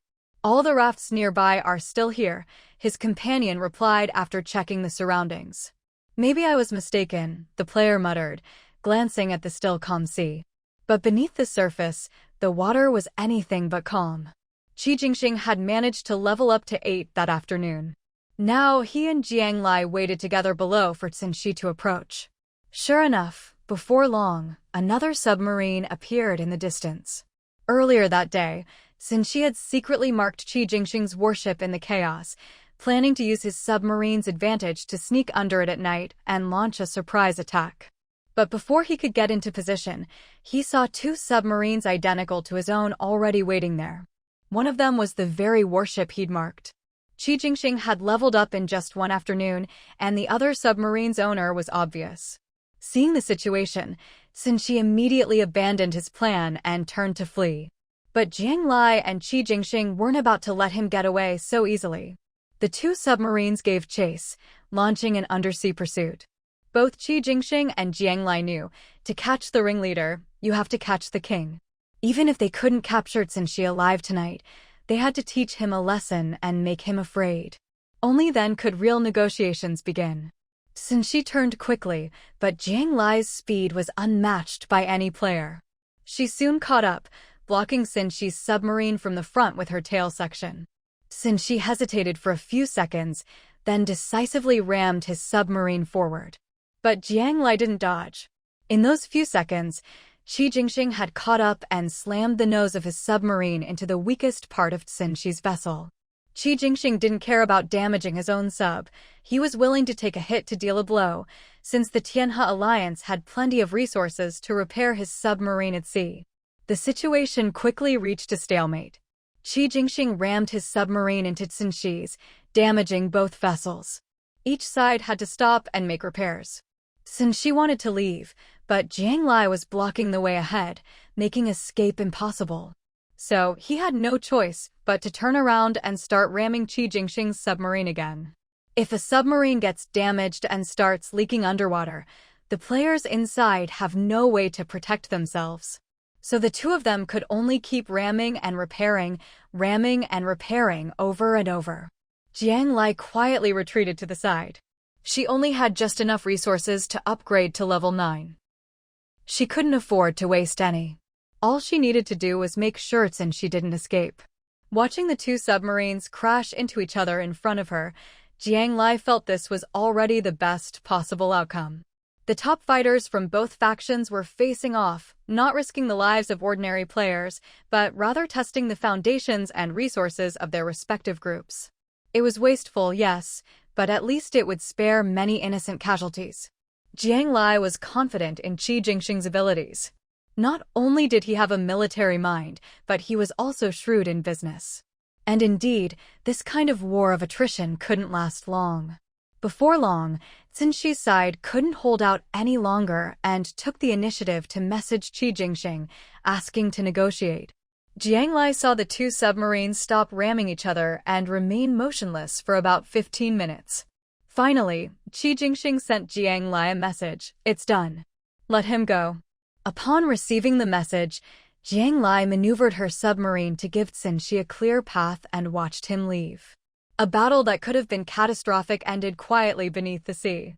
Jiang Lai and Qi Jingxing surfaced. Jiang Lai packed up her raft and boarded Qi Jingxing's ship, finally learning what had been discussed underwater.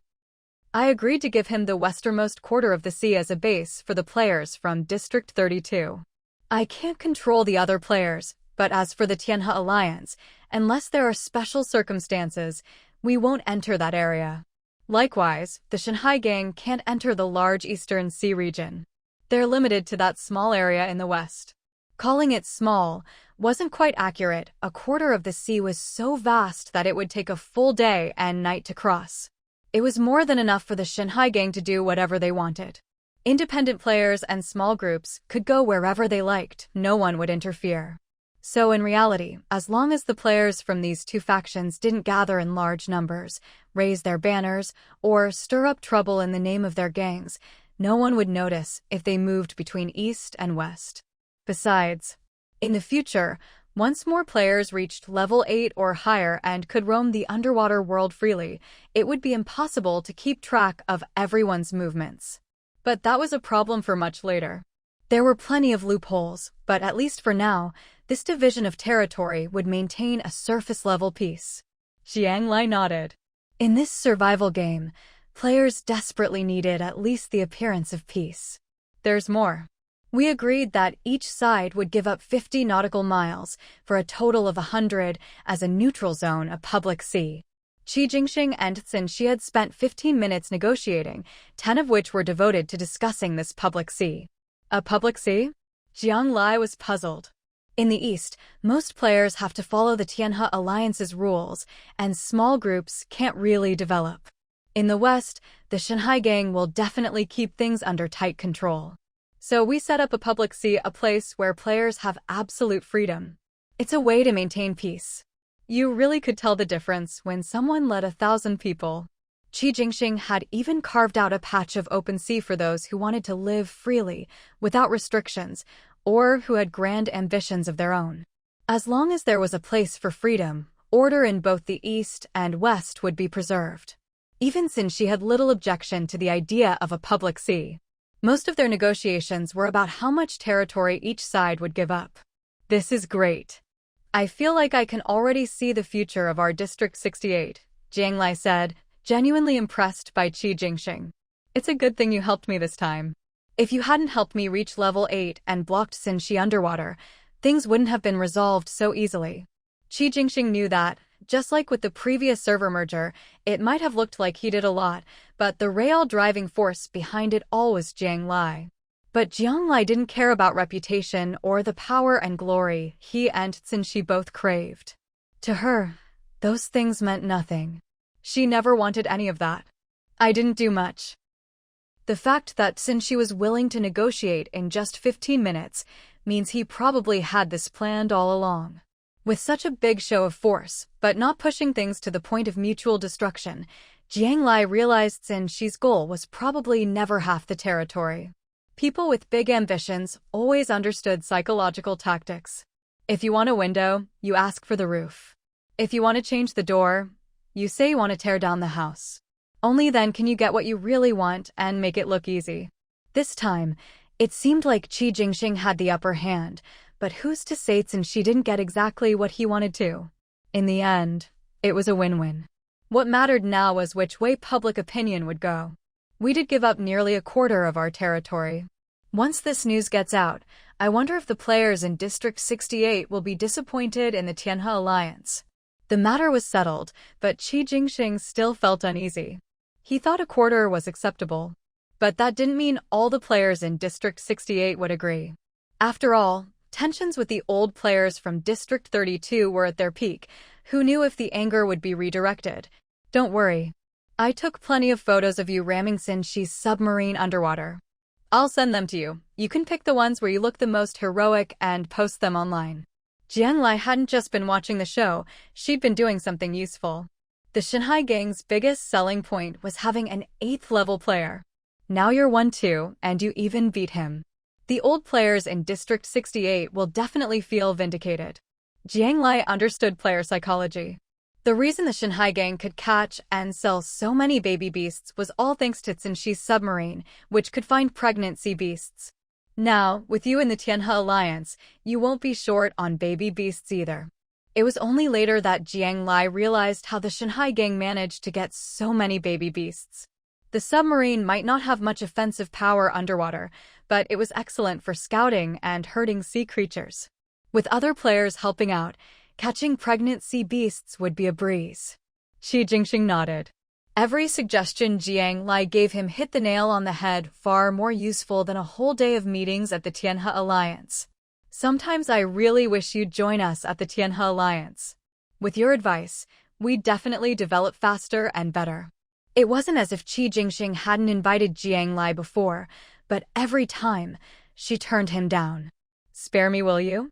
I'm exactly the kind of person you guys talk about who just wants a free and easy life.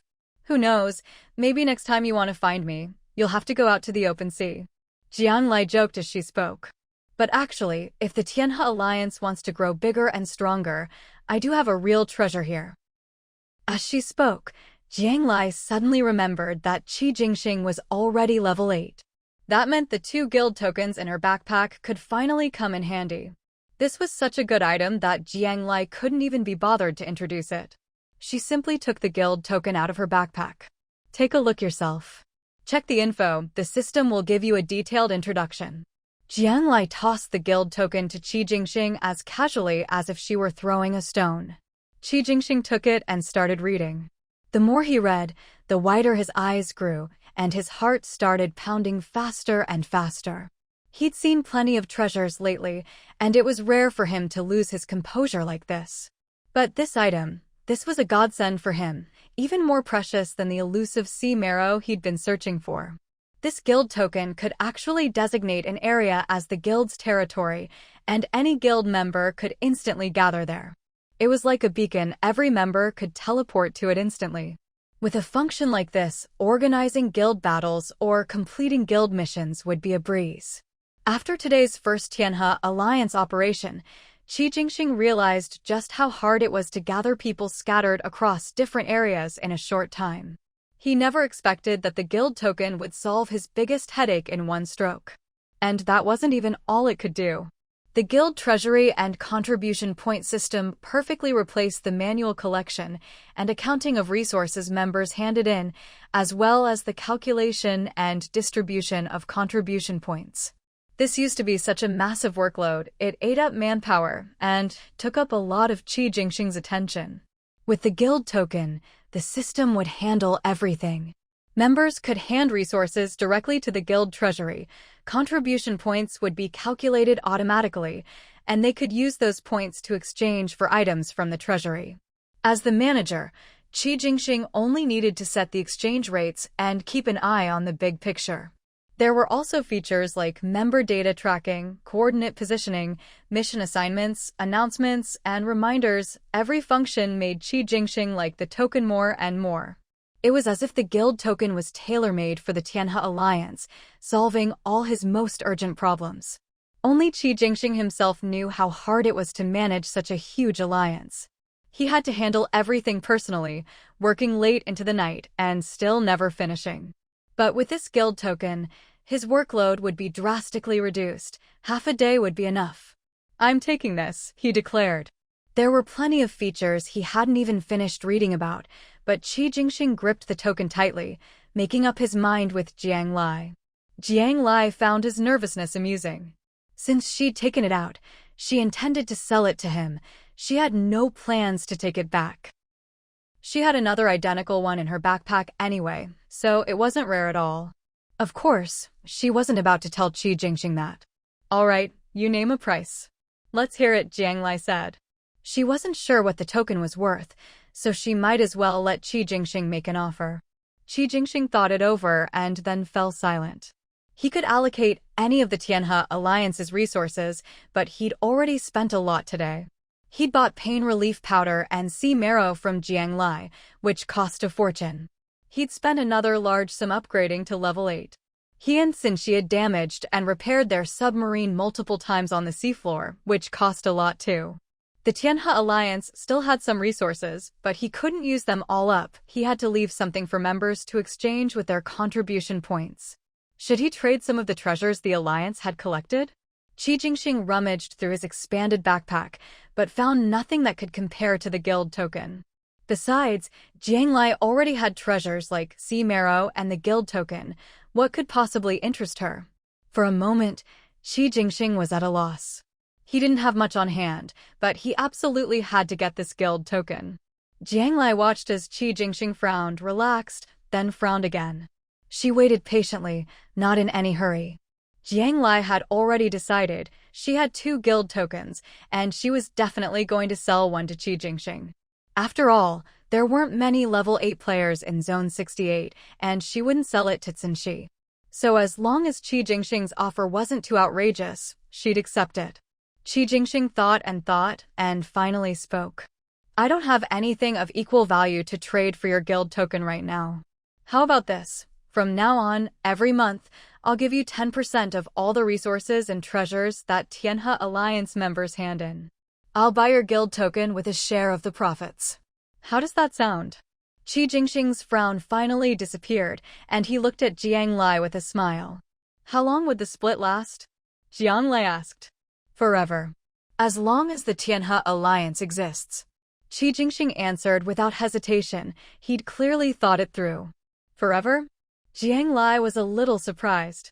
The Tianhe Alliance was destined to become the biggest organization in the Eastern Zone.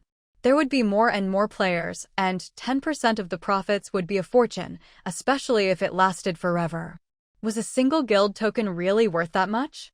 Jiang Lai looked at Qi Jingxing with a hint of doubt, but seeing his broad smile, she thought it over again. Then she understood. This wasn't just about trading for the guild token. Qi Jingxing was using 10% of the resources to tie Jiang Lai to the Tianhe Alliance for good. With her share of the profits, if the Alliance ever faced a crisis, Jiang Lai wouldn't just stand by. To protect her 10%, Jiang Lai's loyalty would always be with the Tianhe Alliance. Even if she didn't join, she'd never be able to separate herself from the Alliance again. "Wow, you're even scheming against me now," Jiang Lai said, giving Qi Jingxing a playful punch on the shoulder. Qi Jingxing knew that with Jiang Lai's sharp mind, she'd already seen through his intentions. But he wasn't embarrassed at all.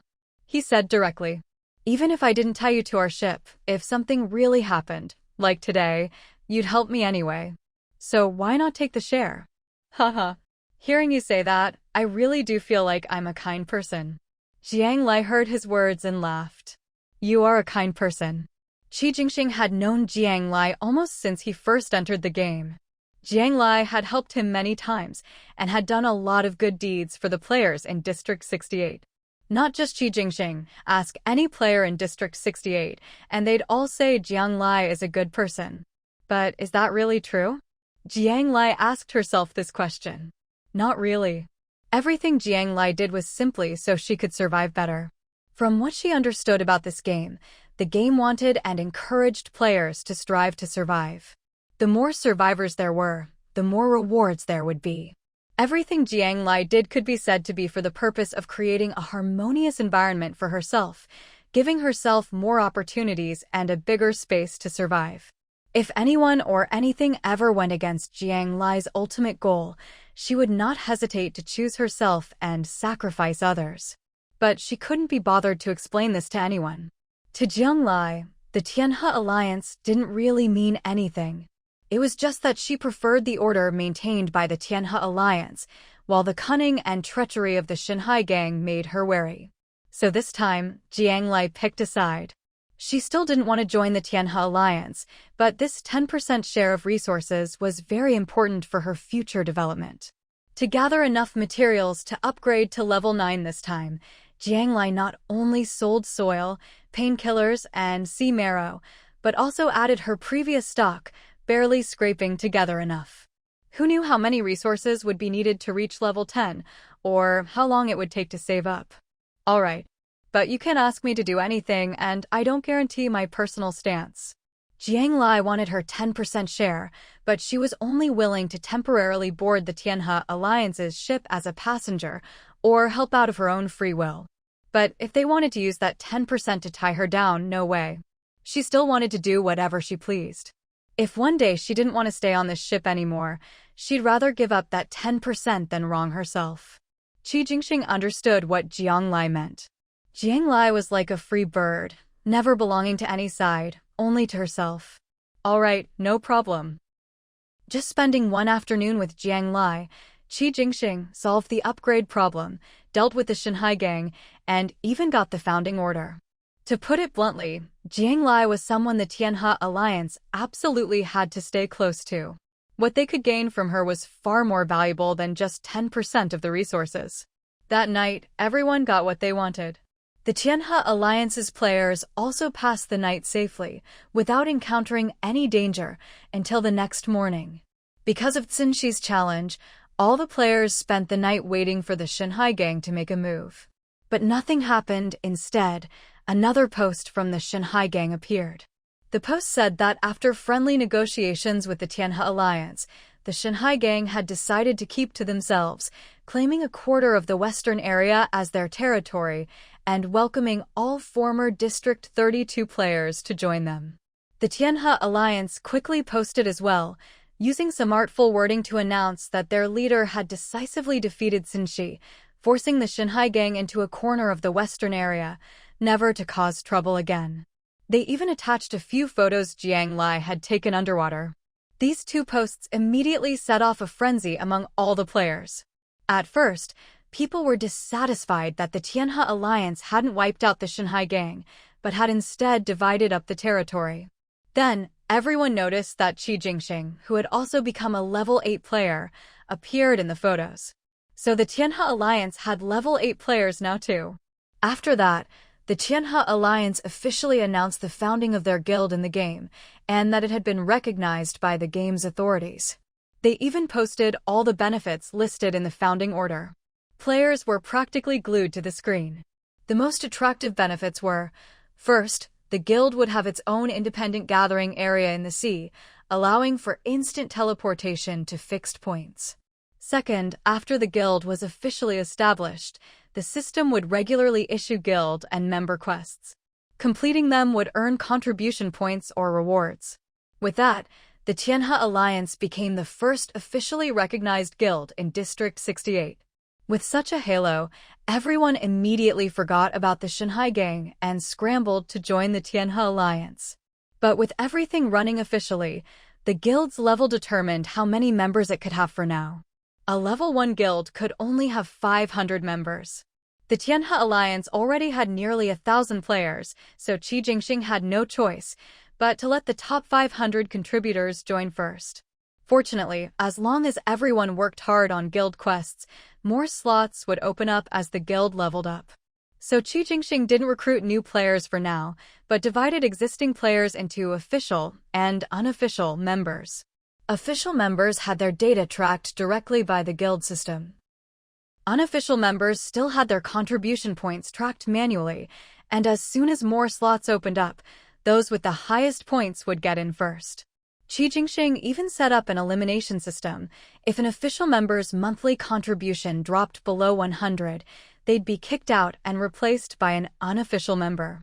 This approach would greatly motivate Tianhe Alliance members to keep improving, and over time, the entire alliance would be made up of the very best players, ensuring the alliance's continued growth. But clearly, none of this had much to do with Jiang Lai anymore. With the territories now divided, the Tianhe Alliance's gathering place was basically her own turf. The crisis resolved, everyone went their separate ways. Maybe because he'd received some rewards from using the founding order, Qi Jingxing, who'd been a bit strapped for resources, suddenly seemed flush with goods. Originally, they'd agreed the 10% share would start next month, but now he directly traded some resources to Jiang Lai. Jiang Lai checked the amount. It was a lot, worth even more than those 100 portions of painkillers. She was very satisfied and looked forward to next month's share. Qi Jingxing had officially leveled up to 8 and announced that the Tianhe Alliance would be selling more young beasts in the future.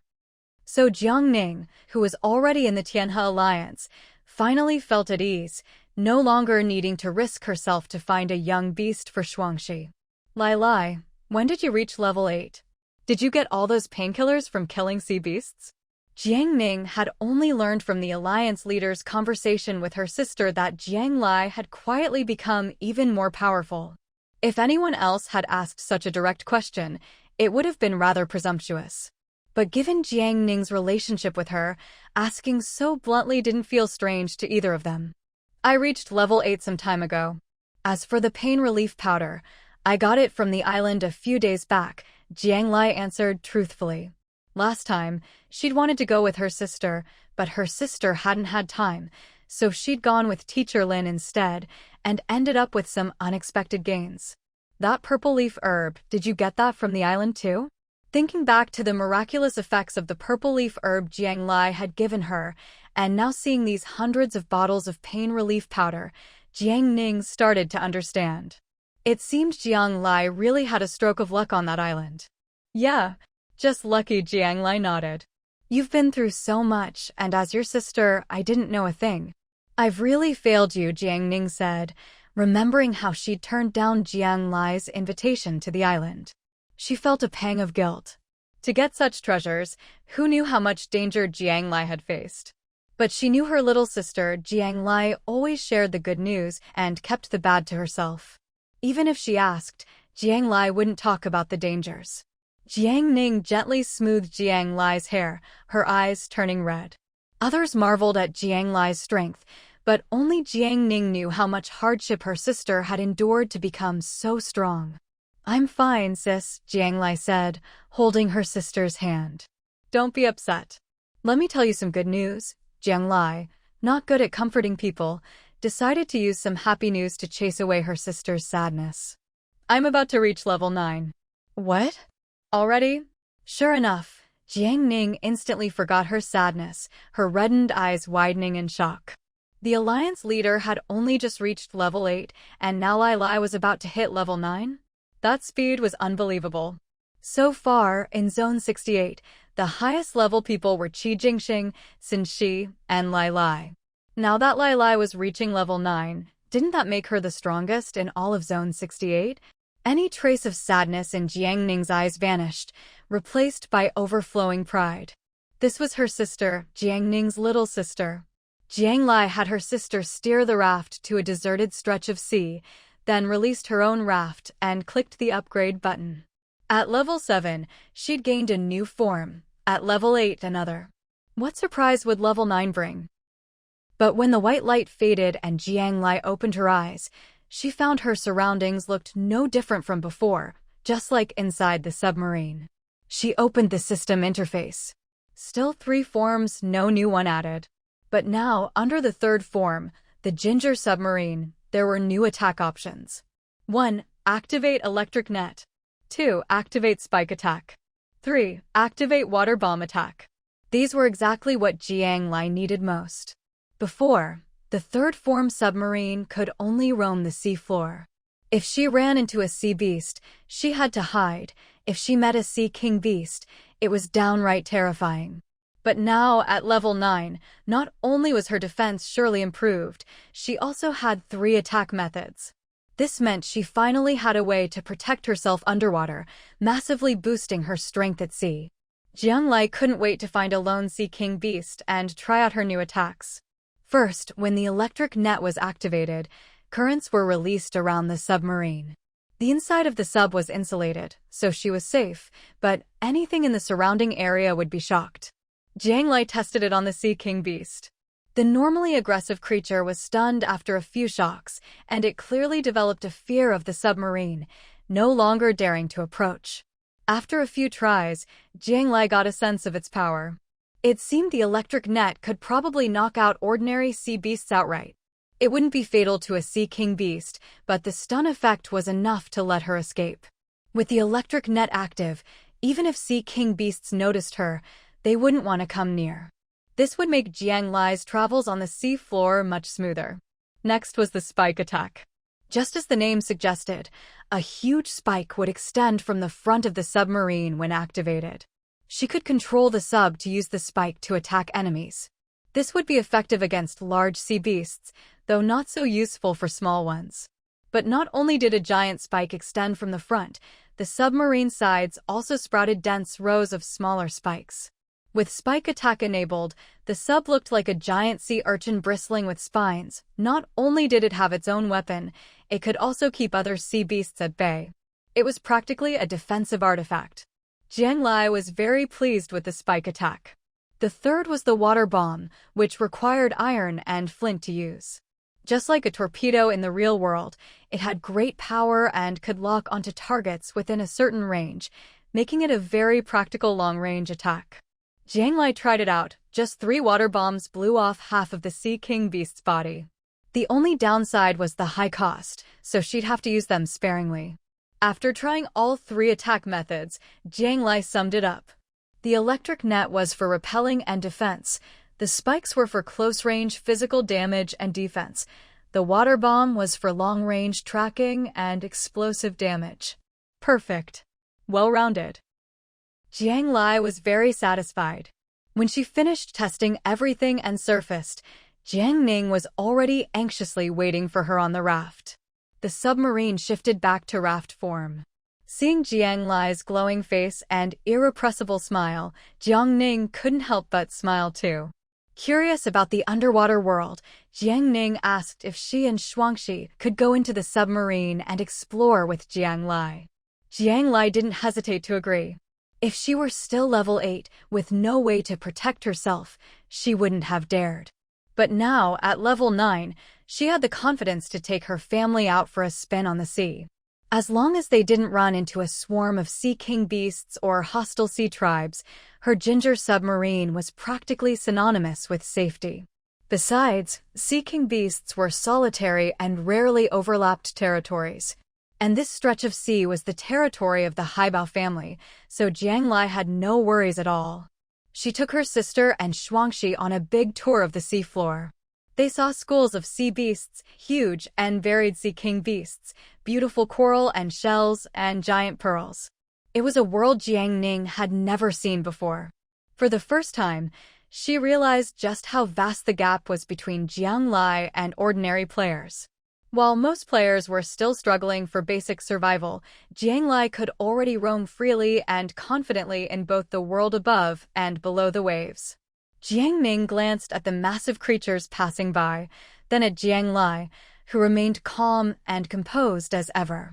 She suddenly felt that as long as one was strong enough, living in this survival game could actually be a free and happy thing. In fact, Jiang Ning wasn't wrong. If you're powerful enough, you can still enjoy the flowers even in hell. After touring the seabed for a while, Jiang Lai and Jiang Ning soon went their separate ways. The Tianhe alliance had just officially established itself, and Jiang Ning had a lot of work to do. Thanks to her recent efforts to find a beast cub for Shuangxi, Jiang Ning had participated in many battles. Her contribution points had put her in the top 500, making her an official member of the organization. Jiang Lai, having just leveled up to level 9, also had plenty on her plate. Don't worry about Shuangxi. If I catch a beast cub in the next couple of days, I'll send it to you, Jiang Lai reassured her sister. Catching pregnant mother beasts with a level 9 submarine was definitely overkill. Jiang Ning dove beneath the waves, wandering about. If she spotted a pregnant mother beast, she didn't even need to do anything herself. She'd just send out Littletail, who would swiftly and efficiently drag the mother beast into the isolation chamber. Littletail's injuries had fully healed. In fact, after absorbing so much sea essence lately, it had grown even larger and stronger. Jiang Lai could have simply stunned the mother beasts with electricity and collected them, but she insisted on letting Littletail catch them alive. This way, Littletail could gain real combat experience. Pregnant mother beasts weren't weak, if anything. They became even more ferocious when protecting their young, going berserk the moment they were attacked. Jiang Lai watched every one of Littletail's battles closely. She wouldn't repeat her past mistakes. This time, she would personally guide Littletail, teaching it step by step in her own way. As she observed, Jiang Lai taught Littletail how to react in battle and how to anticipate an opponent's moves. When it came to attack techniques and methods, Jiang Lai might not have much experience, nor did she fully understand the Sea King beast's fighting habits.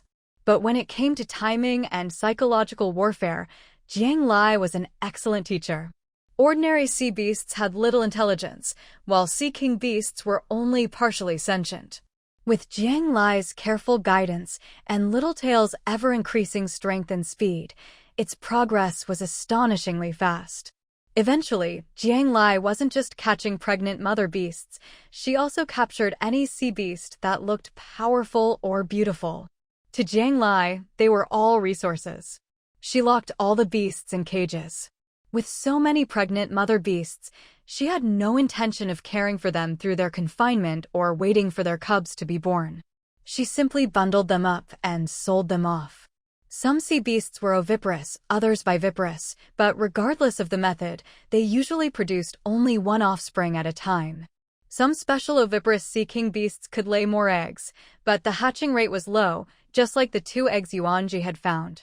Without Jiang Lai's efforts, only one would have hatched successfully. Why sell them off in bulk? Pregnant mother beasts and newborn cubs are both sold at cub prices. Little Sponge couldn't understand her master's reasoning. The birthing process for mother beasts was quick. Within a few days, they'd all give birth. By then, the cubs could be sold, and the mother beasts could be used as food, bringing their master extra rewards. Wouldn't that be more profitable? Wasn't their master always the best at calculating profits? Why did the math not add up this time? Idiot! Little Sunflower, who had been listening, chimed in disdainfully. Little Sunflower had been with Jiang Lai the longest.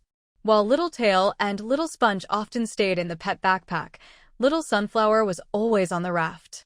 Little Sunflower knew everything that happened on the raft and noticed every expression on Jiang Lai's face. Master can't bear to kill mother beasts that have just given birth. As a plant with advanced intelligence, Little Sunflower couldn't move, so it devoted almost all its attention to Jiang Lai, making it the one who understood her best. But when Littletail fights sea beasts in the ocean, it kills plenty of them. Master never stops it, does she? Little Sponge was already considered smart among sea beasts, but it didn't really understand human emotions. Littletail, hearing its name mentioned, vaguely sensed it might be in trouble. It swatted Little Sponge flat with a paw, then looked at Jiang Lai with a pitiful whimper.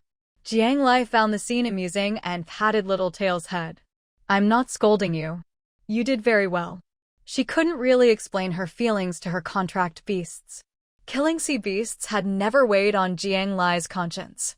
They were all part of the same food chain. Sea beasts ate humans, humans ate meat, and needed the rewards that dropped from their bodies to survive. The law of the jungle, it was only natural. But she had seen what mother beasts went through during childbirth. Maybe because they only had one at a time, the process was exhausting, and they were left extremely weak afterward. Sure, selling the pregnant mother beasts to others would likely mean death for them too, but at least Jiang Lai didn't have to do it herself. Killing them with her own hands when they were at their weakest after giving birth just made Jiang Lai uncomfortable. It was a kind of sorrow and compassion for her own kind. Jiang Lai was surprised that little Sunflower could sense this emotion, even though she'd never spoken of it. Looks like she'd have to let her other contract beasts spend more time with little Sunflower. Maybe it would help knock some sense into their thick heads. Jiang Lai sent Jiang Ning 2 pregnant mother beasts, as well as a juvenile Sea King beast that had been the hardest to catch. She still had 1 contract slot left, but after days of hunting at the bottom of the sea, even after catching several Sea King beasts, she still hadn't found one she wanted to contract with. Jiang Lai wasn't about to settle for less. The strongest Sea King beast she gave to her sister. The other 2 Sea King beasts, along with the remaining mother beasts and sea beasts, she put up on the trading platform. With the proliferation of sea beasts and the rise in human strength, selling sea beasts on the trading platform wasn't all that rare anymore. The biggest sellers were the Tianhe Alliance and the Shanghai Gang, who released some sea beasts and cubs for sale every day.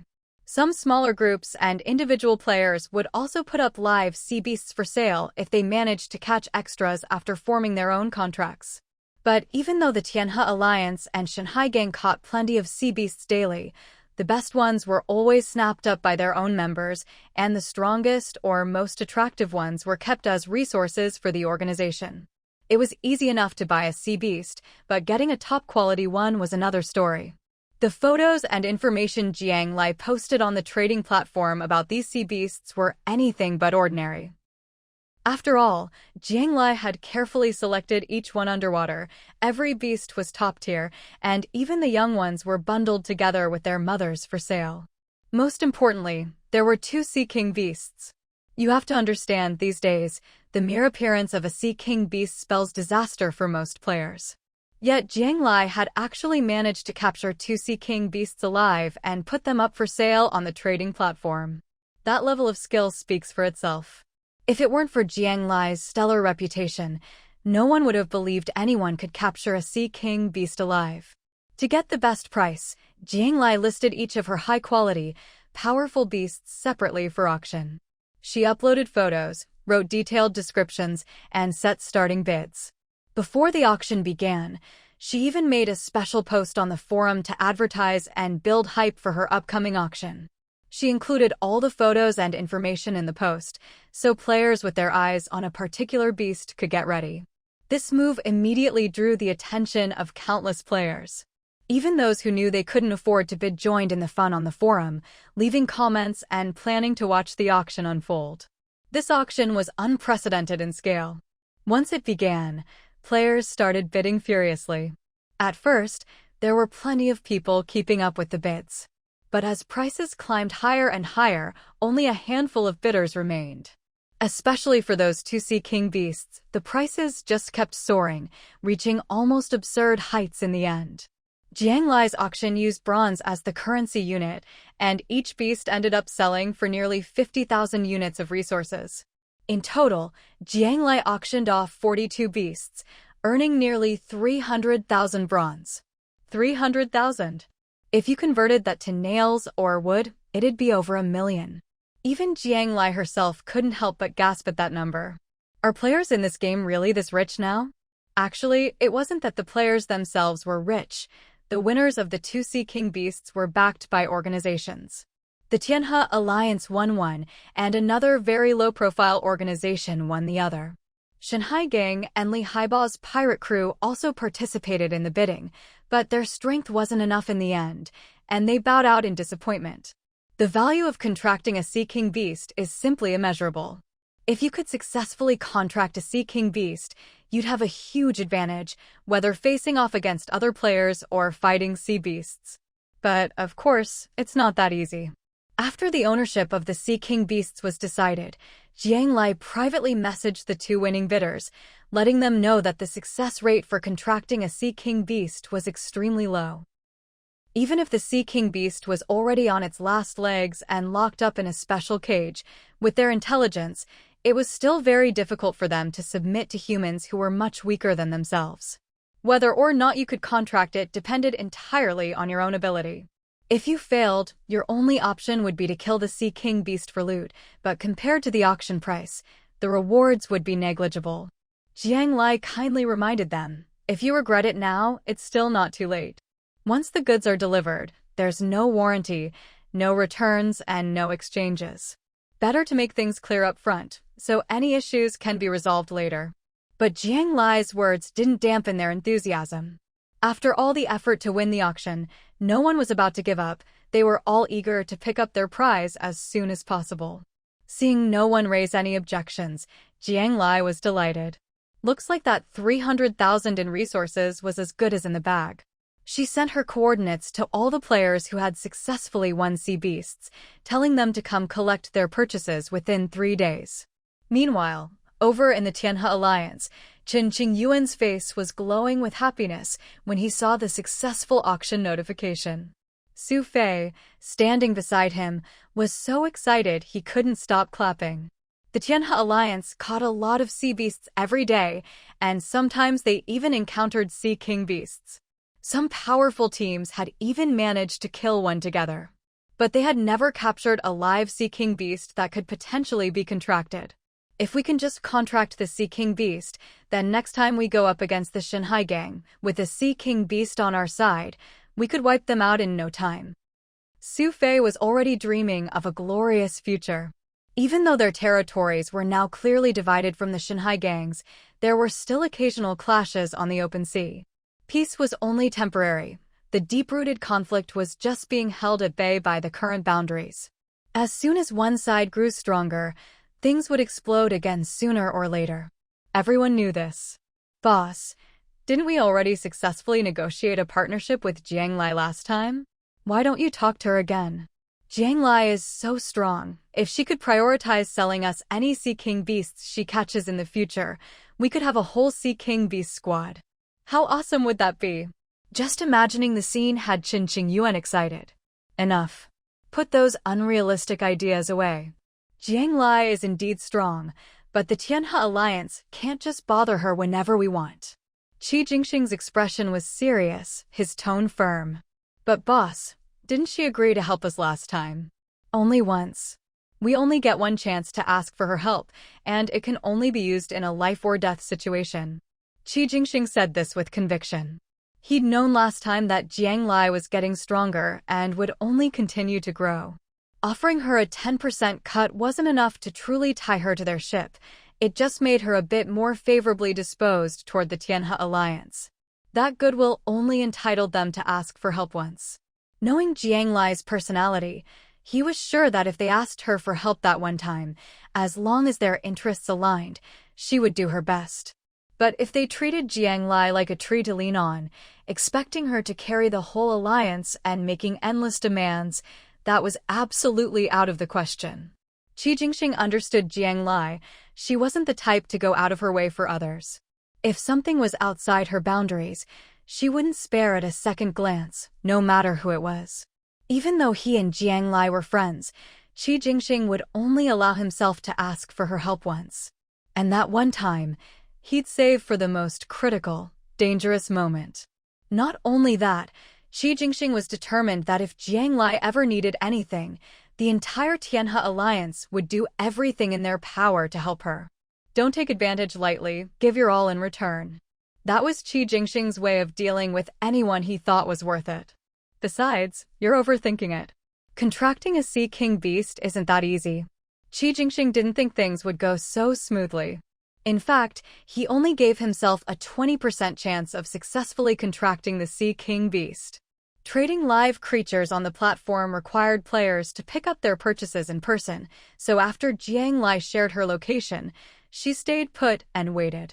She'd been diving into the sea a lot these past few days, catching plenty of sea beasts. It was about time for a break. After a few days of careful guidance, Littletail could now operate completely independently. Jiang Lai no longer needed to dive with it, and instead extended the time Little Tail and Little Sponge could play together on the seafloor. Kids grow up, they need their own space. As long as they came home before curfew, it was fine. Besides, Jiang Lai wasn't worried about their safety. Players and their contracted beasts shared a mental link. If Jiang Lai needed them, she could call them up instantly. If anything happened to them, they could call for backup and summon Jiang Lai down to help. Given the current situation, the ocean was no longer as dangerous to Jiang Lai as it had been at the start. Step by step, she'd carved out a way to protect herself on these waters. Her plan for the next few days was simple: fish for treasure chests, practice her Guiyuan Jin moves, and lounge in her rocking chair, basking in the sun while waiting for players to come pick up their orders. To her surprise, on the very first day, she ran into some old friends. Turing and Li Shui both had bought a sea beast from Jiang Lai's listings. "We both already have a contracted sea beast, but the ones you're selling are just too beautiful, Lai Lai." "I couldn't resist," Li Shui said. It had been a while since they'd seen Jiang Lai. Li Shui and Turing each grabbed one of her arms, one on either side. Li Shui's mental strength was even lower than Turing's, so she actually couldn't contract a second sea beast. She'd already grown attached to her first one and didn't want to break the contract. So the one she bought from Jiang Lai was just for keeping as a pet for now. Her mental strength wasn't enough, but who knew? Maybe she'd bond with it in the future? That was Li Shui's hope. Besides, money wasn't an issue. Seeing her two well-off friends buy 2 sea beasts each, Jiang Lai could tell they'd both been doing pretty well lately. Since they were all together, Li Shui and Turing decided not to leave after picking up their sea beasts, and instead stayed on Jiang Lai's raft to keep her company while she waited for other buyers. "We should stay with you," Turing said. "You've shared your location. What if someone with bad intentions comes to rob you?" Turing was always the more cautious one. Robbery? Jiang Lai wasn't worried about that at all. But honestly, she didn't have much else to do while waiting for buyers these days, and boredom was a real problem. So Jiang Lai invited them to stay for a couple of days. She already had spare rooms, and to make sunbathing more comfortable, she'd even built a big rocking chair for the raft, big enough for all 3 of them to lounge in the sun together. On a bright, sunny afternoon, the sunlight sparkled on the sea, making it look like a fairy tale world reflected in a mirror. Of course, the occasional ugly sea beast poking its head above the water did spoil the view a bit. The 3 girls sprawled lazily on the rocking chair under the sunshade, sipping fruit juice and chatting. Li Shui had brought the juice. She was a real foodie and knew her stuff. Jiang Lai tasted the chilled juice, closed her eyes in contentment, and sent Li Shui a bunch of fruits from her backpack that were good for juicing, asking her to make more. "Sure. I'll freeze some more ice cubes in my fridge and bring them over when I'm done," Li Shui replied. "You have a fridge?" Jiang Lai was surprised. She already had a well-stocked kitchen, but even she didn't have a fridge. She'd seen players sell them for high prices on the trading platform, but never bought one herself. It wasn't that she couldn't afford it. Her backpack already had a preservation function. A fridge was only useful for making ice or having cold drinks, not really a necessity. "Yep. It took me ages to find one," Li Shui said happily. The 3 girls chatted about everything under the sun. In moments like these, Jiang Lai truly felt like a normal girl. Li Shui, lucky as ever, had a lot but was still pure and lively. Turing was steady, smart, capable, and incredibly kind. Jiang Lai had never had girlfriends she could just sit and chat with like this in real life. It was only in the game that she'd found these friendships. Qin Jingxing and Cheng Fa were also her good friends, but they were guys. Especially now, Qin Jingxing was carrying a heavy responsibility, and Cheng Fa had become much more withdrawn since Baiyin left. The 3 of them rarely chatted casually anymore. Most of their group conversations were about the situation, crises, or missions, serious topics. Jiang Lai didn't think there was anything wrong with that. In fact, she was sure their friendship was solid and reliable. If anyone needed help, a single message in the group would always get a response. But with Li Shui and Turing, Jiang Lai could truly relax and talk about meaningless things. Time that could be wasted was the happiest time of all. Besides, Li Shui and Turing might have a laid-back attitude toward life, but they never slacked off when it came to their responsibilities. During their chat, Jiang Lai learned that Li Shui's raft had just reached level 7. Turing, though she'd been with Li Shui the whole time, hadn't neglected her own upgrades and had reached level 6. Censhi and Qin Jingxing were the only level 8 players. Level 7 was already top tier in Zone 68. Their rapid progress wasn't just because of Li Shui's luck. Turing's quick thinking played a big part. She'd helped Li Shui seize many opportunities to make money and trade resources, turning them both into little rich ladies. Not only that, but both of them were proactive when it came to sea beasts. Even though they already had contracted beasts, whenever they encountered wild sea beasts, they'd try to fight instead of just running away like most players. Besides their homes, personal strength was important too. Jiang Lai was glad that Turing and Li Shui had figured this out early on. To help them protect themselves, Jiang Lai had taught them some exercises to build up their strength and stamina. Guiyuan Jin was too advanced for beginners. Instead, Jiang Lai taught them a set of physical training moves her sister Jiang Ning had taught her. It wasn't difficult, perfect for ordinary people to practice daily. Li Shui and Turing were eager to learn, memorizing every move Jiang Lai showed them. After teaching them the exercises, Jiang Lai asked Turing for advice on treating wounds. She'd done some stitching before, but she knew she'd just been winging it. She'd never had the chance or time to learn properly. Now was the perfect opportunity to ask Turing for guidance. Of course, Turing didn't hold anything back. She shared all the basic principles and detailed steps with Jiang Lai. She even took out a set of tools and demonstrated everything to Jiang Lai. Having some prior experience, Jiang Lai immediately realized, after this combination of theory and hands-on practice, where she'd fallen short before. Lai, you really asked the right person. You probably don't know this, but our Turing is a highly sought-after doctor at sea now, Li Shui said, covering her mouth as she laughed, eager to tell Jiang Lai about Turing's medical exploits on the ocean. It turned out that in the game, while players didn't get sick, they often ran into sea beasts, so there were plenty of people with torn wounds. Some injuries couldn't be treated with painkillers alone, they had to be stitched up. Turing had seized this opportunity, responding to rescue posts, bringing her tools to stitch people up, and, unexpectedly, she'd made quite a name for herself. The tools she used were actually a gift from Jiang Lai, and now they were coming in handy.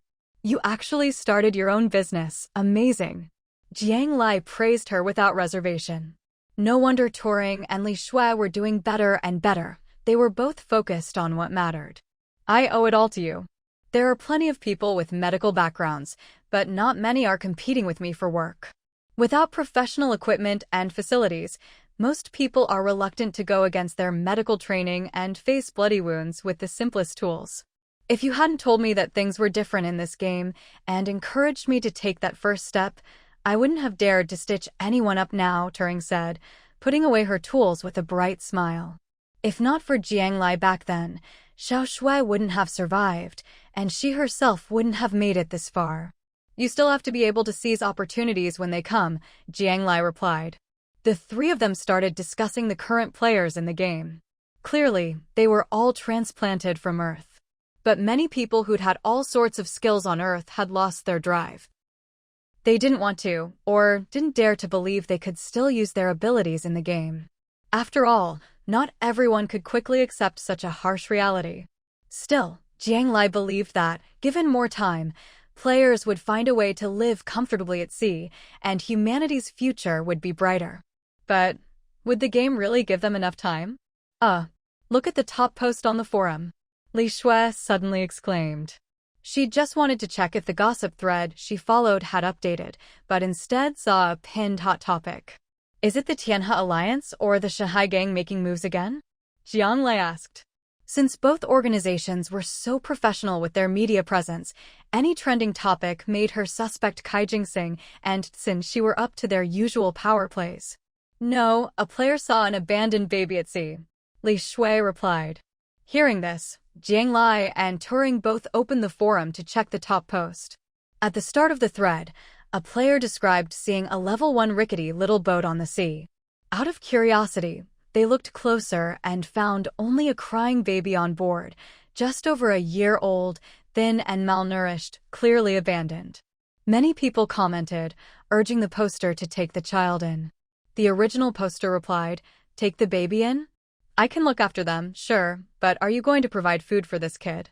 After that, no one mentioned picking up the child again. Many other players chimed in, saying they'd also seen abandoned babies at sea recently, some in wooden boxes, some on small boats.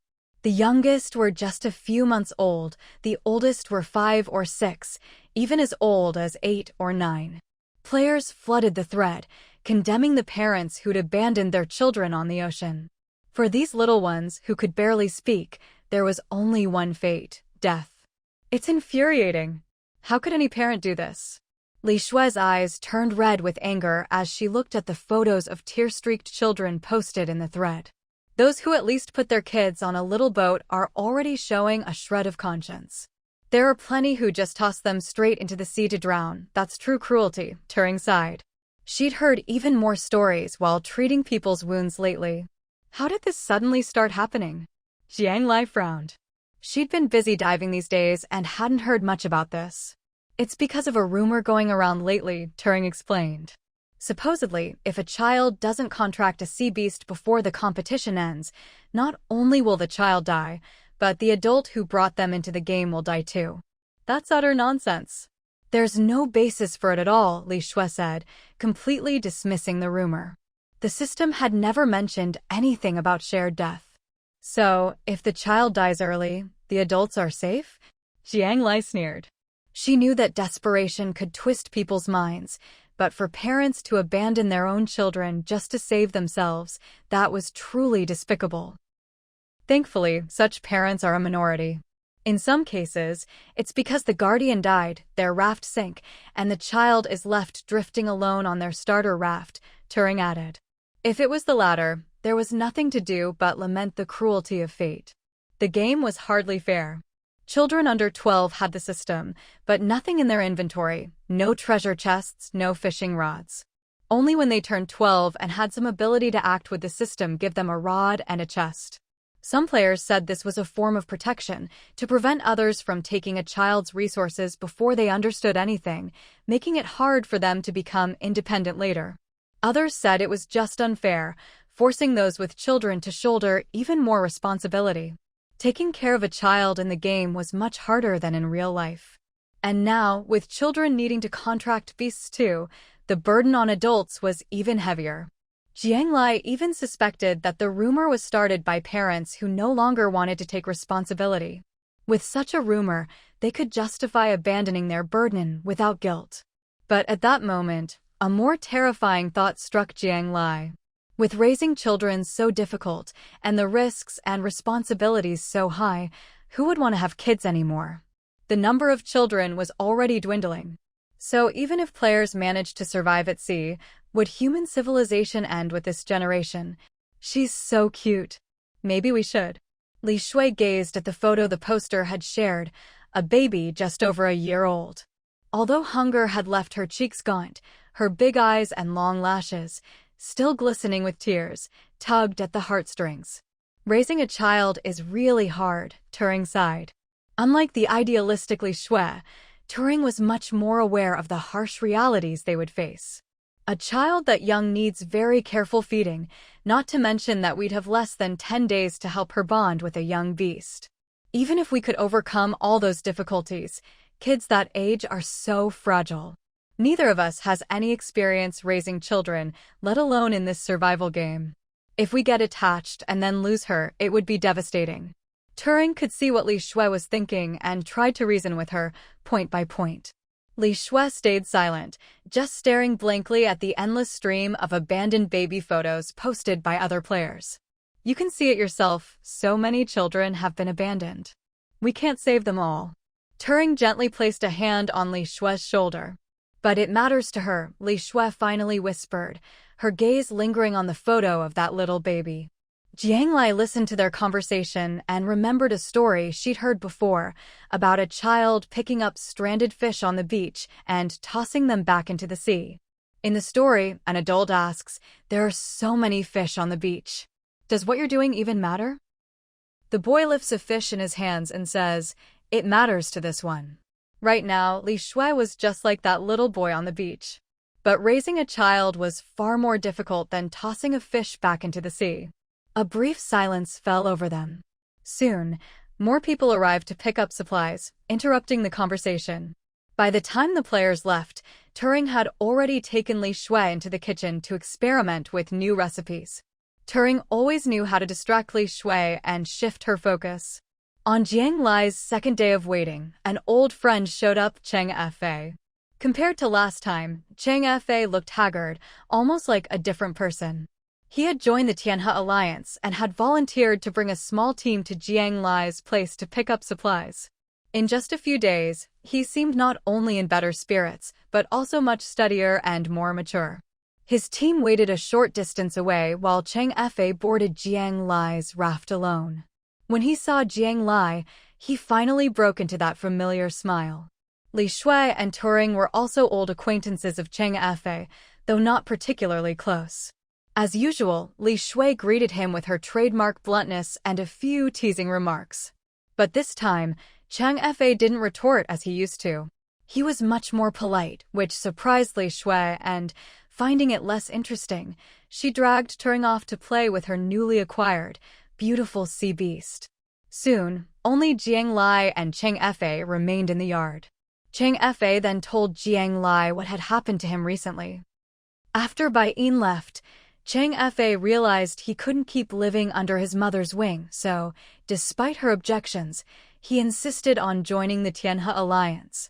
Though he was still technically an auxiliary member, he'd worked hard on missions, accumulated contribution points, and was now a small team leader. He and his mother now lived separately. His mother, a lucky and capable woman, was doing fine on her own at sea, so Cheng Fa wasn't too worried about her.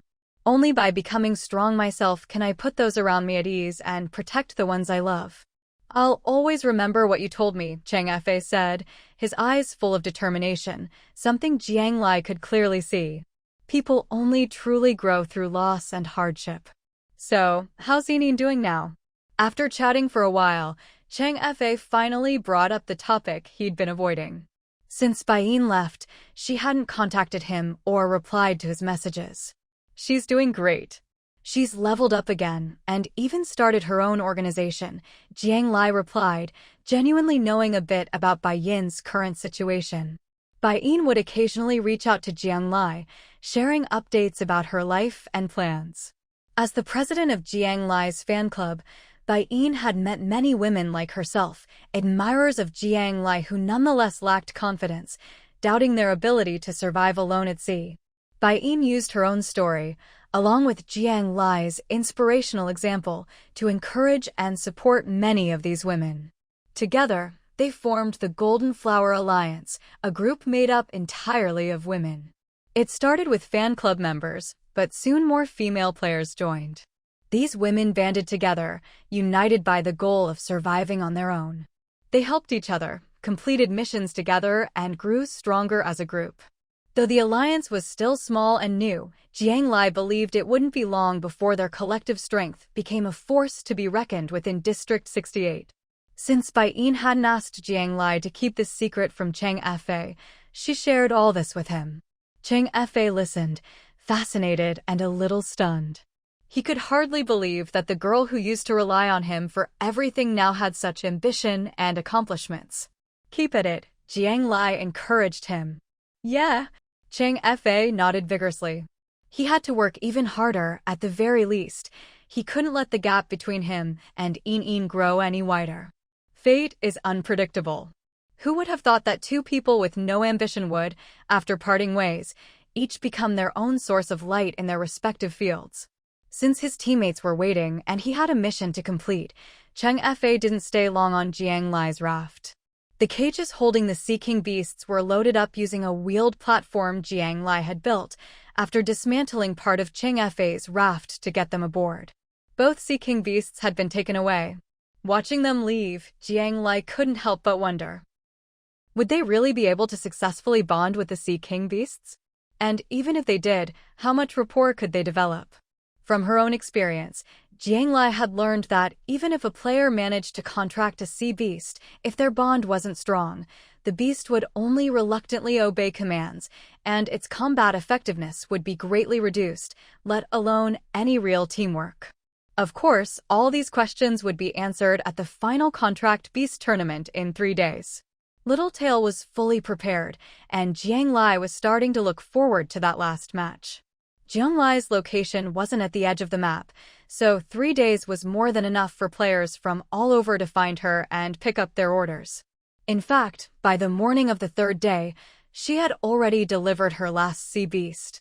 The raft, which had been crowded before, was empty once again. Before leaving, Turing and Li Shui, the 2 snail girls, even helped Jiang Lai clean up the raft and the house, so now everything was tidy and spotless again. Only the rocking chair Jiang Lai had made for them remained, waiting for their next visit. At noon, after their last meal together, Li Shui and Turing said their goodbyes and left. Turing had taken on another job for an old customer and was heading out to earn more supplies. Jiang Lai's raft set off once more. She didn't have a particular destination in mind, just aimlessly drifting on the sea. Just then, Jiang Ning called her via video chat. On the screen, Double Happiness, Shuangxi, was sitting in her own little chair, with a round-headed sea beast lying at her feet. The first thing this live-birth sea beast saw when it was born was Double Happiness. Now it successfully formed a contract and recognized her as its master, Jiang Ning said, looking relaxed.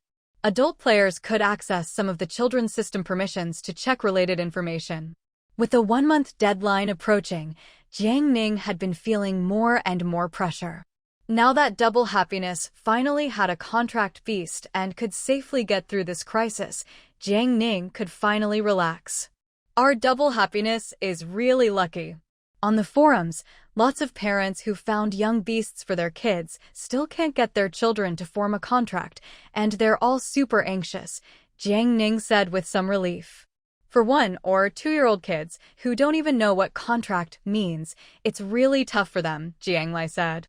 She couldn't imagine how such little kids, who didn't understand anything, could form a contract. I did a lot of research. For a child to form a contract with a sea beast, there are 2 conditions. First, the sea beast must be completely willing, with no resistance at all. Second, the child has to like the sea beast with no fear, rejection, or dislike. It's not easy to meet both conditions at the same time. Luckily, the mother beast you sent was pregnant. As soon as the baby was born and before it even opened its eyes, I brought it to Double Happiness. The first person the sea beast saw was her, so now it's super attached to her. Plus, the little thing is really cute and Double Happiness is brave, so it was a perfect match. Back then, Jiang Lai hadn't wanted to kill the mother beast, so she'd stumbled into this solution by accident, not realizing it would work out so well.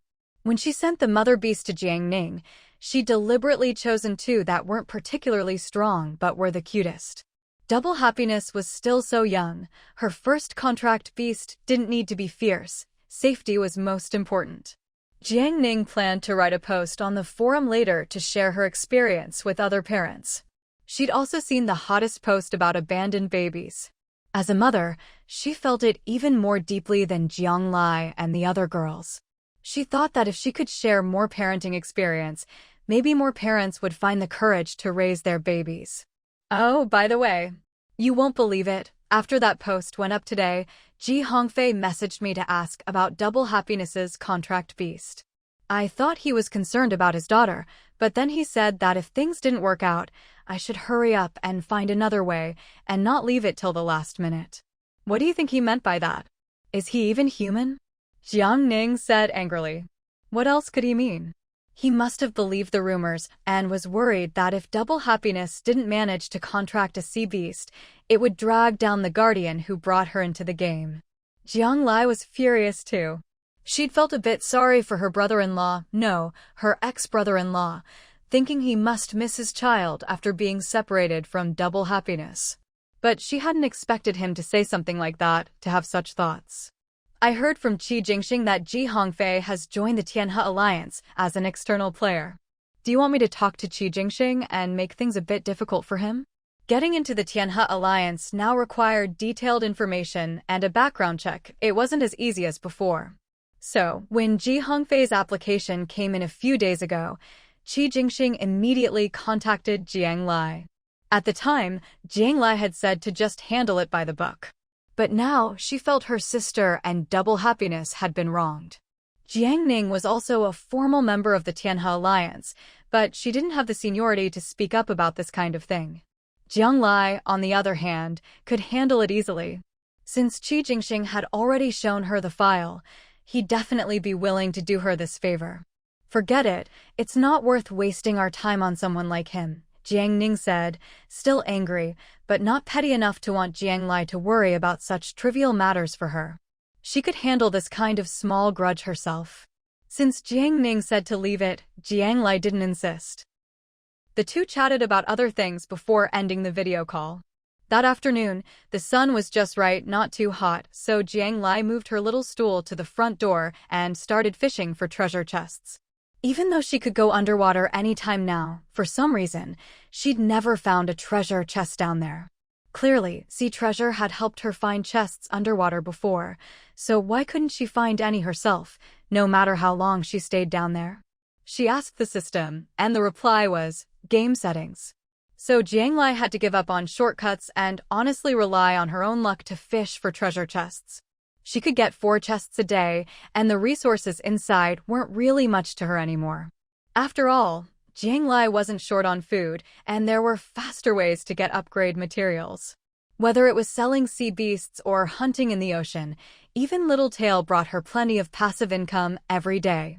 But if she happened to get a blueprint or a special item, Jiang Lai would still be thrilled. Today, she was lucky enough to get a blueprint for an advanced workbench. She'd previously gotten a blueprint for an advanced water purifier. This was her second advanced blueprint. Jiang Lai had been looking forward to this for a long time. After all, last time when the Tianhe Alliance fought the Shanghai Gang, Qi Jingxing's iron barrel tactic relied on iron barrels made at the advanced workbench. She also got 10 shell coins today, and they were showing up more and more often now. Since she'd started collecting them, her shell coin stash was almost up to 10,000. She was saving them all and hadn't spent any yet. After delivering all her goods, Jiang Lai finally opened the Ginger's information panel, glancing at the hundreds of thousands of supplies she'd accumulated in her backpack.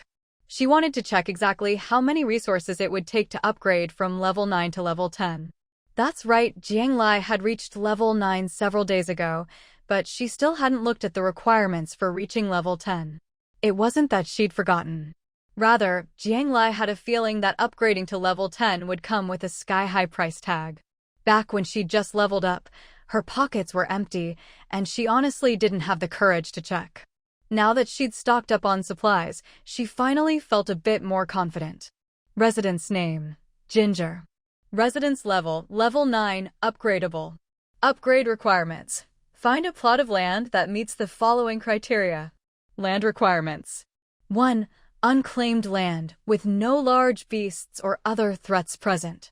2. Area of at least 20 square kilometers. 3. Has a water source. 4. At least 1/3 of the area is covered in vegetation. Residence score: 205. Note: residence score is the sole measure of a player's in-game strength. Top-ranked players at each stage will receive various rewards. Please upgrade as soon as possible. Jiang Lai stared at the system's upgrade requirements, momentarily stunned. She'd played plenty of games before and knew that level 10 was always a major milestone. She'd expected the system to set some extremely difficult requirements, but she hadn't imagined they'd be so unusual. Just a piece of land? If it were just a small patch of dirt, Jiang Lai could understand. Maybe she'd need to add a little garden or vegetable plot to her raft. But 20 square kilometers? That was obviously not something she could just tack onto her raft. Her residence already had 3 forms, and after the last upgrade, the submarine mode was nearly perfect. Could it be that this time, she'd unlock a 4th form? Jiang Lai had a bold guess, but she didn't dare think too much about it. Once she reached level 10, everything would become clear. Actually, finding a 20-square-kilometer piece of land wasn't all that difficult. Jiang Lai had used 2 island tokens before. Both of those islands were much larger than 20 square kilometers. But meeting all 4 conditions at once? That was another story. Jiang Lai still had one last island token in her backpack unused. It was getting late, so she decided to rest up and set out to search for an island first thing in the morning. If luck was on her side, maybe she'd become a level 10 player as soon as tomorrow. At this moment, Jiang Lai was in a great mood. This time, she didn't plan to bring anyone along. After all, this was about her own upgrade, and when it came to things like this, Jiang Lai preferred to handle it herself. The evening sea breeze was a little chilly. As dusk fell, Little Tail and Little Sponge had both come up from the water and were now eating fruit on the raft. Even though they were now fully capable of hunting on the seafloor, the fruit Jiang Lai brought out was still their favorite snack. The sea marrow they'd found for themselves over the past few days had already been fed to them by Jiang Lai, bit by bit. She'd kept 5 pieces from the last batch, 10 in total, planning to save them in case the little ones ever got hurt. As for the sea marrow she'd dug up herself, aside from what she'd used for her own upgrades and what she'd sold to Censhi and Qijingxing, she only had 30 pieces left. Fortunately, it looked like future upgrades wouldn't require sea marrow, so Jiang Lai planned to save some for her sister. Still, sea marrow was hard to find now. But in the future, all players would have to upgrade. Who knew, maybe by then, sea marrow would be as common as shell coins, popping out of treasure chests and no longer so rare. Jiang Lai silently calculated the resources in her backpack.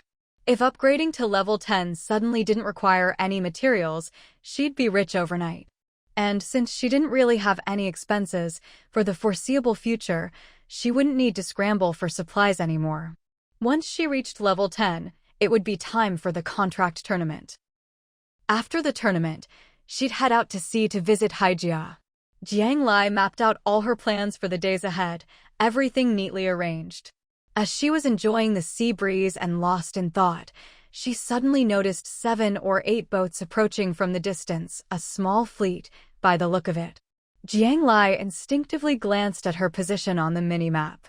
Without realizing it, she drifted into international waters. She took a closer look at the flags flying from the approaching ships. They were black, and Jiang Lai didn't recognize them. Not the Tianhe Alliance, not the Shanghai Gang. Jiang Lai didn't hurry away. She kept moving at a slow pace, wanting to see who these people were and what their intentions might be. Now that the eastern and western zones had been divided, no organization except the Shanghai Gang dared to fly their flag in the west. As for the east, it was under the Tianhe Alliance's jurisdiction. While other groups were allowed to develop there, robbery was strictly forbidden and would even be punished. Serious offenders would be attacked, minor ones exiled to international waters. It could be said that, in all of Zone 68, the most dangerous place was now the open sea. It had become a paradise for players with ill intentions. Jiang Lai admitted she was a bit bored lately. She'd stockpiled so many supplies she hadn't even used. Her cannons could fire at will, and her residence could be repaired endlessly. If she really ran into serious trouble, nobody could match her speed. And if she just switched to submarine mode and dove underwater, these players on the surface wouldn't be able to do a thing. 7 or 8 gunboat rafts. Even 70 or 80 wouldn't be able to touch her. So she was quite happy to sit back and watch. Boss, doesn't that raft up ahead look kind of familiar? On the lead gunboat flying a black flag, a chubby man reported to Li Hibba about the situation ahead. That's right, the rafts with black flags belong to Li Hibba's pirate crew. Lately, with the Tianhe Alliance growing stronger and the Shanghai Gang making waves, Li Hibba's pirates had been keeping a lower profile. But not completely. They were still hunting sea beasts and doing their usual business out on the open sea. Yeah, it does look familiar. Dusk was the best time to make a move. By now, all the players knew how dangerous the open sea was, so few would venture out. Finding a suitable target out here wasn't easy. Most of the time, it was just pirates preying on other pirates. The sudden appearance of a high-level raft had the pirate crew buzzing with excitement. A level 6 player, this could be a big haul. But the more Haibao looked at that raft, the more familiar it seemed. With his experience, any raft he'd seen before had ended up as his loot. How could there be any that slipped through the net? A fish that slipped through the net. Thinking of this, Hibba took another careful look at the approaching raft. The raft's railings were almost seamless, and both the railings and the house on the raft were glowing faintly, making it look quite unique. The main door was grand and imposing, with vines twining up both sides, dotted with little flowers. What was even stranger was that, at this moment, the door wasn't closed at all, it was wide open. At the entrance, a girl stood with her arms crossed. As the boat drew closer, Hibba could even make out the girl's face and the subtle expressions on it. There was no panic or alarm. She looked calm and unbothered, even a little amused. She hadn't even turned the raft away, but was instead moving closer to them. Suddenly, Hibba's face changed dramatically. "Turn around. Turn around. We need to leave, now." The moment he saw the girl's face clearly, Hibba shouted, his voice so shrill and tense that it almost changed pitch. "Huh? Boss, what's going on?" The teammates on the nearby boat heard their leader's shriek. He sounded just like a squeaky toy, but they were completely confused. Isn't she just a level 6 player? What's the big deal? Their boss was already level 7, and with all of them together, were they really supposed to be afraid of a lone level 6 player? "That's Jiang Lai. Run." Seeing his clueless teammates frozen in place, Hibba screamed again. This time, even Jiang Lai on the other side heard him. When Jiang Lai heard her own name, she even waved at them and smiled. Hibba's teammates stared in horror as Jiang Lai waved at them, feeling like their souls were about to leave their bodies. They didn't need Hibba to urge them anymore. They immediately turned the boat around and fled at top speed. Hibba was drenched in cold sweat as he escaped. Everyone in Zone 68 knew that Jiang Lai was a legendary figure. Not only did she have connections with the Tianhe Alliance and the Shanghai Gang, but she herself had reached level 8 early on, and could even catch and sell Sea King beasts on the trading platform. Who knew how many Sea King beasts she had secretly contracted? Going up against someone like her, whether as a rival or an enemy, was basically asking for death. Hibba wasn't a good person, but he was very self-aware. It was precisely this self-awareness that had kept him alive until now. What's more, he had already offended Jiang Lai before. The last time, the player named Bai Yin whom he'd captured had been rescued by Jiang Lai. Hibba hadn't known this at the time, but later, after Bai Yin became the president of Jiang Lai's fan club, the story spread everywhere. Now, in Zone 68, Jiang Lai's fans had surpassed even Qi Jingxing's, becoming the largest support group, with even affiliated organizations popping up. Jiang Lai's photo was so well known that everyone in Zone 68 could recognize her instantly. At this moment, seeing Jiang Lai, Hibba had only one thought: run. The other members, all with guilty consciences from their past misdeeds, were even more panicked and ran faster than each other. Just like that, Jiang Lai, who had been bored and thinking she might have some fun if they picked a fight, was left standing there as the other side turned tail and fled when they were only 20 meters away. She even clearly heard someone on the other side shouting her name. The voice was so terrified it was almost unrecognizable. It was honestly a bit embarrassing. Huh? I thought my reputation in Zone 68 was pretty good. Am I really that scary? But since they'd already run off, Jiang Lai didn't bother to chase after them. Curious, she sent a message to Jiang Ning. "Sis, what's the organization with the black flag?" Jiang Ning was in charge of intelligence for the Tianhe Alliance, and there was almost nothing about the players she didn't know. The pirate crew. They mostly operate in the open sea now. Why, did you run into them? Are you in danger? Send me your location. I'll come find you right away. Jiang Ning replied instantly, her tone already tinged with worry. The pirate crew didn't have a good reputation among players, and they'd had run-ins with Jiang Lai before. If they crossed paths, Lai could be in real danger. Yeah, I ran into them, but as soon as they saw me, they turned and ran. Jiang Lai was a little helpless. Jiang Ning was speechless too. There really weren't many players on the open sea. After running into the pirate crew, Jiang Lai didn't see any other players for the rest of the night. She closed the door, washed up, and went inside to sleep. In the past, Jiang Lai would always turn on the electric grid at night, afraid of sea beasts or ill-intentioned people sneaking up on her. But now, with Little Kue, Little Tail, and Little Sponge keeping watch at the door, she didn't even need the electric grid. Sea beasts didn't need much sleep. At night, Little Tail didn't want to go into the backpack and insisted on staying on the raft, with Little Sponge naturally keeping it company. Little Tail had already grown to nearly 3 meters long. When it sprawled on the raft, it was a huge lump. Any sea beast that tried to climb up and attack would get so scared at the sight of it that they'd dive straight back into the sea. Jiang Lai slept soundly every night, not even hearing a single scuffle. The next morning, Jiang Lai woke up and, before even getting out of bed, used her island landing token. A target island immediately appeared on the map. Jiang Lai checked the time. It would take about 4 hours to get there. So, in those 4 hours, Jiang Lai washed up, had breakfast, practiced her cultivation technique, and finished fishing up her daily treasure chests. At Little Tail and Little Sponge's insistence, both of them would be coming ashore with her. Some sea beasts were better suited to living in the water, but Little Tail was a 4-legged beast and looked amphibious.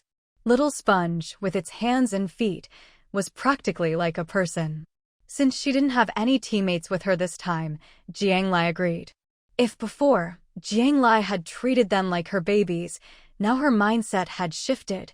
She was starting to see her contracted beasts as her partners, her most loyal teammates. After all, with a baby over 3 meters long, even Jiang Lai found it hard to keep thinking of them as little. For hours passed quickly. Standing on the raft, Jiang Lai could already see the outline of the island in the distance. "Master, we're almost there. Aren't you excited?" Little Tail's face was full of the joy of going on a field trip. It really had grown up lately. Not only could it express itself better, but it could even sense Jiang Lai's emotions. And sure enough, Jiang Lai wasn't happy. She could already see the whole island from afar, and she knew at a glance that this island landing token was going to be wasted. This island didn't meet the requirements for land upgrades. This time, Lady Luck wasn't on Jiang Lai's side. The island she landed on was even smaller than the previous two. Not only was it tiny, but it was also barren, nothing but bare rocks everywhere. Compared to the tropical rainforest of her first landing and the great forest of her second, this third little crummy island was downright shabby. Whether it was because the island was so small or because it was so bare, Jiang Lai could stand on one side and see straight across to the other. One person and 2 beasts stood on the gravelly ground, wide eyes staring at small eyes, all at a bit of a loss. This was the situation, plain and simple. Should they stay on this island for 24 hours, or just pack up and leave right now? That was the question. Little Sponge and Little Tail both looked at Jiang Lai expectantly, waiting for her decision. Sigh. Jiang Lai thought for a moment, and finally let out a sigh. Well, since we're here, we can't go back empty-handed. Let's get to work. She pulled out the big crates and tools left over from digging before, and tossed them onto the ground. There were no plants on this island, and even less in the way of living creatures. The only things here were rocks and sand. Neither of these counted as upgrade materials. Back on the raft, or even on the warship or submarine, Jiang Lai had never needed them. But since reaching level 10 required confirming an island, and if she really did settle down on one in the future, sand and rocks would be the most practical building materials. So Jiang Lai decided she'd better take as much of the local specialty as she could.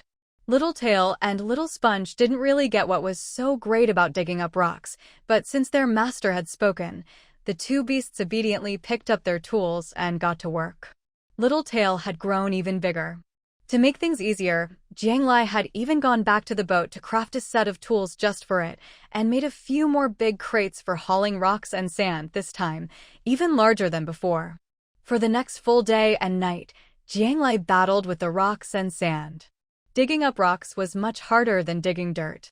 Every few hours, a set of tools would be worn out. Jiang Lai still held out a sliver of hope. Maybe if she dug deep enough, she'd find some kind of surprise. But the island was just as disappointing as it looked. There were no surprises at all. Little Tail, being the strongest, kept working with the help of its tools. Using its paws and tail, the job was a breeze for it.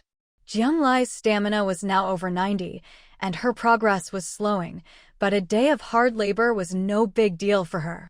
Only Little Sponge, despite eating so much sea marrow, hadn't grown much at all, and its combat power was still basically zero. If Jiang Lai hadn't noticed it was getting smarter and more agile, she'd have thought all that sea marrow was wasted on it. With its limited stamina, Little Sponge would work for a bit and then slack off. Jiang Lai knew its limits, so she just turned a blind eye. As night fell, the trio returned to the boat, ate, and collapsed into sleep without even the energy to wash up. It wasn't until broad daylight the next day that Jiang Lai dragged the two still snoring creatures off the raft. After breakfast, they went back to the island to keep working. She'd already dug up a lot of rocks and sand, but thinking about using them to build her own island, it still didn't seem like enough. Determined, Jiang Lai and her two contract beasts worked hard for another day. Only when time was almost up did she pack all the rocks, sand, and tools into her backpack and return to the raft. The raft slowly drifted back out to sea. Jiang Lai and the two beasts sprawled out, not moving an inch, too tired to even speak. Jiang Lai felt like her whole body was falling apart. Even moving her arms or legs hurt like crazy. She hadn't noticed while working, but now that she'd stopped, the pain was so intense she could barely feel her own body. She lay there on the raft for a full 2 hours before she finally had the strength to get up. She took a shower, changed her clothes, and pulled out 3 boxed meals her sister Jiang Ning had packed for her, eating them all. Stuffed to the brim, Jiang Lai finally returned to her room, flopped onto her bed, pulled up the covers, and fell into a deep sleep. She slept for more than 10 hours straight. When she woke up again, it was broad daylight. Jiang Lai stretched. She was still sore and weak, but at least she could move around. She opened the door. Little Sponge and Little Tail were already gone from the raft. "Master, those 2 little guys asked me to tell you they went to play in the sea," said Little Sunflower when it saw Jiang Lai was finally awake. Little Sunflower had watched Little Tail grow up and chatted with Little Sponge every day, who was already very expressive. Even though Little Sunflower was just a plant, it was already very close to the 2 little ones. Got it. As Little Tail grew bigger and stronger, Jiang Lai gave them more and more freedom. As long as nothing was going on, they were allowed to play in the sea during the day. After these exhausting days, Jiang Lai had no energy left for the Guiyuan brocade segment. She decided to give herself a few days off to recover. So, Jiang Lai grabbed a small stool and sat at the door, fishing for treasure chests. This was her most relaxed time of day and the best time for thinking. Staring at the sea, Jiang Lai's mind wandered. She'd already used her last island entry token. To reach level 10, her first task was to get at least 1 more. If she was lucky, just 1 more would be enough. If not, who knew how many tries it would take to find a suitable piece of land? She wondered if the Tianhe Alliance had any island entry tokens. Jiang Lai opened the system and sent a message to Qi Jingxing. In this game, everything else was small stuff. Only leveling up was a big deal for Jiang Lai. If Qi Jingxing had an island entry token, Jiang Lai was willing to give up her share of next month's profits in exchange. Island entry token? I did get one before, but I used it 2 days ago. Took Su Fei with me. Do you need one urgently? Qi Jingxing replied quickly. Turns out, while Jiang Lai was landing on her island, Qi Jingxing was also taking people to land on one. If I find another one, I'll save it for you and let you know right away. When he left the island yesterday, Qi Jingxing had a huge haul soil, seeds, fruit, even some livestock he could raise. He'd also killed a few wild beasts, got a bunch of meat, and even scored a few chests. Of course, Qi Jingxing understood the value of the island entry token, but knowing that Jiang Lai needed it, he agreed without hesitation to reserve the next token for her. Thank you. If you really manage to get another one, I'll trade you a month's share of the profits for it. The value of the island entry token was actually quite random. If you ended up on a resource-rich island, it was worth it, but if you landed on a barren rock like Jiang Lai did last time, it wasn't even worth a month's share from the Tianhe Alliance. Even though Qi Jingxing said he'd help, there was no telling when the Tianhe Alliance would get their hands on another token. Jiang Lai wasn't about to pin all her hopes on Qi Jingxing. She posted a wanted ad for the island entry token on the trading platform and also made a post on the forum looking to buy one. Most of the replies under her forum post were from players asking what an island entry token even was. Clearly, the token was still an extremely rare item. A small number of players had heard of it, and only a handful had ever owned one. But the thing was so rare, and since it let you go treasure hunting on islands, anyone who got one would use it themselves right away. Players also shared stories and photos of the islands they'd visited. Jiang Lai looked through them carefully and found that the islands were like different climate zones on Earth, completely random. There were even desert islands and glacier islands. Players who landed on those turned around and left immediately. They were even worse than the rocky island Jiang Lai had just visited. Just from the photos, Jiang Lai could tell that at least half of the islands didn't meet the system's upgrade requirements. As for the rest, it was hard to say what their situation was. Jiang Lai felt the road ahead was long. Who knew how many more islands she'd have to visit before finding one that met the upgrade criteria? But this wasn't something to rush. She'd put the word out, so all she could do now was wait. There was only 1 week left until the Contract Beast tournament ended. The competition would officially start in 4 days. Jiang Lai was confident in her little tale, but knowing your enemy as well as yourself was the key to victory. She didn't let her guard down and kept browsing the forums for information. By now, many players already had their own contract beasts. Those with strong beasts or who had good rapport with them were busy preparing for the tournament. Everyone was sharing info and tips about their beasts on the forum. Jiang Lai didn't see any mention of a Sea King beast. Of course, it was possible that players who had contracted with a Sea King beast were keeping a low profile and didn't want to show off on the forums. At the very least, Jiang Lai knew that Yuanji had contracted with a Sea King beast, Littletail's sibling. The two of them would definitely meet on the battlefield. But Jiang Lai wasn't worried. Littletail had eaten so much sea marrow lately that all its stats had improved significantly compared to its siblings. It was way ahead. All that sea marrow wasn't for nothing. Plus, with an owner who could watch it fight from a submarine underwater, it had every advantage. It would be hard not to get stronger. As for the 2 Sea King beasts Jiang Lai had sold before, she'd heard that the one sold to a small group had failed to contract. That beast had a fierce temperament. Not only did it refuse to obey, it even injured someone and was killed on the spot. As for the one sold to the Tianhe Alliance, she hadn't heard of a failed contract yet. Maybe they were still at a standoff, neither side willing to give in. But those hidden lucky players couldn't be underestimated either. Jiang Lai knew how the system worked. If you won first place in the contract tournament, there would definitely be a reward. She wasn't going to miss out on that.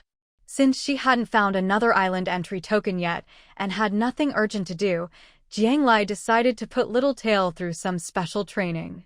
Poor Littletail, happily chasing sea beasts in the ocean, had no idea its carefree days were about to end.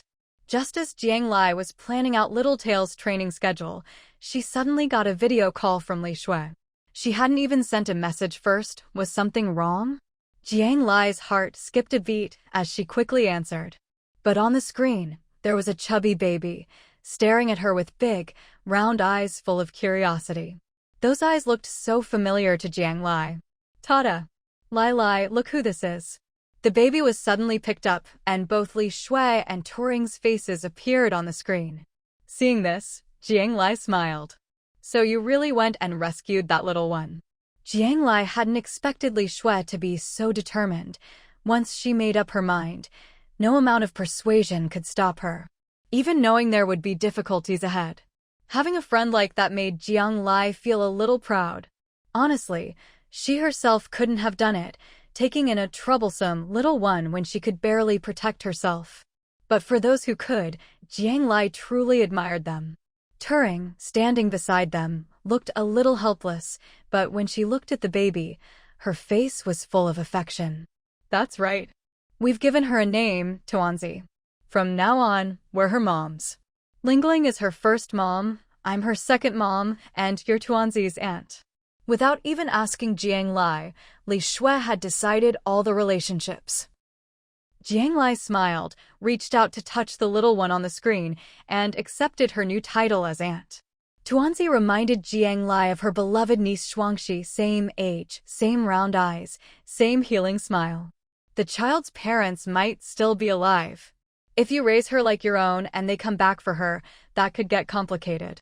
Jiang Lai thought further ahead. It's fine. If her parents really love her and didn't abandon her on purpose, it'd be great for Tuanzi to go back to them. But if they're just pretending, I'll be able to tell, and I won't give Tuanzi back to them. Li Shui played with Tuanzi as she spoke. Clearly, she'd already answered this question for Turing several times. Seeing her so determined, doing it just for the sake of it, Jiang Lai felt reassured. So, since this is my first time meeting Tuanzi as her aunt, shouldn't I prepare a little gift? Watching Tuanzi wave at her through the camera, Jiang Lai's heart melted. Though she still worried about the collapse of civilization, seeing a child like this made her feel a little more at peace. Since Annie Tuanzi has already said so, then we won't be polite. On the other side of the video call, Li Shui gave a harmless, pitiful smile, her eyes fixed eagerly on Jiang Lai. Jiang Lai more or less understood what Li Shui was getting at, but she just nodded gently, her expression soft. These past couple of days, I've managed to get formula, baby food, and some clothes and supplies for the little one. But about Tuanzi's contract beast, well, hee. Li Shui gave an embarrassed chuckle to the camera, while Turing, standing beside her, quietly turned her head away. Even though they were all good friends, Turing was too shy to bring this up. Li Shui was embarrassed too, but when she thought of the well-behaved, adorable Tuanzi in her arms, she could only bite the bullet and ask. Li Shui's decision to take in and raise the child was a bit impulsive, but not completely unprepared. She and Turing were now well off in terms of supplies, lived freely, were financially stable, and had plenty of friends. As long as nothing unexpected happened, Li Shui was fully capable of covering the expenses of raising a child. The only problem was that the contract competition would end in just a few days. Even if Li Shui was willing to spend a fortune to get a contract beast now, she worried there wasn't enough time for Tuanzi to successfully form a contract. All the organizations had started selling pregnant beasts directly, but spots were scarce. She and Turing hadn't joined any organization, so it was hard to get a mother beast. Even if they managed to get one, if something went wrong during birth, or if Tuanzi and the newborn didn't get along, there wouldn't be time to try anything else. So, after thinking it over, Li Shui could only turn to Jiang Lai for help. Jiang Lai had only sold beasts on a large scale once, but her reputation was stellar. The beasts she caught were all carefully selected for appearance and temperament, so the success rate of contracts was much higher. If she still had any suitable mother beasts, then Tuanzi's contract would be as good as settled. Li Shui didn't want to trouble her good friend, but she wasn't doing this for herself, it was for the little one in her arms. So she thickened her skin and asked. Jiang Lai had already guessed what Li Shui wanted to say. In fact, this was no trouble at all for Jiang Lai. She'd stopped catching mother beasts to sell simply because she no longer lacked supplies. But if Li Shui needed one, she could easily catch a few while taking Littletail out for training. It was no big deal. Taking in a child was too much trouble for Jiang Lai, she wouldn't do it. But if it was just catching a few sea beasts for a friend's adopted child, Auntie Jiang was more than happy to help. Without any hesitation, Jiang Lai agreed right away. Come over to my place first. At the latest, by tomorrow night, I'll have a mother beast ready for you. Thank you, Lai Lai. You're the best. I'll make sure Tuanzi is extra filial to you in the future. Li Shui hadn't expected Jiang Lai to agree so readily. Overjoyed, she spun around with Tuanzi in her arms. That's really not necessary. Hearing the word filial, Jiang Lai's expression froze and her smile stiffened. Turing was also surprised at how smoothly things went. She thought she understood Jiang Lai better than Li Shui did. She knew Jiang Lai wasn't the type to meddle in other people's business, so she'd even advised Li Shui not to bring it up, fearing they'd be rejected. But unexpectedly, Lai Lai agreed so easily. With the matter settled, Turing wanted to pay Jiang Lai market price for the beast, but Jiang Lai refused. I haven't even caught the mother beast yet, so let's not talk about that. We'll discuss it when we meet tomorrow. Jiang Lai brushed it off, but she'd already decided in her heart not to take any payment. She could catch as many sea beasts as she wanted now, they weren't valuable to her, and she didn't want to profit from her friends. Finally, Jiang Lai sent Li Shui and Turing her sister Jiang Ning's contact information. Her sister was taking care of Shuangxi at sea and had plenty of experience with children, so Li Shui and Turing could ask her for advice if they had any questions. Having a senior to consult made Li Shui extremely happy. She had so many questions and didn't know who to ask. After the video call, Jiang Lai messaged her sister to let her know she'd given her contact info to friends who might ask about childcare. Knowing Li Shui's personality, Jiang Lai could already imagine the flood of questions, so she wanted to give her sister a heads up.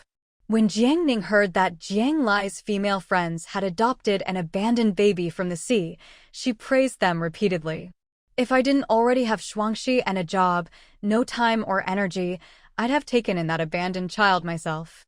Don't worry, Lai Lai, I'll make sure to share all my experience with them. Even before meeting them, Jiang Ning already had a great impression of Li Shui and Turing. With everything arranged, Jiang Lai felt at ease and turned her attention back to planning extra training for Little Tail. Early the next morning, after breakfast, Jiang Lai, full of energy, transformed her raft into a submarine.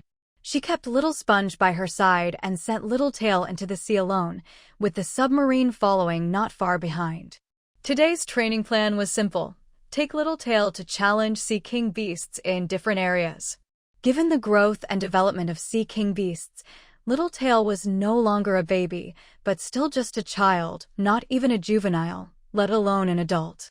Although Little Tail was already over 3 meters long, Jiang Lai had heard from Yuanji that Little Tail's mother was nearly 10 meters. Previously, Little Tail and Little Sponge had fought Sea King beasts underwater. Among immature Sea King beasts, Little Tail was unbeatable, thanks to its superior physique and the quick-thinking Jiang Lai had trained into it. But against mature Sea King beasts, it struggled alone. With Jiang Lai's help, it could hold its own, but without her, it could only rely on tricks, hit and run, harass the enemy, and chip away at their health. This time, Jiang Lai wanted Little Tail to truly fight an adult Sea King beast. Only by facing a much stronger opponent could it understand its true strength and weaknesses. Jiang Lai would protect Little Tail from behind, stepping in only if it was truly outmatched. Little Tail understood that its master was raising the difficulty to help it grow stronger. So it cooperated fully, fighting with all its might. Adult Sea King beasts were actually terrifying, and their strength varied greatly. Since it was just the start of training, Jiang Lai didn't pick any that were too big. The opponents she chose were at most twice Little Tail's size. After all, she just wanted Little Tail to get stronger, not to send it to its death. That's right, just like that, attack with your tail. Make sure your claws and tail work together.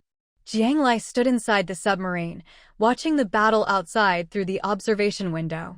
At this moment, Little Tail was already covered in blood, but still fighting desperately. It's bleeding so much. Maybe it should take a break. Little Sponge stood beside Jiang Lai, clutching the window, eyes red with worry. It was closest to Little Tail, and seeing its best friend hurt made it feel awful. It's okay, it hasn't reached its limit yet. Jiang Lai kept her eyes glued to Little Tail's every move.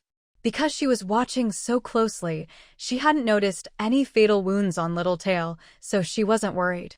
Besides, before training began, she and Little Tail had agreed, if it really couldn't hold on during a fight, it would tell her, and Jiang Lai would step in to end the battle.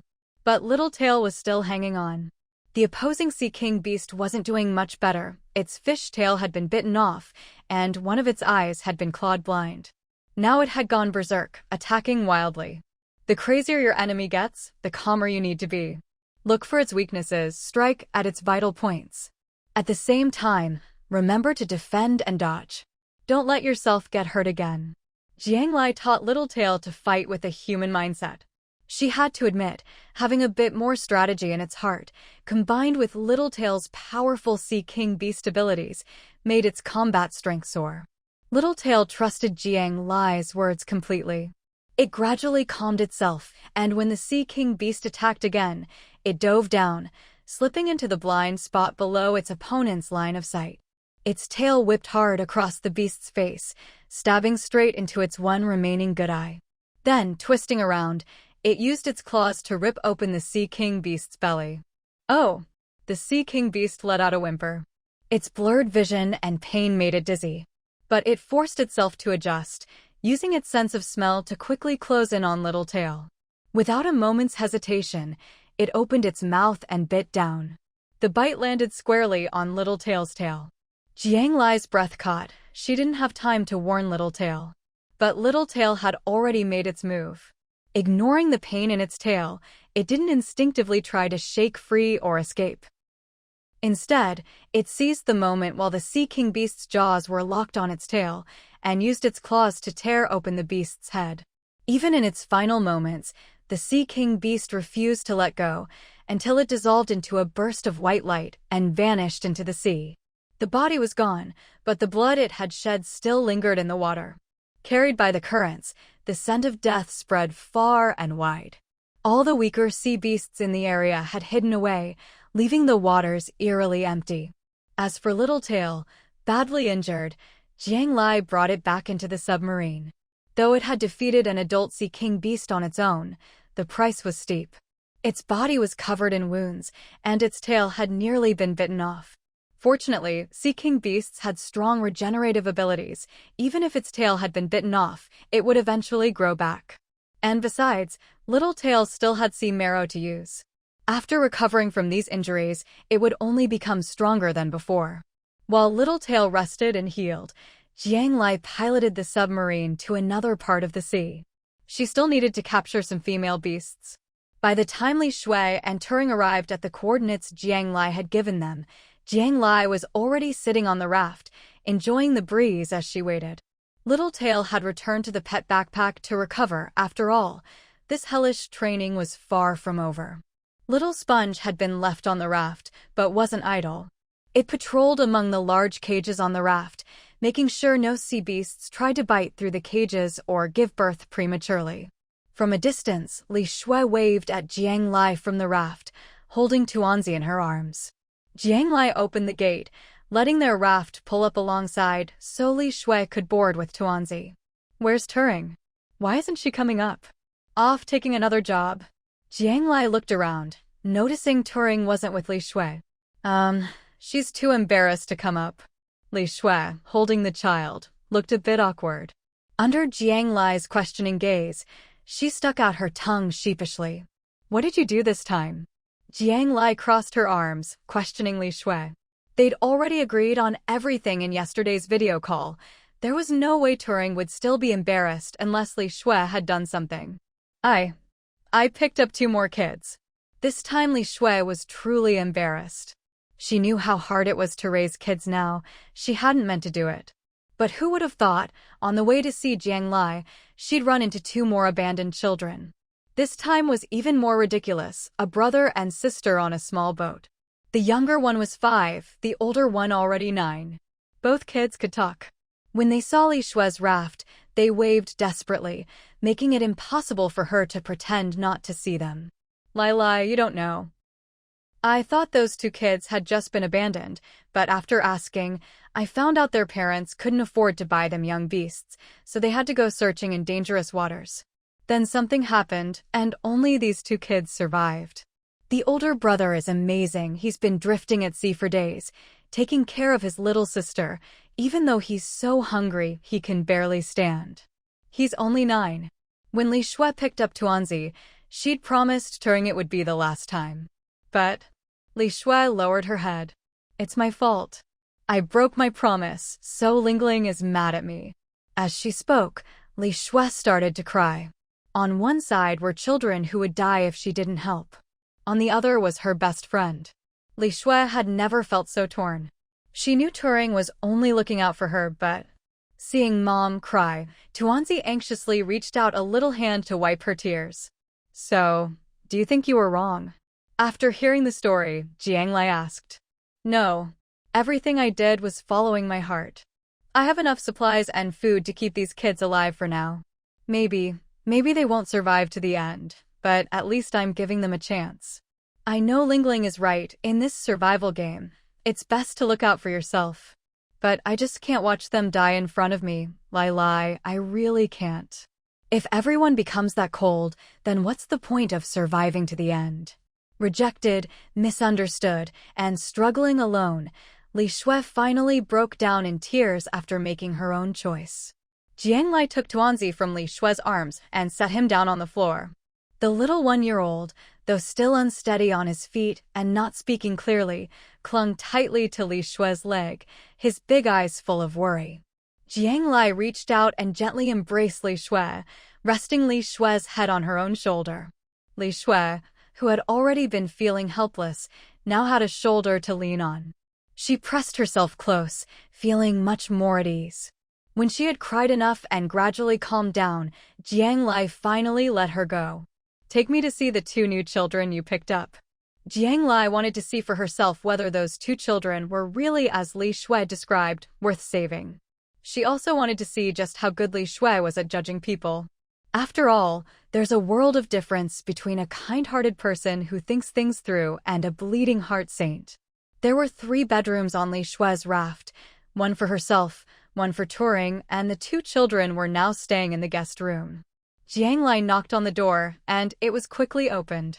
The 9-year-old boy was neat and clean, his eyes a little wary, with a clear hint of caution. Jiang Lai glanced around the room. The boy's 3-year-old sister was sitting on the bed, staring longingly at the food on the table.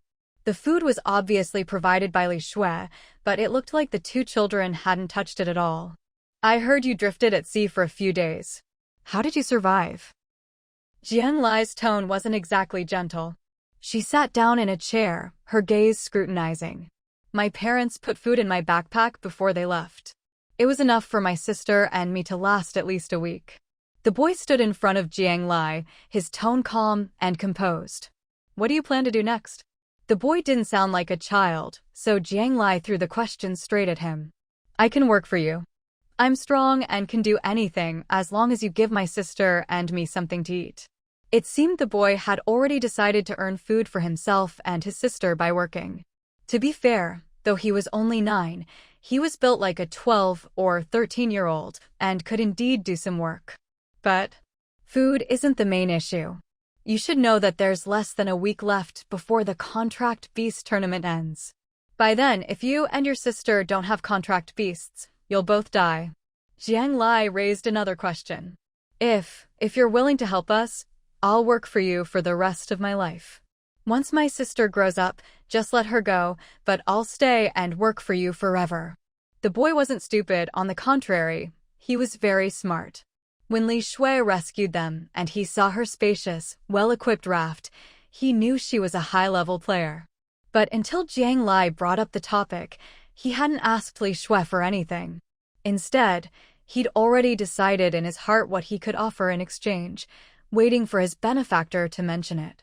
What if we're not willing? Jiang Lai's tone was calm. The boy stared into her eyes, unable to read her emotions. If we're not willing, then my sister and I will just live out these last few days, and then go join our parents. Thank you, Sister Shui, for saving us. Before I die, I'll leave everything in my backpack to you. The boy lowered his eyes. He was afraid of death, but he was still too young, powerless to change anything, and could only accept his fate. Jiang Lai quietly listened to the boy, then turned to the little girl on the bed. Why aren't you eating the food on the table? Big brother said no. Food is precious. We can't just take other people's things. The 3-year-old girl spoke in a childish voice.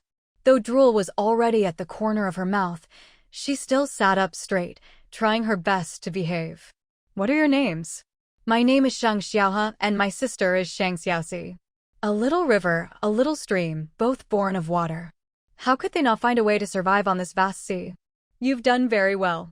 Jiang Lai's serious face finally broke into a smile, and she ruffled Xiaohe's hair. Aren't these 2 kids heartbreakingly sensible? Li Shui said, pulling Jiang Lai out of the room. Xiaohe had volunteered to help look after Tuanzi, saying he had experience taking care of his sister. Jiang Lai had to admit, this Xiaohe was impressive in both temperament and character. He was still young now, but if he survived to adulthood, he'd surely make a place for himself on this sea. That's why. I just can't bear to watch them die, Li Shui said, her eyes filling with sadness again. Get some rest. I'll go talk to Turing. Jiang Lai patted Li Shui's hand comfortingly. Thank you, Lai Lai. For some reason, the lost and panicked Li Shui felt inexplicably reassured after hearing Jiang Lai's words.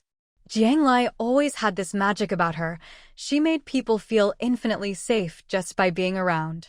After soothing Li Shui, Jiang Lai knocked on Turing's door. The door wasn't fully closed, so when Jiang Lai knocked, it swung open on its own. Seeing Turing sitting in the chair, Jiang Lai suddenly felt a sense of déjà vu. Last time, when Chang Huan and Bai Yin had a falling out, she'd knocked on Bai Yin's door just like this. Lai Lai. Turing greeted her as she walked in. Turing seemed to be in decent spirits, which put Jiang Lai at ease. Jiang Lai pulled out a chair and sat quietly beside Turing, saying nothing. Silence filled the room. No one knew how much time passed before Turing finally broke the silence. I wasn't very lucky. Not long after I entered the game, I was already starving. I only survived because I traded with you for a few steamed buns. When the buns ran out, I still couldn't catch any food. When it was coldest, I met Xiao Shui in the channel. She wanted to make friends.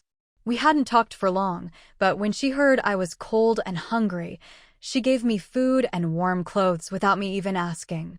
If it weren't for her, I would have died in that first crisis. Turing spoke as if she didn't need a response from Jiang Lai, just talking to herself. After that, Xiao Shui and I chatted every day. She always helped me out. Even when I refused, she'd find ways to persuade me. When the map opened up, I moved on to Xiao Shui's raft. We shared all our food and resources, except for upgrade materials. No matter what, Xiao Shui wouldn't take mine. She said that even though I lived with her, I should still upgrade my own raft. Just in case something happened to her one day, I wouldn't be left with nothing. As Turing spoke, tears slid down her cheeks. She's always so kind, always thinking of others. I believe I'm the one who loves her most in this game. I just want her to be happy, to have an easier life with fewer worries. Turing wiped away her tears haphazardly. Everything she tried to stop wasn't for herself, but for Xiao Shui. In Turing's heart, Li Shui had long since become someone more important than herself. But she has good judgment.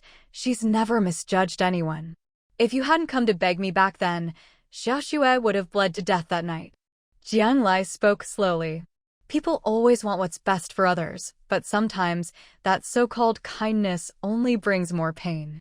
Maybe what she needs most right now is support and understanding. Turing was stunned, turning over Jiang Lai's words in her mind. Is Xiao Shui suffering even more now because of my interference? None of you are wrong. Your own raft level is quite high now. If you really think Xiao Shui's actions are holding you back, then splitting up would probably be better for you.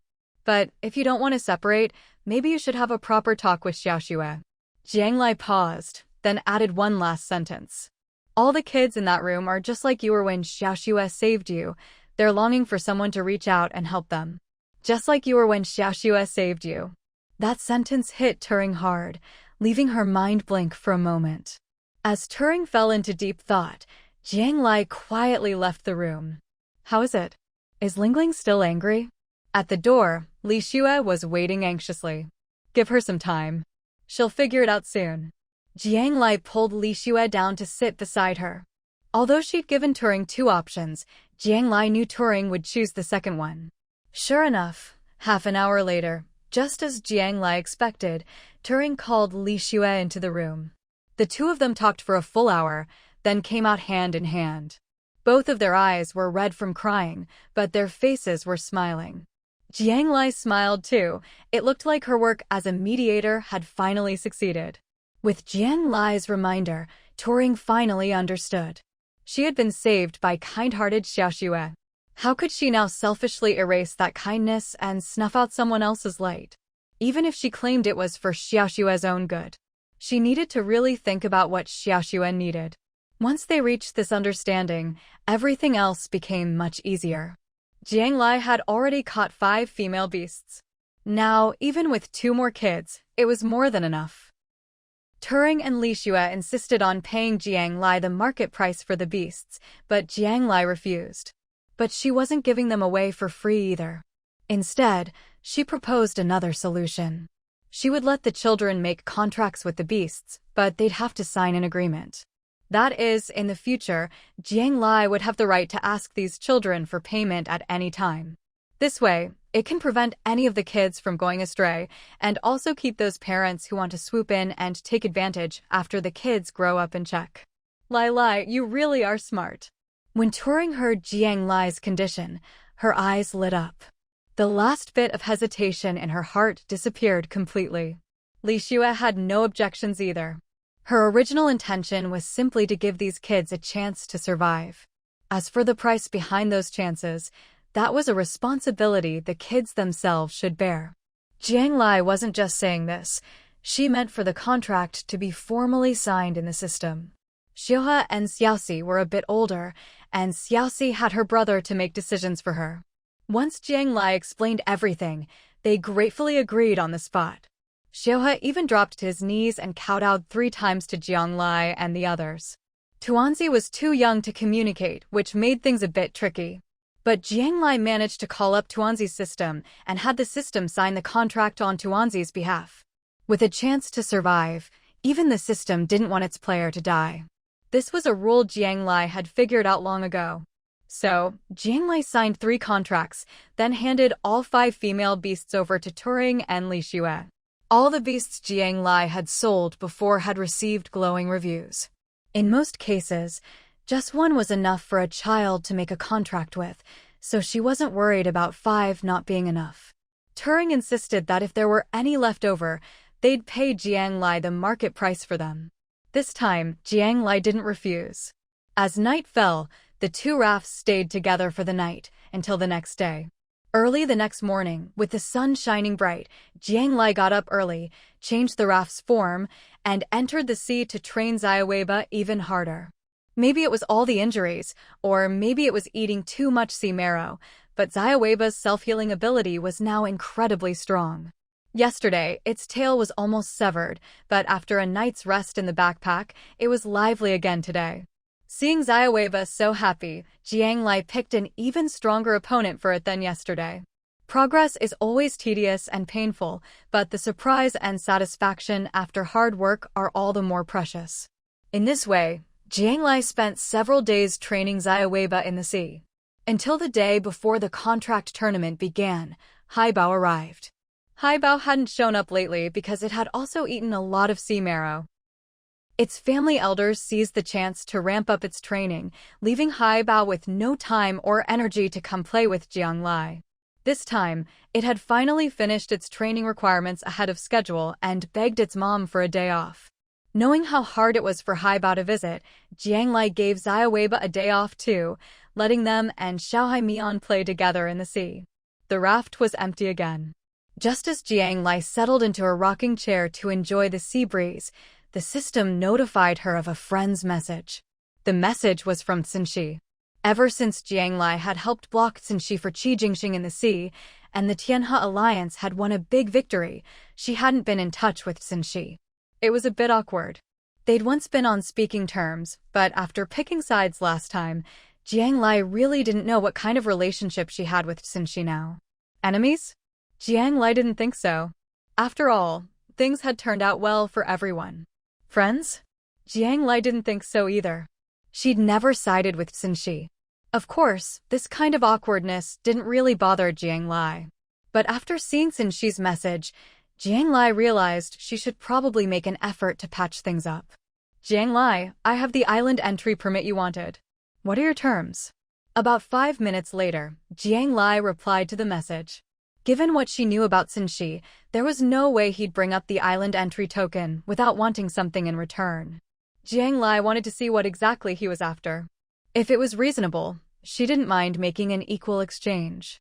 Leave the Tianhe alliance and join the Shanghai gang. Jiang Lai asked directly, and Censhi answered just as bluntly. He didn't know that Jiang Lai's relationship with the Tianhe Alliance was only a temporary partnership. Because of what happened last time, Censhi assumed Jiang Lai was one of their members. First, I never joined the Tianhe Alliance. Second, I'm not joining the Shanghai gang either. Asking her to join the Shanghai gang? Dream on. Jiang Lai rejected him immediately. Then trade me some sea essence. Censhi replied quickly. He'd already guessed Jiang Lai would never join the Shanghai gang. But his first question had revealed something useful. Jiang Lai wasn't actually with the Tianhe Alliance. That was good news for him. What Censhi really wanted was the sea essence in Jiang Lai's hands. He always used this trick. First propose an impossible request, then follow up with what he truly wanted. This tactic had never failed him until he met Jiang Lai. Unfortunately for him, it didn't work this time. No. Pick another condition. Jiang Lai refused again, without hesitation. For one thing, she only had 30 portions of sea essence left and needed to save some for her sister's upgrade. For another, the Shanghai gang had finally quieted down, and both Censhi and Qi Jingxing were at level 8, perfectly balanced. There was no way Jiang Lai would help Censhi reach level 9 now. She didn't want to cause trouble for herself or for District 68. Since she hadn't expected Jiang Lai to reject both his offers so decisively, not even hesitating for a second. He went silent, not replying for a long time. Aside from sea essence, since she lacked nothing and wanted nothing else. You don't want this island entry token anymore? Since she probed again. Since Jiang Lai had posted about it on the forum, she must really need it. He didn't believe she could just walk away. But in reality, Jiang Lai really could. If those are your only two conditions, then there's nothing more to discuss. Jiang Lai's attitude was firm. After waiting a while and seeing no reply, she closed the chat and ignored him. She did want the island entry token, but she wouldn't compromise. After all, while the token was rare, since she wasn't the only one who had one. Since she never contacted her again. He probably used the token himself. Jiang Lai didn't dwell on things that were never meant to be hers. In the blink of an eye, it was the day the Contract Beast Tournament's real matches began. Although the tournament was said to last a month, most of that time was for players to prepare. The real action was in the final 3 days. After weeks of raising her beast, these 3 days were when it would truly shine. Jiang Lai had high hopes for Littletail. On the first day of the tournament, at 8 a.m., the system announced 1,000 teleportation points on the map for players to choose from. Jiang Lai picked the closest one and sailed her raft there as fast as she could. Soon, she saw a silver ring of light on the sea, about 10 meters across. Following the system's instructions, Jiang Lai sent Littletail into the water alone and had it swim into the ring. The moment Littletail entered, Jiang Lai saw it vanish before her eyes. Fortunately, their telepathic bond remained. Littletail quickly reported back it had entered a strange new sea area. Thanks to its training, Littletail immediately began scouting its surroundings. It found that the area had boundaries. After swimming 300 meters, it couldn't go any further. Do you see any other sea beasts in there? Jiang Lai asked, unable to see what was happening below. Nothing at all, Littletail replied honestly. Stay alert. Jiang Lai and Littletail had fought together many times, always keeping in close communication. Even though she couldn't see it now, their teamwork was seamless. Littletail didn't have to wait long. About 10 minutes later, its opponent appeared. It's a small sea beast, about a meter long. Littletail tilted its head, puzzled. Was this really its enemy? The newcomer had entered looking fierce, but as soon as it saw the Sea King beast before it, it curled up and trembled in fear. Take it out, Jiang Lai ordered. Anyone appearing in the same area now was an enemy. At her command, Littletail's aura flared. Remembering how important this tournament was, it didn't dare underestimate its opponent, no matter how weak. But just as Littletail lunged, jaws open, it suddenly felt something wrap around it. In the next instant, instead of biting the sea beast, it found itself back on the raft. And in front of it was its beloved master. Littletail blinked in confusion, then closed its mouth. Had it just come home all of a sudden? Jiang Lai was just as puzzled to see Littletail suddenly reappear on the raft. She checked the system. Opponent surrendered. You advance. After all that preparation, the first match of the Contract Beast tournament ended within 3 seconds of seeing the opponent. Jiang Lai checked the system. Littletail's next match was in an hour. An hour later, Littletail wagged its tail and dove back in. This time, it didn't even have to wait for an opponent. 5 seconds after entering the ring, it was teleported back. An hour after that, Littletail entered its final match of the day. This time, the opponent was a bit braver and didn't surrender. So, after Littletail gave it a slap, the battle was over. And just like that, the first day of the tournament ended. On the raft, Littletail stared at Jiang Lai, full of questions. Wasn't this tournament supposed to be important? Were these little sea beasts really worth all that extra training? Jiang Lai was a bit helpless too. She hadn't expected the tournament to be so easy for Littletail. But thinking about it, it made sense. Littletail was a Sea King beast, and a well-trained one at that. Most players in this game had to spend money just to contract the weakest sea beasts. How could they possibly compare to Littletail?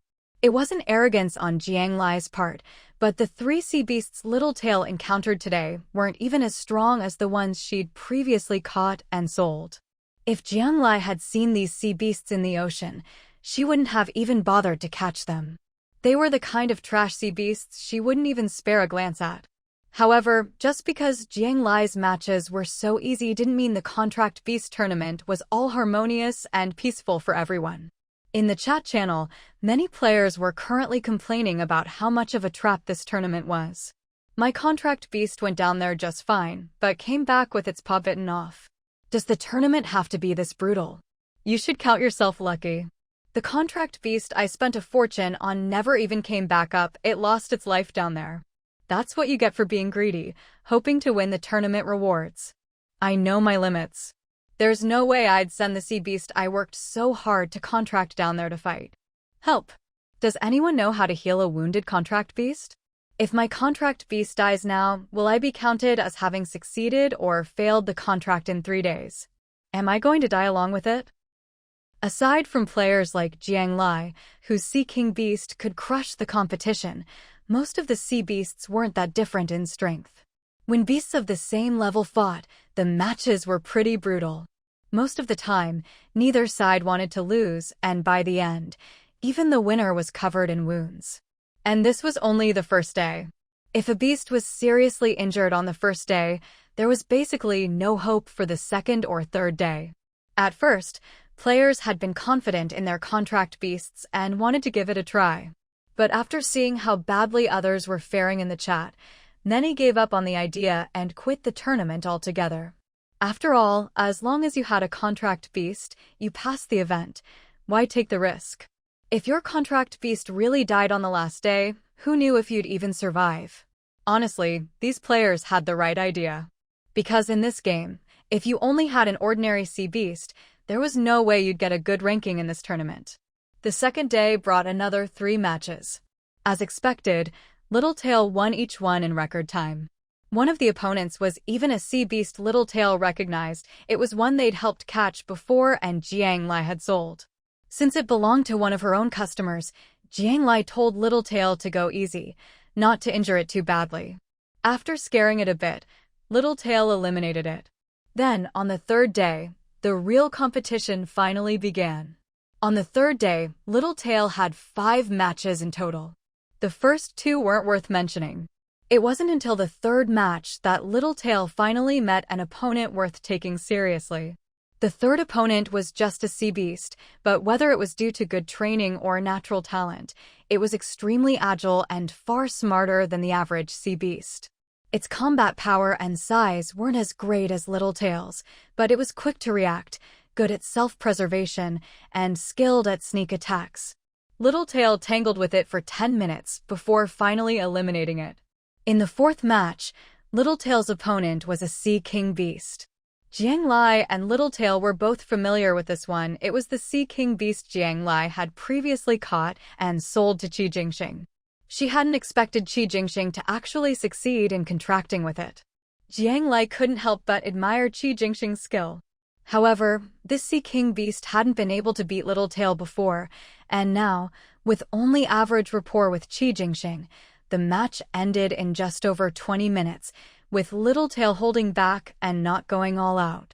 After the fourth match, Littletail returned to the raft. Although Littletail wasn't injured at all, Jiang Lai still fed it a piece of sea marrow to restore its strength. Next was the final match, the absolutely crucial one. She had to win. The fourth match was already against a Sea King beast, so the last one will definitely be a Sea King beast too. Your opponent is bound to be tough. Be careful, don't get hurt, and don't show any weaknesses. The sea beast you fought in the third match was really good at dodging and sneak attacks. Think about that fight and see what you can learn from it. During the break, Jiang Lai nagged at Littletail like a coach. Littletail listened intently. If the first 2 days of the tournament had felt like a game to Littletail, today's matches made it clear that the opponents were getting stronger. The fifth and final match, the championship. As expected, Littletail's opponent was a Sea King beast. This one was very small, looking like it had just been born, not even as old as Littletail. Based on Littletail's description, Jiang Lai was sure she'd never heard of anyone contracting with such a Sea King beast, not on the forums or in the chat. Could it be that Censhi had secretly contracted it in the Western Zone? Jiang Lai wondered. Although it was smaller, Littletail didn't have an overwhelming advantage. After 30 minutes of fighting, the two sides were deadlocked. Jiang Lai was watching the battle unfold in real time, so she knew that both the Sea King beast and its owner were extremely strong. She was sure that, just like Littletail, this Sea King beast had been personally hatched by its player. Their rapport was no less than hers and Littletail's, maybe even a bit better. Littletail was still very young, and although Jiang Lai had trained it, it didn't have much combat experience.